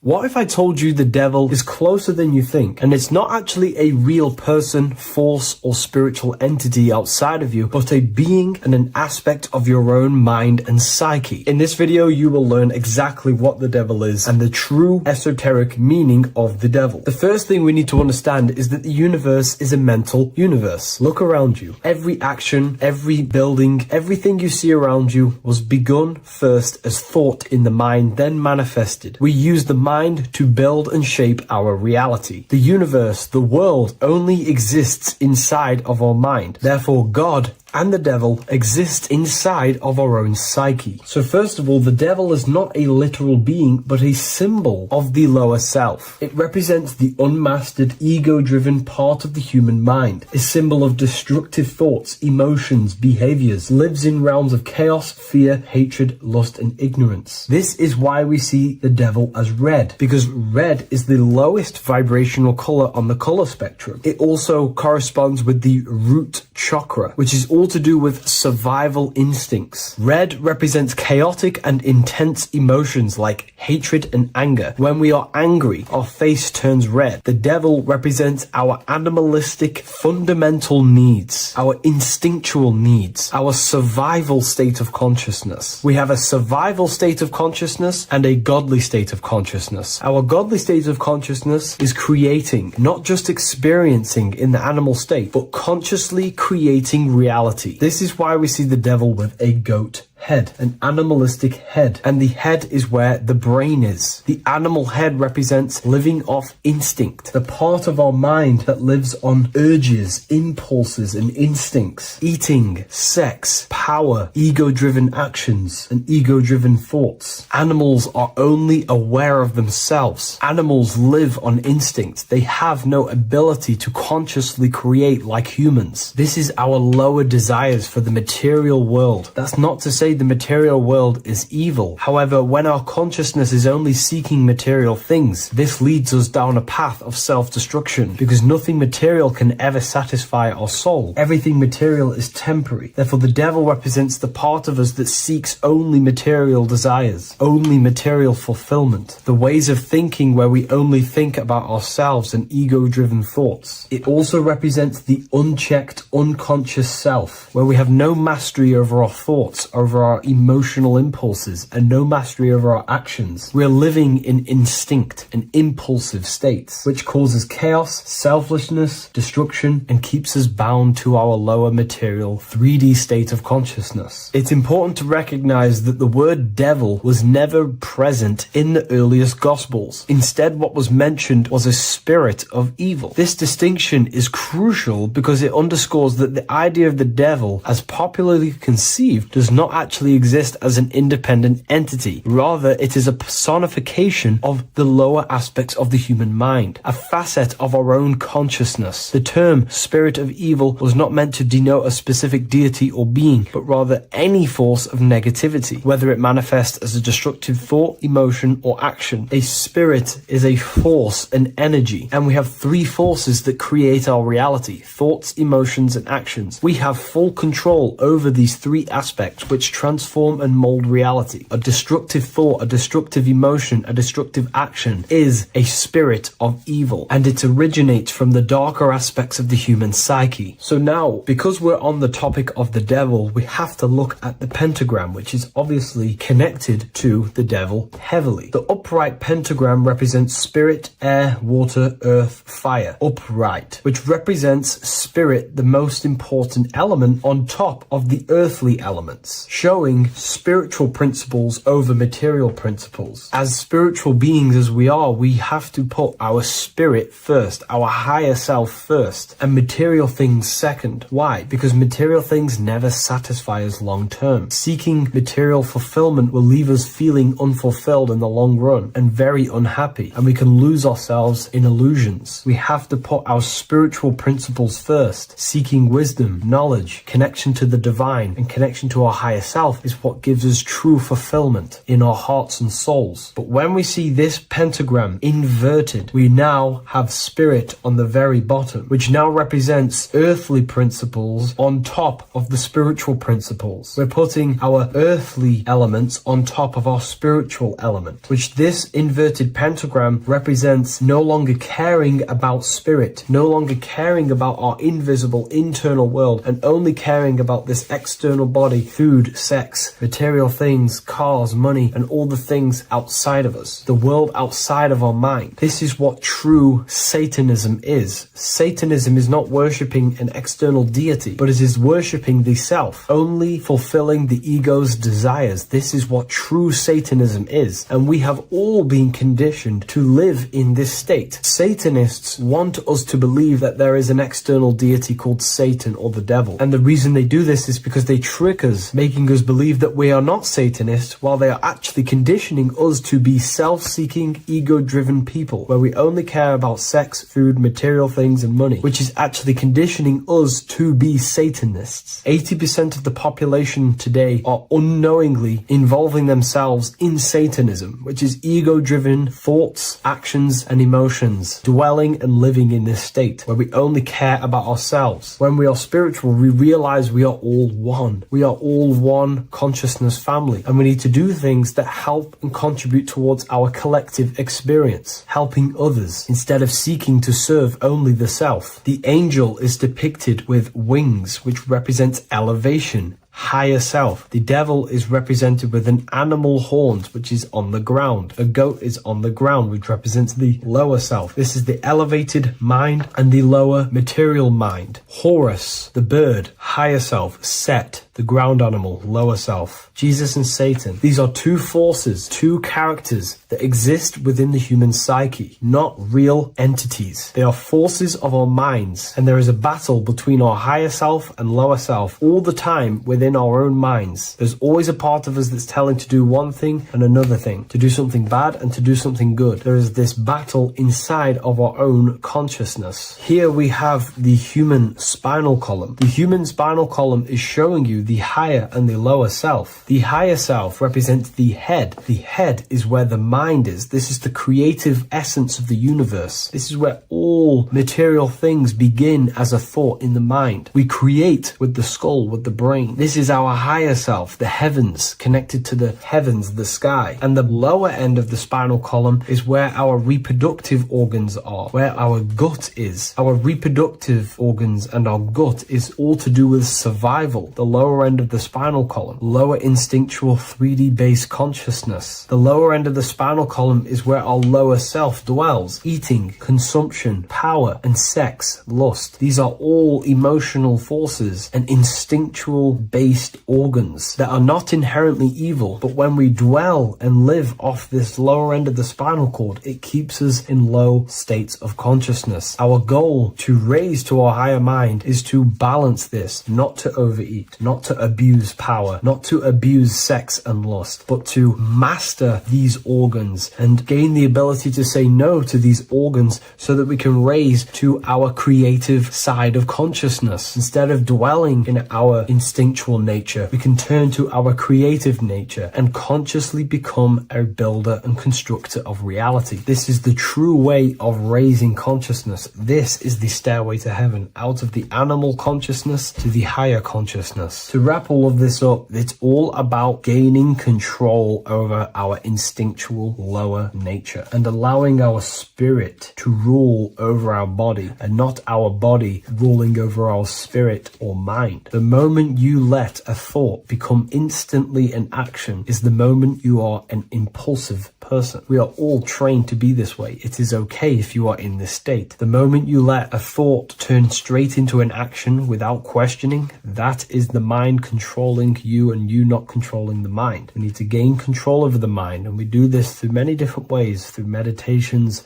affirmations, and discipline. We slowly gain control over our minds. And once we gain control over our minds, we gain control over our thoughts, and we gain control over the attention that we give certain thoughts. We can then start to uplift our mind, our thoughts, out of our instinctual state to the higher mind. If you wish to learn more about consciousness, I'll leave a link in the description for the Book of Wisdom, Volume 2. Hey everybody, welcome back to Living Life with Miss Faye. And today I thought I would talk about the Book of Wisdom, because to me, this is information that should be in every household. And you really shouldn't pass this by, because information like this may not be out here forever.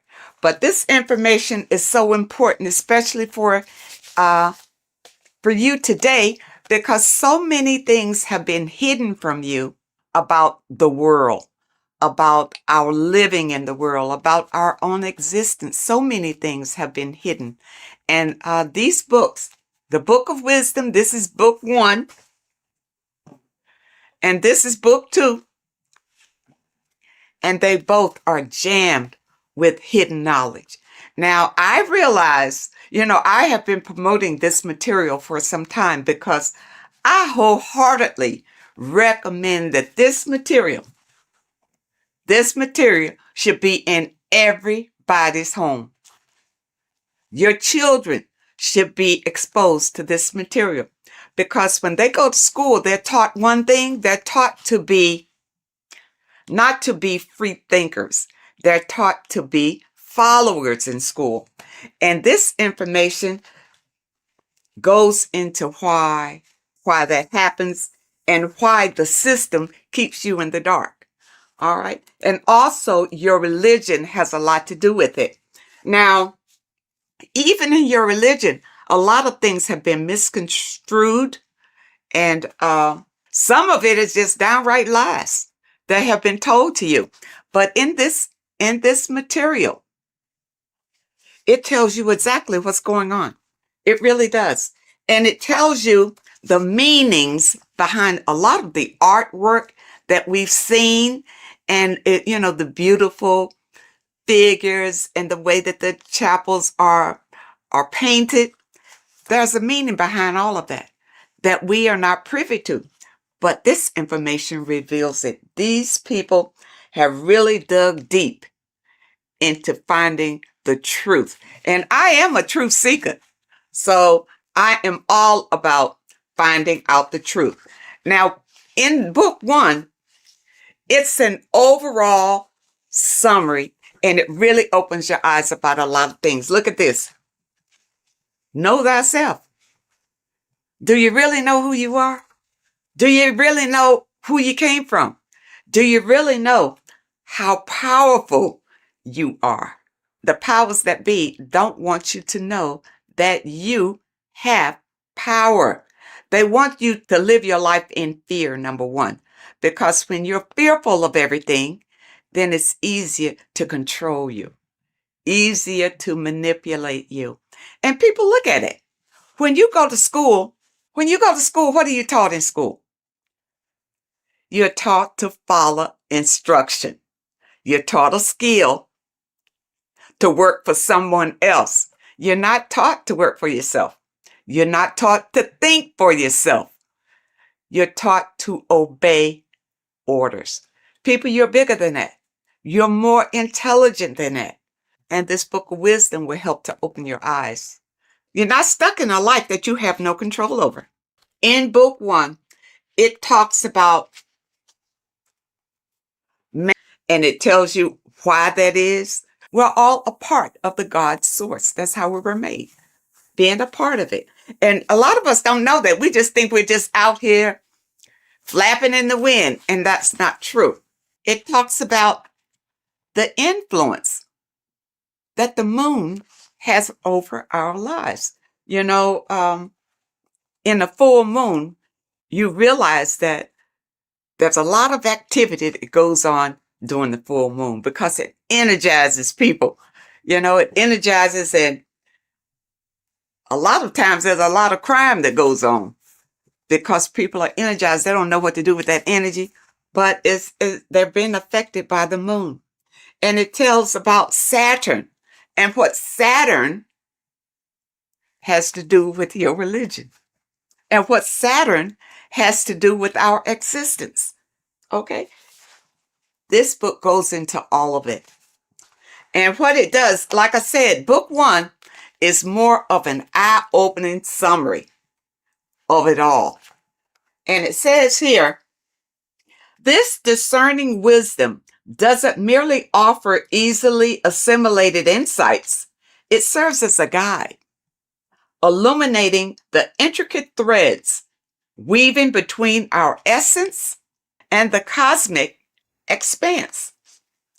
It provides an abundance of information to facilitate the evolution of your mind, your body, and your soul. This is genuine awakening.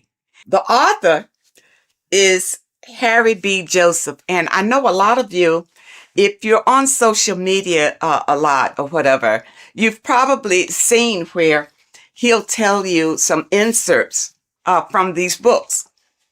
And volume 2 is a more in-depth look at it. So if you want to go really deep, then you want volume 2. Now, one thing in volume 2 that I thought was interesting, of course, everything in here is eye-opening.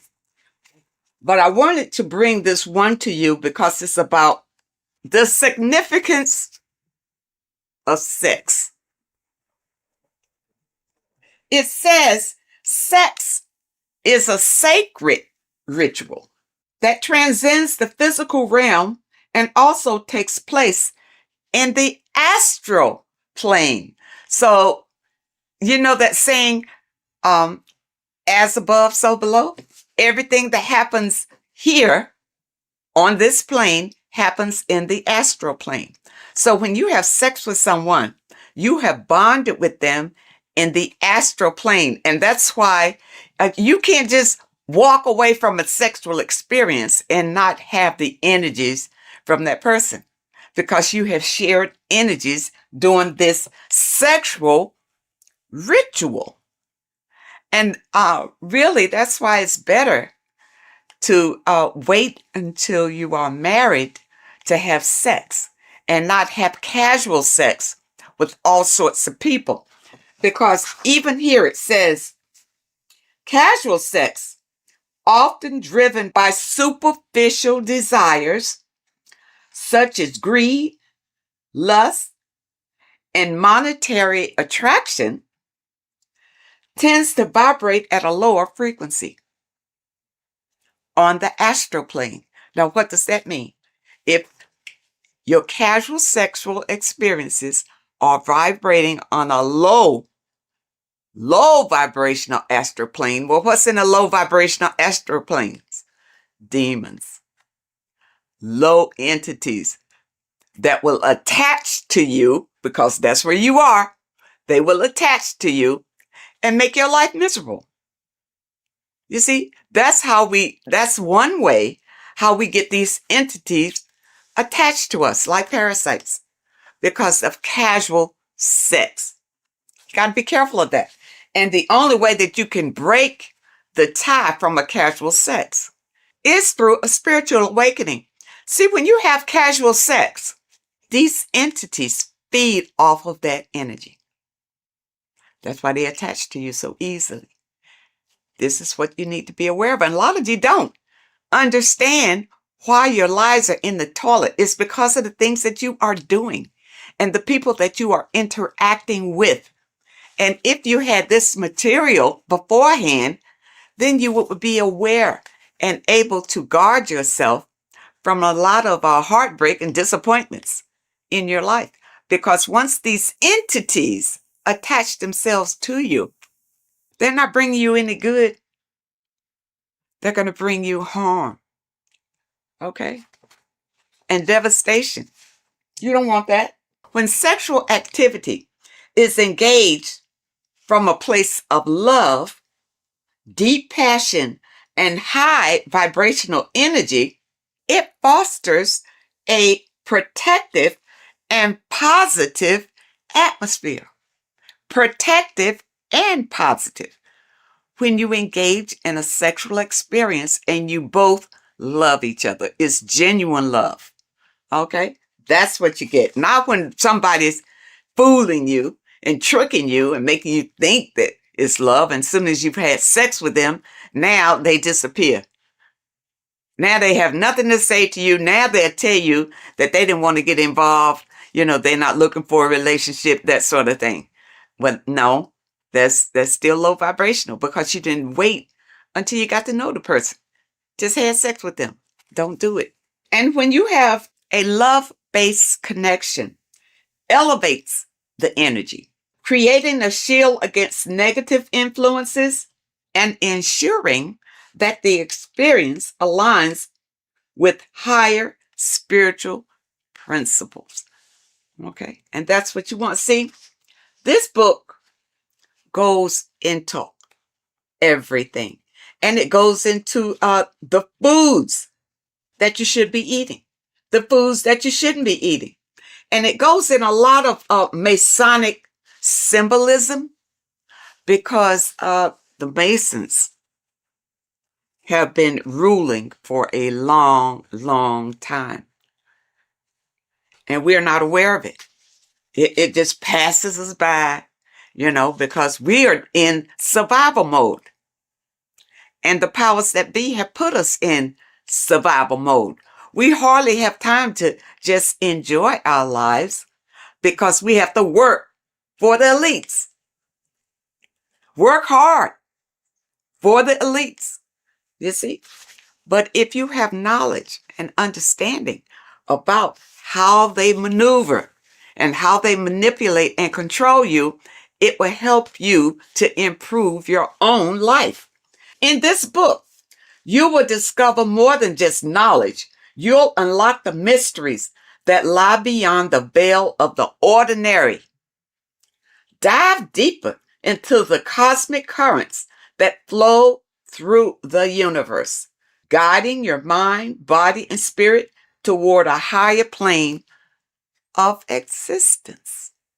People, you don't realize how powerful you are because you have been dumbed down from the time you got here and made to believe you don't have any power. There's an external God that you must pray to for forgiveness of your sins, for anything that you desire in your life. You pray to that God, and that God will deliver it to you. Now, has it happened? Have you received all that you desire from the God that you have been worshiping? If not, maybe you need to know the truth about things. Maybe you need to look deeper into things. Now, it also talks about symbolism, and symbolism is everywhere. But many times we don't understand what the symbolism is. And we see people doing these mantras, and we think, it's evil what they're doing. What they're doing is calling in power from the entities that are around them, because they understand that we are all energy.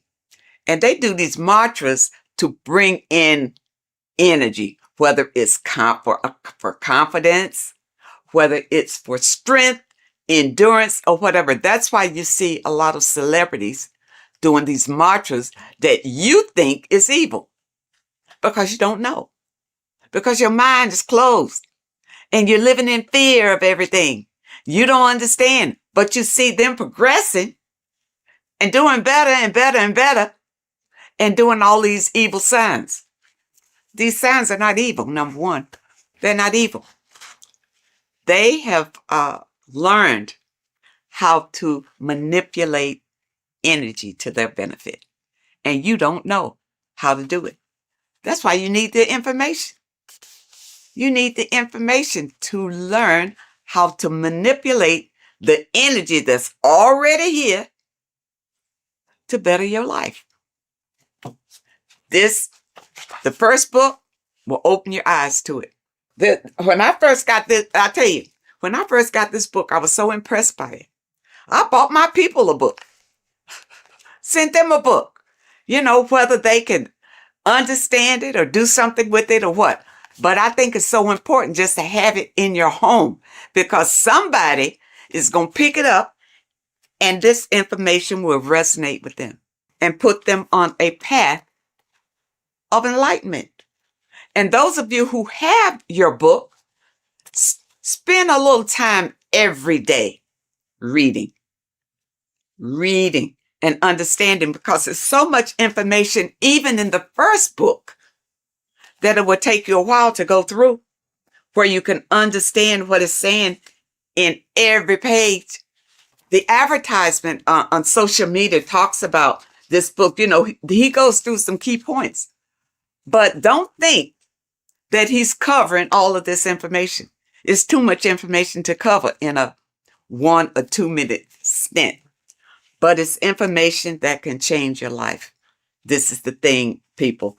It's worth every penny, even if you don't have much. You don't have much. You need to save enough to get these books. Get both of them. You see, I got both of them.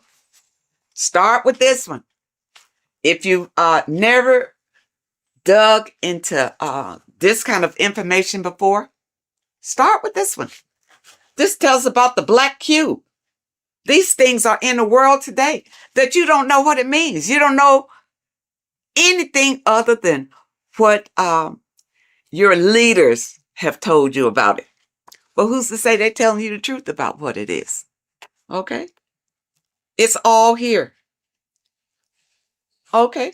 All here. It talks about the scam. It talks about scams in here. And what this one is, you see NASA right there? You remember the moon landing? All of this is to deceive you. And this information brings out the truth, the absolute truth. And volume 2, you see volume 2 is thicker than volume 1 because it goes deeper. It goes deeper. And even if they come out with a volume 3, I'll be ready for that one too. This one opened my eyes to so many things that I had questions about, as far as heaven, hell, the gospel, the Bible. For a long time, I just rejected the Bible totally. I rejected it because the stories in the Bible didn't really make sense to me. It really wasn't logical. Going through this material, I realized that the Bible is written in parables. All right. It's like morals to a story. It's like lessons that you learn from the stories that they tell. Okay. Because think about it. In the Bible, it says that, the apostles wrote these chapters in the Bible. During those days, those apostles couldn't even read or write. So how they write that? Okay. But from whichever documents that they pull certain information out and put the Bible together. All right. But the Bible, and I'm going to use this little slogan that I heard that I really like. The Bible is basic instructions before leaving Earth. It's not for you to take the stories literally. It's to take the meaning behind the story and apply it to your life. And because many of us have not read the Bible, and many of us have. The Bible is written in a way to it's hard really to understand. That's why you go to Bible study, so somebody can tell you the meaning of it or what. And most of the times when you go to Bible study, they don't know any more than you do. They haven't ventured out into research to know exactly what those scriptures mean.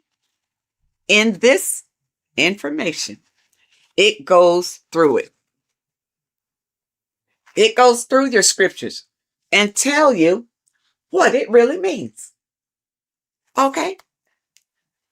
And it leaves no stone unturned, really. And it opened my eyes so much to the Bible until now I can embrace it. I can embrace the Bible because I understand that these are stories for you to learn from. But you got to understand the meaning and what it means. For instance, water is emotions. Okay, it's not just water. It stands for something. It stands for your emotions. The light is the Christ energy. The Christ energy is light. And we all want to embrace the light. All right, so people who follow the Bible, understand the Bible, understand what the Bible really is. Don't be deceived by the interpretation of the stories. Many of the interpretations that you are given is to put you in a subjective role, a slave than a master. puts you more in a slave role if you take those stories literally. And that's why you're not encouraged to go out and look for other information, especially in your religious institutions. They don't encourage you to venture out for other information, because they'll tell you the information. Just keep coming here. We'll tell you all you need to know. You see, but I understand about religion because I was raised Christian. And the thing about it, even when I broke away, it took some strength, because your mind, you have a mindset about it. Being raised as an infant in the church, that's all you know. Every Sunday, you go to church. Yeah, you go to church. Your body is used to going to church. But then when you decide, well, no, it's not working for me. I'm not, my life is not changing. My life is the same. You know, I just come here on Sunday maybe to be entertained, and maybe not, but it's really not worth it. And then you listen to your pastor or whoever is delivering the message, and what he's doing is giving you the spiel that was given to him in theology school. That he's doing. He's giving you the interpretations that he was given. That's all he's got, because he hadn't done any research on his own. He didn't know any different. You see? And there are many people out here who feel like ignorance is bliss. I know you've heard that. Ignorance is bliss. No, it's not. Especially in today's world, with so many changes coming down the pike, and fear is leading it. Fear is right in front, leading all these changes down the pike. And fear is leading it so that you won't buck against it, so that you will be so afraid you'll just hold on tight and hope that you come out okay on the other end. But if you get this material under your belt, it will give you strength and a way to grab the power that you have inside of you, so that you won't feel desperate and you won't feel afraid. You'll feel empowered. And that's what we all want. That's why I feel like everybody should have this material in their home. Everybody. And your kids should grow up reading this before they go to school, and their little minds be manipulated to believe whatever the system wants them to believe. Because really, they're just grooming them to be little worker bees, to be worker bees. You see? People, you have the right. You have the right to be the master of your own reality. But if you don't know the information, you don't know where your power comes from and how to use the power that you have, doesn't mean anything. All you got to do is open yourself up to new information. That's all it takes. And your life could change drastically by just the information that is revealed in these pages.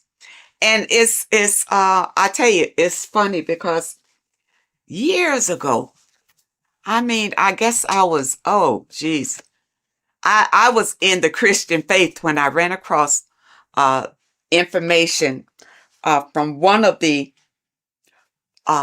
folks who contributed to this material. And when I heard him talking about it, it resonated. Something he said resonated in me, and I never forgot it. And then when I found this material again, and I saw his name, I think his name was Santos Benucci or something. I don't want to destroy anybody's name, but I know he is referenced in some of this material. This is it. When he talked years and years ago about it, and now here it is in printed form. People, do not let this pass you by. This is your life right here. You think your Bible is? The Bible is great, but it's in parables. You can't understand it the way it should be understood. Okay? But with this being your companion, it will open your eyes like they've never been opened before. And I know a number of you out there have purchased the book. Leave us a comment and tell us how you feel about it. But take your time. These are not fast reads. Either one. And the thing about it is, I keep going back to them. It's not the kind of material you read one time, put it aside and forget about it. You put this on the coffee table and read a little bit all the time because it reinforces your soul and helps you to manifest the life that you desire. Okay, people? I hope that you understand, and I hope that it helps. And of course, I will leave a link in the description where you click on the link and you can get either one. You can get book, this volume 1, or you can get volume 2. And the volume 2 is in hardback. You know, when I first got it, it was in the soft cover, but I love hardback. So I have this in the hardback too, because the hardback I absolutely love. And because the books that I purchase, I want to pass them on to my people when I'm gone. They mean something. Stop wasting your money on stupid magazines and crap that doesn't mean anything. You buy a book, buy one that's going to change your life. Oh, and also, when you click the website, you'll notice that there are courses on there that you can sign up for for those of you who want to go really deep. And also, there's a PDF on food. And I'm waiting for them to come out with the book on that. I don't want a PDF. I want the book. And once they come out with the book on foods that you eat and foods that you don't eat, I will be the first one to get that one. So I encourage you to add these to your library.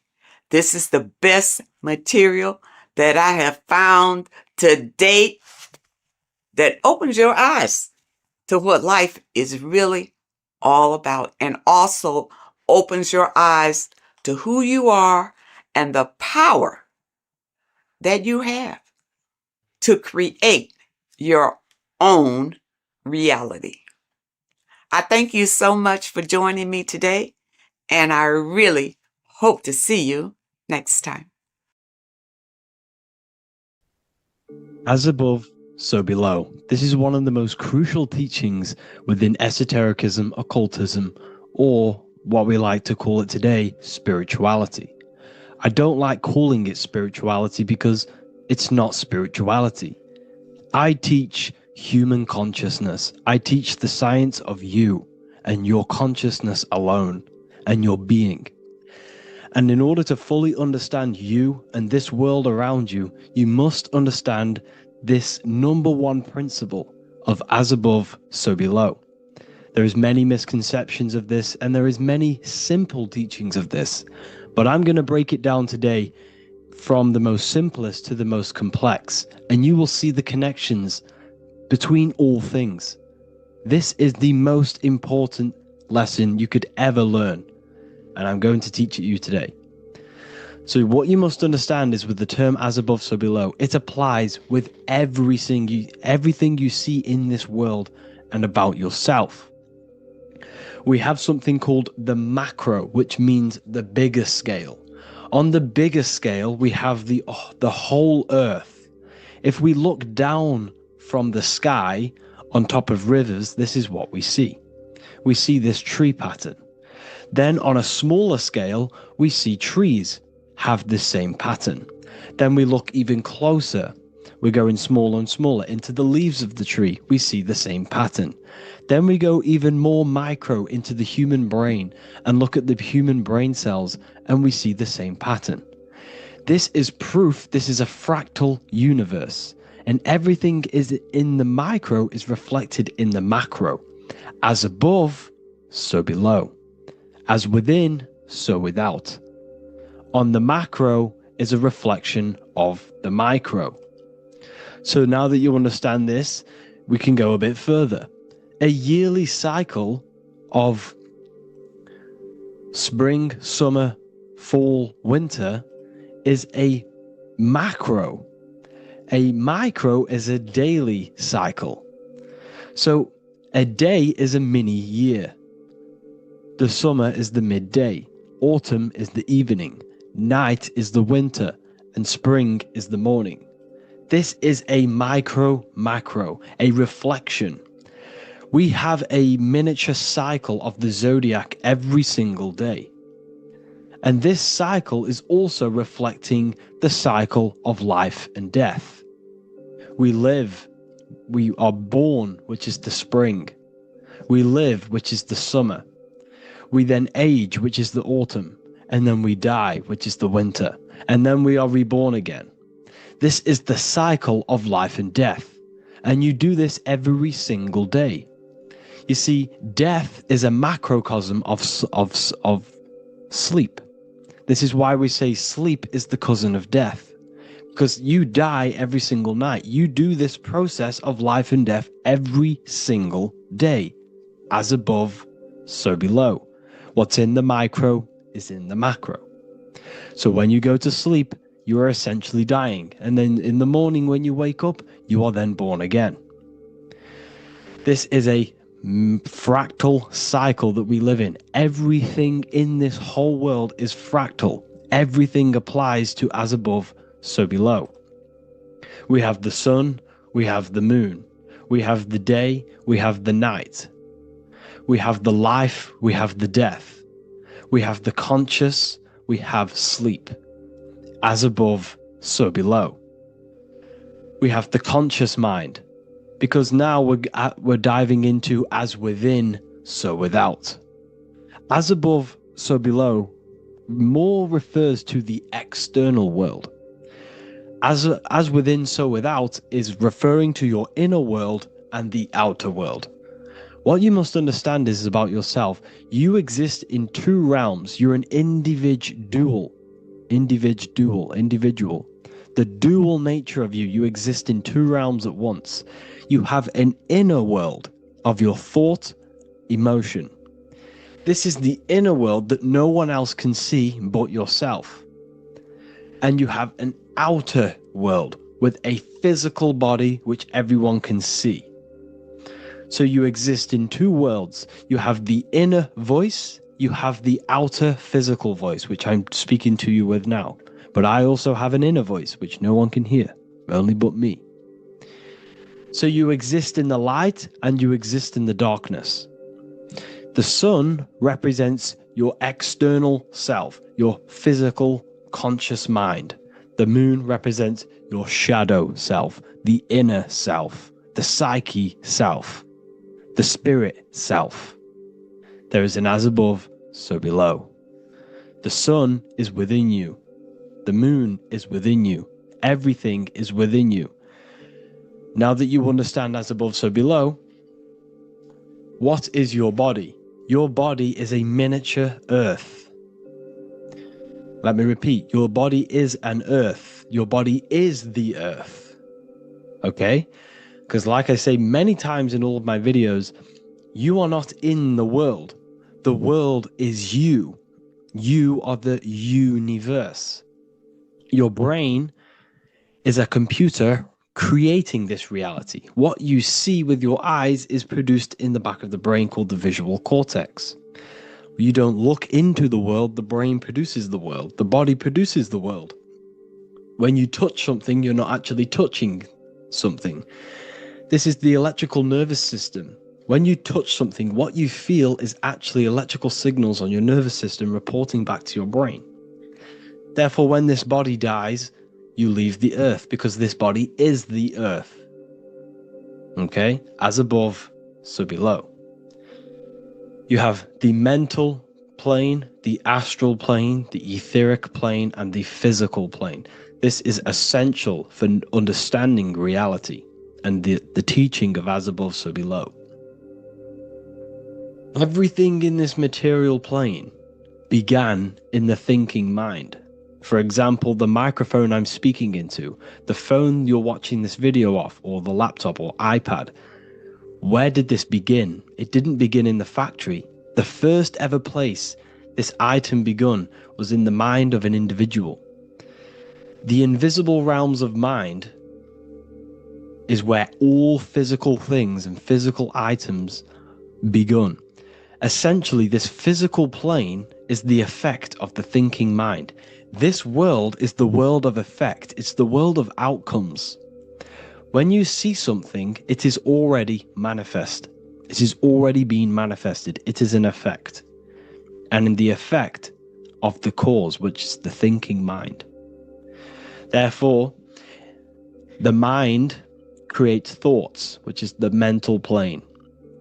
Then after thoughts creates imagination, which is the astral plane. These two are spiritual. They are non-physical. So spirit kind of means non-physical. Then you have the physical planes, the etheric and the physical plane. As above, so below. What happens in the mind is manifest on the physical plane. Like I said, the phone that you are holding, it was a thought, and then it brought down into a physical reality. As above, so below. You change the mind, you change your reality. Your environment, the word environment has ment in it because your environment is mental. So now that you understand this, so what is the world around you? The world around you was created by the mind of God. It was manifested through God's thought. So you are living in the mind of God. You are a thought in the mind of God. God thought you into existence. But like I said, we are all fractals. Everything is fractal. If God exists, this means that you are God. As above, so below. God created you through the thinking mind, and he gave you a thinking mind. So God created the macrocosm. God created the macro, the whole world. He designed the whole world, the sun, the stars, the moving. He designed this. But then he gave you the thinking mind to design your own life and create your own life in his world. You are a microcosm of God's macrocosm. Just like God thought you into existence and the whole world into existence, you are a microcosm thinking your world, your reality into existence. You see this now? Everything is a reflection. Everything is a mirror. Everything is fractal. So in order for you to change your reality, you must change these higher planes. Your thought and imagination are the two key aspects of creating physical reality. Every object you see around you was begun in these higher planes of the non-physical, and they were brought out of spirit into physical matter through the thinking mind and physical action. So now we're going to get a bit deeper. The brain is not the mind. Now that you understand, we have spirit and matter. As above, so below. You have a non-physical side of reality and a physical side of reality. The mind is the spiritual brain. The brain is a physical manifestation, a physical effect of the mind. The mind uses the brain to operate in the physical world, and it's the same with the heart. The soul manifests itself physically through the heart. The heart is a physical manifestation of the soul, of the emotion, thought and emotion, the mind and the soul, the brain and the heart, heaven and earth. So you have the inner world and the outer world, the spiritual, non-physical, and the physical. So we are all on this process of awakening, an expansion of our minds into new fields of thought, into new fields of awakening ourselves. Because essentially we are born into this world, but you are born many, many times. You can be born physically and you can be born spiritually. Like I said, everything is fractal. So just like when the baby finds out that there is a world outside of its mother, what does the baby do? The baby seeks a way out of its mother, and then the baby is now born into a new world, a world outside of its mother's womb. It's the same with you and your spiritual process. As your mind becomes aware that there are other realities beyond your physical body, it then seeks a way out. And this is why you are probably watching my YouTube, because you are now on the path. Something within you has guided you to this path of knowledge, truth, enlightenment, and expanding your consciousness. And it is your soul who brought you here. Your soul speaks through emotion, a guidance.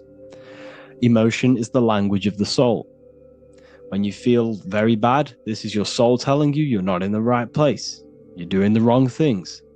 Because the soul is always unfolding its purpose, which is expansion and learning. That is it. The mastery of the self and the learning of the mind is the only thing that counts in the end after this life. So you are on a journey of expansion, of learning, creating, and spiritual rebirth. As above, so below. What does this body tell you? When I see someone overweight, I don't see the overweight. I don't see the body. I see the mind. I see an undisciplined mind. I see a mind that lacks self-control. I see a mind that seeks external validation. That's what I see when I see an overweight person. I don't see his body. I see the result of his mind. Because what does the Bible tell you? You shall know them by their fruits. It's the same saying as above, so below. You shall know them by their fruit. The fruit is their manifestation. Your body is a direct correlation and manifestation of your mind. Your inner world projects your outer world. As within, so without. As above, so below. Now, what do you see when you see this man's body? I see discipline. I see strength. Mental strength, not physical strength. I see mental resilience of pain. Because all of this man's mental energy has been manifested physically within his muscle.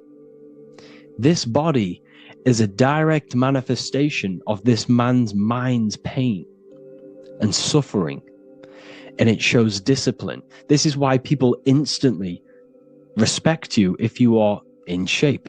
You walk into a room and you are in shape, people will instantly give you respect because they know that you are mentally disciplined.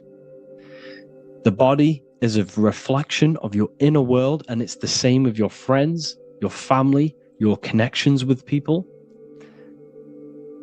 If you think about yourself very negatively all the time, and you don't have a good connection with yourself, you don't have a connection with your true self, this will manifest into every single relationship you have in your life. If you don't have a good relationship with your inner self, you don't have a good relationship with the people and the friends around you. Because as within, so without. If you think negative about yourself, you will only pick up the negative in other people. If I think very highly of myself and I think very happy and good things about myself, I will then see the good things in other people. Because it's as above, so below. As the inner world is, so is the outer world. It's the same with your life circumstances. Your life is a direct correlation of every thought you thought in the past. If you possess millions of pounds, millions of dollars, This is because you have thought this into physical reality. You live the life you are deserved. You live the life that you manifest through your thought. If you live a very poor life, this is a reflection of your mind. This is a reflection of what you have thought into physical existence. Because like I said, everything begins in the mind, as above, so below. And this is even present within the body. So where is the head? The head is at the very top of the body. And where does all manifestation begin? In the mind. That's where the mind is, in the head. And then the thoughts we think travel down the body into the heart, which is the emotion. Every thought we think is in the emotion. Every thought we think creates an emotion. This emotion then drives the action. Where does the action come from? The feet, because the feet move our body. We move with our feet to take action. Our hands. You see, so the body is even a micro reflection. I can't even say it. Reflection of the order of manifestation. This blew my mind when I figured this out. You see, the head, the thoughts begin here. This is the beginning of all manifestation. Then it comes down to the heart. This is the emotion. Then you take the action. The thought and emotion then sparks the action, which is taken with the hands and the feet. And where's the lowest point on the body? The feet, and that's touching the physical earth. So the head is where the thought is, the non-physical, and the lowest point on the body, which is touching the physical earth. So the head represents spirit, the feet represent matter, spirit and matter. Your room, if I walk into your room and I see a messy room, I don't see the room, I see a messy mind. The room is a reflection of the mind. If you have a messy room, this is your mind. It's an externalization of your unsorted mind, undisciplined mind. So like I said, we are all God, and we must find the God self within us. And I teach all of this inside the Book of Wisdom, Volume 2. This is not just a book, this is a revolution. This is the beginning of a new age with this book. If you have read it, I congratulate you. You should feel very proud of yourself if you have an open mind. You should feel proud of yourself for watching these videos, because not many people have an open mind. Remember this, people. You are special if you're watching these videos. You have the mind. You have the ability to see through the illusion. And I take my hat off to you. You want to take this to the next step? Read the book. Or if you want to take it to the serious levels, join the university. The university, you gain access to every piece of my material that I've ever done. All of my books, all of my lectures that are hidden from YouTube, that are hidden from everywhere else. The lectures that give you real power. And if you feel alone on this journey, we have a conscious community where you can connect with like-minded individuals, because I've been there.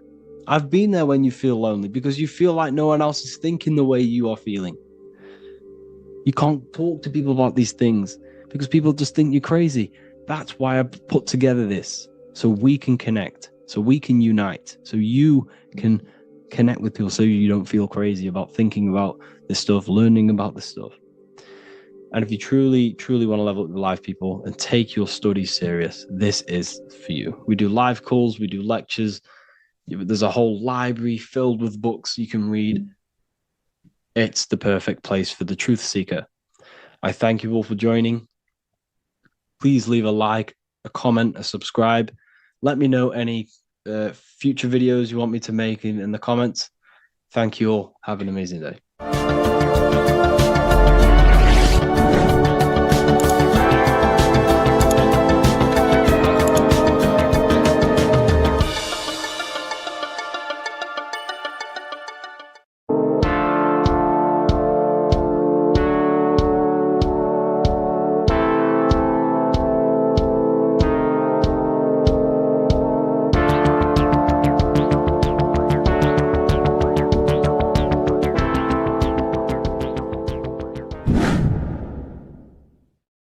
What is good, people? It's Revival of Wisdom. I hope you're all doing well.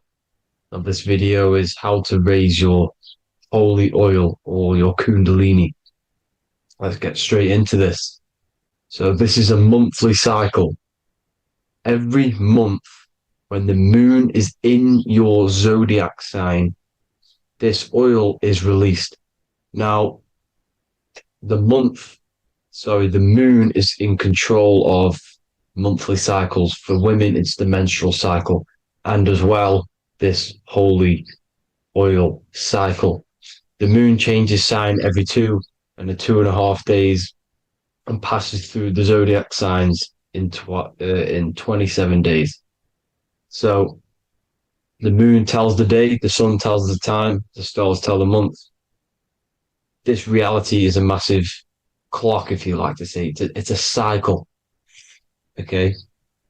The moon controls the night, emotions, water, fluids, and the mind. Okay. So this oil is produced in the claustrum. It's produced in the claustrum, which is here, right? This is where you get Santa Claus from. Now, the claustrum is at the center of the brain, and it is next to the pineal gland and the pituitary gland. Once it starts in the claustrum, this is the holy presence. This is the present that Santa gives to us, Santa Claus. And it goes to the pituitary gland and the pineal gland. And what's connected to the pituitary gland and the pineal gland is the Ida and the Pingala. The Pingala is the pineal gland's nerve, which is the honey, which is the positive charge, electric. And the pituitary is the Ida nerve, which is the magnetic charge. This is the milk, the land flowing with milk and honey. This is the brain, the heaven, okay? And it travels down the spine using these two nerves, these electromagnetic charge. And this is what the ancients symbolized with the two serpents wrapped around the spinal cord, the Ida and the Pingala. And this travels down to the sacrum or the solar plexus. Okay. So once it's here, okay, the spine is an elongation of the brain. So the spine is pretty much the brain. It's an extension of it. And it's kind of a microcosm of how we descended from heaven to physical reality, to physical matter, which is our consciousness has done. Our consciousness has descended from heaven into physical matter, and this is a microcosm of it. Okay. So once we're in the sacrum bone, this holy oil, like I've just explained, this holy oil starts in the Santa claustrum, goes down the chimney to the sacrum. This is the sacrum, the solar plexus, and drops the present off at the sacrum. Now, once we're at the sacrum, we need to raise our vibration to take this oil back up the spine. Okay. And the River Jordan symbolizes this in the Bible. King Herod wants to kill Jesus in Nazareth, which is here, this is the River Jordan, is Nazareth. He goes to be born in Bethlehem and then goes back up to Nazareth to Joseph and Mary. Joseph and Mary, the pineal gland and the pituitary gland. The Bible is huge symbolism. It's all metaphors for this sacred process which goes on inside of your body. You are the Temple of Solomon. You are the Holy Land. The Holy Land is your brain. Once this oil is at the sacrum, you need to raise your vibration in order to take it back up. Once this oil has gone back up to the pineal gland, it activates the crystals which are wrapped around your pineal gland. Your pineal gland is this tiny little beam here. This is the claustrum. This is the pineal gland. And it's wrapped in crystals.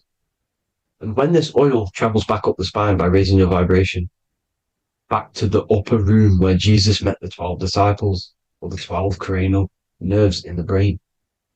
And it activates and it turns on this pineal gland.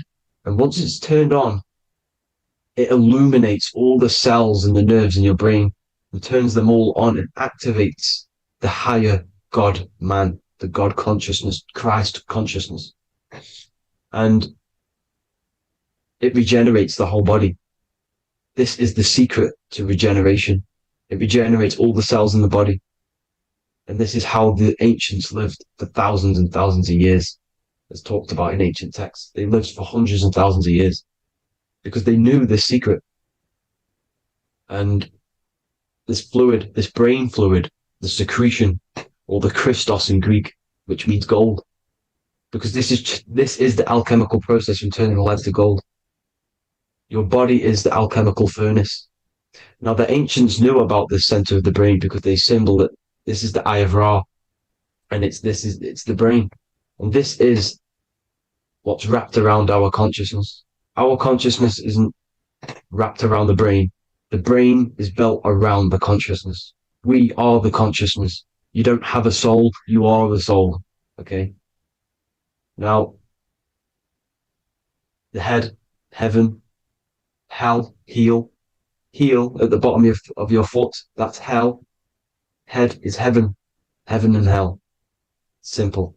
Now, the pineal gland produces DMT, which is dimethyltryptamine, which is known as the spirit molecule. So, let's move on.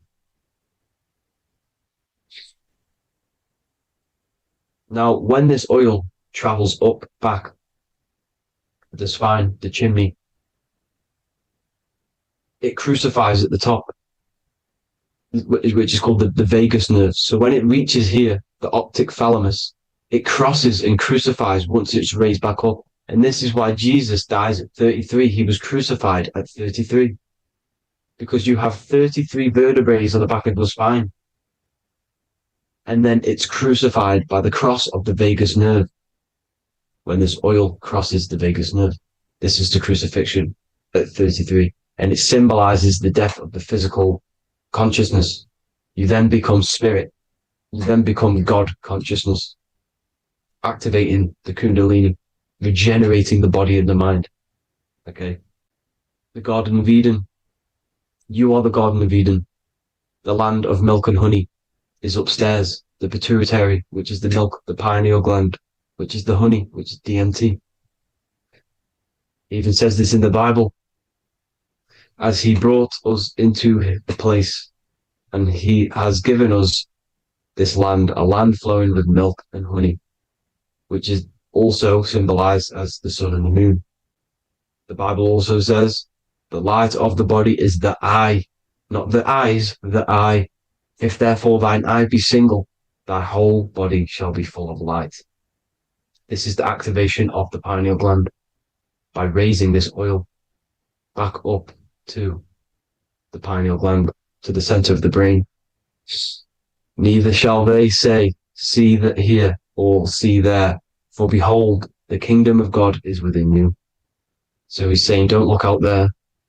Nothing is out there. It's all inside of you. Everything's inside of you. You're the universe. Now, how to raise this oil back up to the pineal gland? Every month, like I said. The moon controls the cycle. The moon controls monthly cycles. When the moon is going into your zodiac sign every month, this oil goes down the spine and you must raise your frequency to get it back up. You must retain your seed. This is the most important. Your fluid, your secret, your holy fluid, your life force. You can't let that go. That life force is the reason you're alive. This holy oil is the reason you're alive because it feeds all of the systems in your body. It feeds all the systems in your body. You have to retain your seed, alkaline diet, positive thinking and meditation. Okay? When you retain your seed, you will live longer. The moment you release it, you're killing yourself. You're killing a piece of yourself every time you release your seed. Every single time. You're killing a part of yourself. Okay. Now, this could be why this could be the illumination, the single eye on the Illuminati's symbol, the Freemasonic symbol, the illuminated eye, the triangle, which could symbolize the body, mind, and spirit, but the eye illuminated. Now, in the Bible, it talks about the two trees, the tree of knowledge and the tree of life. The tree of knowledge is the tree of good and evil, which is the most important system in your body, which is the nervous system. The nervous system, the most important. The tree of good and evil, and the tree of life, which is the cardiovascular system. Now, this oil, when it's released every month, feeds these two systems, and these two systems feed everything. Now, it's important you understand that. Okay? The ancients knew all of this knowledge. The Bible's telling you this knowledge. But it's in a metaphorical way. You have to understand the context behind it so you can read it properly. Now, eating of the tree of life, which is when it talks about in the Bible, eating from the tree of life is actually symbolizing a bad diet, ejaculation, because you're eating from these two systems. You're killing yourself with a bad diet. You're killing yourself with an ejaculation. Okay? So, that's important to understand. Now, this is Jacob's ladder in the Freemasons. Jacob's ladder, which is the spinal cord. It's the stairway to heaven. And this is Jack and the Beanstalk when he goes up the beanstalk and finds the golden egg in the grey clouds. The grey clouds symbolize the grey matter in your brain. Now, the Garden of Eden talks about the 4 different rivers in Garden of Eden. As we see here, the North Pole map, the ancient North Pole map, because the center of the earth is the center of the torus field. Everything's the torus field. Atoms are torus fields. Everything's torus fields. You are the universe. Everything is within you. The North Pole is your spinal cord. This is why they say Santa Claustrum comes from the North Pole. This is the North Pole. And the Santa Claustrum is the center of your brain. Now, there's 4 rivers which come from the Garden of Eden. There's the blood, the Christ oil, which is the oil we're talking about, urine, and saliva. These are the 4 sacred oil, 4 sacred fluids in your body. And these are constantly abused in today's society. Also, these secret societies are targeting these fluids. Okay? This is why porn is free. They sexualize society through Disney. Go and look at some of the Disney movies. There's so many subliminal messages which sexualize these children because they want you sexualized. So you release your seed, which is one of the holy fluids in your body, especially your semen, your sexual energy. So important you retain this. So important because it's your life force. It keeps you alive. Okay. Now, let's recap on this. If you want to raise your oil every month, you can't just retain your seed for the month. You have to retain your seed forever. Don't just do it for a couple of days. You have to do it. It's a lifestyle. You want to become God consciousness, you got to do what it takes. It's hard in this society because this society is made around, it's designed to kill you pretty much. It's designed to keep you in these lower states of consciousness with all the bad food, the chemicals in the food, the chemicals in the water, the sexualized TV programs, sexualized adverts, sexualized TikTok and apps, videos, subliminally stimulating you because that is your weakness, sex. It's your weakness. Now, you have to retain your seed, meditation, and an alkaline diet. Why alkaline? Because acidic is low vibrational. This is the color spectrum. And what's the highest vibrational color? Violet. It's the lowest, red. You have to have an alkaline body in order to raise this oil. When you drink, when you have a bad diet, when you drink alcohol, when you smoke, this destroys the oil. It destroys the oil in your sacrum. and it can't be raised again, can't be raised up. This is why it's so important. Without that oil, you don't live. That oil makes you live. It feeds everything in your body. It's crazy how we're not taught this. It's insane. But that is how you raise the oil, people. I hope you all gain some knowledge out of this video. And I hope this assists you on your journey, your spiritual journey. And please like and share this video. We need this knowledge out to the public to wake up humanity. Thank you all, people. God bless.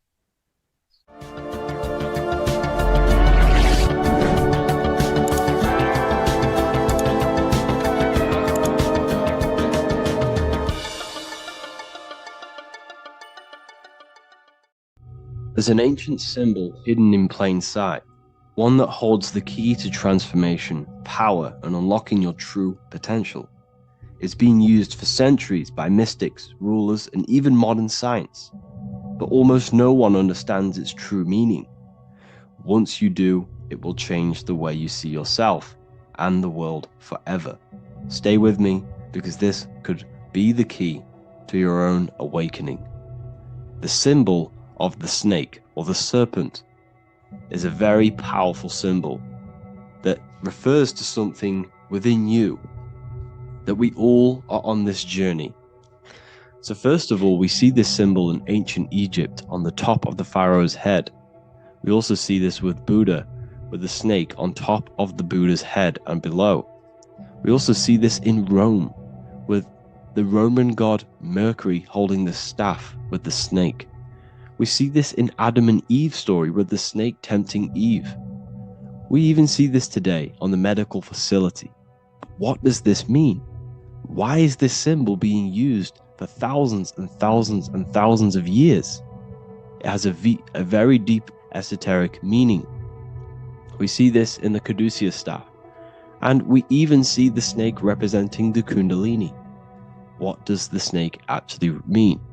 A lot of people think it represents the Kundalini, which it does. However, there's a deeper interpretation of this symbol, and it goes very far beneath the surface of what the snake actually represents. Okay? So first of all, when looking at symbols, we need to observe what the snake does in nature. The serpent sheds its skin. The serpent shedding its skin is a sacred symbol of an inner transformation. It transforms from its old self to a new self. It sheds layers of itself. As the snake discards its old exterior, it mirrors our own journey of realizing outdated beliefs and patterns, paving the way for a renewed, authentic self on the esoteric path of awakening. Essentially, it represents transformation, but not transformation of our physical bodies, transformation of our inner world. Now, this is where things get a little bit tricky and you may become a little bit confused, but I'm going to make this very clear for you. The snake symbol, or any symbol, can be used for different contexts. For example, the Kundalini. We see the snake representing the Kundalini. We all know that energy can't be destroyed, only transferred. Like I said, this is a transferring of energy. It's a changing, a transforming, shedding its skin. It represents transformation. Sexual energy is energy, and we can transform the sexual energy into a Kundalini awakening to activate dormant brain cells in our brain, and to activate the human light body, which is the spirit. We can cultivate, save, and retain our sexual energy, transmute it up the spine to activate the brain. This is a symbol of transformation, of energy in this context. However, when we go to the emergency services, this does not mean the same thing as the Kundalini. The snake in this context represents transformation of health. When we are picked up by the emergency services, we are looking for a transformation. We are unwell, and now we need to transform to well-being. This is why they use this symbol. It represents transformation, especially with the pole and the snake climbing. It's climbing, it's transforming from the bottom to the top, shedding its skin, shedding old layers. Transformation. We see this in the Bible with the snake tempting Eve to eat the apple of the tree of knowledge of good and evil. Well, what does this mean? Where's the transformation in this? Well, this is a very hidden one. The transformation takes place in Adam and Eve's consciousness and their mind.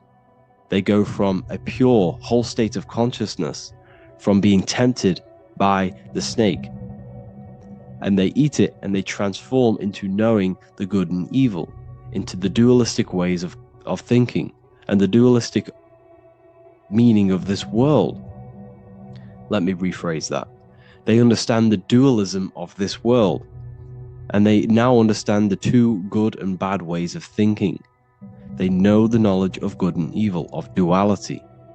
They shifted from a whole state of consciousness into their consciousness being split into good and evil. This represents the journey of every single soul that incarnates into this world, including yourself. When you were a child, you were whole. You had no understanding of good and evil. But as you grew older, you eaten the fruit. You grew to understand the knowledge of good and evil. Your consciousness split from a whole into a separate and divided way of thinking and divided understanding of the world. We suppressed aspects of ourselves to fit in with society norms. And we just limited ourselves with limiting belief systems. We knew the knowledge of good and evil. Our consciousness split from a whole state. This is what Adam and Eve is symbolic of. We see this with the Roman god Mercury, with the snake. Mercury represents intellect, communication. He's always flying in the air, which represents the air, the mind, the intellect.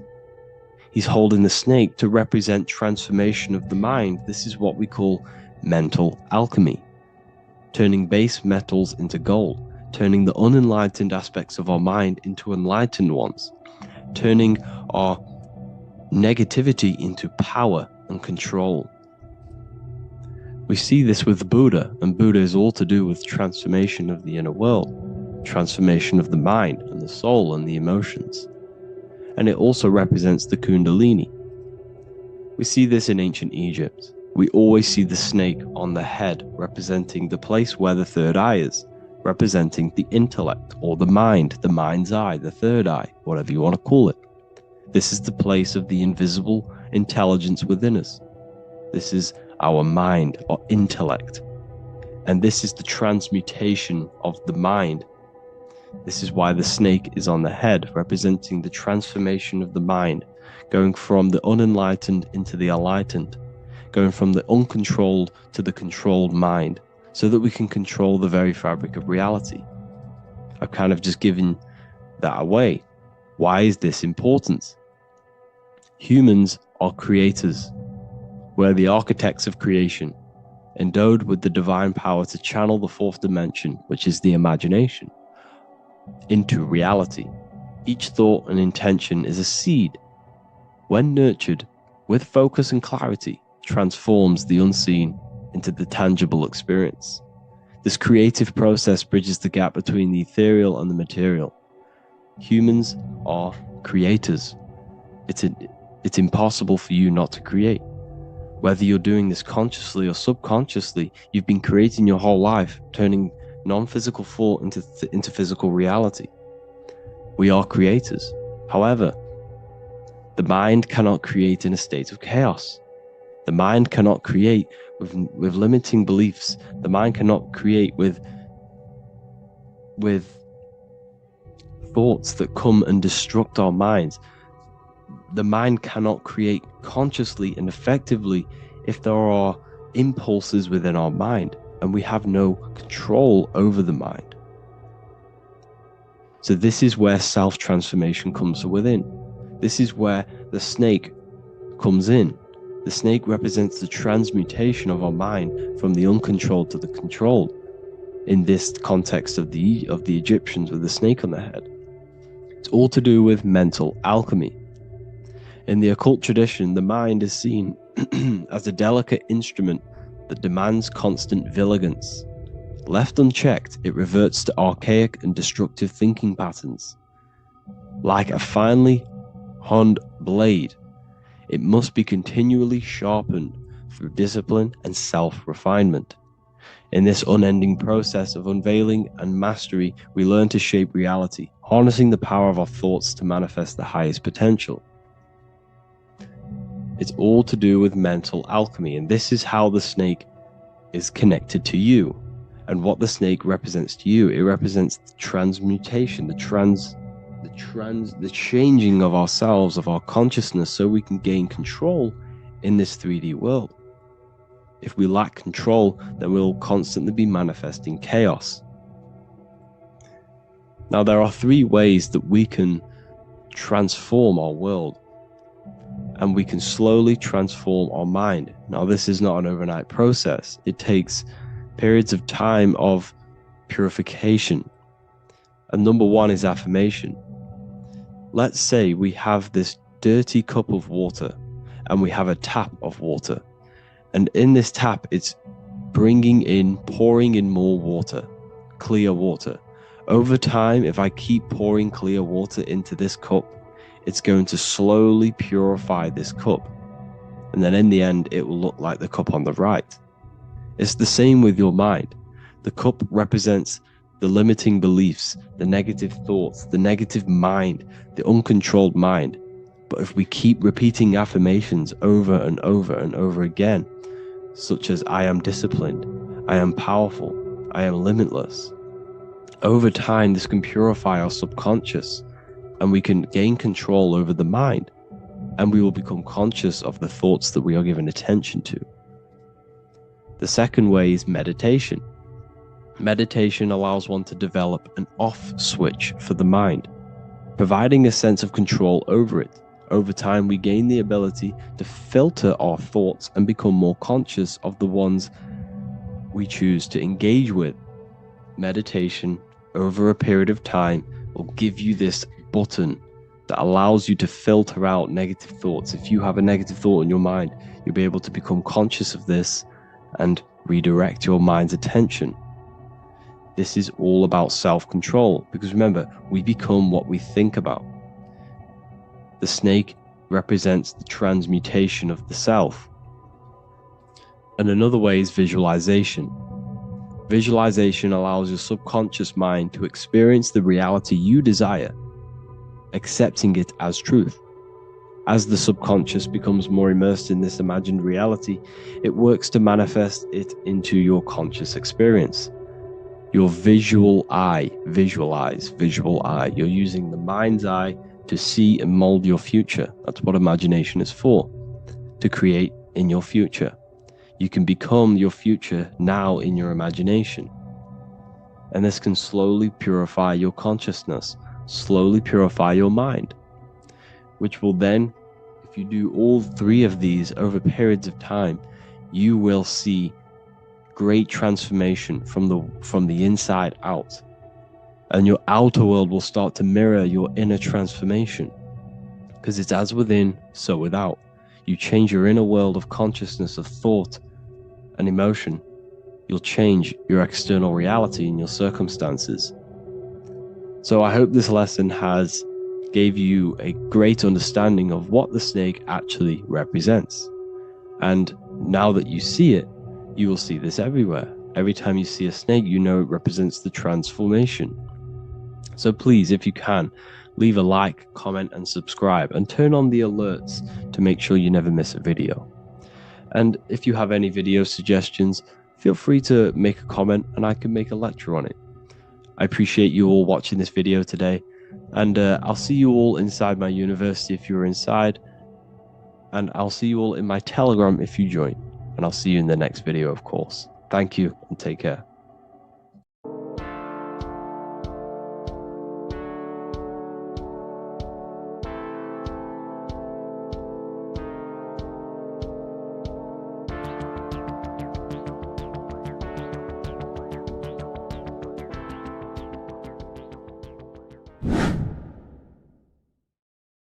What are we all doing, people? Survival wisdom. Today we're going to be breaking down the Bible and its real, true metaphysical meaning. All of these slides within this video is taken from my book, The Book of Wisdom. So you can get all of these slides. So the Temple of Solomon, you are body, mind, and soul, which is the Holy Trinity, the moon, sun, and earth. The sun is your soul because the sun is its infinite source of energy. It is its own source of energy. And that is what your soul is. It's its own source of energy. The moon is mind. This is why you call people a lunatic. You're a lunatic. Luna means the moon. And inside of your mind, you have a specific mood. Mood is moon. And mind in German is Mond. And the word Mond means moon. And earth is your physical body because your body contains of the four elements, the four physical elements. Well, the Temple of Solomon is the temple of the soul and the mon, the soul and the mon, the soul and the mind. And it's the temple of the Holy Spirit in the Bible. Everything leads back to one singular point in the center of the brain. The brain is not the mind. It's mind over matter. Okay? The brain is the physical manifestation of the mind. The brain is the electrical computer which decodes the light waves given to it by the mind. This is why everything in the body leads back to one singular point. And we'll go over this in a minute. But this is controlling the physical body. This is the within. If you rearrange within, it spells high twin because within you is your twin, your true self. And it's just an entity in the center of the mind. And if you shut your eyes, you can feel it. Your awareness is in the center of the brain. So there's just an empty chamber in the center of the two cherubs, the two brains. They are two separate brains. They're two hemispheres. And the empty chamber, when scientists chop it up and see it's just an empty chamber, well, because you can't see in that plane of reality, you cannot see the mind. You cannot see thoughts. It is invisible to the human eyes, to the visible light spectrum, to the two eyes. The reason why we call it the third eye in the center of the brain, it's not the third eye, it's your true self. It's the mind and soul. It's an eye because it does see. It's the all-seeing eye that you always see here.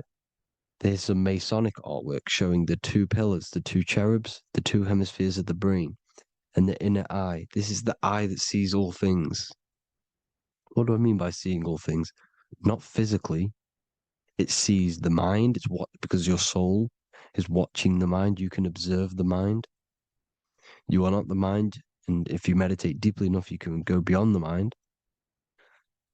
It's the all-seeing eye. It sees the mind. It sees what emotions you're feeling.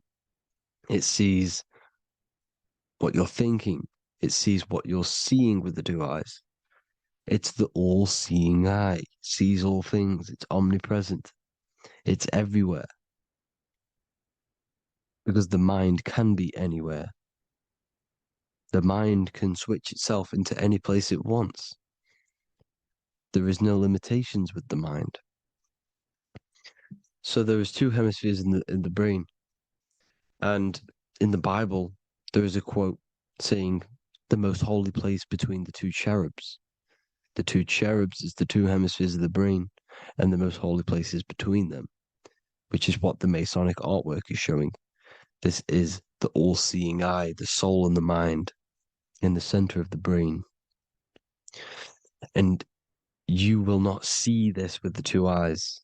So when scientists come to seeing the empty chamber in the center of the brain, they wonder because they do not understand the occult side of the world. They do not understand the layers of reality. How the two eyes, everything physical comes from the unseen. Everything seen comes from the unseen. Now, the two hemispheres of the brain play a major role in our lives. The right hemisphere is the artist. The left hemisphere is the scientist. The right hemisphere controls the left side of the body. The left hemisphere controls the right side. So there's a crossover. Now, the right hemisphere is to do with your feminine energy, creativity, unification, metaphors, visualization, intuition.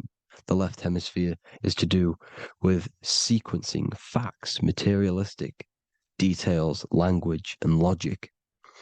So they keep us normally trapped within the male aspect of our mind, which is the left hemisphere.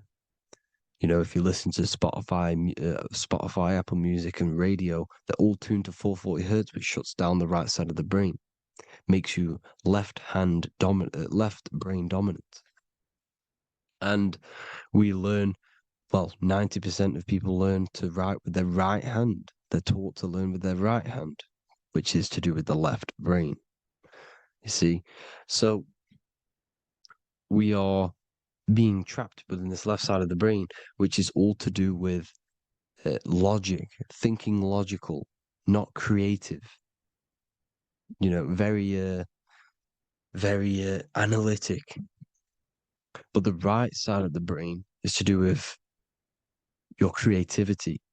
So the right side of the brain is perceiving reality as a holistic perception. Now, what do I mean?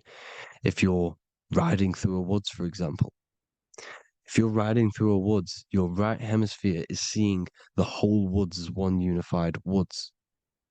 The left hemisphere's job is to break down the perception given to it by the right hemisphere and break it down into individual trees. So what am I saying? The right hemisphere is seeing humans and everything in creation as one unified consciousness. The left hemisphere is seeing individual egos. This is why the left hemisphere is the place of the ego, the right hemisphere is to do with the higher self.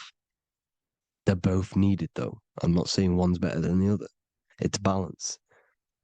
Now, they don't want you to see the unified picture, perception of creation. They want you to think everything is individual, everything doesn't come from the one, because all things come from the one. And we experience the two in this reality, dualism. In order to understand the one, we have to experience the two to advance. So, anyways, let's get away from the two hemispheres.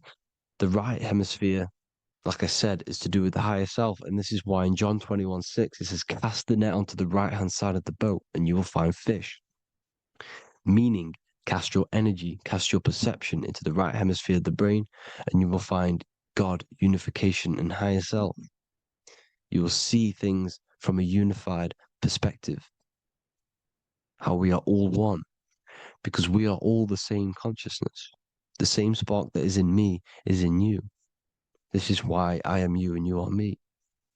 We are all the all-seeing eyes of God, just split up into individual bodies.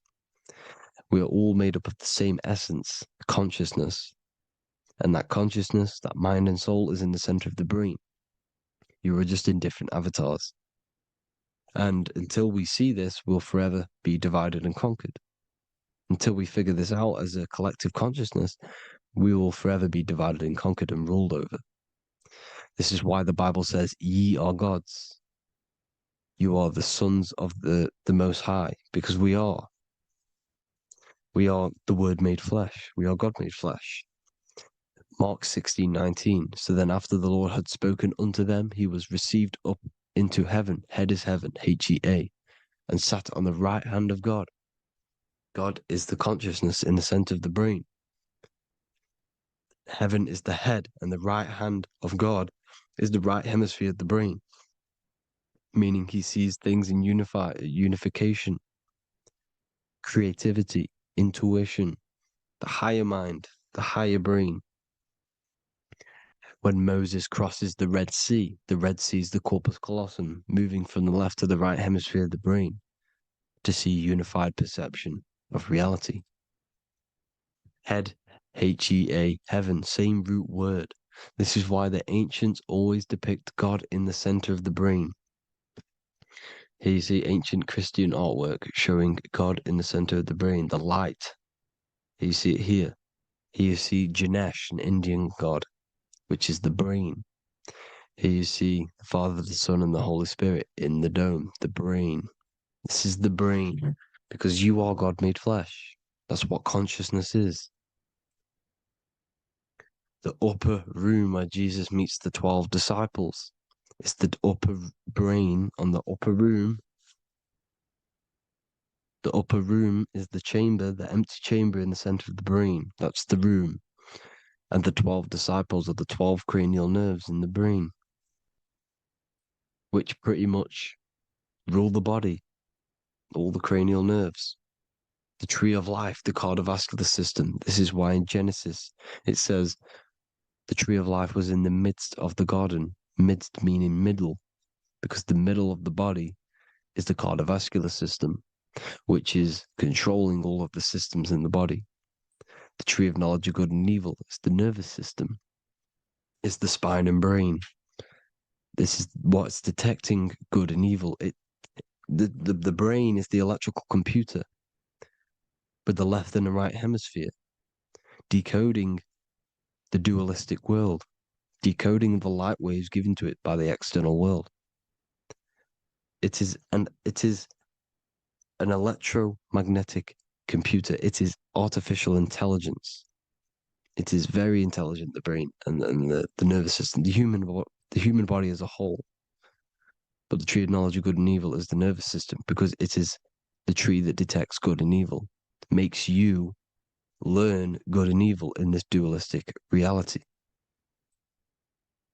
Here you see Adam and Eve around the tree of knowledge of good and evil. Adam and Eve, male and female energies, with the serpent in the tree, and the tree of knowledge of good and evil. Well, this is the spine, the brain, and the serpent is the kundalini of the spine. The serpent is the S. That's why S, serpent, S, the letter S is the serpent. Sex and serpents make an S noise. You know, the Bible cursed the serpent. So we don't figure out the true religion. The true religion is raising the kundalini and becoming God-man and reaching our higher states, our true God self.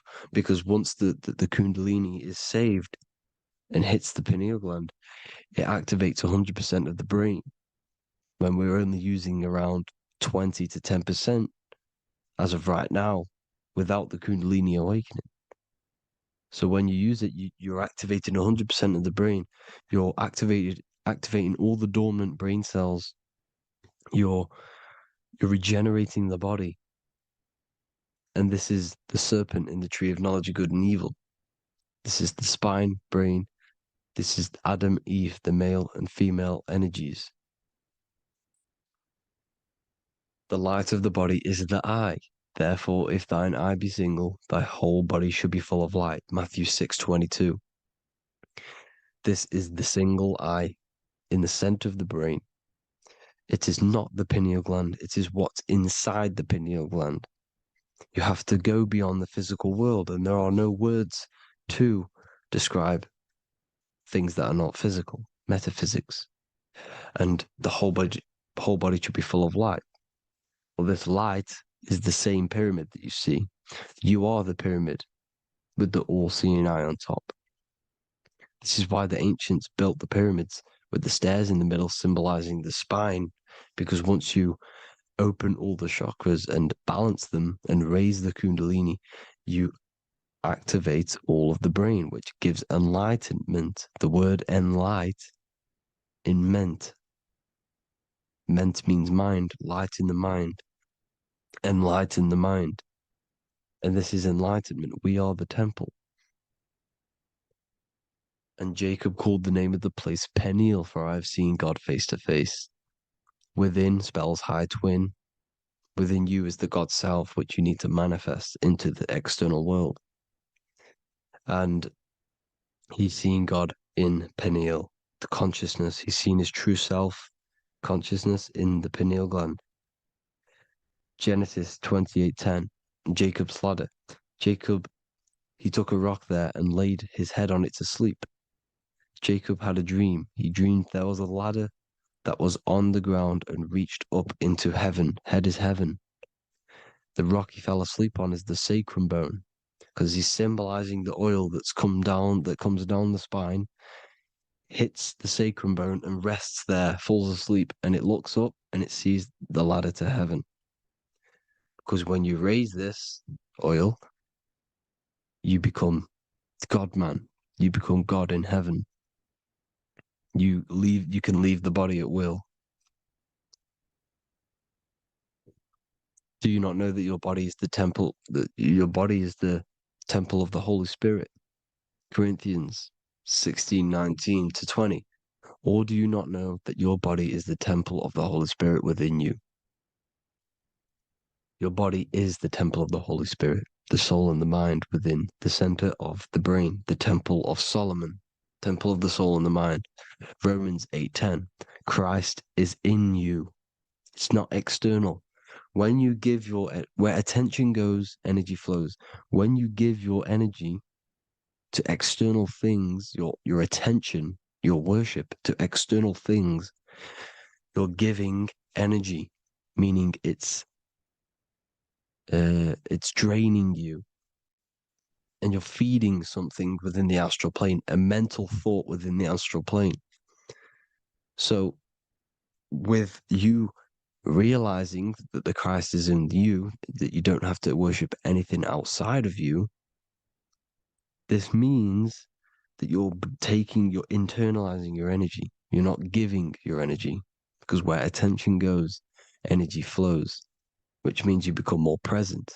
You become healthier, because you're not giving off all of your special electromagnetic energy that's charging you. This is why the religions run by the Vatican is all external. They're exoteric. Exoteric means external teachings. The esoteric is the internal, the hidden teachings. In Psalms 82, I have said, ye are gods, and all of you are children of the Most High, because we are the Most High, split up into individual bodies. That's what consciousness is. Consciousness is the Most High, and we have to raise ourselves to the Most High. Brahma, Vishnu, Shiva, the Father, the Son, and the Holy Spirit. Why is it always a trio? It's a trio because it symbolizes us, the soul, mind, and body. The mind is the bridge for the soul to be in the body. What is the soul? It's the life force. It's the watcher. It's the all-seeing eye. The soul sees into different realities, and it gives life to the body of every reality it goes in. This is why you always see light around the all-seeing eye, because it is the energy, the life force, the light, life, L-I. Life is light. And it's the eye because it sees into the different realities. It sees into the dream world. When you're going to sleep at night and you dream, it's not a dream. It's another reality. You're a multi-dimensional creature. We live in a multiverse. There's infinite amount of views. And there is a version of you which is the highest self in a reality somewhere. And this eye has the ability to switch realities, which is exactly what astral travel is. Astral travel is the ability to switch reality beyond the 3D construct of this world. The Father, the Son, and the Holy Spirit, Brahma, Vishnu, Shiva. The Brahma, the soul, inhabits different bodies. This is why they have different heads. Vishnu, the mind, symbolizing gnosis, meaning knowledge. This is the serpent. The serpent symbolized knowledge. Shiva, the body. The Father, the Son, and the Holy Spirit. The bird, the soul, because the bird symbolizes the soul. This is why you have here the Egyptians showing you the soul leaving the body. Here you see here with the twin head, the same head, and it's a bird. This is the soul self. This is the ego self. The Egyptians knew this. They knew all of this. Of course they did. Now, the whole story of Jesus is all metaphorical for the process which goes on within your body. Your neck and head is the holy grail which the sun and the moon creates. Sorry, the sun and the moon creates the fluid within the holy grail, the brain, the skull. And the moon creates the milk. Sorry, the moon makes the milk. The sun makes the honey, the land flowing with milk and honey in the Bible. The land flowing with milk and honey is the center of the brain in the Holy Grail. Here you see the Masonic artwork showing you the sun and the moon creating the fluid in the spine. Here's the serpent. Serpent symbolizing the two Kundalini channels, the Ida Pingala up the spine. Here's the furnace raising the Kundalini, raising the oil, heating it up, and rising it to the crown. You see? So here you see more Masonic art, seeing the sun and the moon creating the holy fluid in the brain, in the cup, filling the cup. This is why it's a cup, because it's the Holy Grail. This is the holy oil in the center of the brain that gets released down the spine, which is Jesus coming down from heaven. It comes down the spine, down the River Jordan in the Bible. This is when Jesus goes from Nazareth to Jerusalem. He comes down the River Jordan, and Joseph and Mary are in Nazareth, waiting for Jesus' return. Joseph and Mary symbolize the pineal and pituitary gland, which produce the two oils created by the sun and the moon. And he returns. When he returns, he gets crucified at 33, because the 33 vertebrae at the back of the spine, and it crosses the vagus nerve. The crucifixion of the oil past 33 vertebrae creates God-man, and it creates your higher self, and it activates 100% of the brain. And you turn into spirit, you turn to your spirit self. This is why Jesus dies. He didn't physically die, it metaphorically dies, and becomes his higher self. The ego self is left behind. It's the same with the whole story of Jesus. Jesus comes down from heaven, which is the oil. He dies in a cave for 3 days, which is the oil hitting the cave. Here's the cave. And resurrects after 3 days. If you resurrect the oil, comes up and gets crucified at 33 in Golgotha. Golgotha translates to a place in the skull. The three wise men from the east. Well, if you look at the Masonic artwork, they'll always show you a ladder up to the east. Okay? Here you see north, south, west. This would be east. Here you see east here. East here. The ladder up to the east. The east is the top, up. Three wise men from the east, the thalamus, pituitary, and pineal gland in the center of the brain. The most important glands in the body. Here you see the Egyptians with the spine, the sun, and the two hemispheres of the brain. What did I say at the beginning? The sun is the soul. The sun is its own source of energy. It's the life force, which gives life to anything it inhabits. The soul is the same thing. That's why sun and soul mean the same thing. So, what I'm saying is consciousness is God. And this is why when it refers to as God in the Bible, it means your higher self, pretty much. And returning back to this higher self, because God is something that you need to manifest. Consciousness is God, and your body is a reflection of the creation by God.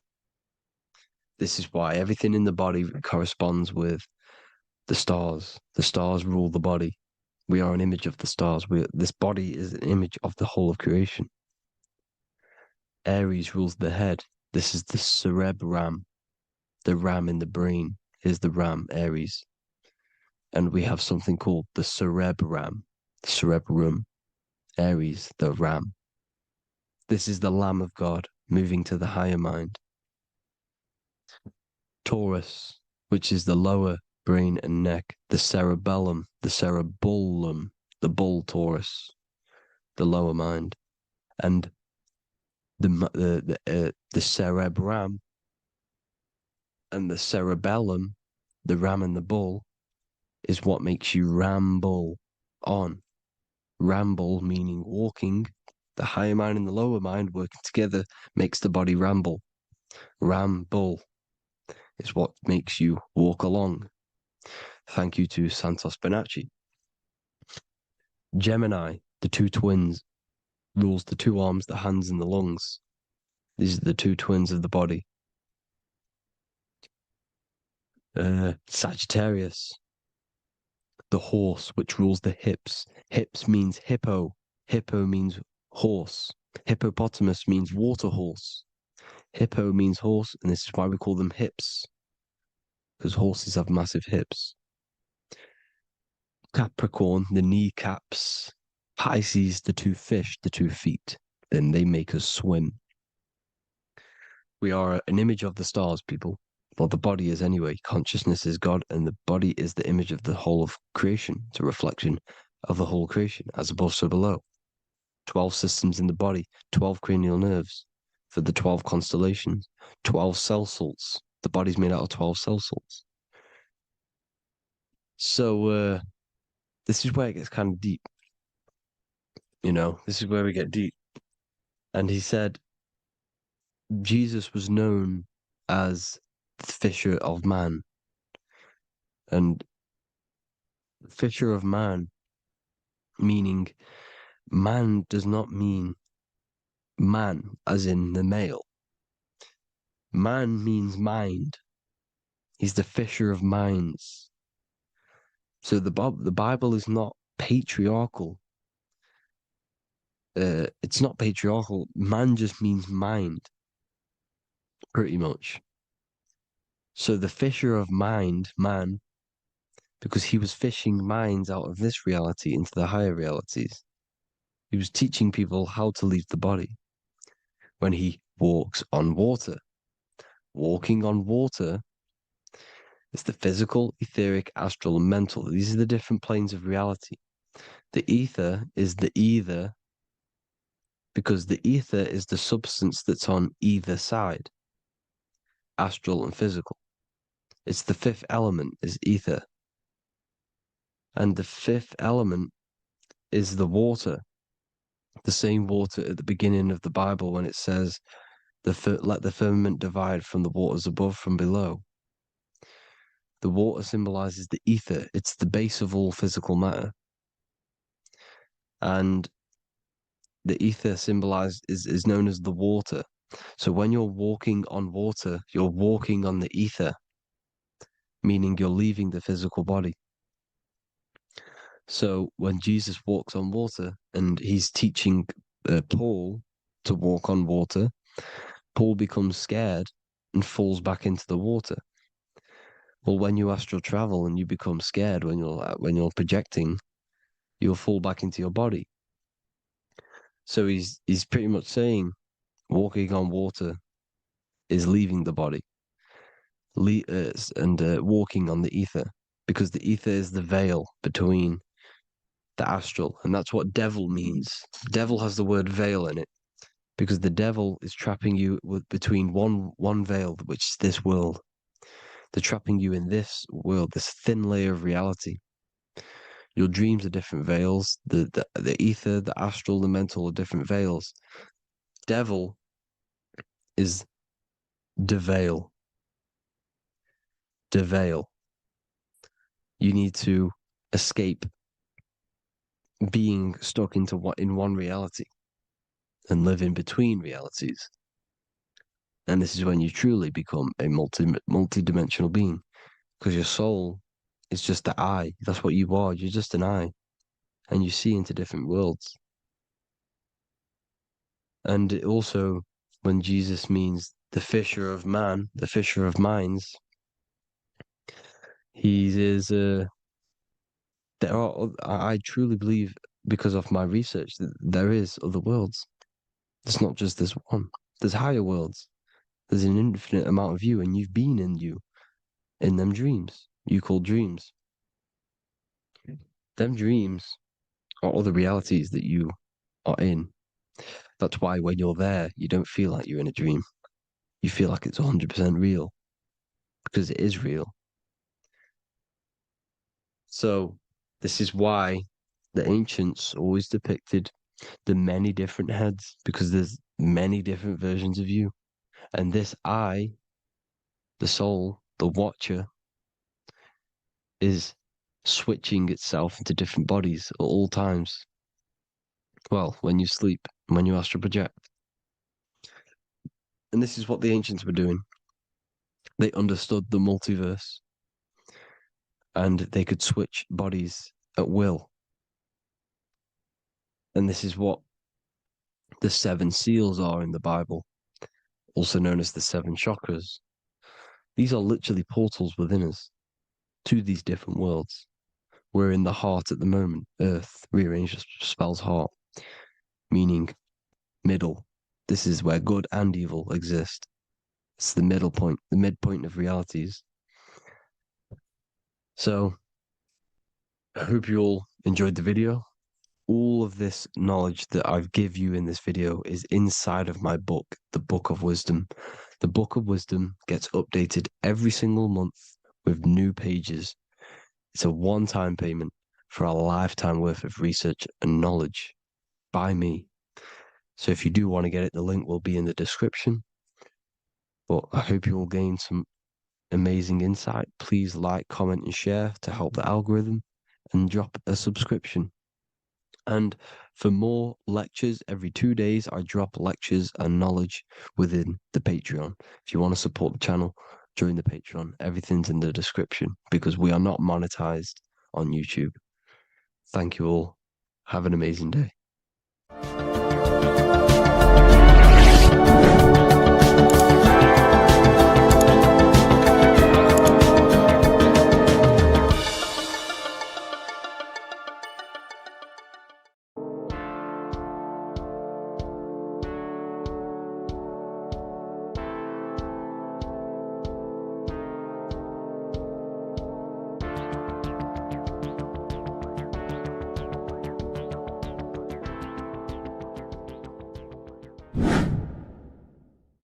Earth has become a realm in order to trap souls within so that they can harness our electricity, our energy. Even the Bible is talking about how this realm is controlled by the wicked one in John 5:19. We know that we are the children of God and that the whole world is under the control of the evil one. Ephesians 6:12. For our struggle is not against flesh and blood, but against the rulers, against the authorities, against the powers of this dark world, and against the spiritual forces of evil in the heavenly realms. So the Bible is telling us that this is not the only world. There are other worlds, there are other realms that we can go to, considered as heaven. Heaven being a higher realm where there is no evil, no darkness. This is a midpoint realm where there is good and evil. Now, we're going to explain how the soul trap is how it's working and how your soul is being harnessed for its energy and how you are tricked to come back to this realm after death. What you need to understand is first is that you are the invisible intelligence behind the physical body. You are the mind and soul. The soul is the true you, the good you. It is pure love, pure bliss, eternal, never dies. The mind can be corrupted, though. The mind is the intelligence of the soul. It is invisible. It has no true form. The intelligence inhabits the brain. The brain is the computer to control the electrical machine called the nervous system, which is choice, program, and action. You are the invisible intelligence behind the body, and this will prove it even more. You do not even see into the external world. You are seeing an image produced by the brain because the light is being sucked through the retinas of the eyes. The image is produced in the visual cortex at the back of the brain. What does this mean? This means that we are the consciousness in the center of the brain, in the pineal gland. that is experiencing the program being ran by the central nervous system in the brain. This is the sigil of Lucifer. Lucifer in Latin is Lucy. Lucy is light in Latin. Lucifer is known as the light bearer. This is how the eyes work, people. It's not a demon or a devil. The sigil for Lucifer is how the eyes work, and how the left eye is controlled by the right brain. The right eye is controlled by the left brain. There is a crossover. It's the same with the body. The left side of the body is controlled by the right brain. The right side of the body is controlled by the left brain. There's a crossover with our hemispheres in the brain. Now, this empty chamber in the center of the brain is where this universal cosmic intelligence is held, known as the most holy place in the Bible, the throne of God. Okay? This is above the 33 vertebrae on the spine. As you can see here, you are the being in the center of this point. All of the nerves are being sent back to this one particular point, which is the seat of our invisible intelligence. You can see it's an empty chamber. Our consciousness, our intelligence is not a physical thing. This intelligence is the true voice inside of your head. This is why your head is heaven, your heart is earth, your heel is hell. Your head is heaven because this is the seat, the throne of God. God is in heaven because the consciousness, this divine intelligence that's controlling the body, is sat in the center of the brain. The brain is taking commands of this invisible intelligence. When you close your eyes, you can feel your awareness, your consciousness, your intelligence is all in the brain. Your awareness is not in the feet, the heart, the legs, the arms. It's all in the center of the brain. Now, if you meditate deeply, you will find that you are beyond the mind. You are the being observing the thoughts. You are the soul observing the thoughts.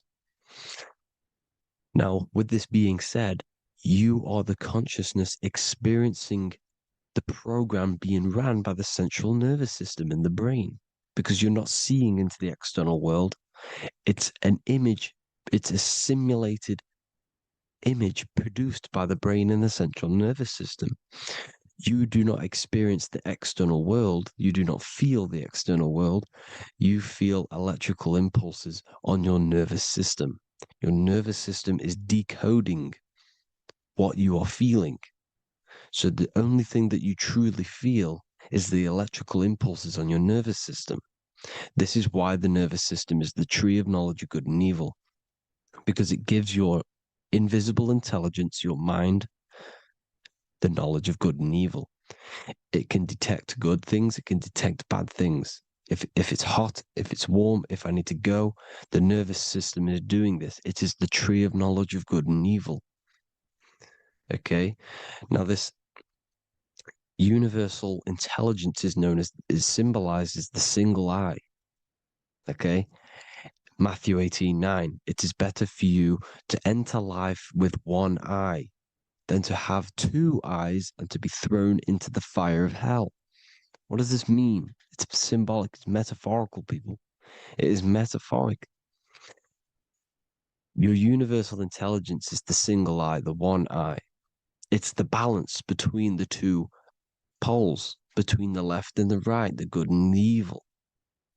It knows the right thing to do all the time. This is our inner guide. The inner self is the inner guide. And when you are operating your life off duality, using your two eyes, you'll be thrown into the fire of hell, lower states of consciousness. Because you're split. You need to live in oneness, even, balance. Matthew 6:22, the light of the body is the eye. The light of the whole body is the eye. You are a light being. Human. Hue means an attribute of a color. Man is the word manifested. We all lie to manifest it into physical form. Depending on your vibration is depending on what color that you are vibrating on, which is a hue, a human. If therefore thine eye be single, thy whole body should be full of light. Again, it's talking about the single eye, oneness, completeness. When you balance the hemispheres of the brain, we'll go over that later. But anyways, the body is the earth. This is what we need to understand, people. The body is running the simulation, the program that our consciousness is experiencing. So when we leave the body during death and astral projection, we leave the earth. This is how it works. The body is the vehicle for the earth, for this realm. Everything exists within our mind. You have the soul, mind, and body. The soul is the observer, the watcher, the true being. This is why she has many different heads, because the soul inhabits different bodies. This is the serpent, which means knowledge, which is the mind, wisdom. And this is the body, soul, mind, and body, Brahma, Vishnu, Shiva. The mind is the bridge between the soul and the body. So what do I mean? When you astral project, you are using your mind to project your awareness, your observing consciousness outside of the physical body. The mind is the projector, projecting consciousness. By using your mind, you can project your consciousness outside of the body, which is known as the astral realms, which is known as walking on water. Jesus was never walking on physical water, people. It's metaphorical. Believing the physical body. The water is the ether, which is the veil between the physical and the astral realm. It's a fluid substance. It's on either side. It's physical and astral. The ether is the fifth element that they hide from us. Why? Because they're trapping you in the physical. They are hiding all of these realms. Etheric, astral, and mental. People think their mind is their brain. It's two separate dimensions. These are completely different dimensions. The mind is way more intelligent.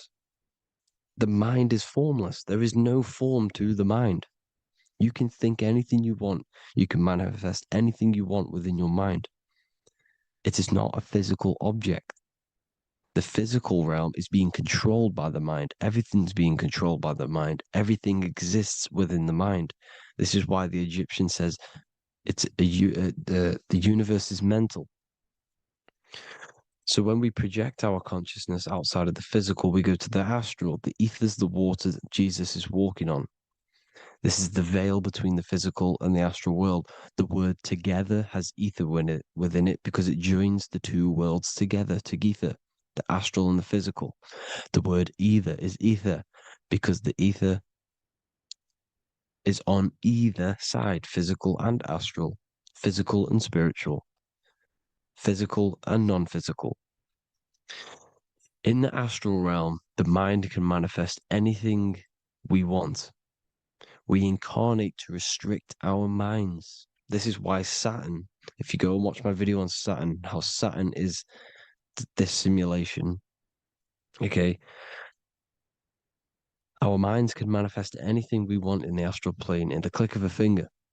However, when we incarnate in matter, we now have to labor for our manifestations. This is why Saturn's known as the great teacher in astrology, because he teaches you a lesson. When your mind incarnates into matter, it's teaching your mind a lesson, the knowledge of good and evil. This is why the Bible says, you shall be gods and know the knowledge of good and evil. When you incarnate here, you have to know the knowledge, you need to know the knowledge of good and evil to become a god. Okay? Now, the square is the physical plane, the triangle's the ethereal plane, the circle's the eternal plane. The circle has no beginning, no end, it's eternal. The physical plane is the square. It's limited. The square is limited. The cube is the geometric shape which gives rise to matter. Now, the term think outside the box has truth in plain sight. You have to think outside the box to project your consciousness, use your mind to project your consciousness outside of the box, the physical plane, into the astrals.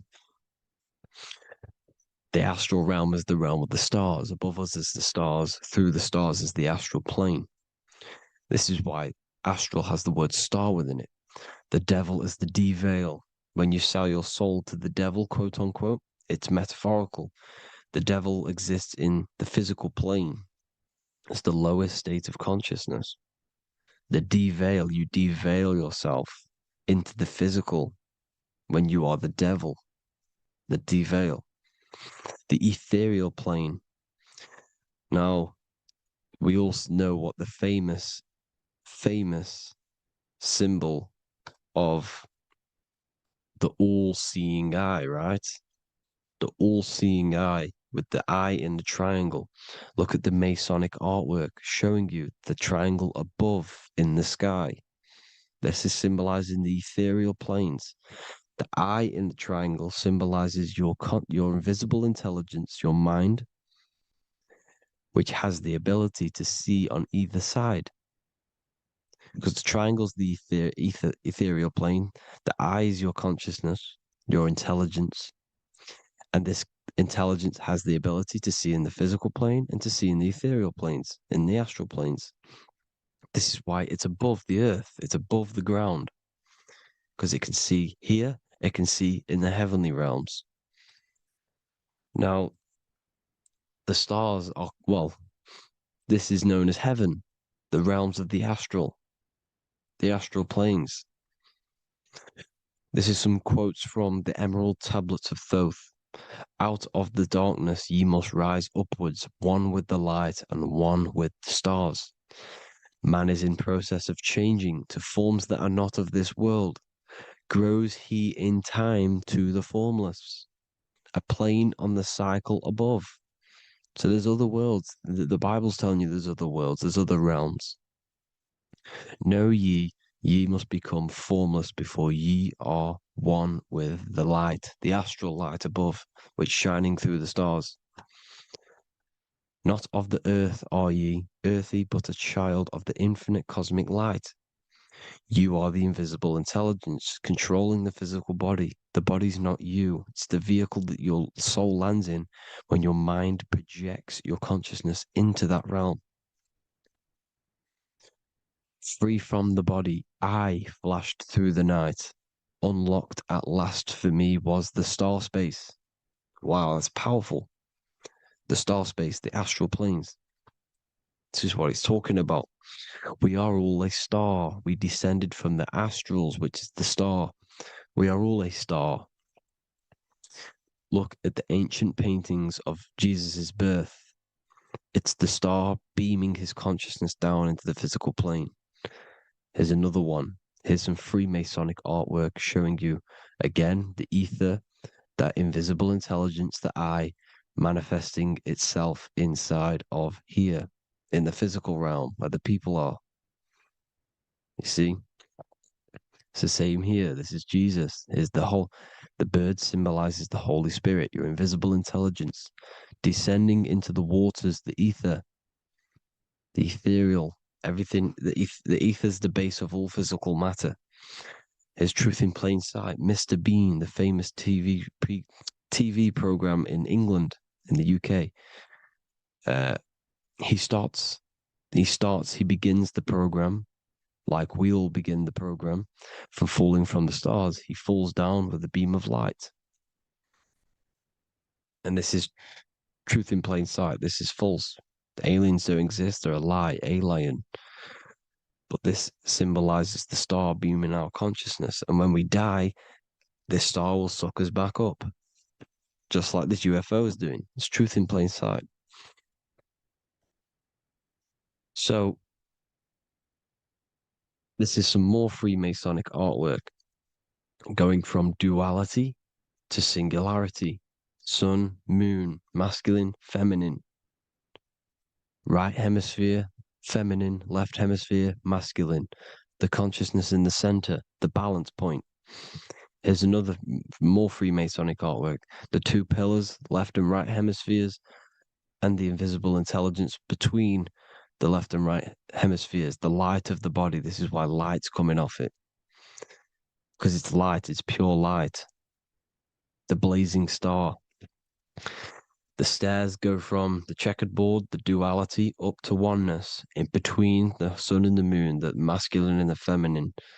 This is symbolizing going into oneness. What did the Emerald Tablet say? You've got to become one with the stars, one with the one with the self. Balancing the two hemispheres so that you can gain, because when the two hemispheres are balanced, you can gain a more deeper connection with your invisible intelligence. Same with the chakras. When the chakras, the seven seals in the Bible, these are seven seals because when you conquer the seven chakras, when you balance the seven chakras, you then gain a more deeper connection with your internal self because your mind is not filled, it's not being ran, it's not being dominated by these seven deadly sins, the seven seals, the seven chakras.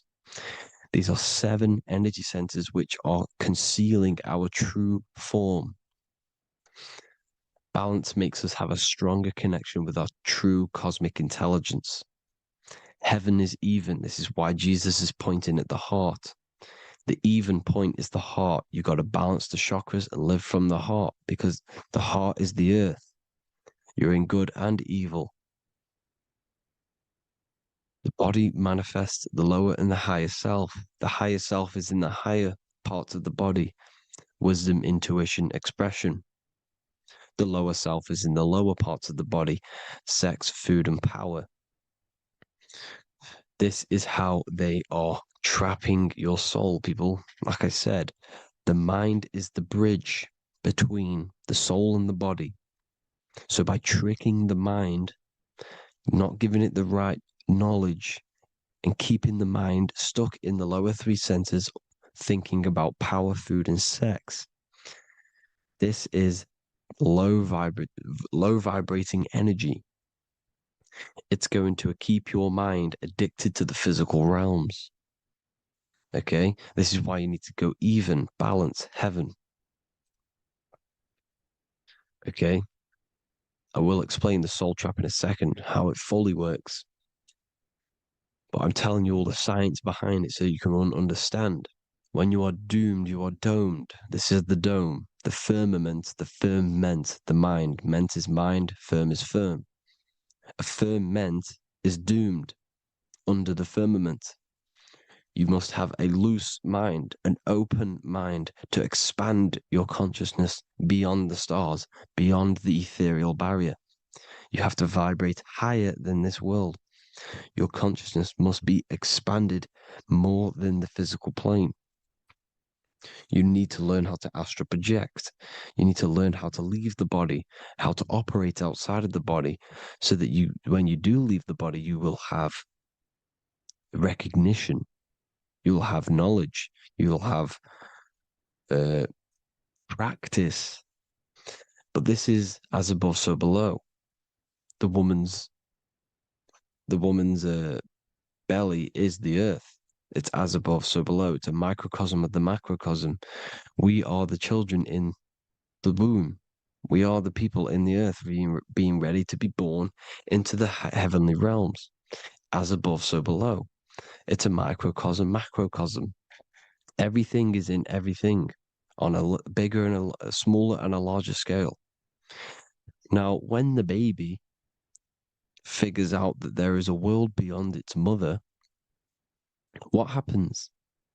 The baby starts to move around and tries to get out of the mother. Because once it starts to hear the external world, starts to hear people, it's going to wonder, what's outside of why am I in here? What's outside? So the baby will force its way out of the mother. It's the same with our minds, as above, so below.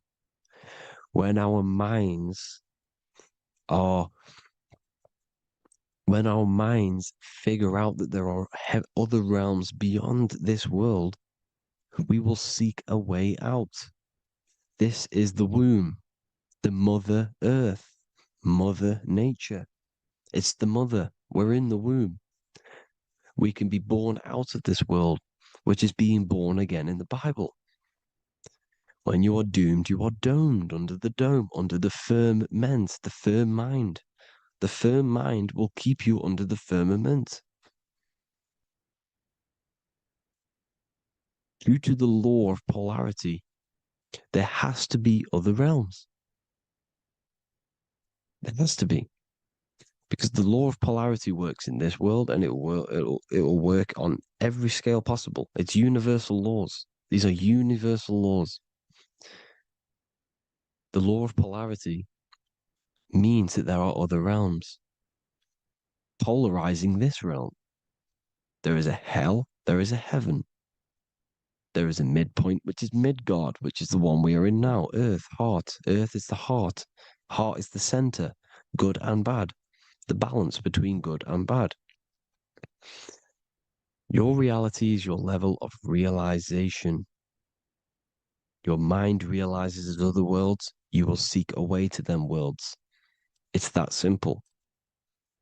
The soul trap is to keep you stuck in this physical body, which is the earth. This body is the earth. It's running the program, like I said at the beginning. It's running the simulation that your consciousness is experiencing. You are an electromagnetic being, and you're hidden in a cage, your rib cage, and you're stuck in cells, a prison cells. Look, you're in cells. We produce electromagnetic energy. Your soul produces this energy. And by trapping your consciousness inside of this physical realm, they harness this energy within the astral realms. They're using you to manifest demons, because your mind creates demons through emotions and mental thought energy, which is a whole nother video. I can make a video on that. You're manifesting everything for them because they're trying to create a hive mind. This is why they want everyone to believe in one belief system, one government, one belief system, one religion, because they're creating a hive mind. This hive mind will manifest and be summoned within the astral planes, because the mind manifests the astral plane. The astral plane is the realm of imagination. The mental plane is the realm of just thought alone. The etheric plane is the energy. The physical plane is the matter. So all of our minds together are manifesting these demons within these subconscious realms, the astral. Now, how are they keeping you stuck to this realm? Well, when you die and you're stuck in your lower three chakras, okay, when your mind and soul detaches from the body, which is the earth, when you leave the earth, you're still going to have these mental addictions to the food, the sex, the materialism, the phone, the cigarettes, everything. This is why they get you addicted to everything possible. The TikTok, the YouTube, they get you addicted to as many things possible. Because when your mind is addicted to these things, and when this mind leaves the physical body, you're still going to have these addictions. Okay? You're still going to have these thoughts. And you will be manifested into the lower astral realms because you're thinking materialistic, you're thinking negative, because your level of realization was your reality. You were manifesting hell on the earth. When you leave the body, you're going to manifest hell in the astral planes, which means you'll be vibrating on the very low, which will put you in the lower astral realms. So guess what? You're going to come back. You're going to come back into materialism. You're going to reincarnate. Because you haven't prepared for life after death. You must detach from the external world. Okay? Moon is mind. The sun is the soul. The earth is the body. The moon is the mind. This is why we say lunatic, In your mind, you have a specific moon. Money, M-O-N, is the moon. Money exists in the mind. They get you addicted to the money. The Bible's telling you this. Do not conform to the pattern of this world, but be transformed by the renewing of your mind. It's telling you. Of this world, but be transformed by the renewing of your mind. Who knew that the Bible was this deep? Matthew 16:26, what good will it be for someone to gain the whole world yet forfeit their soul?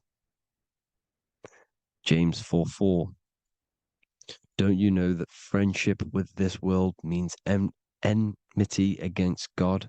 Therefore, anyone who chooses to be a friend of this world, of the world, becomes an enemy of God. John 4:4, dear children, are from God and have overcome them, because the one who is in you is greater than the one who is in the world. It's talking about the invisible intelligence. It's greater than the physical world. John 2:15, do not love this world, nor the things it offers you, because this world will create you to, if your mind has attachments to what this world offers, sex, money, and power, pretty much, you will reincarnate here. You will come back here, because when you leave the body, your mind will still have these addictions. Do not love the world, nor the things it has to offer you. All of this is in my newly published book. The paperback versions are now available. Finally, for all the people who have been waiting, the Book of Wisdom. All of this knowledge is inside of the Book of Wisdom. The paperbacks are available. There is worldwide shipping. You can get it anywhere, pretty much, any country.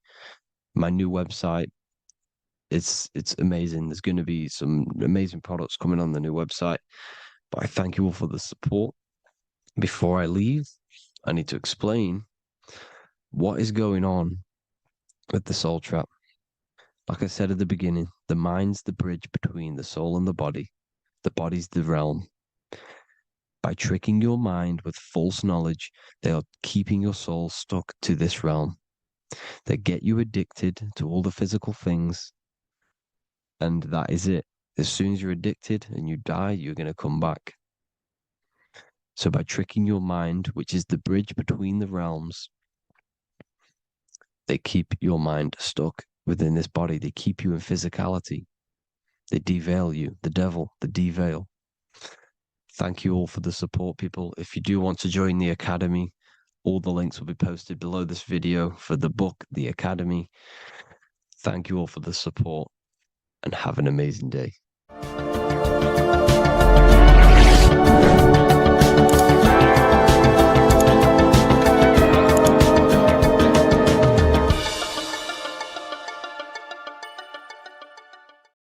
In this video, we're going to be talking about the evolution of consciousness.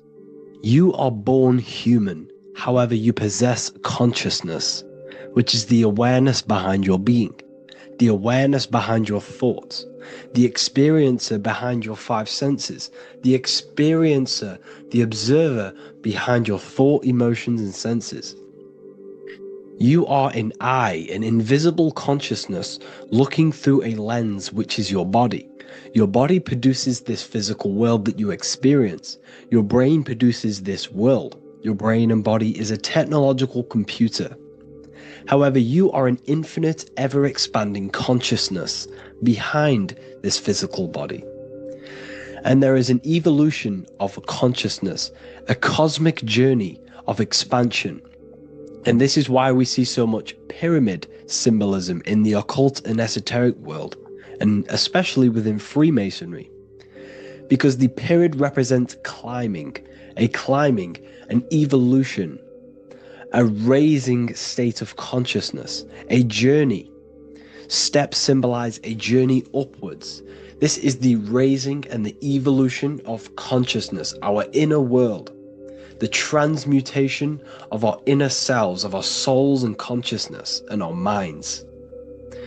So when we see this pyramid, we're seeing a evolution, a way up to source consciousness. And the eye in the pyramid represents your source consciousness. It represents illumination. It represents divine guidance through this evolution of consciousness. This is why we see the ladder.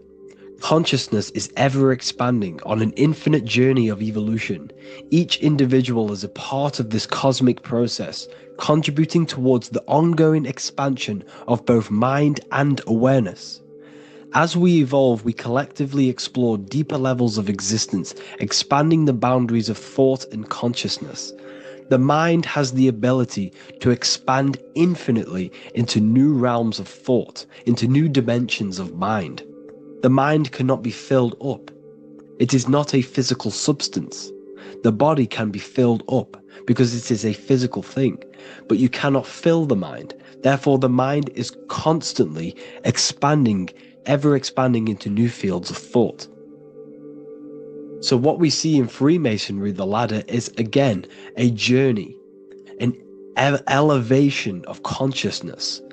When we are born with an infant consciousness, and as we gain older, we gain an adult consciousness. Our inner world, our inner mind, and our emotional intellect changes and evolves. We are significantly different from when we were very young as an infant. It's because our consciousness evolutes, it changes, it alters like water. So, just like this evolution of your own consciousness as growing up, there is consciousness of beings existing in cycles beyond our own. And their consciousness is unimaginably different from ours. They operate on a higher level of understanding and knowing, experiencing reality in ways that transcend our current comprehension. Our minds right now cannot comprehend the highest states of consciousness.